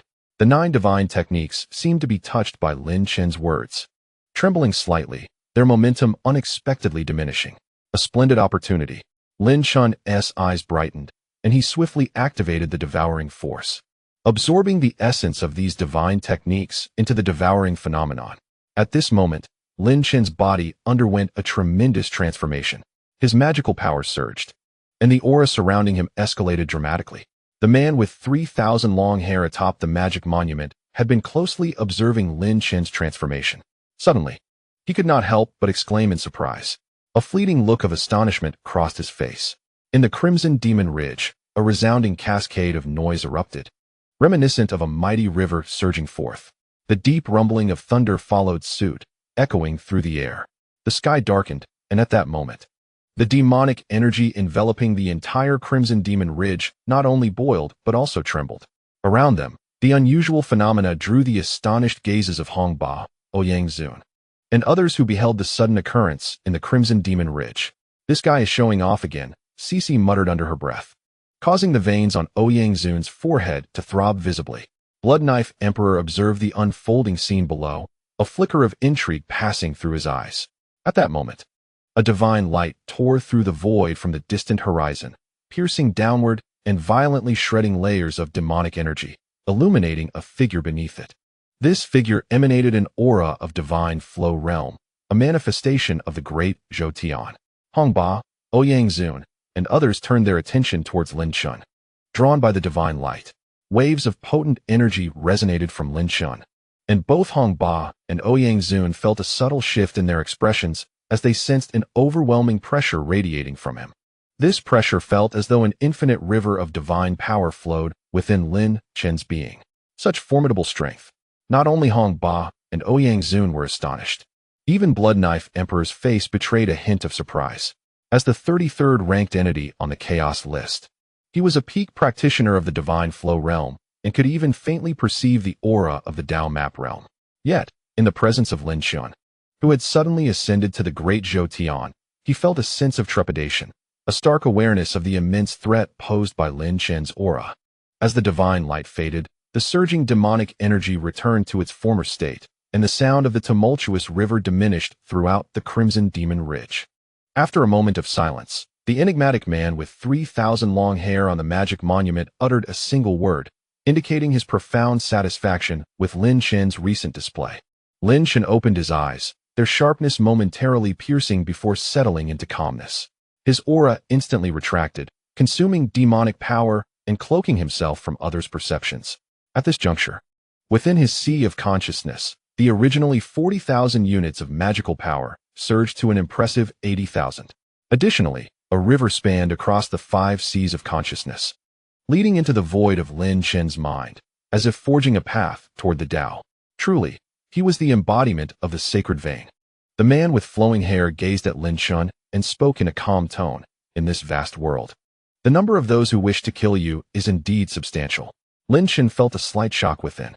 He did not anticipate that this enigmatic figure had already discerned his true identity. However, given the formidable nature of this mysterious man, it was not surprising that he could see through Lin Chen's facade. Lin Chen's form instinctively tensed, yet he still clasped his hands in gratitude, saying, "Thank you, Senior, for your assistance. Otherwise, I would not have been able to ascend to the Divine Flow realm so early." At that moment, Lin Chen had indeed reached the pinnacle of the Divine Flow realm, and he owed this advancement to the aid of the flowing-haired man, coupled with the terrifying power of his own divine river, allowing him to step into the great perfection. "This is a result of your own efforts," the man with flowing hair said, a subtle smile gracing his face, though it was difficult to discern its true nature. Yet, despite being a descendant of the sacred vein, deserving of heaven's disdain, as long as you are a successor of this emperor, I shall lend you my support. The words of the flowing-haired man bore an air of sovereignty, and Lin Chen was startled by the fleeting aura of authority in his voice. Keenly noting the term successor of this emperor, could it be that you are the previous master of the celestial calamity Yamasutra? A shocking thought flashed through Lin Chen's mind, and he blurted it out. Hee. The man with flowing hair chuckled lightly, neither confirming nor denying, but stated, "Among the 10 great demon sutras, the celestial calamity Yamasutra ranks second, while the eye of the demon god ranks first. Only when all 10 great demon sutras converge upon a single successor can one summon the myriad demon scriptures into oneself and grasp the cycle of reincarnation. Young one, I perceive you have a remarkable destiny. Lin Chen's heart raced with excitement. What does a remarkable destiny entail? However, he had weathered many storms and maintained a calm gaze on the man with flowing hair, stating, Senior, I must confess that I possess the upper volume of the eye of the demon god. I have heard that the lower volume resides within the Crimson Demon Ridge. Hence my journey here. Lin Chen's instincts told him that if the lower volume truly existed in the Crimson Demon Ridge, it would undoubtedly be within the grasp of this flowing-haired man. You are quite honest, the man with flowing hair remarked with a faint smile at Lin Chen's candor. Then shook his head and added, However, how could the lower volume of the eye of the demon god possibly be in my possession? Based on my deductions, it has already been claimed by someone else. Claimed by someone else. Lin Chen's pupils constricted slightly, his gaze narrowing, and an instinctive cold malevolence emanated from him. His fifth sea of consciousness was intended for the eye of the demon god, yet it had been appropriated by another. I cannot ascertain the specific details. The man with flowing hair said calmly, but I shall give you a jade token. As long as you encounter the lower volume of the eye of the demon god, it will react. As soon as the words left his lips, a beam of demonic light shot forth from the stone monument and landed in Lin Chen's hand. In that moment, Lin Chen held a jade token, entirely black, emanating a faint aura of malevolence. Although he felt disappointed that the lower volume of the eye of the demon god was not here, receiving this sensing jade token brought him a flicker of joy. Thank you, Senior. Lin Chen took a deep breath and stored the jade token within the Illusory Spirit Mirror. After a moment of hesitation, he inquired, Senior, I have heard that there exists a celestial poison flower within the demon monument. Might you possess one? The tone of the long-haired man, with hair cascading like a river, shifted slightly before returning to its calm demeanor. Indeed, I do have a celestial poison flower in my possession, but I must inquire as to your purpose for wanting it. Lin Chen felt a surge of emotion, recalling the words of Tian Sha. Taking a deep breath, he pondered whether the celestial poison flower was merely a ruse concocted by Tian Sha, or if it was indeed tied to the Rain Emperor in some significant manner. There could very well be a hidden scheme at play. With the demon monument awakened by him, who could tell where it might vanish to next? Therefore, he replied earnestly, Senior, I require the celestial poison flower for someone of great importance to me. His gaze was sincere as he looked at the image of the long-haired man on the demon monument. An eerie silence enveloped the atmosphere. Neither the long-haired man nor Lin Chen spoke, both simply holding their gaze. After a moment, the long-haired man finally spoke, his voice imbued with deeper significance. I can grant you the celestial poison flower, but you must agree to one condition. What condition? Lin Chen asked eagerly. The long-haired man's indistinct eyes suddenly emanated a hint of authority, a trace of the overwhelming majesty of a superior being. You must propagate the teachings of the Hell Demon King Sutra. I can sense that the inheritors of the Hell King Sutra and the 18 Rakshasa Sutra have arrived in this chaotic ancient domain. A grand battle will undoubtedly ensue between you. You must prevail. The gravitas of his words resonated with an indomitable spirit and pressure. Lin Chen felt himself stirred. A cool battle intent emanating from within him. The Hell King Sutra, the Demon Lord by Tsong, and the inheritors of the 18 Rakshasa Sutra. A glimmer of resolve crossed Lin Chen's eyes as he clenched his fist and declared, Senior, I promise. Ha, splendid. The long-haired man erupted into laughter. And the demon monument emitted a surge of dark light, revealing an ancient black ring in Lin Chen's hand. Within this ring lies the celestial poison flower. Furthermore, young man, the turmoil of the chaotic ancient domain is upon us. I look forward to witnessing your performance. Until we meet again.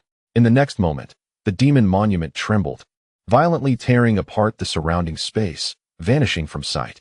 Holding the ring, Lin Chen thought of the Rain Emperor, and his heart grew heavy. Nevertheless, he quickly rose to his feet and bowed toward the spot where the demon monument had disappeared. Thank you, Senior. Yet, Lin Chen felt an overwhelming sense of satisfaction. His journey to the Crimson Demon Ridge had indeed yielded great rewards. Not only had he dealt with Tian Sha and others, but he had also forced out the hidden mastermind, perfected the Hell Demon King Sutra, and acquired a plethora of treasures. These were all spoils of victory. Then, Lin Chen's eyes ignited with fervor.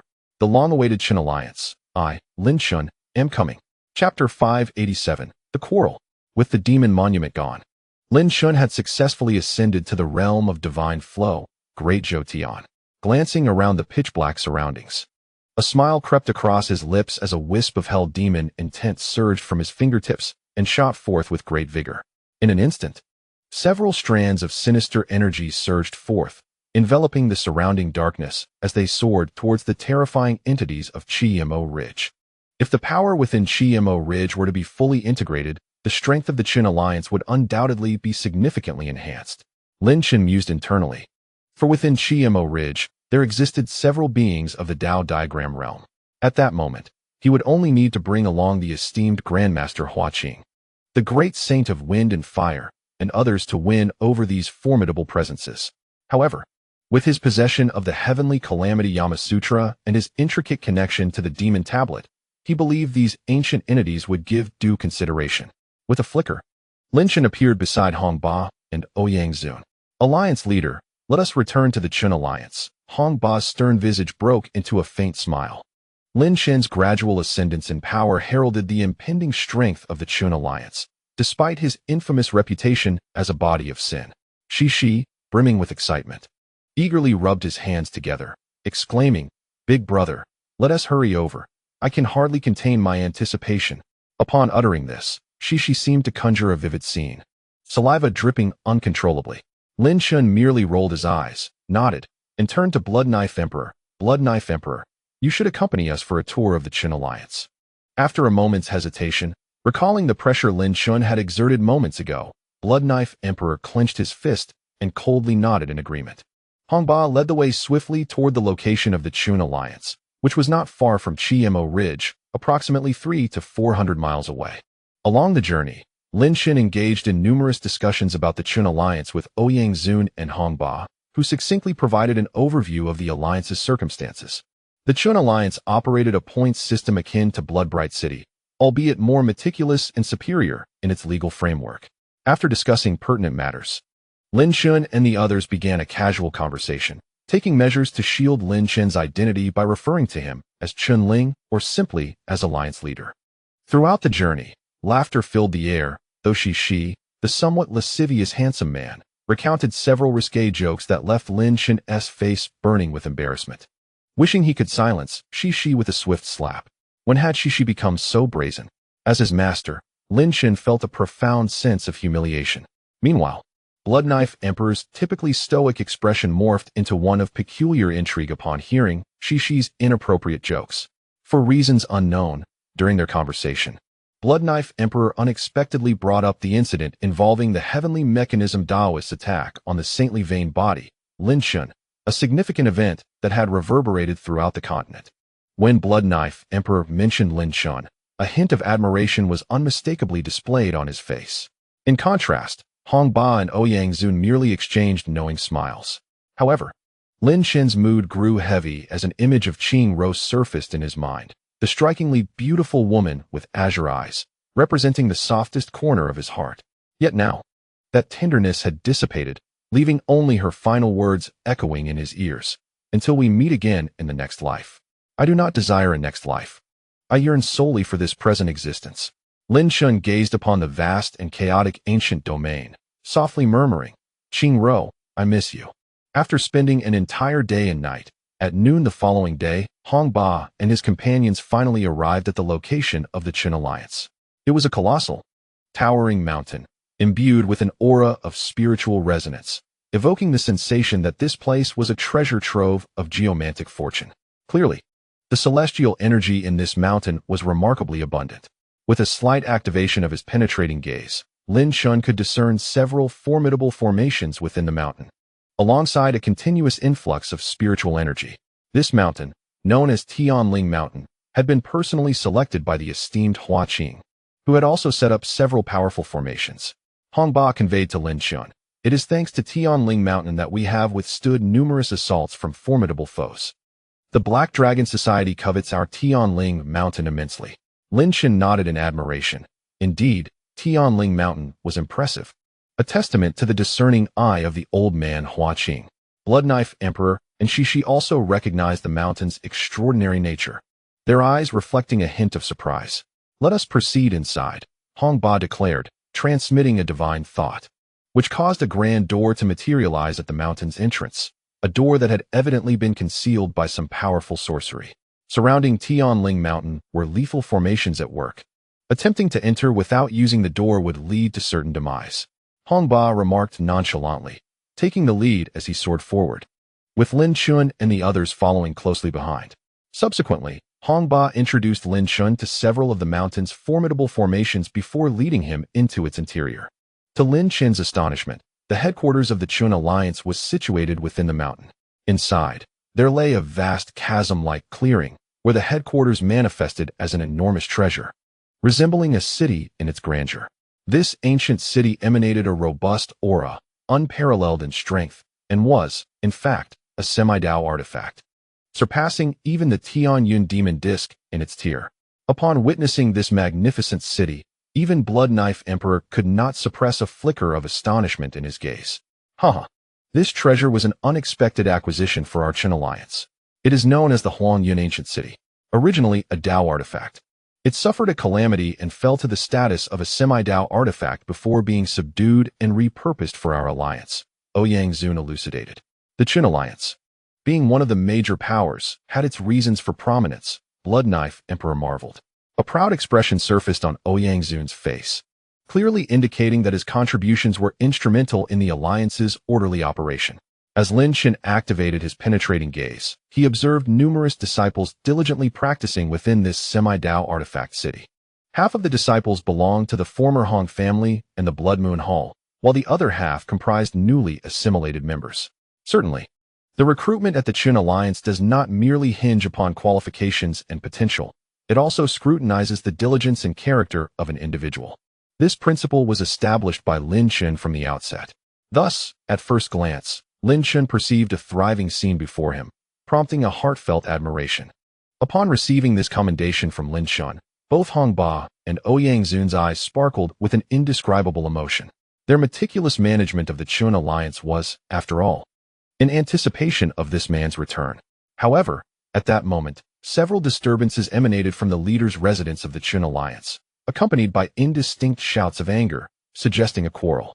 Lin Chen furrowed his brows, pondering the cause of this commotion. Chapter 588. The dispute among the two great protectors. The discordant voices emanated from the leader's residence, which naturally represented the backbone of the Chun Alliance's hierarchy. Lin Chen discerned several powerful fluctuations within the premises, all emanating from individuals at the Divine Flow realm. However, figures such as the Grand Master Hua Qing were notably absent from the leader's residence. Hong Ba and Ouyang Zun evidently recognized the situation as well, their brows knitting slightly as they turned their gazes toward Lin Chen, indicating it was his responsibility to address the matter. After all, this was Lin Chen's first visit to the Chun Alliance, and the occurrence of a dispute among the higher-ups was indeed a matter of embarrassment for them. Amidst the bustling city, Shishi's eyes gleamed with mischief as she spotted several charming maidens, her gaze fixated on their alluring figures, causing her to drool. Lin Chen rolled his eyes and addressed Ouyang Zun, suggesting that he and Hong Ba should investigate the situation while Ouyang could accompany Shishi and Blood Knife Emperor on a leisurely stroll. Ouyang Zun nodded in agreement. Just before departing, Lin Chen shot a stern glare at Shishi, admonishing her to behave. Shishi bobbed her head like a chick pecking at grain, eager for Lin Chen to leave and not disrupt her pursuits. Subsequently, Lin Chen whispered a reminder to Ouyang Zun to keep an eye on Shishi, ensuring she did not stir up trouble within the Chun Alliance, lest it lead to a humiliating situation. Under Hong Ba's guidance, Lin Chen swiftly entered the leader's residence. Upon crossing the threshold, he was immediately enveloped by an air thick with anger. Inside, 3 individuals were present, one of whom was a familiar figure to Lin Chen, Old Xie Yao. Old Xie Yao appeared much the same as before, his white hair framing a youthful visage. Yet his power now exuded an enigmatic aura, emanating an overwhelming sense of pressure. Clearly, Old Xie Yao's strength had advanced further, ascending into the Dao diagram realm. The remaining 2 were formidable beings at the pinnacle of the Divine Flow realm. Their presence radiated immense power. One of them, with a beard that bristled with indignation, expressed his frustration. "What do you mean by guarding? Others have grown so arrogant, and we still tolerate this?" This elder, stooped in posture yet radiating a fierce spirit, conveyed an air of sternness in every movement. Hong Ba had previously introduced this individual to Lin Chen as Wang Lai. It was a character summoned by the Chun Alliance in the chaotic ancient domain. The person embroiled in a quarrel with Wang Lai was a middle-aged man with a grave expression, exuding an air of refinement. Guardian Wang, I believe it is time for you to temper your temperament. Such fierce behavior, without consideration for the consequences, could inflict significant damage upon the Qin alliance, he gently advised. Unperturbed by Wang Lai's furious tirade, Wang Lai, infuriated, felt his nose crinkle in anger, his fists cracking ominously, yearning to deliver a decisive blow to this individual.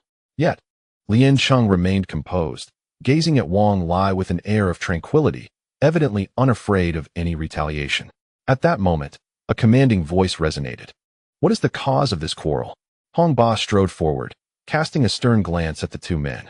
Upon recognizing the newcomer, both Wang Lai and Lin Chen were taken aback, hastily clasping their hands in greeting. Humph! Hong Ba dismissed them with a flick of his sleeve, standing beside Xie Yao, indifferent to their presence. Just then, Lin Chen approached, offering a respectful nod to the two guardians. Greetings, esteemed elders. You young rascal! Wang Lai exclaimed upon seeing Lin Chen, sensing the fluctuations of power emanating from him, and could not help but voice his admiration.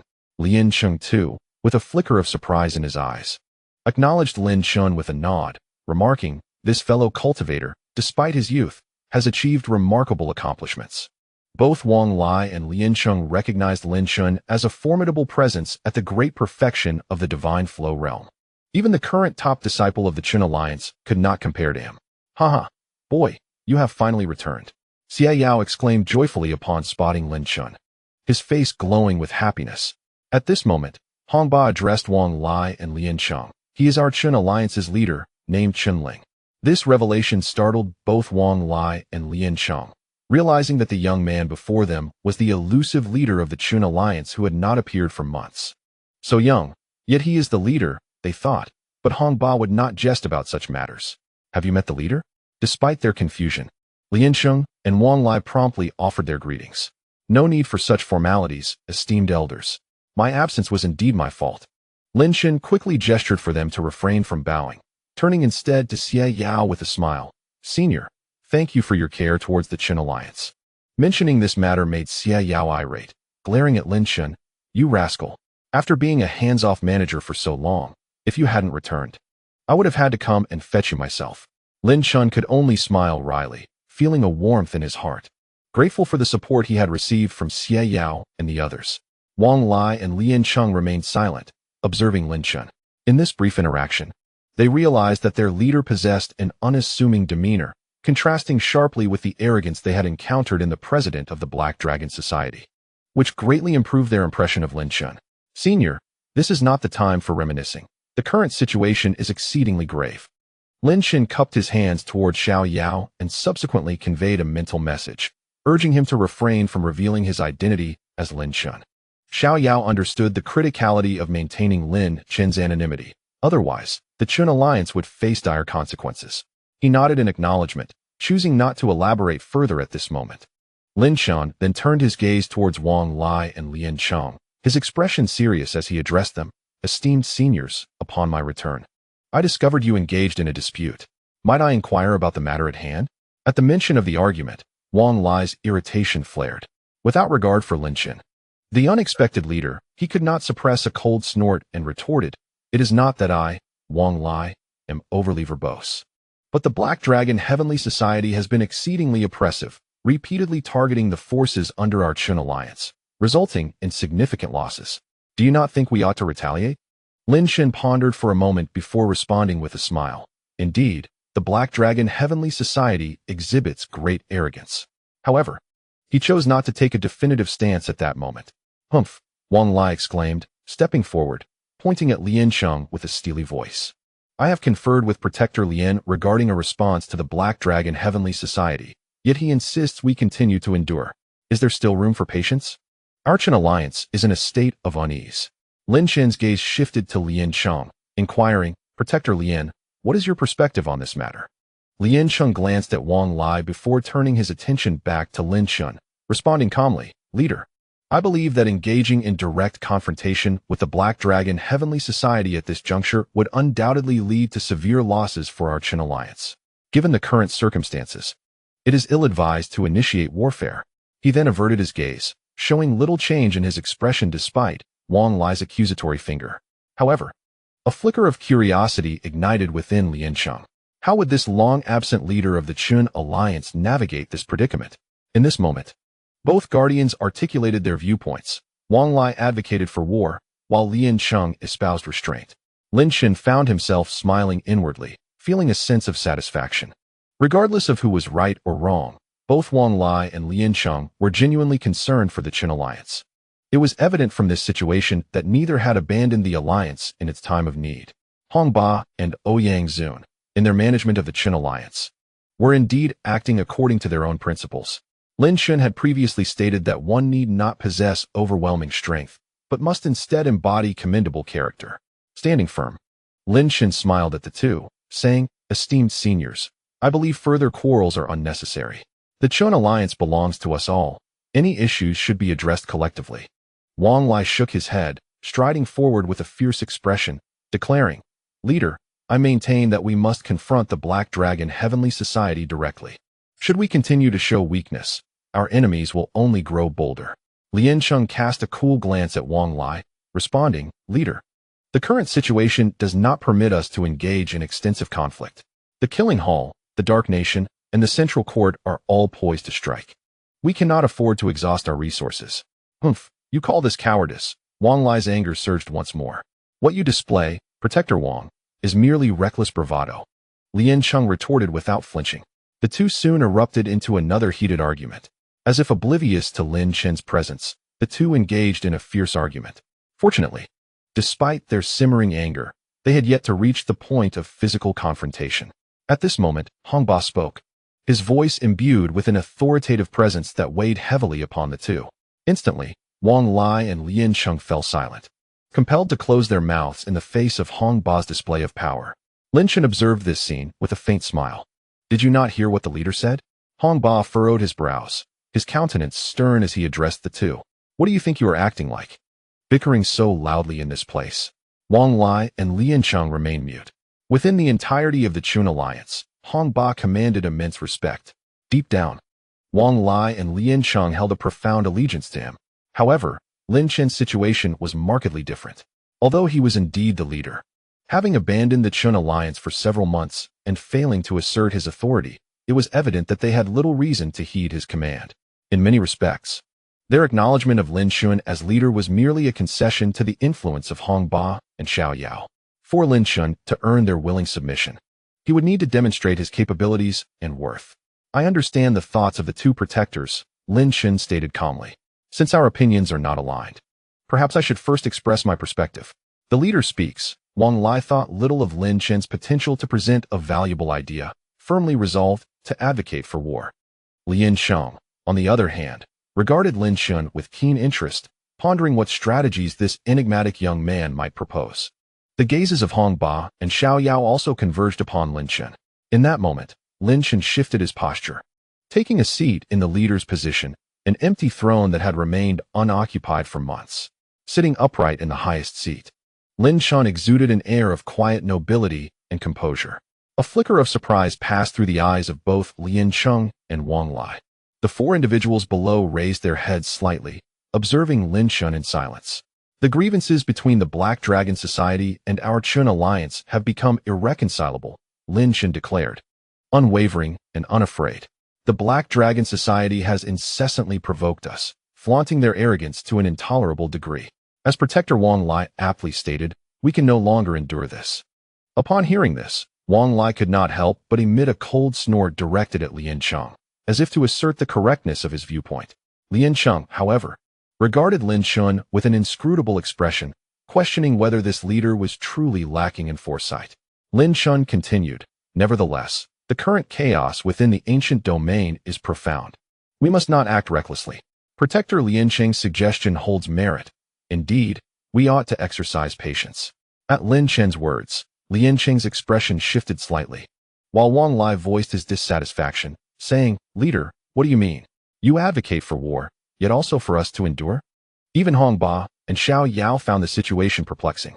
Yet, their inherent trust in Lin Chen kept them silent, awaiting his further elaboration. At this juncture, Lin Chen's demeanor turned resolute. "We shall indeed go to war. However, We must thoroughly comprehend everything before engaging in battle. Should we act impulsively and initiate conflict now, our alliance would undoubtedly suffer severe losses. Our current objective is to expand our intelligence, for the Black Dragon Heavenly Society is scheming significant maneuvers in the Red Demon Ridge. We must ascertain the Society's true intentions.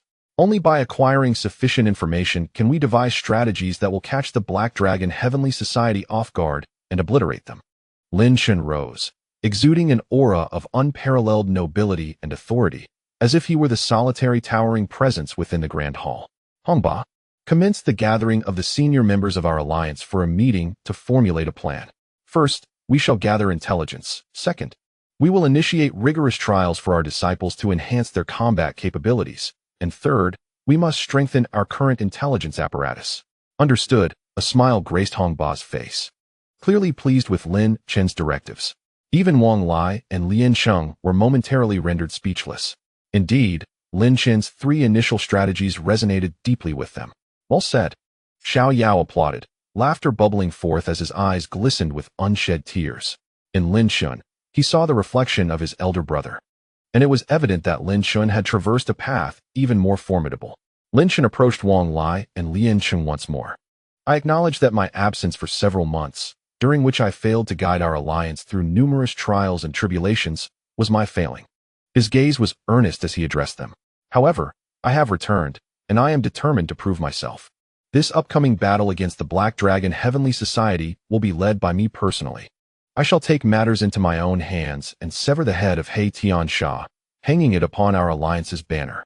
Alliance leader. Wang Lai and Lin Sheng were taken aback by Lin Chen's declaration, momentarily at a loss for words. Nevertheless, Lin Chen's words were imbued with a commanding presence and lethal intent. Wang Lai and Lin Sheng wholeheartedly concurred. Their leader indeed required such assertiveness, a necessary trait of a true warrior. Yet, Lin Chen's subsequent statement struck like lightning across the sky. I will demonstrate my worth to you. However, you may harbor discontent towards me, yet I hope you will always remain a part of our alliance. His eyes blazed with fervor, his entire being radiating an unquenchable battle spirit, his tone resolute and resonant. I need you to stand with me to conquer territories and to plant our alliance's flag at the very heart of the chaotic ancient domain. Such a simple declaration ignited a fervent passion within Lin Chen, Wang Lai, Hongba, and Xiao Yao, a visceral response to their innermost ambitions of conquest. Chapter 590. The Wretched Woman. The alliance comprises 5 chief guardians, with Xiao Yao as the foremost among them. The likes of Hua Qing and others serve as the esteemed elders of the alliance.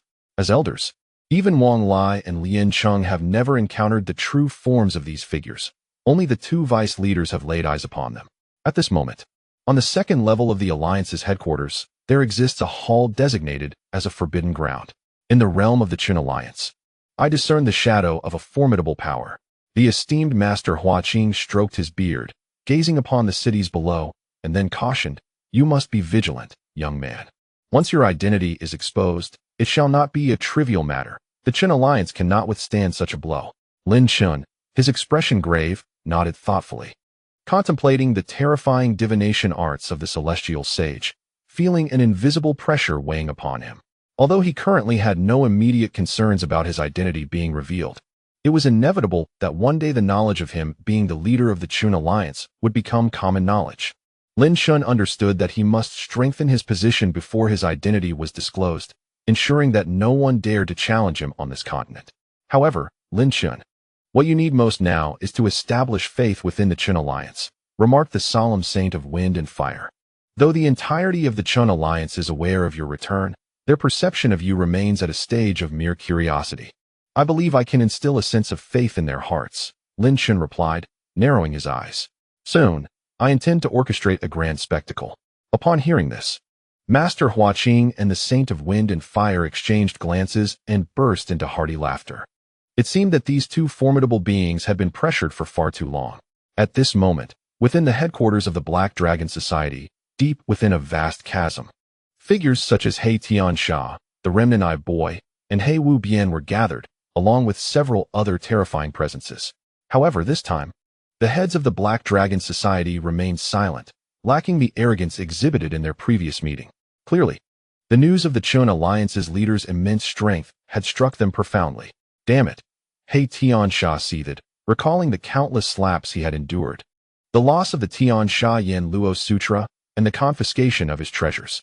Such humiliation ignited a fierce rage within him, twisting his expression into a grimace.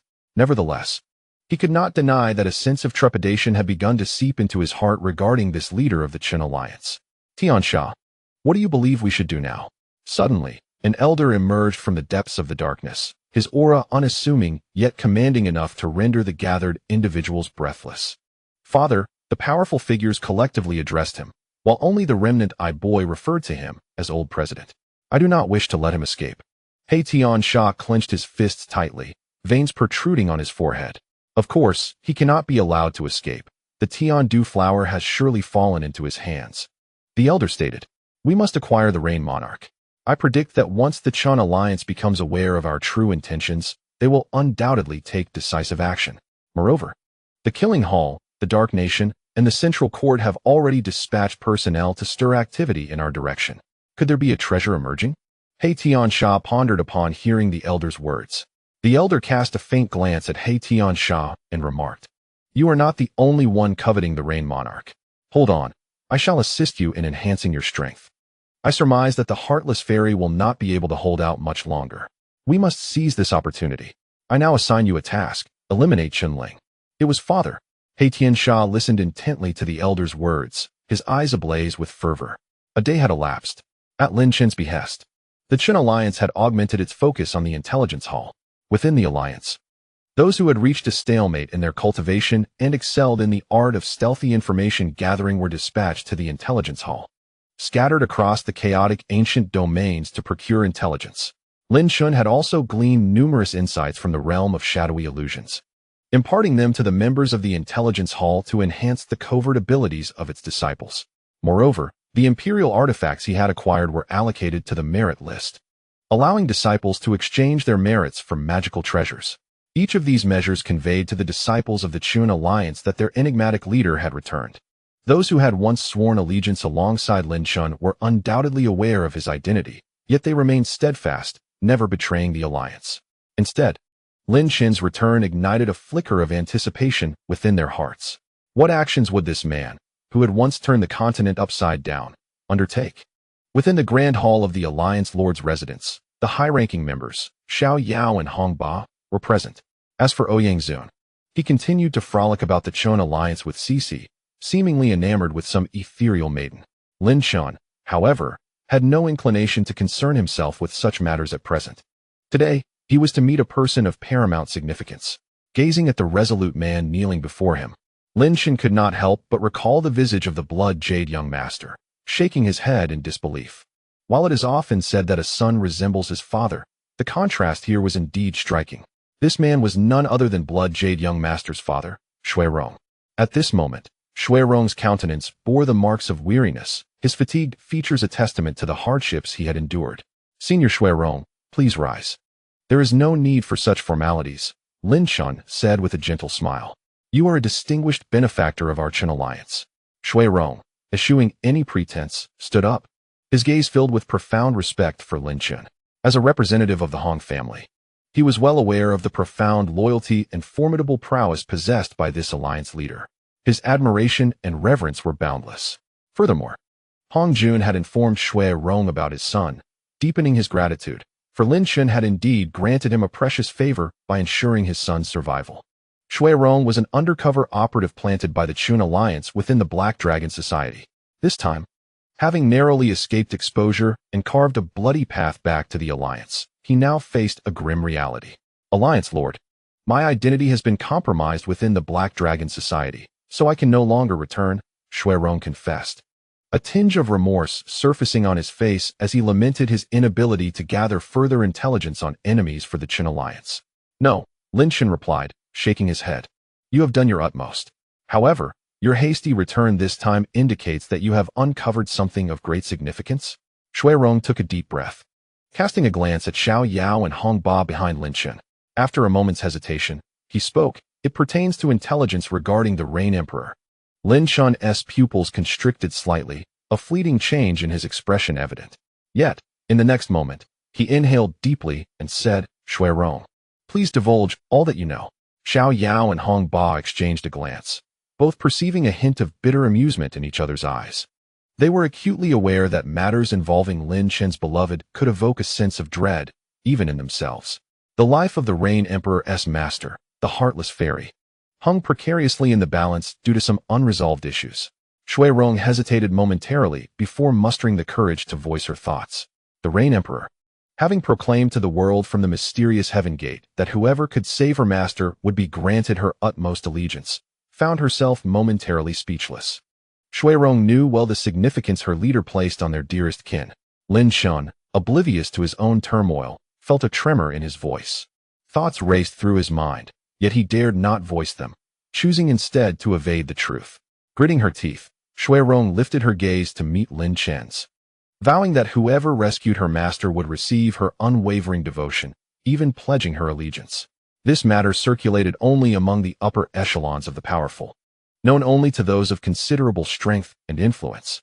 At that moment, Lin Chen inhaled deeply, realizing his throat felt constricted, rendering him speechless. Lowering his head, he glimpsed the enigmatic gray mark upon his palm, and the ethereal visage of the Rain Emperor flashed in his mind. His fists clenched tightly, producing a resounding crack, his expression turning fearsome, resembling a ferocious beast on the brink of awakening. "What are you scheming, you wretched woman?"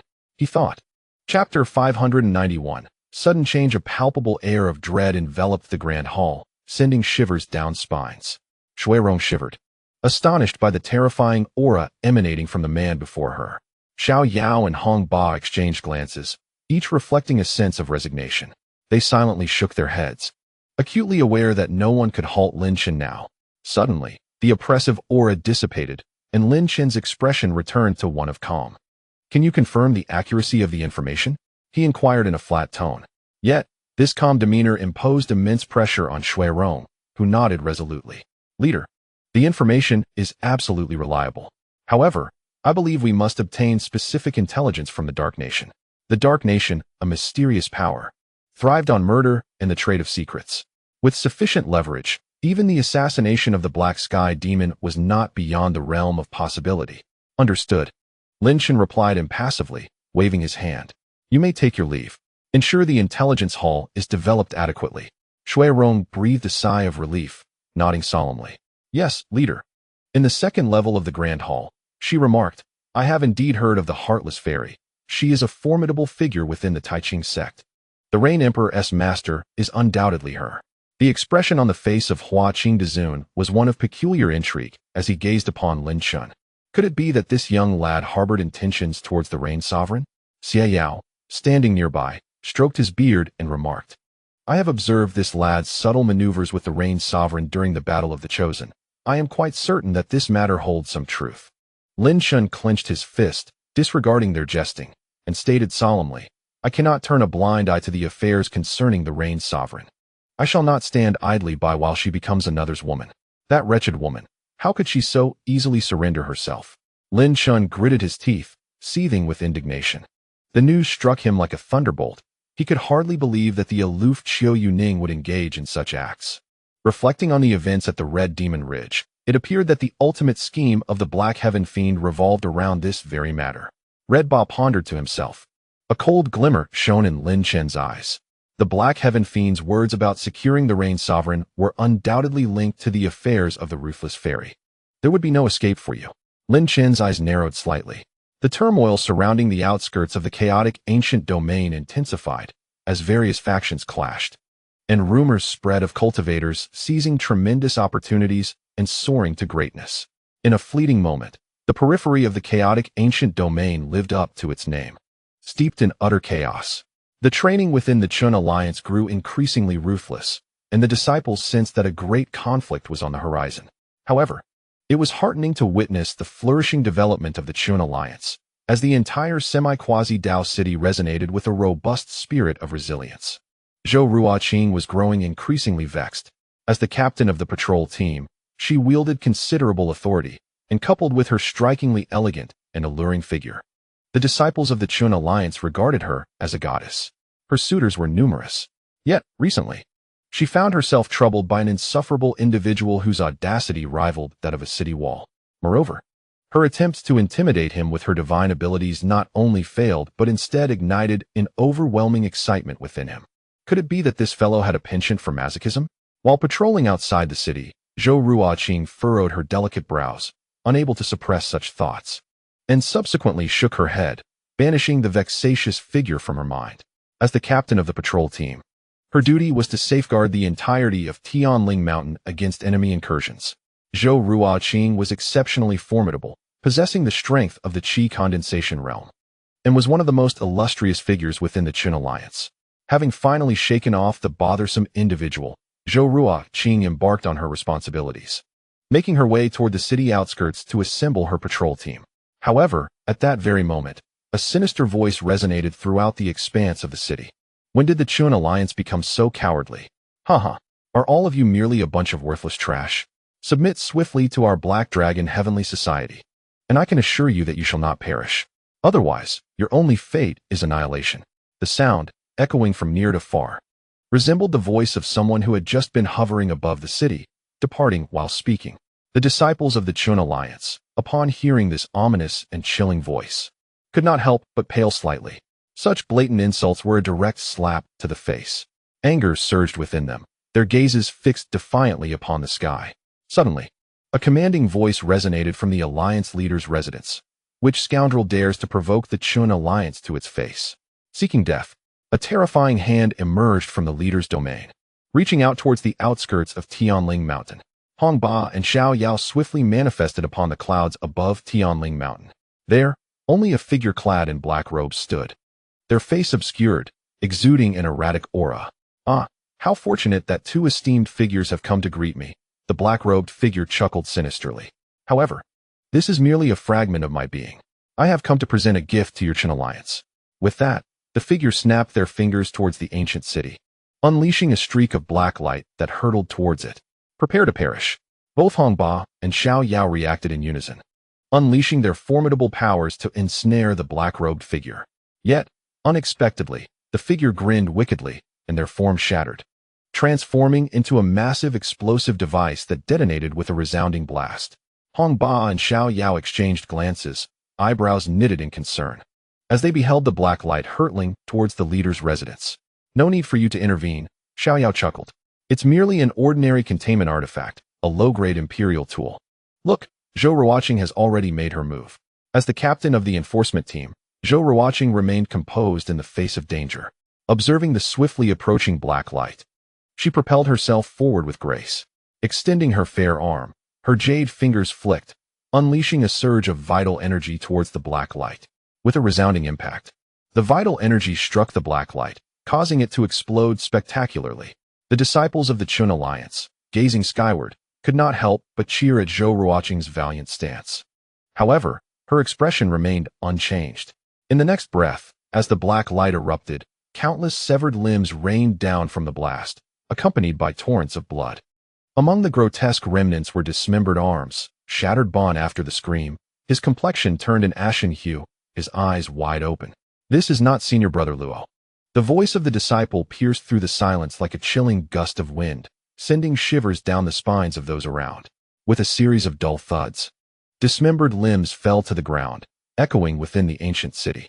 The scene that had been ablaze with fervor moments ago now lay in eerie stillness, where even a pin drop could be heard. Chapter 592. Accompany me to kill, dare you? In the ancient city of Huanyan, this half-step quasi-Taoist realm was suffused with the scent of blood. No one had anticipated that amidst the darkness, vast quantities of dismembered bodies would emerge. It was a grotesque tableau of horror. A moment of silence shattered by a frantic, piercing scream reverberated throughout the city. A head fell to the ground with a dull thud, rolling to the feet of a disciple from the Qin alliance. His pupils dilated in terror as he gazed at the severed head. Is it really Senior Brother Luo? Wasn't he on a mission? How could he be dead? Another disciple from the Qin alliance felt a chill run down his spine upon hearing the muttering, rushing over to witness the grim scene, his face blanching in horror. It truly is Senior Brother Luo. I heard he had reached the first level of the divine law realm and was under the sect's training. How could he have perished? Not only here, but soon screams erupted in succession. The disciples of the Chun Alliance wore expressions of profound fear, their throats constricting in disbelief. Isn't that senior brother Tian? How could he also be dead? Oh no, that's senior brother Long. He is dead too. Senior brother Wang has also fallen. His eyes were crushed. Such exclamations of shock resounded continuously. In the sky above, Zhou Ruoqing's expression grew icy and grave, her shoulders trembling slightly, her delicate hands clenched tightly. Her beautiful eyes were fixed upon the crimson scene below. More and more disciples from the Chun Alliance were drawn to the unfolding horror, hastening towards the site of the calamity. All these dismembered bodies belonged to disciples of the Chun Alliance. Moreover, Zhou Ruoqing recognized the names of those who had cried out in astonishment. Each was a promising young disciple of the sect. The loss of over a dozen heads represented a catastrophic blow. For the first time, anger surged within Zhou Ruoqing. The fury ignited a desire for vengeance. Don't let your rage cloud your judgment. A familiar male voice echoed in her ears. Leave it to the leader to handle. In a flash, Zhou Ruoqing threw a punch, exerting her full strength without restraint. Bang! The exceptionally handsome man staggered slightly, his complexion paling momentarily. Have you vented your anger? If not, feel free to strike again. You scoundrel! Zhou Ruoqing's eyes reddened as she shouted, throwing another punch, but this time, her strength had waned. Enough! Cece extended her hand, drawing Zhou into her embrace. The delicate fragrance wafting from her nose stirring his heart with a tumult of emotions. Yet, in that moment, he remained resolute. Merely gazing at the enchanting figure in his arms, his eyes suddenly hardening with an icy resolve. Fear not, that scoundrel will not let them off easily. A tide of formidable energy erupted from within the Chun Alliance. Individuals at various stages of the divine law realm, first, second, third, and fourth, unleashed their spiritual awareness, comprehending the unfolding scene, and thus, an ominous aura surged into the heavens. Anger. The entire Huangyun ancient city was enveloped in a tapestry of wrathful consciousness. Disciples of the Chun Alliance gathered in increasing numbers, the crowd swelling to over 1,000, tightly packed together, filling the area to capacity. Yet amidst this throng, an eerie silence prevailed. Following the echoes of fear that had reverberated through the air, the atmosphere fell into a hush. With 1,000 pairs of eyes fixated on the gruesome tableau before them, glaring blood and searing imagery. Within the hearts of these disciples, witnessing such a scene ignited a surge of rage, a palpable aura of hostility. How audacious! Wang Lai was the first to soar into the air, his gaze falling upon the horrific sight, a grim smile forming on his lips as he could not refrain from expressing his approval. However, it was evident to all that an icy malevolence emanated from him, a testament to his fury. Lin Chen arrived swiftly, his elegant demeanor faltering as he beheld the blood-soaked scene before him. His refined features darkened, fists clenched tightly, his chest rising and falling with agitation. Despite his exceptional composure, even he could no longer suppress the inferno of anger raging within. The Black Dragon Heavenly Society, I will obliterate you and annihilate your entire lineage. Wang Lai roared, an immense surge of magical power erupting from him as he ascended into the sky, his eyes aflame with rage. This was the first time he was consumed by such fury. Several promising disciples of the Chun Alliance had been ruthlessly dismembered and discarded within the city. This was a blatant humiliation, a slap in the face, a trampling of dignity. How could Wang Lai remain unperturbed? Stop! A deep voice commanded, and a figure appeared before Wang Lai, Hong Ba. With a dark expression, Hong Ba extended his hand to block Wang Lai's path. Beside him, Xiao Yao's eyes gleamed with cold intensity. Vice Alliance leader, why do you obstruct me? I must confront those scoundrels, even if it costs me my life. I shall rend a piece of their flesh. Wang Lai bellowed. How dare they desecrate our kin and toss their remains into the headquarters of the Chun Alliance? I will have their bodies torn asunder. At that moment, Lin Chen also soared into the air, a chilling murderous intent radiating from his being. The Black Dragon Heavenly Society has gone too far. We must eradicate them. Unbeknownst to them, Wang Lai and Lin Chen's fervent desire to vanquish the Black Dragon Heavenly Society had stirred the passions of the thousands of disciples below. With eyes tinged with crimson, they observed the scene, a wave of true energy surging within them. The Black Dragon Society has shown unparalleled audacity, humiliating us relentlessly. We must eradicate them in vengeance for our fallen brothers. Their methods are exceedingly brutal, and it is imperative that we retaliate. They deserve death, every single one of them. I am prepared to sacrifice my very life to bring down the Black Dragon Society. They all must perish. A detestable swarm of vermin, they must be annihilated. The disciples below, their faces alight with fervor, could not contain their roars of rage. The gruesome spectacle before them, though chilling, ignited an overwhelming inferno of indignation. How could they remain calm when a fellow disciple was so mercilessly slain? They are young, brimming with passion, and in their fury, they are capable of anything. Especially against such a cruel adversary as the Black Dragon Society. They must not be underestimated. Our brothers are not easily dispatched. We seek retribution, brothers of the Chun Alliance. We shall obliterate the Black Dragon Society, ensuring their eternal absence from this world.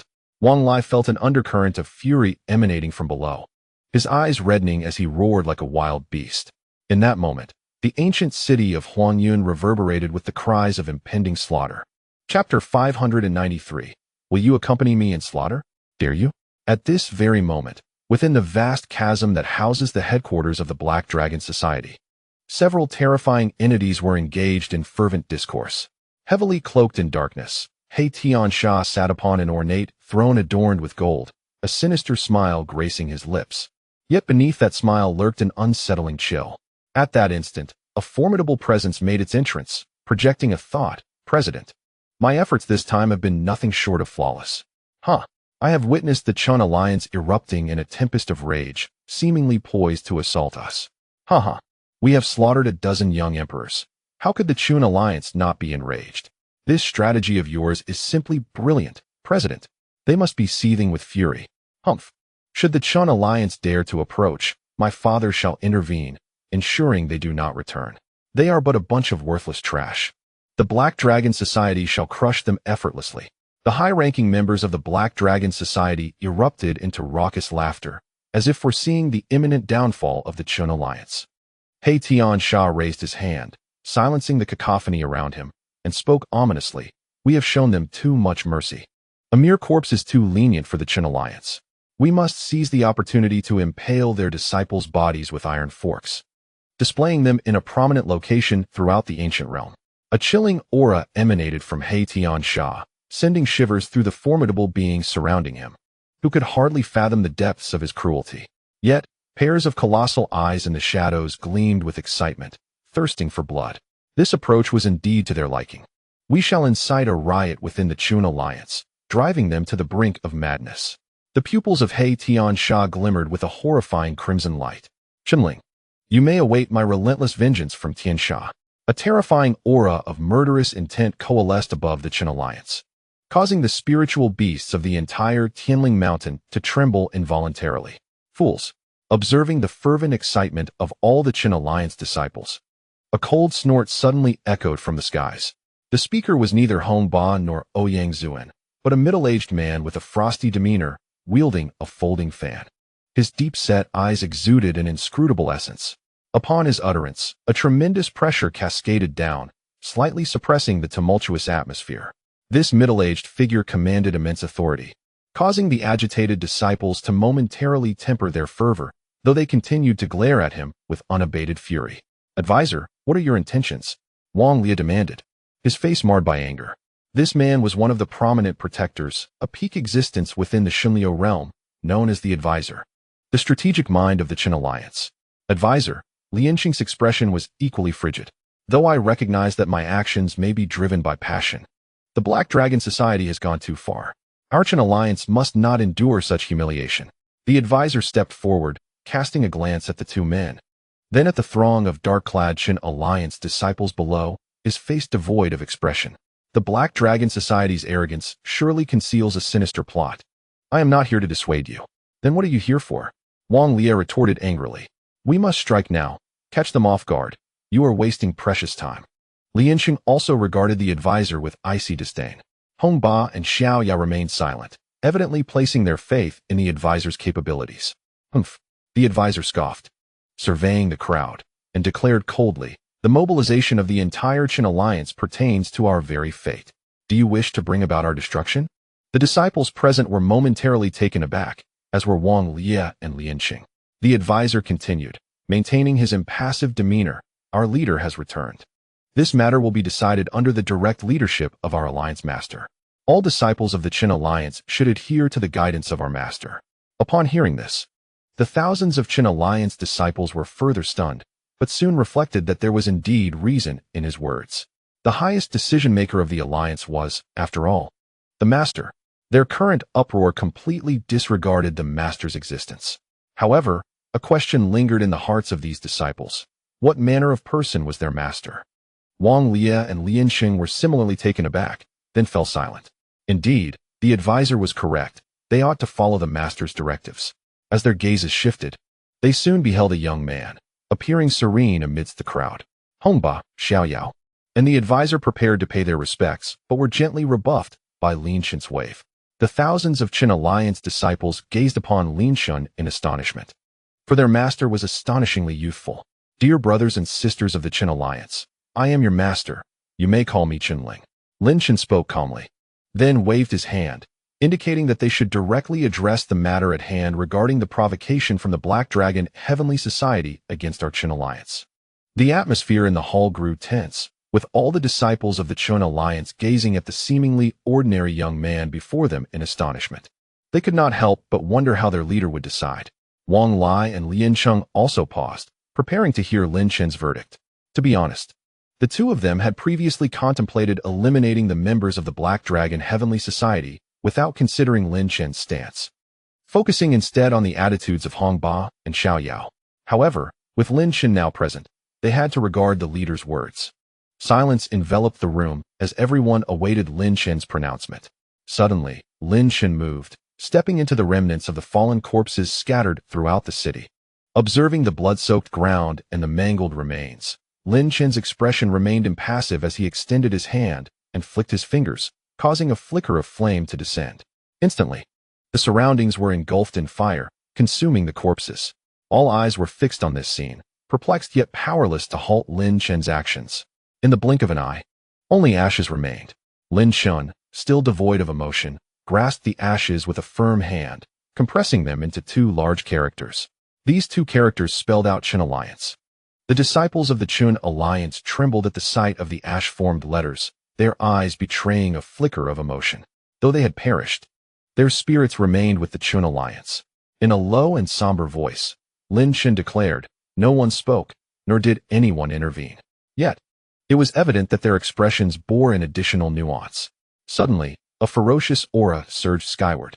Behind Lin Chen, the ashes spelling Qin Alliance hovered ominously, his expression fierce, resembling an ancient beast of terror. The malevolence radiating from him was chilling, instilling dread in the hearts of those present. I shall carry the soul of the Qin Alliance to vanquish those who dare to provoke us. Lin Chen's gaze was fearsome, his voice as cold as death. Abruptly, he turned his gaze toward the thousands of Qin Alliance disciples and bellowed, but I need your strength to crush the Black Dragon Heavenly Society. For the Qin Alliance. For the soul of the Qin Alliance. Will you join me in this fight? The weight of his final words resonated as if two great mountains pressed down upon them. An oppressive silence blanketed the room. No one spoke, not even Wang Lai or Lin Chen, as if Lin Chen's roar had rendered them all mute. At that moment, a beautiful figure stepped forward, her enchanting gaze fixed on Lin Chen, her voice ringing with conviction, dare. As those words echoed, a magical effect seemed to ripple through the air. The more than 1,000 silent disciples of the Qin Alliance suddenly erupted with fervent light in their eyes, collectively shouting, dare. Wang Lai and Lin Chen clenched their fists, their hearts ablaze with passion, exclaiming dare, dare, dare. In an instant, the sound of their voices tore through the clouds. Lin Chen's figure hovered in the sky, embodying the essence of a war god. A fervent roar reverberated behind him, filling Lin Chen with an unparalleled sensation. A conviction that with this force, he could rend asunder any adversary. The Black Dragon Heavenly Society, your demise is imminent. In the northern realm of the chaotic ancient domain, the atmosphere grew tense and electric. The brutal slaying of the young monarchs of the Qin Alliance by the Black Dragon Heavenly Society had swiftly spread like wildfire among the myriad factions of the chaotic ancient domain. Simultaneously, having elevated the momentum of the Qin Alliance to unprecedented heights, Lin Chen promptly issued commands for the disciples to return to the fold. Through Lin Chen's stirring and promises, An overwhelming aura of murderous intent enveloped the entire Qin alliance. However, the disciples and guardians were acutely aware that a significant battle could not be recklessly engaged in without careful strategy and planning.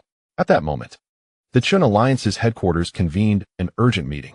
Within the grand hall, Wang Lai, Lin Chen, the strategist, Shi Shi, Zhou Ruoqing, Ouyang Zun, Hong Ba, and Xiao Yao were all present. Lin Chen, seated in the position of the leader, cast a cold, penetrating gaze. "Leader, I propose we strike directly." Catching the Black Dragon Heavenly Society off guard, Wang Lai declared, his face a mask of murderous intent. "We, the Qin alliance, are not to be trifled with. Indeed, we must retaliate," Lin Chen replied calmly. "But what are your thoughts regarding the brutal tactics employed by the Black Dragon Heavenly Society against our alliance?" Wang Lai was momentarily taken aback. At that juncture, Lin Chen stepped forward and spoke gravely.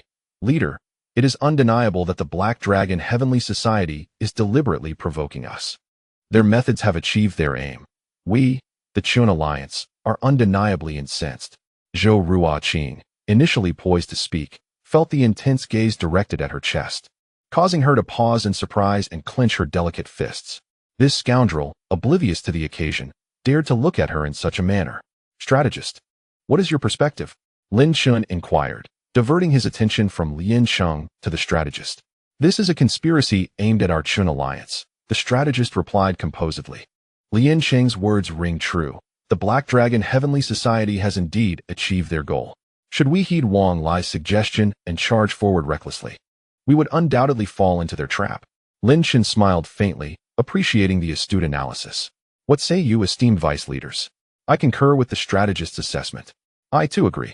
Wang Lai, Ouyang Zun, and Hong Ba expressed their agreement with the strategist's viewpoint. Clearly, it was evident to any discerning observer that this was a ploy targeting the Qin alliance, and the crux of the matter lay in how they would respond.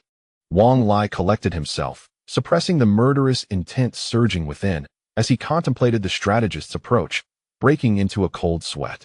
Realizing the implications, he felt fortunate to have been restrained. Otherwise, the consequences would have been dire. "This conspiracy has been cunningly orchestrated by the Black Dragon Heavenly Society," Lin Chen stated solemnly. "They have come prepared. Strategist, how do you propose we proceed?" All eyes turned to the strategist, the intellectual backbone of the Qin alliance, who had never failed to deliver when called upon. The strategist furrowed his brow slightly, gazing at the enigmatic young man on the stage. After a moment of contemplation, he declared, "We should employ the same tactics against the Black Dragon Society. Since they have slain our youthful sovereign, it is only fitting that we form an assassination squad to retaliate in kind, to humiliate them and provoke their wrath. In doing so, we shall transform our passive stance into one of initiative." Upon hearing the strategist's proposal, the eyes of those present brightened with enthusiasm, clearly resonating with the strategist's approach. Zhou Ruoqing's eyes sparkled with admiration, silently acknowledging the strategist's brilliance. However, she soon glanced at Lin Chen in the leader's seat, her delicate brows knitting slightly. It seemed that this leader had no objections to the plan. "I concur with the strategist's method. Indeed, it brings great satisfaction. We must strike those wretched beings when they least expect it." The assembly unanimously supported the strategist's opinion. Yet, the strategist remained impassive in the face of their praise. His gaze fixed on Lin Chen. The strategist's plan was indeed commendable. Lin Chen raised a finger, tapping it against the armrest of his chair, and with a faint smile, remarked, "However, I have another approach." Instantly, all eyes turned to Lin Chen, the strategist also looking on with keen interest. "What could you possibly suggest?" the strategist inquired, intrigued. Wang Lai, unable to contain his thoughts, blurted out, "The strategist's plan is excellent. Can you truly devise something even better?" His candidness resonated with the sentiments of those present. Although they would not openly express such thoughts, mindful of the potential embarrassment it could cause, Red Ba shot Wang Lai a fierce glare, poised to reprimand him. But Lin Chen merely smiled lightly, addressing Wang Lai, "You are correct. This is but my humble opinion. Whether it garners your approval remains to be seen." Wang Lai quickly realized his misstep and fell silent, adopting a facade of attentive listening. Lin Chen maintained an indifferent expression, as if Lin Chen's proposal would not affect him at all. Once the room quieted, Lin Chen continued, "I concur with the strategist regarding the assassination squad. However, the Black Dragon Society will undoubtedly bolster their defenses, fearing retaliation through similar means. Thus, this assassination squad must be composed of the most capable individuals, otherwise, they will only meet their demise. Lin Chen's words were astute, prompting even the strategist to imperceptibly nod in agreement. Leader, what is your proposal? Wang Lai, seemingly impatient and fixated on battle, quickly interjected. Lin Chen shot him a disapproving glance, thinking to himself how foolish this man was. Patience, Lin Chen replied, disregarding Wang Lai's impatience. He narrowed his eyes slightly and said, to ensure that the assassination squad inflicts significant damage upon the Black Dragon Society, my suggestion is to mobilize the entire strength of the Chun Alliance to launch a full-scale assault on them. Furthermore, we should publicly announce our actions, inviting all major factions to witness. If we are to cause a stir, let it be a grand affair. As these words echoed through the hall, an eerie silence descended upon the assembly. The tumultuous atmosphere thickened as they pondered the insidious machinations of the Black Dragon Heavenly Society, which seemingly aimed to instigate a full-scale assault on the Chun Alliance. This realization sparked a flicker of disdain for Lin Chen within Lin Chen's heart. Zhou Ruoqing muttered in frustration, questioning how their leader could be so inept as to remain oblivious to such a precarious situation. As soon as these words escaped his lips, he was met with a fierce glare from a man notorious for his ruthlessness, whose eyes brimmed with an unspoken ferocity, leaving Zhou Ruoqing momentarily taken aback. What do you mean, leader? Wang Lai exclaimed, his face a mask of anger. Knowing full well of the Black Dragon Heavenly Society's schemes, do you still intend to launch an all-out attack? Do you wish to plunge the disciples of the Chun Alliance into a death trap? I am equally perplexed, the strategist remarked, casting a cold glance at Lin Chen. The trio of Xiaoyao, Hongba, and Ouyang Zun chose to remain silent. Although they harbored confusion, they were at least aware of Lin Chen's capabilities, leading them to withhold their judgments. Lin Chen's expression remained inscrutable as he surveyed Wang Lai, Lin Cheng, the strategist, and Zhou Ruoqing. After a moment of contemplation, he broke into a smile, stating, "Let us turn the tables. Regardless of your counsel, I have made my decision. Shortly, I shall confer with several vice leaders regarding the specifics, and we shall formally declare war against the Black Dragon Heavenly Society." The expressions of Wang Lai and Lin Chen shifted dramatically, grappling with the absurdity of their leader's apparent foolishness. The strategist's gaze sharpened, a derisive snort escaping his lips, revealing his disdain. The three guardians felt a flicker of indignation ignited by Lin Chen's audacity. Xiaoyao, Hongba, and Ouyang Zun exchanged glances, each detecting a trace of bitter amusement in the other's eyes. What new ruse was Lin Chen attempting to orchestrate? Chapter 595, The Great Battle Approaches. At this moment, the prominent guardians convened, Wang Lai, Lin Chen, and the strategist. What does this fool of a leader intend to accomplish? Wang Lai seethed. Does he wish for our Chun Alliance disciples to perish needlessly? I shall lodge a vehement complaint with the elders to halt his reckless actions. As a guardian, Wang Lai understood well that the Chun Alliance had formidable elders, terrifying figures indeed. Hold on, Lin Chen interjected sternly. Hongba, Ouyang Zun, and Xiaoyao remained silent, observing the unfolding tension. Are you not aware of what this symbolizes? Wang Lai paused, a dawning realization washing over him, his expression darkening. The strategist, maintaining his calm demeanor, added, the Chun Alliance was founded by a young man.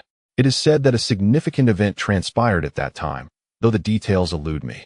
Undoubtedly, Hongba, Ouyang Zun, and Xiaoyao, the high-ranking officials of the Chun Alliance, unconditionally supported the leader's actions. Upon hearing the strategist's words, Wang Lai appeared to grasp something profound, exclaiming, "Could it be that this fellow possesses some hidden identity? I am unsure. However, we might inquire with the older generation of Chun Alliance disciples. Perhaps they hold the answers we seek," Lin Chen suggested, shaking his head. "Damn it, what should we do now? Are we just going to watch the disciples of the Alliance march to their demise?" Wang Lai was exceedingly frustrated, pondering the thoughts of the vice leaders who had appointed such a young lad as the leader. The strategist glanced at Wang Lai, acknowledging the latter's abilities and charisma, which he indeed respected. However, given the current predicament, we must resort to an alternative approach. What approach? Both Wang Lai and Lin Chen inquired, unable to contain their curiosity. Let us strive to minimize the casualties among our disciples. The strategist sighed deeply, casting a penetrating gaze toward the Alliance's headquarters before turning to depart.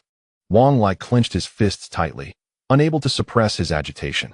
Soon, news of the impending battle spread like wildfire throughout the alliance. The disciples, upon hearing the news, were unexpectedly filled with exhilaration and eagerness. Lin Chen's stirring words from that day ignited their fervor. They yearned to rush to the battlefield and rend their foes asunder. And now, Lin Chen had issued the command to engage in combat. Instantly, the entire alliance began to mobilize, organizing themselves into groups according to Lin Chen's strategy. Within the Elder Council, a sense of disbelief pervaded the air. What? You intend to confront the Great Venerable Huaqing alone? The expression of the Great Venerable was one of astonishment, swiftly followed by anger. Do you seek death? The prominent figures, such as Feng Huo, the Great Sage, Xiao Yao, and Hong Ba, could not help but shake their heads in unison, cautioning Lin Chen. It is not that we doubt your capabilities, but the headquarters of the Black Dragon Society, Black Dragon Valley, is teeming with formidable experts. Going alone, they refrained from finishing their sentence. I can take Shishi with me, Lin Chen interjected, pulling Shishi from her reverie of unsavory memories and smiling at the gathering. The two of us will suffice. The Great Venerable Huaqing glared at him, infuriated, his beard bristling. Enough. Elders, I require your assistance as well, Lin Chen stated earnestly. The Black Dragon Society possesses a powerful expert of the Great Venerable rank. I need you to counterbalance their top echelon. Feng Huo, the Great Sage, Xiao Yao. You shall accompany the Great Venerable Huaqing to confront the pinnacle forces of the Black Dragon Society. As for the assassination mission, that will be entrusted to Shishi and myself. Silence enveloped the room as the Great Venerable Huaqing merely glared at Lin Chen without uttering a word. Rest assured, with me present, those wretched creatures shall fall before my might, Shishi declared, raising her fists with an air of arrogance. Without hesitation, Lin Chen delivered a sharp slap to Shishi, reducing her to a state of bewilderment, exclaiming about her lack of rights and status. However, upon witnessing Lin Chen's fierce expression, Shishi wisely chose to remain silent. I will now share my plan with you, and I assure you there will be no objections, Lin Chen proclaimed passionately, articulating his strategy to the others. After a lengthy discussion at the Elder Council, Lin Chen personally penned a battle decree, infused with an aura of lethal intent, and dispatched it to the Black Dragon Society. Meanwhile, Hong Ba and Ouyang Zun took the lead in organizing the entire alliance's forces, setting forth toward Black Dragon Valley. The concerns of the Guardians had materialized into reality, yet they could only adhere to the Strategist's counsel to minimize harm. At this moment, the chaotic ancient domain was set ablaze with fervor. The enigmatic leader of the Chun Alliance has personally drafted a war edict, which flutters through the air, reaching the ears of various factions far and wide. The scent of impending battle begins to permeate the atmosphere. It is rumored that the Chun Alliance intends to launch a formidable offensive against the Black Dragon Society. Alas, your intelligence is outdated. The troops of the Chun Alliance have already set forth, leaving but a few prominent figures stationed at their celestial mountain. A spectacular show is about to unfold. When these two formidable forces collide, who shall emerge victorious? I dare say the Chun Alliance is likely to falter, given the foolishness of its leader. Indeed, the Black Dragon Society enjoys the advantage of time and terrain, making an assault on Black Dragon Valley a formidable endeavor. Simultaneously, the Dark Nation, the Killing Hall, and the Central Court have also received invitations from the Chun Alliance. In a certain region of the chaotic ancient domain, perpetual darkness reigns. The sun's rays cannot penetrate this place, which is devoid of light. This area is one of the forbidden zones of the chaotic ancient domain, teeming with peril and potential surprises. Yet, within this darkness, a massive floating city exists, its presence elusive as if it could vanish at any moment. Cloaked figures in black continuously enter and exit this city, disappearing into the shadows. This is the Dark Nation. In the Grand Assembly Hall of the Dark Nation, numerous powerful beings have gathered. What is the meaning of this? The Chun Alliance is about to engage in combat with the Black Dragon Society, and they wish for us to observe? What is the leader of the Chun Alliance thinking? Are they offering us a chance to seize the moment? Could there be some ulterior motive at play? I believe it is wiser not to attend. What is there to fear? When has the Dark Nation ever shied away from others? The formidable auras in the hall intertwine, each expressing their opinions. Yet, the figure cloaked in black upon the throne remains silent. At that moment, a voice, cool and melodious, resonates. I shall personally investigate this matter to discern the truth. Very well, the silent figure finally speaks. According to our intelligence, the Black Dragon Society's Black Dragon Valley harbors numerous secrets. Your suggestion is astute. Consider it a trial for you. The cool, melodious voice does not resound again, but fades into obscurity. Concurrently, similar meetings convene in the Killing Hall and the Central Court. However, both the Killing Hall and the Central Court act decisively, dispatching their finest prodigies to the Black Dragon Society. Likewise, those listed on the chaotic rankings hasten toward Black Dragon Valley. How could they resist witnessing such a grand spectacle as the clash of these two powers? Naturally, their eyes are set on the treasures of the Black Dragon Society and the Chun Alliance. On the fifth day, 10 formidable armies, led by Hong Ba and Ouyang Zun, stand before Black Dragon Valley. The skies begin to crackle with thunder as countless figures from the chaotic ancient domain surge toward Black Dragon Valley. The atmosphere is charged with a sense of impending doom. The great battle is imminent. Chapter 596, A Gathering of Titans. Black Dragon Valley serves as the stronghold of the Black Dragon Heavenly Society, a valley seemingly cleaved by a divine sword, suffused with rolling black mist that emanates an unsettling aura. Typically, no cultivator dares to approach within 10 miles of Black Dragon Valley. However, today is markedly different. As one gazes across the expanse, an army of over 10,000 stands arrayed, the atmosphere heavy with a murderous intent that intertwines with an aura of dread. Thousands of disciples from the Chun Alliance, alongside those from allied cities and comrades, congregate, their numbers swelling beyond 10,000. These disciples stand in disciplined formation, divided into 10 distinct squads, each exuding a unique momentum and comprising varied personnel. Each of the 10 squads is led by 20 formidable figures of the divine law realm, with 2 of such beings at the forefront of each contingent. The several protectors command the royal power of the Chun Alliance, numbering over 100, a force not to be underestimated. The former divine law monarchs of the Hong clan and the Blood Moon Hall have united their strengths, forming an unparalleled force. The supreme commanders, Hong Ba and Ouyang Zun, both existing within the Dao diagram realm, oversee the assembly. Meanwhile, Feng Hua Desheng and Xiao Yao remain stationed at Tianling Mountain, vigilant against any opportunistic strikes against the Chun Alliance. The disciples of the Chun Alliance maintain a solemn silence, their expressions fierce, their gazes fixed unwaveringly upon the vast Black Gorge. As various forces and individuals converge upon Black Dragon Valley, this unexpected development catches Wang Lai, Lin Chen, and their strategist off guard.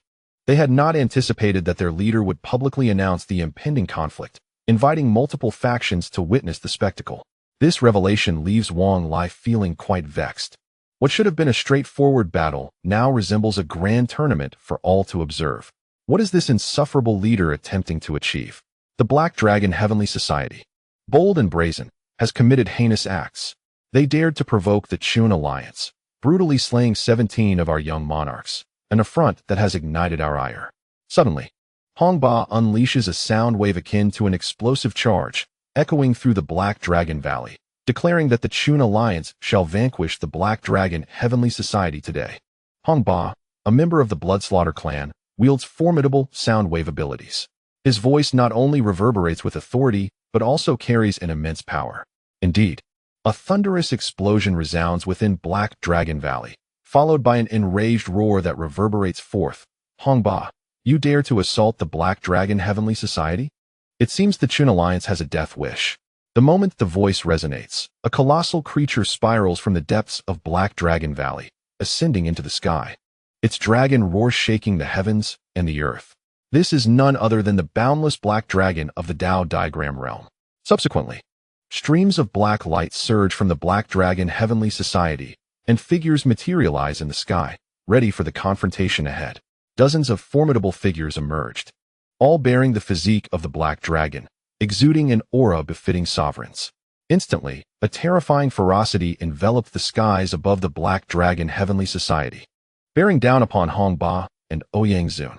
Ouyang Zun emitted a cold snort, revealing a murderous intent that showed no fear of this overwhelming presence. The entire army of the Chun Alliance remained utterly composed. Prior to their arrival, Hong Ba had already established a tactical command, without orders.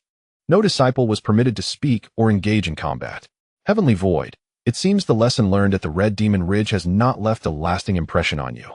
Hong Ba remarked with a cold chuckle, surprised that upon returning to the Black Dragon Heavenly Society, this reptilian creature had already begun to stir unrest. The fleeting anger on He Wubian's face was a testament to his ire. His prized royal artifacts had been seized by that detestable leader and that corpulent fellow, handed over to Hong Ba. With Hong Ba's renewed mention of the matter, He Wubian's fury surged. Nonetheless, he forcibly suppressed his rage and coldly retorted that it was merely a minor lesson for your Qin alliance. Now that you are prepared for the annihilation of your entire army, we of the Black Dragon Heavenly Society shall certainly oblige. As He Wubian's words echoed, he prepared to unleash his might and commence battle. However, at that moment, Hong Ba interjected, "Hold on."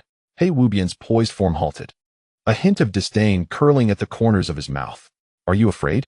The fierce dragons behind He Wubian erupted into unrestrained laughter, their expressions dripping with mockery. Those distant onlookers, comprising various factions and wandering cultivators from the chaotic ancient domain, could not resist turning their gazes toward Hong Ba. "What is this?" Hong Ba raised his hand, bowing to the surrounding factions, declaring, "Today marks the day of the Qin Alliance's eradication of the Black Dragon Heavenly Society. I extend my gratitude to all esteemed figures for granting us this favor." No sooner had he spoken than a boisterous laughter reverberated through the air, affirming Hong Ba's commanding presence as the leader of the Qin Alliance. From the distance, a towering figure approached, his skin glimmering with a dark sheen, muscles rippling. Standing a staggering 5 meters tall, this giant, exuding an overwhelming aura, wielded a forceful presence with every movement, his bulging arms and sinewy physique causing hearts to tremble. Upon his appearance, gasps of awe erupted from the surrounding factions and cultivators. Heavenly Lord of Strength, the 15th ranked on the Chaos list, a being of Tao diagram realm, capable of unleashing a force that could rend mountains asunder. This imposing giant was none other than the renowned Heavenly Lord of Strength, a solitary cultivator known for his ruthless methods, commanding immense respect and fear. "Heavenly Lord of Strength, it has been a long time," a gruff voice resonated, as two figures materialized in the sky. The moment they appeared, a chilling aura of murderous intent descended from above, as if two unparalleled swords were poised in the heavens. The two figures, clad in coarse hemp garments and bearing ancient swords upon their backs, displayed expressions of cold indifference, their gazes emanating an inexorable aura of lethality. Their attire bore the imposing character for kill. The second true disciple of the Killing Hall, Luoyang, and the third true disciple, Luosha Dali Huang, wore expressions tinged with discomfort as one of them uttered a name, astonished to see their presence. The surrounding crowd gasped in shock, fully aware of Luoyang and Luosha's formidable reputation as a pair of exceptionally gifted brothers. Although their cultivation was merely a half-step into the Dao map realm, their combined martial prowess was exceedingly terrifying. Moreover, the elder behind them was also a formidable entity. Upon their arrival, Luoyang and Luosha offered a slight bow to Hong Ba and similarly acknowledged He Wubian, their demeanor cold as they disregarded Dali Huang's grimace of anger. He Wubian, taken aback, hastily returned the greeting, genuinely surprised by the invitation from the Qin Alliance, which had proven to be real. With Dali Huang's appearance, the two true disciples of the Killing Hall had also arrived, individuals of significant repute. What, indeed, were Hong Ba's intentions? Furthermore, He Wubian perceptively noted the conspicuous absence of that scoundrel-esque figure. What conspiracy could this be? He Wubian mused silently. At that moment, a brilliant divine light descended from the heavens, illuminating the sky. Two young men emerged from this celestial radiance, exuding an air of undeniable authority, adorned in garments imbued with an overwhelming regal essence, radiating a robust central aura. The true disciples from the central court had arrived. The onlookers, particularly those from lesser factions and lower cultivation levels, were left wide-eyed in astonishment. Such illustrious figures, rarely seen, had suddenly appeared in droves. Chapter 597. Infiltration. A beam of divine light fell from the sky, heralding the entrance of two young men, both disciples of the central court. Judging by their attire and the intensity of their aura, they were undoubtedly renowned true disciples, Zhou Tianyun and He Chaoyang. Upon witnessing their arrival, Luoyang and Luosha's pupils constricted slightly, astonished that even they had come. Dali Huang quickly bowed to Zhou Tianyun and He Chaoyang, acknowledging the formidable strength they now possessed. Clearly, both Zhou Tianyun and He Chaoyang, like Luoyang and Luosha, were also half-step down map realm beings, their combined presence exuding an overwhelming pressure. At this juncture, even He Wubian could not afford to be negligent. The Central Court was universally recognized as the foremost power, and the Black Dragon Society dared not provoke them excessively. Hong Ba similarly offered repeated salutes to the two. Following such commotion, the onlookers were left in utter bewilderment. What exactly was the Chun Alliance's intention? Were they here for battle or a gathering? The scale of Hong Ba's undertaking was indeed considerable. Zhou Tianyun cast a glance at the over 10,000 stern disciples of the Chun Alliance below, a hint of disdain flickering in his eyes. I wonder what the leader of the Hong Ba Alliance truly desires by inviting us here, he mused. It seems one must call upon us even for a mere skirmish. He Chao Yang, exhibiting an even more irritable temperament than Zhou Tianyun, rolled his eyes in response. Those present could easily discern the innate arrogance and hubris of both Zhou Tianyun and He Chao Yang, yet they found themselves powerless against it. After all, their counterparts were esteemed disciples of the Central Court, possessing formidable backgrounds and noteworthy talents. At that moment, He Wubian was at a loss for words, opting for silence as he observed Zhou Tianyun and He Chao Yang pressing the Hong Ba for answers, initially anticipating an explosive confrontation.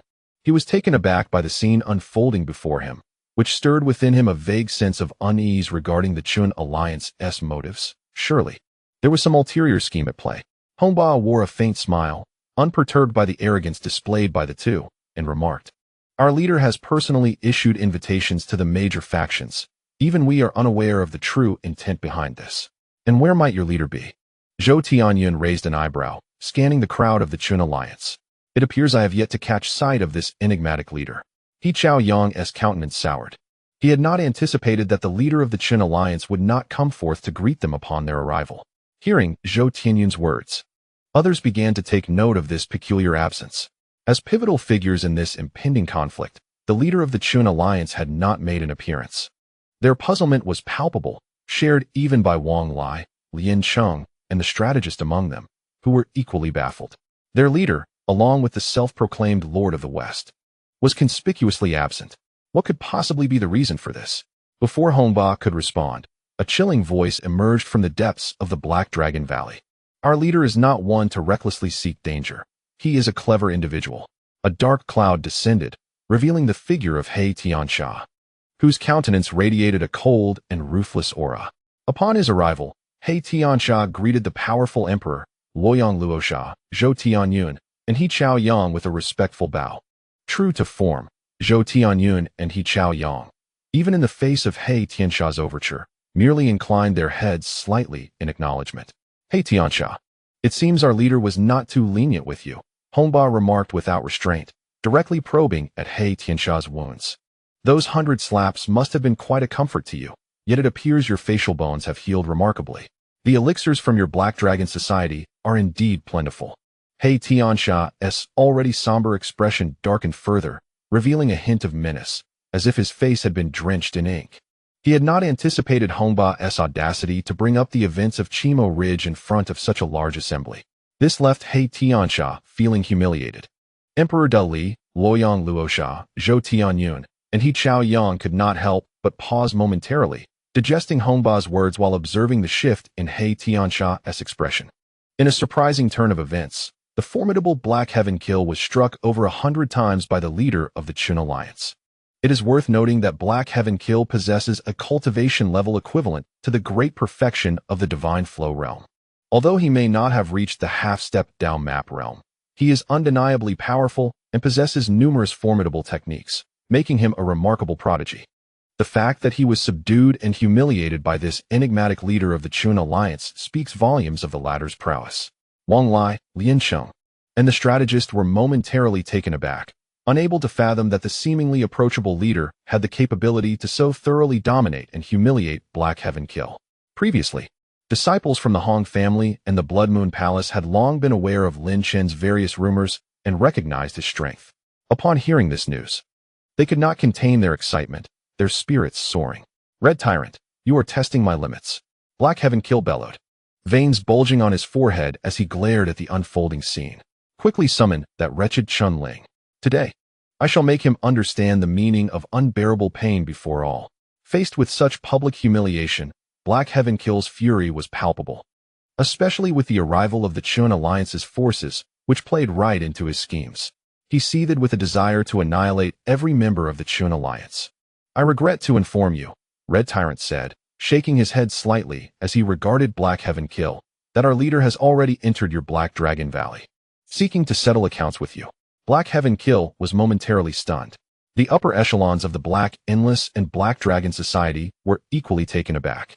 Even the likes of the Might Emperor, Luoyang Luosha, and Zhou Tianyun were momentarily struck dumb by this revelation.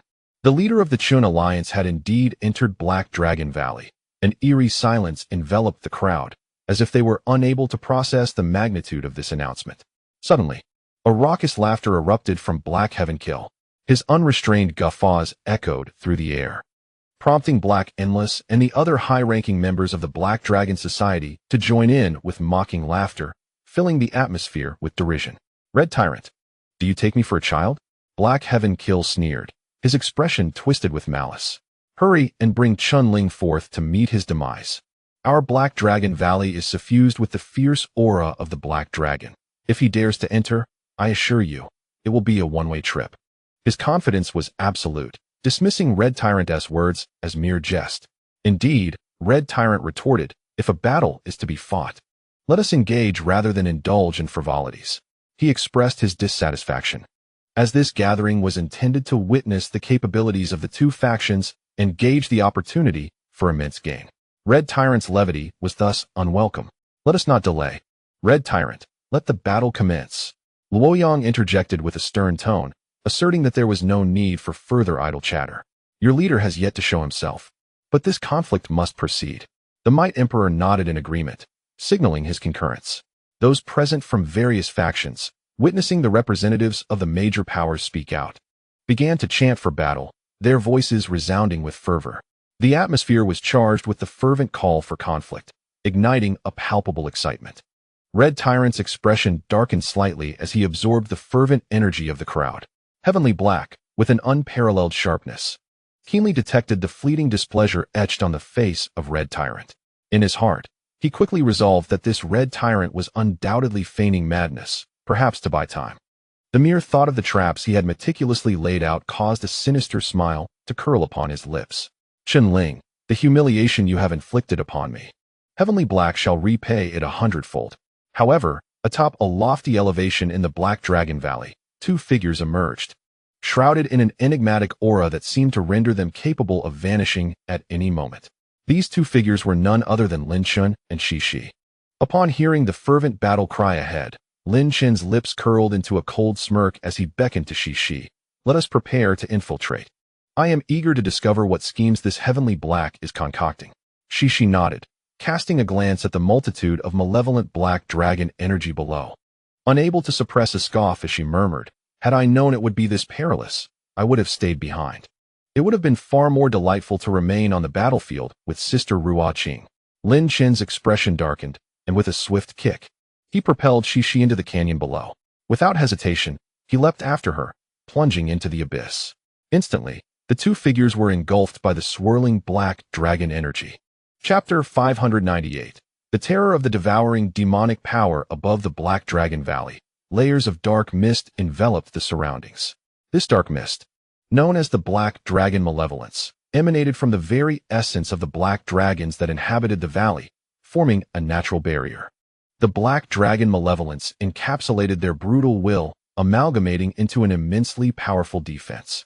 As Lin Chen descended, he immediately felt the Black Dragon Malevolence rapidly converge upon him. It seemed as if the malevolence possessed a sentient quality, seeping into his pores and flooding his meridians.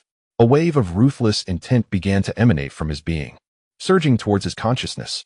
With a cold snort, Lin Chen summoned a torrent of devouring demonic energy from within, swiftly consuming the Black Dragon Malevolence and transforming it into threads of magical power that melded with his essence. The will of the Black Dragon Malevolence was too fragmented for him to absorb significant energy. In stark contrast, Shi appeared unaffected, standing amidst the Black Dragon Malevolence, which dared not approach her, as if in fear of her presence. "Humph, a bunch of foolish dragon's essence dares to draw near to me," she scoffed disdainfully. As one of the 3 legendary sacred beasts, the majestic aura she exuded was inherently imposing. In the face of her bloodline's pressure, the malevolent energy of the dragon race appeared trivial. Shishi's noble presence rendered the black dragon malevolence utterly incapable of drawing near.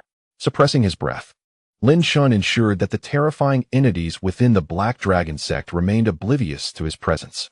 Clutching the Dark Heaven Order, he was enveloped entirely by the ethereal energy, rendering him utterly invisible amidst the vast, malevolent aura of the dragons as he descended rapidly.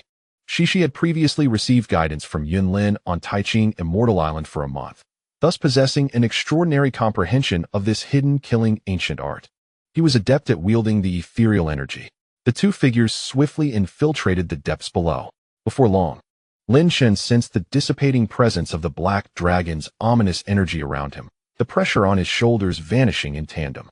Glancing down, he immediately discerned that the black dragon aura had woven itself into a colossal barrier, beneath which lay the headquarters of the Black Dragon sect. This was not a grand city, but rather a series of large and small openings carved into the walls of 2 gorges. There were no fewer than 1,000 of them. From some of the openings, faint dragon roars reverberated, and the ground was littered with countless bones. Deep within the gorge, a palace stood ominously, exuding a chilling aura that was profoundly unsettling.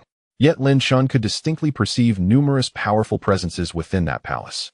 Judging by the distribution of energy, the openings likely housed the disciples of the Black Dragon sect, while the true elite congregated within the vast palace. Lin Chen analyzed the situation with calm resolve.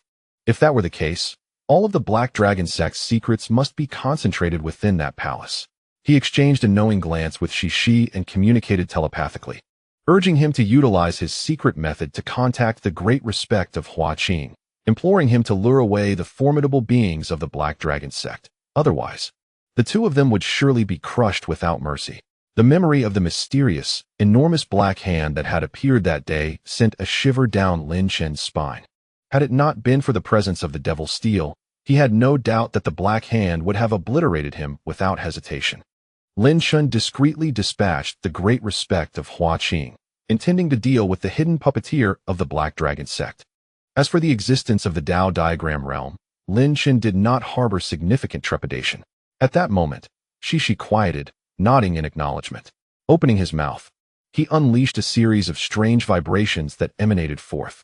These sound waves coalesced into individual characters, vanishing instantaneously as though they had leapt into the void. This demonstrated his absolute mastery over sound waves. Even a formidable being such as a great respect would likely be unable to perceive Shishi's enigmatic sound waves, which he referred to as sound messages. Through these sound messages, he could convey his thoughts to a specific location within a certain distance. Very well, Lin Chen mused. It should not be long before the great respect of Hua Qing summons that terrifying entity away. For now, he resolved to gather intelligence about the palace. With a shared understanding, Lin Chen and Shishi advanced forward. Suddenly, Lin Chen's gaze fixated on a cave, from which he could discern an aura indicating the presence of a being at the threshold of the divine law realm. In the realm of half-step divine law, within a certain power faction, one could glean some insights into the higher echelons. Lin Chen and Shishi exchanged glances, and in an instant, they darted into the cavern. With a swift motion of his hand, Lin Chen unleashed a wave of devouring force, sealing the entrance of the cave. The aura of this devouring power was exceedingly peculiar, effectively obscuring the probing senses of others. Upon their entrance, they beheld a colossal black dragon engaged in the cultivation of an arcane technique, emanating an aura of sharpness while continuously absorbing strands of magical energy. Suddenly, the black dragon's massive form trembled, its enormous eyes widening in fear as it sensed a hand gripping its neck, imparting an overpowering force that left it utterly defenseless. "Tell me," Lin Chen commanded, "how many beings exist in that palace above the divine flow realm? What schemes does your Black Dragon Society harbor against the Chen Alliance?" An invisible wave emanated from Lin Chen's gaze, instilling a terrifying malevolence that penetrated the Black Dragon's very soul. "Otherwise, your demise will be most unpleasant." The dragon quivered, its pupils constricting to pinpricks as it felt an ominous presence hovering over its heart, akin to a dagger poised to plunge into its flesh. Fear engulfed it, complete and utter terror. There are 9 elders in total, including 4 supreme elders, The black dragon's voice trembled. I do not know what schemes the leader possesses. I lack the authority to enter the evil dragon hall and can only remain on standby, ready to engage the Chen alliance. Lin Chen's brow furrowed slightly. Utilizing the demonic intent of the heavenly death Yanluo Sutra, he had subdued the dragon's spirit, rendering it incapable of deceit. Nevertheless, he had acquired valuable intelligence regarding the overall strength of the Black Dragon Society. You may perish, Lin Chen stated coldly, preparing to crush the creature. However, at that moment, Blood Elder interjected, Lin Chen, hold on. Do not slay it with brute force. Instead, use the devouring phenomenon to absorb it. Lin Chen paused, contemplating the implications of absorbing this creature. He had never consumed a complete beast or human before, having only ingested natural treasures. Now, he was being urged to devour this beast, causing unease to stir within him. Why hesitate? Just do it, Blood Elder chuckled reassuringly. It will be beneficial. Beneficial? Lin Chen's curiosity piqued, though his understanding of the devouring arts was limited. Steeling himself, he initiated the devouring phenomenon. A pitch-black void materialized behind Lin Chen, erupting into a myriad of dark lights that entwined around the black dragon, forcibly drawing the terrified creature into the abyss. Lin Chen felt an odd knot in his heart as he consumed the dragon, only to be met with Shi's bewildered gaze, causing his expression to darken. Yet, in the next moment, the devouring phenomenon began to yield energy in return. A surge of ominous energy enveloped Lin Chen, evoking the formidable presence of a black dragon. In that moment, his aura mirrored that of the legendary creature itself. Shi's eyes widened as she scrutinized Lin Chen, astonished to find his essence indistinguishable from that of a black dragon, revealing no discernible flaws. Lin Chen stood momentarily dazed. Huh, you lad. You ought to contemplate the power of the devouring magic art more seriously, Blood Elder exclaimed, his heart brimming with satisfaction. Do you comprehend the reason behind the relentless pursuit by the world? It is the terrifying combination of the sacred vein body and this devouring magic art. Taking a deep breath, Lin Chen felt the fluidity of his aura, and upon hearing Blood Elder's words, he nodded earnestly. Indeed, the might of the devouring magic art, which he had previously overlooked, was profoundly terrifying. Chapter 599. The terrifying battle. A shroud of black dragon energy enveloped Lin Chen, exuding a subtle yet palpable dragon might with every gesture. At that moment, he appeared reborn, transformed into a black dragon. Your technique is remarkable, Shi exclaimed, unable to suppress her admiration. If I could emulate you, wouldn't it allow me to mimic the attributes of any race at will? Lin Chen rolled his eyes, responding. The devouring magic art can only be cultivated by those with the sacred vein body. While I am uncertain why, the sheer terror of the devouring magic art is evident, as no one dares to covet it. Excellent. My aura now aligns perfectly with that of the Black Dragon clan, and with the operation of the devouring magic art. Even if I infiltrate the evil dragon hall, they shall not discover my true identity, Lin Chen declared with a cold smile. This will facilitate my endeavors. I am eager to uncover their activities within the evil dragon hall. Shi nodded in agreement, adding, however, we cannot act recklessly until the great venerable Hua Qing sends word. Lin Chen and the great venerable Hua Qing had previously forged an agreement. Until the mysterious entity was safely removed by Hua Qing, they could not afford to act impulsively. Meanwhile, on the battlefield, Red Ba's earlier boastful proclamation had sparked widespread debate among the spectators. He Tiansha observed Red Ba's immobile forces and speculated about their true intentions, yet he sneered. Isn't your Chun alliance seeking to engage us in battle? Why do you falter now? He Tiansha exuded his characteristic, disdainful demeanor. Dali Huang, Luo Yang, Luo Sha, Zhou Tianyun, and He Chao Yang recognized the brewing tension in He Tiansha's posture and prepared for the imminent spectacle, silently creating space for the battlefield. We need not lift a finger, Red Ba replied nonchalantly, a peculiar smile spreading across his face. Our leader has already mobilized a significant force to infiltrate your ranks. Do you believe it? Veins pulsed violently on He Tiansha's forehead. He struggled to contain his fury. At this juncture, Red Ba dared to deceive him further. Just as he was about to explode, He Wu Bian leaped forward, raising his hand to strike Red Ba, exclaiming, Red Ba, cease your nonsense. Since your leader does not emerge, I shall first extinguish you. A colossal shadow of a hand, imbued with the power to upheave mountains and seas, surged towards Hong Ba. With a casual punch, Hong Ba unleashed a wave of peculiar fluctuations, brimming with dominance, which shattered the looming hand shadow. At this moment, the vice leaders and vice presidents of the two formidable factions finally launched their offensive. The onlookers could not contain their fervor. The grand battle was at last underway. Merely witnessing this spectacle sent their blood surging with excitement. All members of the Black Dragon Heavenly Society, elders, and hall masters, heed my command, thundered He Tiansha, his commanding presence radiating royal authority. Kill. Since they have come, let us not allow them to escape. As his words resonated, the high-ranking officials of the Black Dragon Heavenly Society behind him were instantly invigorated, erupting in a chorus of furious roars. The sounds of dragon roars reverberated through the air, shaking the very heavens with their extraordinary might. Hong Ba's brow furrowed slightly as he let out a soft sigh. With an impassive wave of his hand, he commanded, "All guardians and hall masters of the Chun Alliance, heed my orders. Tear apart these rabble from the Black Dragon Heavenly Society." The high-ranking officials of the Chun Alliance, already prepared, responded to Hong Ba's command with an explosive surge of momentum, like dragons and tigers, soaring towards the skies. In an instant, two immense forces clashed in the air, sending gusts of wind sweeping across the surroundings. The tens of thousands of disciples of the Chun Alliance remained steadfast below, motionless. Their leaders also refraining from action. They merely gazed upwards, their faces alight with fervor.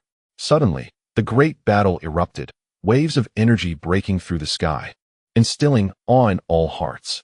The resounding booms echoed as if colossal islands were colliding upon the surface of the sea, shattering into fragments. Meanwhile, high above in the boundless heavens, a figure stood alone, seemingly the sole entity in all existence. This was none other than the revered Hua Qing. Observing the scene below, he sensed the ripples of energy from dozens of miles away and could not help but smile faintly. It seems the grand battle has commenced. They have delayed for quite some time. Hong Ba is indeed performing admirably. They were following Lin Chen's plan, progressing step by step. The eruption of battle served as a signal for Hua Qing to take action.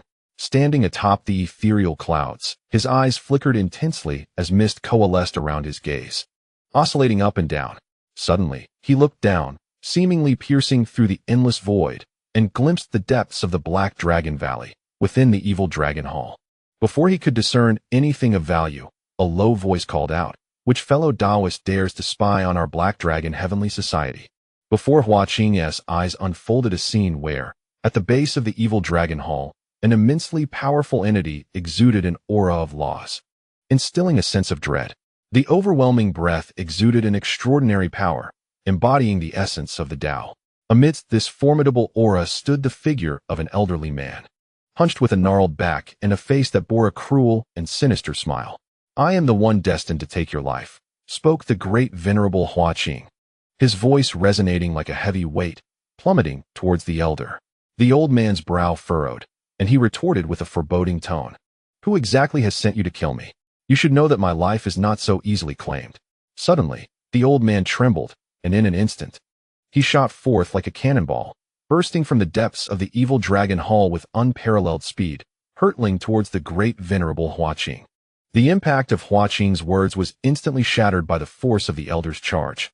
In mere breaths, the old man had traversed dozens of miles, rapidly closing in on Hua Qing. However, the great venerable Hua Qing turned to depart, his presence enveloped in an enigmatic aura as he strode forward with ethereal grace. "Since you have arrived, do you think you can leave?" The old man hissed ominously.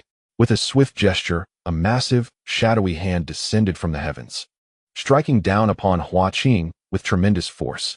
This dark hand surged with malevolent energy, accompanied by rumbling thunder that echoed with daunting power. The great venerable Hua Qing halted, his gaze turning icy in that moment. In an instant, he unleashed a terrifying divine power. Amidst the chaos, as the battle between Hong Ba and He Tiansha unfolded, the sky erupted with the sound of rolling thunder. This sudden cacophony struck like a series of great hammers upon the hearts of those present. The atmosphere shifted, causing even Zhou Tianyun and He Chaoyang to change countenance, while others turned pale with fear, acutely aware of the terrifying fluctuations emanating from the heavens, heralding a fierce clash of powerful beings. At that moment, within the Black Dragon Valley, Lin Chen, having received the signal, swiftly advanced towards the evil dragon hall. Inside the valley, he refrained from employing the hidden techniques of the immortal slaughter, boldly approaching the hall instead. She closely followed in his wake. Presently, Lin Chen's aura was such that even those at the Tao diagram realm would struggle to discern any deceit. Concerned about potential restrictions within the evil dragon hall, he thought it prudent to adopt an alternative identity for easier passage. Lin Chen's aura fluctuated at the Yinyang realm. The Black Dragon Valley was patrolled with great vigilance, especially as one neared the evil dragon hall, where defenses were particularly stringent. Nonetheless, Lin Chen's presence, resonating at the level of a vice-captain of the patrol, commanded immense respect from the Black Dragons, who dared not impede his progress. The Hall of the Evil Dragon undoubtedly harbors secrets. Otherwise, why would its defenses be so formidable? Lin Chen mused. Soon after, he sensed the tumultuous waves of battle erupting above the Black Dragon Valley, prompting him to quicken his pace towards the Hall of the Evil Dragon. Just as Lin Chen was about to step into the ominous hall, a hand suddenly extended before him. A chilling voice resonated from above. Who permitted your entrance? Lin Chen's gaze sharpened as he beheld a middle-aged man with a ghastly pallor blocking his path.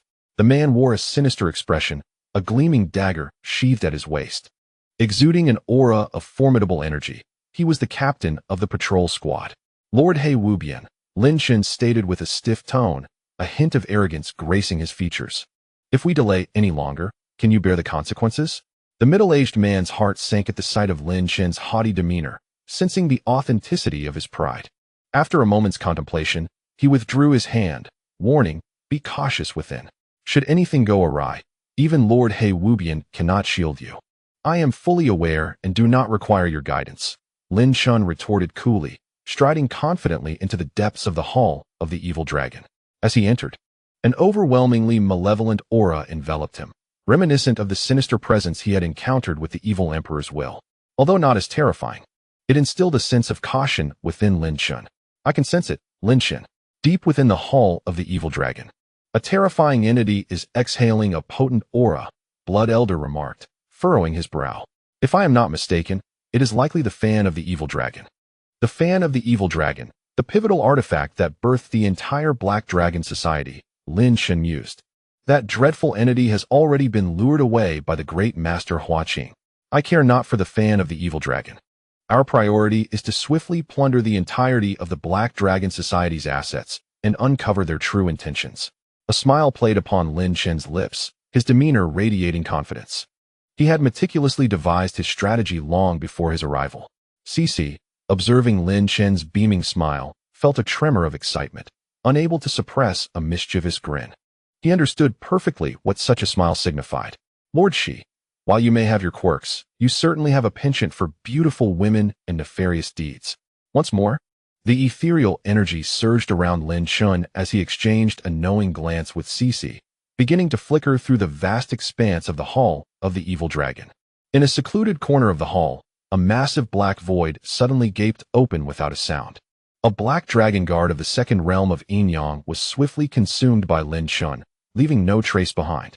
Concurrently, in slaying this guard, Lin Chen had also discerned the general layout of the Hall of the Evil Dragon, a forbidden domain where even the Black Dragon guards dare not tread. Houses the halls of magical artifacts, the halls of martial techniques, and the conference hall. The halls of magical artifacts and the halls of martial techniques are indeed two splendid locations, Lin Chen remarked with a smile, calculating the time and realizing he had ample opportunity to visit both places. After a brief search, he finally located the Hall of Magical Artifacts. Before the grand entrance of the hall stood a pitch-black portal, adorned with a vividly lifelike black dragon. Lin Chen sensed that unless he unleashed the might of an exceptional royal artifact, shattering this portal would prove exceedingly difficult. Shi wore a frown, disheartened by the realization that they had arrived at the treasures only to find themselves unable to enter. There must be a method to unlock this portal. Lin Chen mused quietly. His eyes ignited with black flames as he activated his penetrating vision. Upon gazing into the portal, Lin Chen was momentarily astonished. He discerned the presence of a dragon, a slumbering black dragon. This creature was not merely the spirit of the portal, but rather a dragon spirit, created as a form of restriction. Lin Chen, having perceived the dragon spirit within the portal, realized he had a chance to unlock it. Old blood. Hearing Lin Chen's inquiry, explained, all things possess a spirit. You can mold your own spirit to establish a restriction. Thus, only your essence can unlock it. Since it is the spirit of the black dragon, why not assume its form and utilize its essence to attempt the unlocking? Lin Chen's eyes brightened at Old Blood's suggestion. Nodding, he acknowledged that he had no choice but to give it a try. If he failed, so be it, but if he succeeded, he would plunder the vast wealth of the Black Dragon Heaven Society. At this thought, even Lin Chen could not suppress a gulp. Who could fathom the immense riches possessed by such a formidable entity as the Black Dragon Heaven Society? However, at that moment, the dark sky order in Lin Chen's hand trembled slightly, sending a chilling sensation into his palm. Just as he was preparing to act, he sensed the change in the dark sky order and furrowed his brow. Suddenly, Lin Chen's gaze sharpened, his aura becoming more restrained. Activating his penetrating vision in conjunction with the dark sky order, he beheld a ghostly black shadow racing towards him with astonishing speed. This shadow was enveloped in a cloak of darkness, vanishing from sight and consciousness. Even she, at that moment, failed to detect any abnormalities. However, seeing Lin Chen's grave expression, she understood that something significant had transpired. An assassin, Lin Chen thought grimly.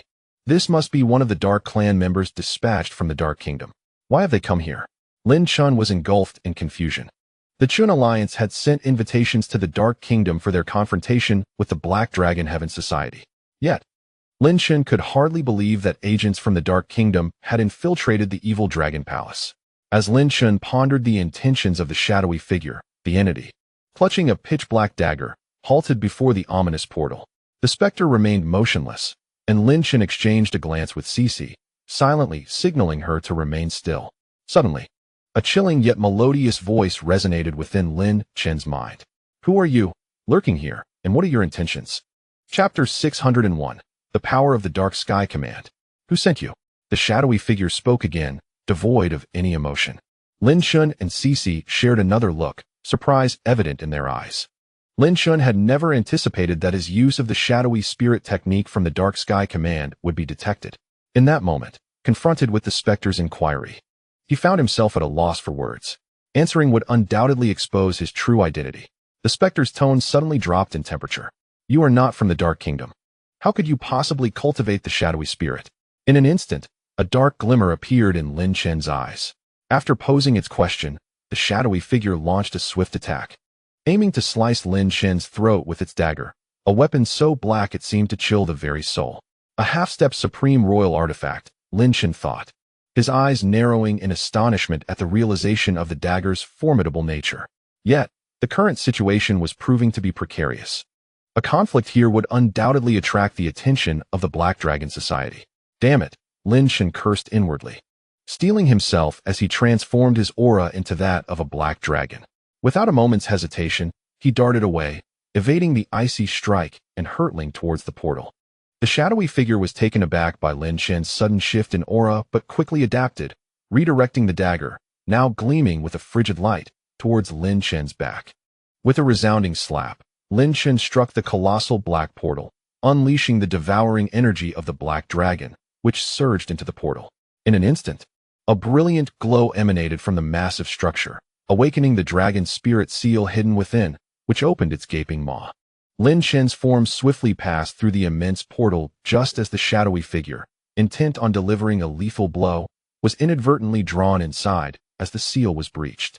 Cece, eyes wide with astonishment, witnessed the scene unfold too rapidly to communicate with Lin Chen. However, seeing the seal open, he too hastened towards the black portal. With a resounding bang, a violent sound reverberated through the air, yet the black portal remained utterly unmoved. However, Cece was forcefully propelled backward, cursing under his breath. Cece rubbed his head, his expression clouded with frustration. He never anticipated that the barrier would close so swiftly. The impact of that bang stirred quite a commotion, and Cece immediately sensed a formidable presence rapidly approaching, causing his complexion to pale. How unfortunate it was that he had to encounter such misfortune. Upon entering the treasure hall, Lin Chen was instantly enveloped by a profound aura of imperial might that permeated the entire chamber. His gaze widened in astonishment as he beheld an impressive array of over 100 treasures, each a low-grade imperial artifact at the very least. Moreover, Lin Chen could faintly perceive an immensely powerful entity deep within the hall, exuding a majestic imperial aura. This was the essence of a half-step supreme imperial artifact. Lin Chen swallowed hard. If he could abscond with all these treasures and bring them back to the Qin Alliance, their strength would undoubtedly elevate to an entirely new echelon. However, at that moment, a chilling presence shot straight towards Lin Chen's heart. His expression hardened as he swiftly turned and unleashed a punch, a sharp coldness piercing through his fist. The clash of their powers sent both combatants reeling back. What ferocity! The assailant was none other than the enigmatic Shadow, who, upon realizing Lin Chen had thwarted the attack, could not help but express a hint of surprise. Lin Chen felt a piercing pain from the intense pressure between their strikes, causing him to furrow his brow. The mist emanating from the Shadow's hand was undoubtedly extraordinary. Had it not been for Lin Chen's timely reaction, his half-step supreme imperial physique would have surely sustained severe damage. A flicker of anger ignited within Lin Chen, and his tone turned icy. "Who are you to attack me? Shouldn't that question be directed at you?" replied the Shadow, her voice melodious yet chilling, evoking an aura of cold-bloodedness. "How is it that you can wield the essence of Shadow?" It was a woman, Lin Chen noted inwardly, though her form was shrouded in a dark cloak, obscuring her features. Nevertheless, he was certain she belonged to the Dark Nation. Faced with her inquiry, Lin Chen snorted disdainfully. "Is the essence of Shadow something only your Dark Nation can master?" The Shadow fell silent for a moment before brandishing a pitch-black dagger, her voice cold as ice. "In the Dark Nation, our assassination techniques dictate that any outsider who masters them must be eliminated." As her words faded, a multitude of shadowy essences surged forth from her body, enveloping her entirely. The Shadow vanished from Lin Chen's sight, unmistakably possessing a deeper understanding of the essence of Shadow than he did, merging seamlessly with the void. A palpable aura of murderous intent emanated from all directions, surrounding Lin Chen and rendering him unable to ascertain the Shadow's precise location. His expression turned resolute and frigid. He naturally sensed the murderous intent emanating from his opponent. The technique known as the 9 steps to kill unleashed a crisp and chilling sound, as a pitch-black dagger suddenly manifested above Lin Chen's head, hurtling towards him with lethal intent. The distance was merely 9 steps. Lin Chen furrowed his brow, his right fist clenched tightly, reacting with remarkable swiftness. Like the color of the earth, his bones exuded the power of a supreme imperial artifact. He prepared to strike down this shadowy adversary with a single blow. However, as the dagger closed in from 9 steps away, it abruptly vanished from Lin Chen's sight. In the next moment, the dagger, having inexplicably traversed the 9-step distance, lunged for Lin Chen's throat, its tip gleaming with a frigid light. The 9 steps to kill technique was designed to cross this distance and deliver a fatal blow to the enemy. Were it a mere practitioner of the divine flow realm, they would likely suffer severe injury from such a deadly strike. Yet, the one facing this threat was Lin Chen, an extraordinary being. With a fierce intensity, Lin Chen's gaze sharpened, a menacing aura erupting from his pupils. His hair stood on end as a colossal spectral visage of a demon flickered behind him. A wave of invisible force surged forth, forcefully halting the dagger before him, preventing it from penetrating deeper. However, this reprieve was fleeting. In a matter of breaths, Lin Chen's reflexes kicked in. He thrust his right hand forward, delivering a powerful punch towards the dagger. The impact bent the dagger, as if it were on the verge of breaking, crushed under the might of a supreme imperial artifact. Yet, unexpectedly, the elusive shadow that had disappeared before Lin Chen's eyes relinquished the dagger, allowing it to be sent flying by his punch. Suddenly, a wisp of inky gas hovered above Lin Chen's head, imbued with a sharp power, flickering away and vanishing from sight. This was the ethereal essence with the power of the void. The woman had a profound understanding of this essence, using it for both concealment and as a lethal attack. At this moment, Lin Chen's entire being tensed slightly. He felt the presence of hundreds of lethal intents converging upon him from all directions, each one immensely potent. This wretched woman was indeed a formidable adversary. Lin Chen couldn't help but think that he was not afraid of her. Rather, the urgency of time weighed heavily upon him. Being delayed was genuinely irksome.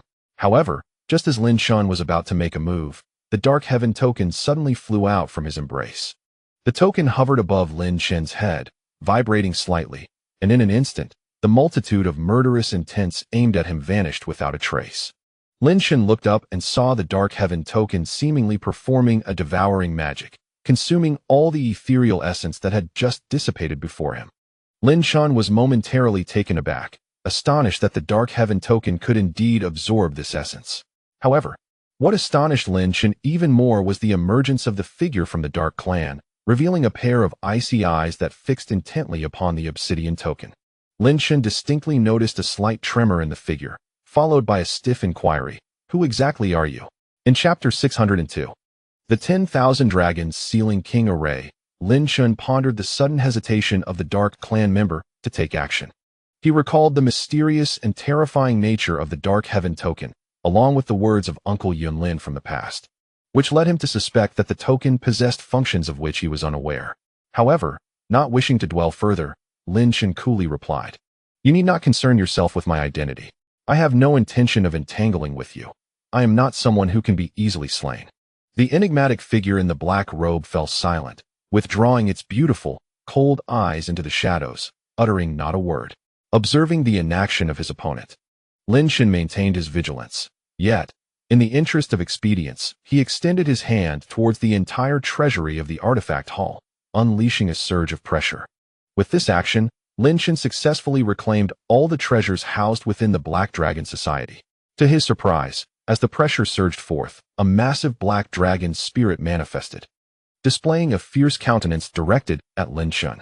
Clearly, there was an additional layer of restriction upon these artifacts to prevent theft. The shadowy figure remained behind Lin Chen, silent and seemingly contemplative. At that moment, the fierce battle between the two great factions abruptly halted. He Tiansha, He Wu Bian, and other high-ranking members of the Black Dragon Society all ceased hostilities. Similarly, the Red Tyrant and his allies also paused, as a palpable wave of trepidation emanated from above, accompanied by the ominous rumble of thunder, weighing heavily upon their hearts. A flicker of fear crossed the face of the great strength emperor, who could not help but wonder what kind of existence could provoke such a tumultuous conflict. The true disciples of the Killing Hall, Luo Yang and Luo Sha, sensed the formidable energy in the sky, their minds racing with unspoken thoughts. Could it be that the relics of the Black Dragon Society were clashing with the ancient forces of the Qin Alliance? Zhou Tianyun's mind conjured this notion, only to dismiss it with a shake of his head, his expression laced with disdain. Internally, he mused that such terrifying entities could hardly be associated with their two factions. Yet, with this thought, Zhou Tianyun felt a sense of reassurance wash over him, considering how to seize the immense benefits that might arise. Meanwhile, He Tiansha furrowed his brow, receiving a mental transmission from the heavens that caused his heart to sink involuntarily. Who could it be, suddenly attacking my father? Could it possibly be someone from the Qin Alliance? He Tiansha discreetly cast his gaze towards Hong Ba and the others, only to find their faces etched with profound concern.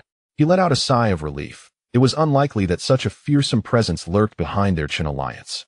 With this thought, He Tiansha felt a sense of ease wash over him. He had unwavering faith in his father's formidable strength. Surely, he would be unscathed. However, for the moment, it was imperative to deal with the rabble from the Qin Alliance. Hong Ba, the battle above the skies has no bearing on us, He Tiansha said, licking his lips with a sinister glint in his eyes. You ought to summon your so-called leader to surrender. There remains a chance to spare your entire Qin Alliance from annihilation. He Wu Bian and the upper echelons of the Black Dragon Heaven Society, upon hearing He Tiansha's words, gleaned another piece of information, which set their minds at ease, revealing smug grins upon their faces. A faction of high-ranking members from the Qin Alliance stood closely behind Hong Ba, remaining motionless. At this moment, Wang Lai, Lin Chen, and the strategist felt a heavy weight in their hearts, realizing the terrifying battle unfolding in the skies might be the handiwork of the powerful figures from the Black Dragon Heaven Society. This revelation made them acutely aware that the might of the Black Dragon Heaven Society was far from ordinary. That detestable leader had recklessly placed everyone in the Qin Alliance in jeopardy. Wang Lai could not restrain his fury, cursing inwardly that the Black Dragon Heaven Society was clearly confident in their dominance over them. How dare they order us to come here? If we survive this encounter, I will ensure that we rally together to remove this leader from power. In contrast to Wang Lai's simmering rage, Lin Chen felt a sense of despondency. As the leader, one ought to embody the faith of the entire Qin Alliance. However, Lin Chen's actions had left Lin Chen utterly disillusioned. May we survive, he thought to himself. Hongba, indifferent to the turmoil within the ranks of the Chun alliance, felt an ominous awareness rising within him. He furrowed his brow at He Tiansha's words and inquired, "Do you wish to meet our leader? The president of our society once stated that the disgrace brought upon me by your leader shall be repaid 100-fold. He Tiansha replied ominously, "Simply hand him over, and I shall spare your lives." "Never. We of the Qin Alliance would rather die than surrender," Wang Lai retorted, his voice filled with indignation. Hongba gestured for Wang Lai to silence himself, then turned to He Tiansha with utmost seriousness. "Our leader is currently within your Black Dragon Valley. If you seek him, I advise you to return there at once." Ouyang Zun, standing nearby, casually interjected, "The leader has already ventured alone to your Black Dragon Valley headquarters, intent on dismantling your stronghold." At this revelation, everyone was taken aback. The high-ranking members of the Chun Alliance could not help but exchange wry smiles. Even the strategist found himself unable to suppress a chuckle. In the midst of impending war, their two vice leaders still had the audacity to joke. Their leader ventured alone into the Black Dragon Valley, intent on dismantling the headquarters. Do you truly believe that your leader is more fearsome than the entities dwelling in the Dao Diagram realm? At this moment, those observing from various factions and among the wandering cultivators could not contain their boisterous laughter. Haha. What could possibly be the reasoning behind the statements made by the two high-ranking officials of the Chun Alliance regarding their leader's presence in the Black Dragon Valley? It is clear to any discerning observer that the Black Dragon Heaven Society is only revealing half of its strength. Within the headquarters lies an even more formidable presence. TSK, I suspect that Red Tyrant is currently in a state of bewilderment. Such claims are merely intended to instill fear, to intimidate the Black Dragon Heaven Society. In my opinion, it merely suggests that their leader has been captured by the members of the Black Dragon Heaven Society. The crowd was abuzz with speculation. He Chao Yang's expression darkened as he admonished Red Tyrant. "If you wish to engage in battle, then let us do so. There is no need for these meaningless exchanges, which only waste our time." Zhou Tianyun also regarded Red Tyrant with a glum countenance. "My esteemed brothers from the middle court, do not be angered. Our venerable chairman is currently engaged in combat with others in the skies and lacks the time to entertain you," boomed the voice of He Tiansha, echoing with great reverberation. "Wait a moment. Once I have dealt with the Chun Alliance, I shall graciously host you." The arena fell into a profound silence. The declaration that the chairman was battling someone in the skies resonated powerfully. Even Zhou Tianyun and He Chao Yang could not suppress their changing expressions. They were well aware of the ferocity of the fluctuations in the sky. However, they had never anticipated that such formidable energy was unleashed by the chairman of the Black Dragon Heaven Society. The might of the Black Dragon Heaven Society should not be underestimated. In the midst of this silence, Zhou Tianyun and He Chao Yang swiftly resolved to alter their approach. Stepping forward to clasp their hands in greeting, and smilingly inquired, "What does your brother Tiansha mean? Let us first resolve our enmity, and then we may converse further." Waiting for a moment is indeed acceptable. This demeanor was in stark contrast to their previous attitude towards Red Tyrant. He Tiansha sensed their shift in demeanor. Perceiving their astonishment and trepidation, which filled him with immense satisfaction, he then waved his hand grandly and commanded, "Form the formation, trap them." In an instant, the high-ranking members of the Black Dragon Heaven Society behind He Tiansha transformed, morphing into the colossal form of black dragons. The battlefield erupted with the resounding roars of numerous dragons. The 10,000 dragons sealing king formation was initiated as He Tiansha transformed into an imposing evil dragon, embodying the essence of a ruler, summoning the multitude of dragons, projecting an overwhelming dragon might, and forming an unparalleled great formation. Looking up, one could see dozens of massive black dragons sweeping across the sky, each occupying a position within the formation. These black dragons constituted the grand array, resembling an enormous wheel. This immense wheel, formed by the black dragons, could encompass a vast radius of several dozen miles. The evil dragon, transformed by He Tiansha, stood at the center of the wheel, embodying the sovereign. In an instant, a palpable aura of confinement surged within the expansive formation formed by dozens of black dragons in the sky, reverberating with an overwhelming intensity. Chapter 603. The Black Dragon Army. As Lin Chen collected all his magical artifacts, he noticed that the dark-clad figure remained motionless, shrouded in silence. Lin Chen was uncertain of the true power of the dark sky token, which had compelled this individual from the dark race to refrain from attacking him. However, his concern for Xishi's safety outside lingered, for this grand spectacle had reached a critical juncture, transforming his aura once more. Lin Chen emanated the fierce essence of a dragon in the Yin-Yang realm, while remaining on guard against the dark figure. He turned and made his way toward the grand entrance. As Lin Chen swiftly brushed past the dark figure, he heard a low, commanding voice call out, "Halt." True to form, Lin Chen stopped, turning to face her with a bemused expression and remarked, "If you had something to say, why wait until now?" The dark figure disregarded Lin Chen's teasing and revealed her strikingly beautiful, icy gaze, locking eyes with him. With deliberate clarity, she inquired, "Tell me, where did you acquire that token?" Gazing into her captivating eyes, Lin Chen felt an inexplicable surge of astonishment. Her cool, beautiful eyes were devoid of emotion, yet seemed veiled in a mist of icy allure. Nonetheless, having encountered numerous beauties, Lin Chen maintained his composure, collecting his thoughts before responding. "What if I said it was a gift from someone? Would you believe me?" "I do not," she retorted, her gaze retracting, her voice suddenly becoming rigid. "For now, I shall spare you, but should you fail to provide a clear account next time, your fate will be sealed." Lin Chen raised an eyebrow, choosing to disregard her warning as he turned to leave. The dark figure, too, did not linger on his presence, vanishing into the hall of magical artifacts. Upon exiting, Lin Chen promptly contacted Xishi, who appeared distressed, clutching a treasure pouch. Lin Chen's consciousness inquired about the matter. Xishi, looking troubled, replied, "I caused a bit of a disturbance here and was noticed.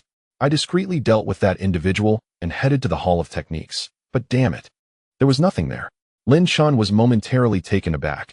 Nothing in the Hall of Techniques? He suspected the dark figure had a hand in this. Enough overthinking. We must head to the Forbidden Zone immediately. I suspect the conspiracy of the Black Dragon Society lies therein. As he spoke, Lin Chen enveloped himself in an ethereal aura, swiftly making his way deeper into the Hall of Evil Dragons, with Xishi following closely behind. The further they ventured into the hall, the more Lin Chen sensed the intensifying malevolent energy. Even the expression of Blood Elder turned grave, clearly indicating that a terrifying presence lurked deep within the Hall of Evil Dragons. At the entrance to the Forbidden Zone of the Hall of Evil Dragons, before him loomed the formidable visage of a massive black dragon's head, its mouth agape, countenance menacing, and an aura of dread emanating from its very being. Jagged fangs protruded from its jaw, and merely gazing upon this entrance instilled a chilling sensation within one's heart. Lin Chen sensed an insidious wave of malevolent consciousness permeating the evil dragon hall, evidently a potent force that had been imbued upon it to intimidate the black dragons. He exchanged a glance with Cici, their auras growing increasingly ethereal as they cautiously infiltrated the gaping maw of the dragon's head. After progressing for several minutes, Lin Chen abruptly felt a drastic drop in the air temperature, transforming into an unbearable chill, as if some frigid entity was influencing the ambient warmth. "Lin Chen, I can sense an exceptionally dense malevolent power within," Elder Blood murmured in a grave tone. "I suspect it could be that entity. Exercise caution." Heeding Elder Blood's warning, Lin Chen narrowed his eyes and nodded, while Cici also detected the shift, her demeanor growing more vigilant. Upon fully exiting, Lin Chen's gaze widened in astonishment, his body tensing as he entered a combat-ready state. Cici, witnessing the unfolding scene, was similarly struck by shock. Before them lay a vast hall spanning 5 miles, its construction imbued with an eerie ambience, featuring 5 enigmatic openings leading to unknown realms. From these apertures emanated occasional deep growls, reminiscent of monstrous beasts lurking within. At the heart of the hall hovered a terrifying presence, a colossal black fan, unfurled and radiating a ghostly luminescence, its material unknown. On its reverse side was depicted a vividly rendered, imposing black dragon, distinct in its singular horn that arched skyward, its countenance fierce and claws outstretched, exuding an overwhelming majesty as if it were roaring at the heavens. This fan was none other than the infamous evil dragon fan, a treasure said to possess a radius of 1 mile. Dark wisps of malevolence swirled around it, suffused with a nefarious intent that could resurrect sinister thoughts within the mind. However, the evil dragon fan exhibited a peculiar, rhythmic flutter, With each movement, Lin Chen felt the temperature within the hall fluctuate dramatically as a terrifying energy brewed. Surrounding the evil dragon fan stood 10 figures, among them the familiar figure of the Scarred-Eye Boy. All were beings of the divine flow realm, save for the Scarred-Eye Boy. Yet, Lin Chen astutely observed that, apart from the Scarred-Eye Boy, the other 9 divine flow entities appeared lifeless, devoid of any aura, merely suspended in the air. To Lin Chen's astonishment, these 9 were not of the Black Dragon lineage, but rather representatives of other dragon clans, the True Dragons. Below the evil dragon fan stood yet another 10 individuals. These 10 individuals, likewise, are not the wicked dragon, but rather belong to another lineage of dragons, all of which exist within the realm of divinity. At this moment, the child of the residual eye is forming an intricate hand seal with both hands. With each transformation of his palms, numerous illusory black dragons emerge, soaring into the minds of these 19 individuals. As the ethereal black dragons infiltrate, a subtle essence of pure draconic energy, tinged with the might of dragons, begins to emanate from within their beings. This essence, flowing forth, exudes an aura of remarkable purity, imbued with a distinct will of its own. This breath is akin to primordial energy, the very essence of life itself.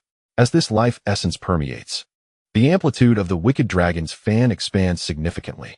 Lin Chen perceives that the aura emanating from the wicked dragon grows more formidable and malevolent.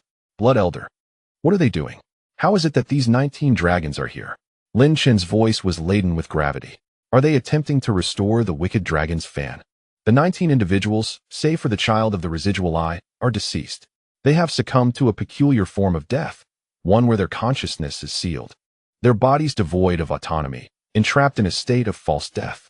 The Blood Elder spoke solemnly.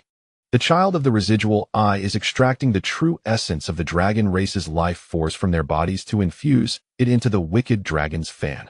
He continued, the wicked dragon's fan was once a malevolent artifact, possessing the ability to summon black dragons for battle. However, each summoning requires the sacrifice of a dragon. In other words, the wicked dragon's fan cannot conjure dragons out of thin air. It must consume the entirety of a dragon's essence to manifest a lineage of black dragons. Lin Chen's expression shifted with trepidation. So this is akin to a blood exchange? It is certainly not that simple, the Blood Elder sighed, his gaze sharpening.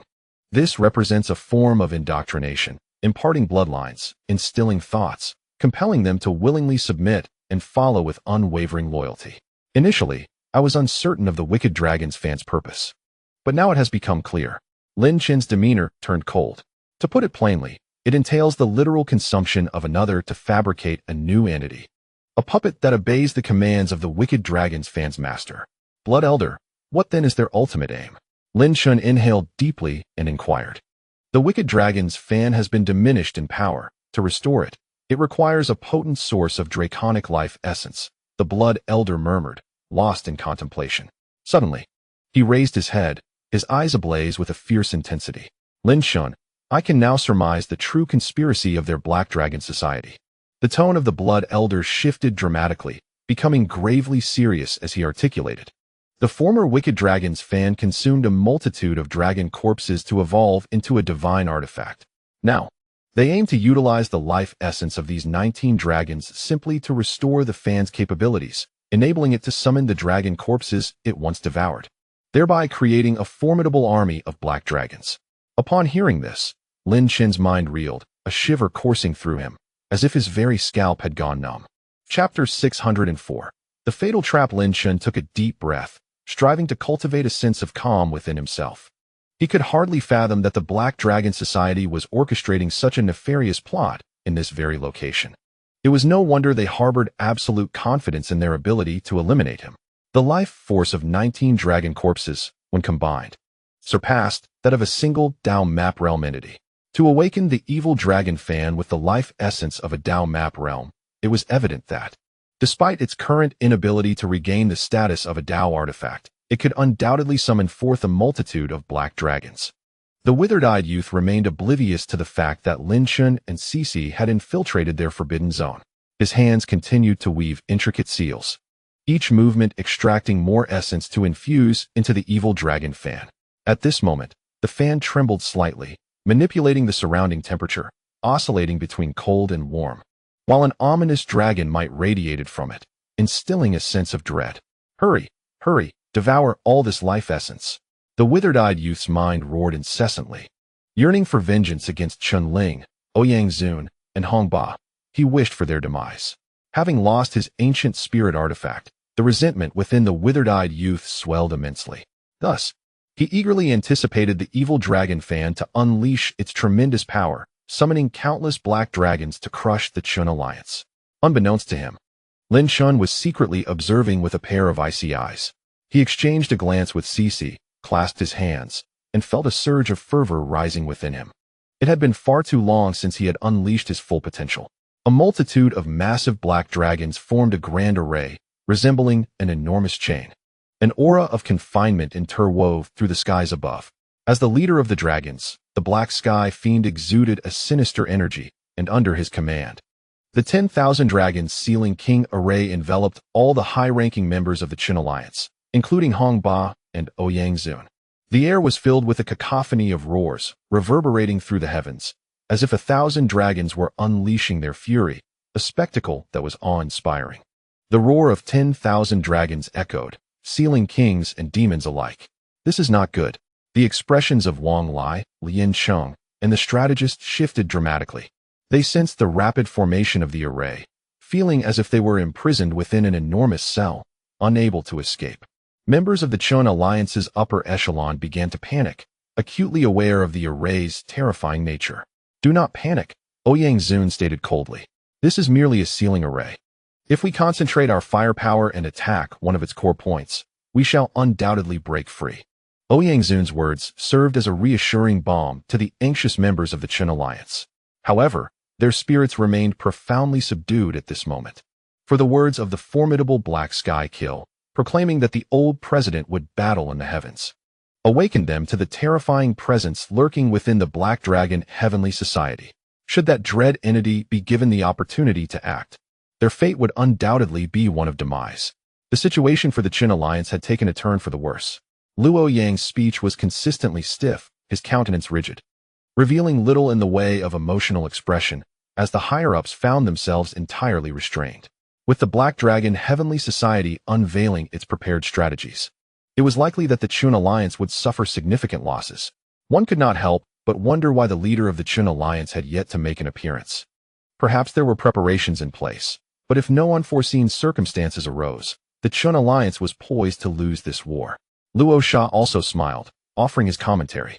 The two disciples from the Killing Hall undoubtedly possessed insight. They were well aware of Black Sky Kill's intention in mobilizing a vast force to deploy the 10,000 dragons sealing formation. In a grand-scale battle, strength ranked first, with strategy following closely behind. Meanwhile, the observing factions, previously stunned by Black Sky Kill's remarks, now engaged in fervent discussions. Look now, all members of the Qin Alliance were ensnared, and the outcome could only be a catastrophic defeat. Did you not hear Black Sky Kill's mention of that terrifying figure in the sky? It was indeed the foundation of Black Sky Kill, the former president. The might of the Black Dragon Heavenly Society was truly formidable. Once that entity was unshackled, annihilating the Qin Alliance would be a trivial task. Oh, witnessing the destruction of a great power made this journey worthwhile, and it seemed the status of the Black Dragon Heavenly Society would once again ascend. In the eyes of these individuals, the Qin Alliance appeared as a mere dying entity, hardly worthy of mention. I wonder how the two vice leaders of the Qin Alliance could remain so composed. The great power emperor cast an eye over the scene, unable to suppress his astonishment. Remarking upon the tenacity displayed by the disciples of the Qin Alliance, who, despite witnessing such a disadvantageous spectacle, chose not to flee. Among the over 10,000 disciples of the Qin Alliance standing below, even though some were gripped by fear, their feet remained steadfastly rooted. This elicited admiration from the great power emperor. What is this called? He mused. This is what one might term a lack of self-awareness. Hearing the great power emperor's praise, He Chaoyang could not help but snicker, deeming the Qin Alliance as followers to be a motley crew, utterly oblivious to their dire circumstances, knowing they were trapped.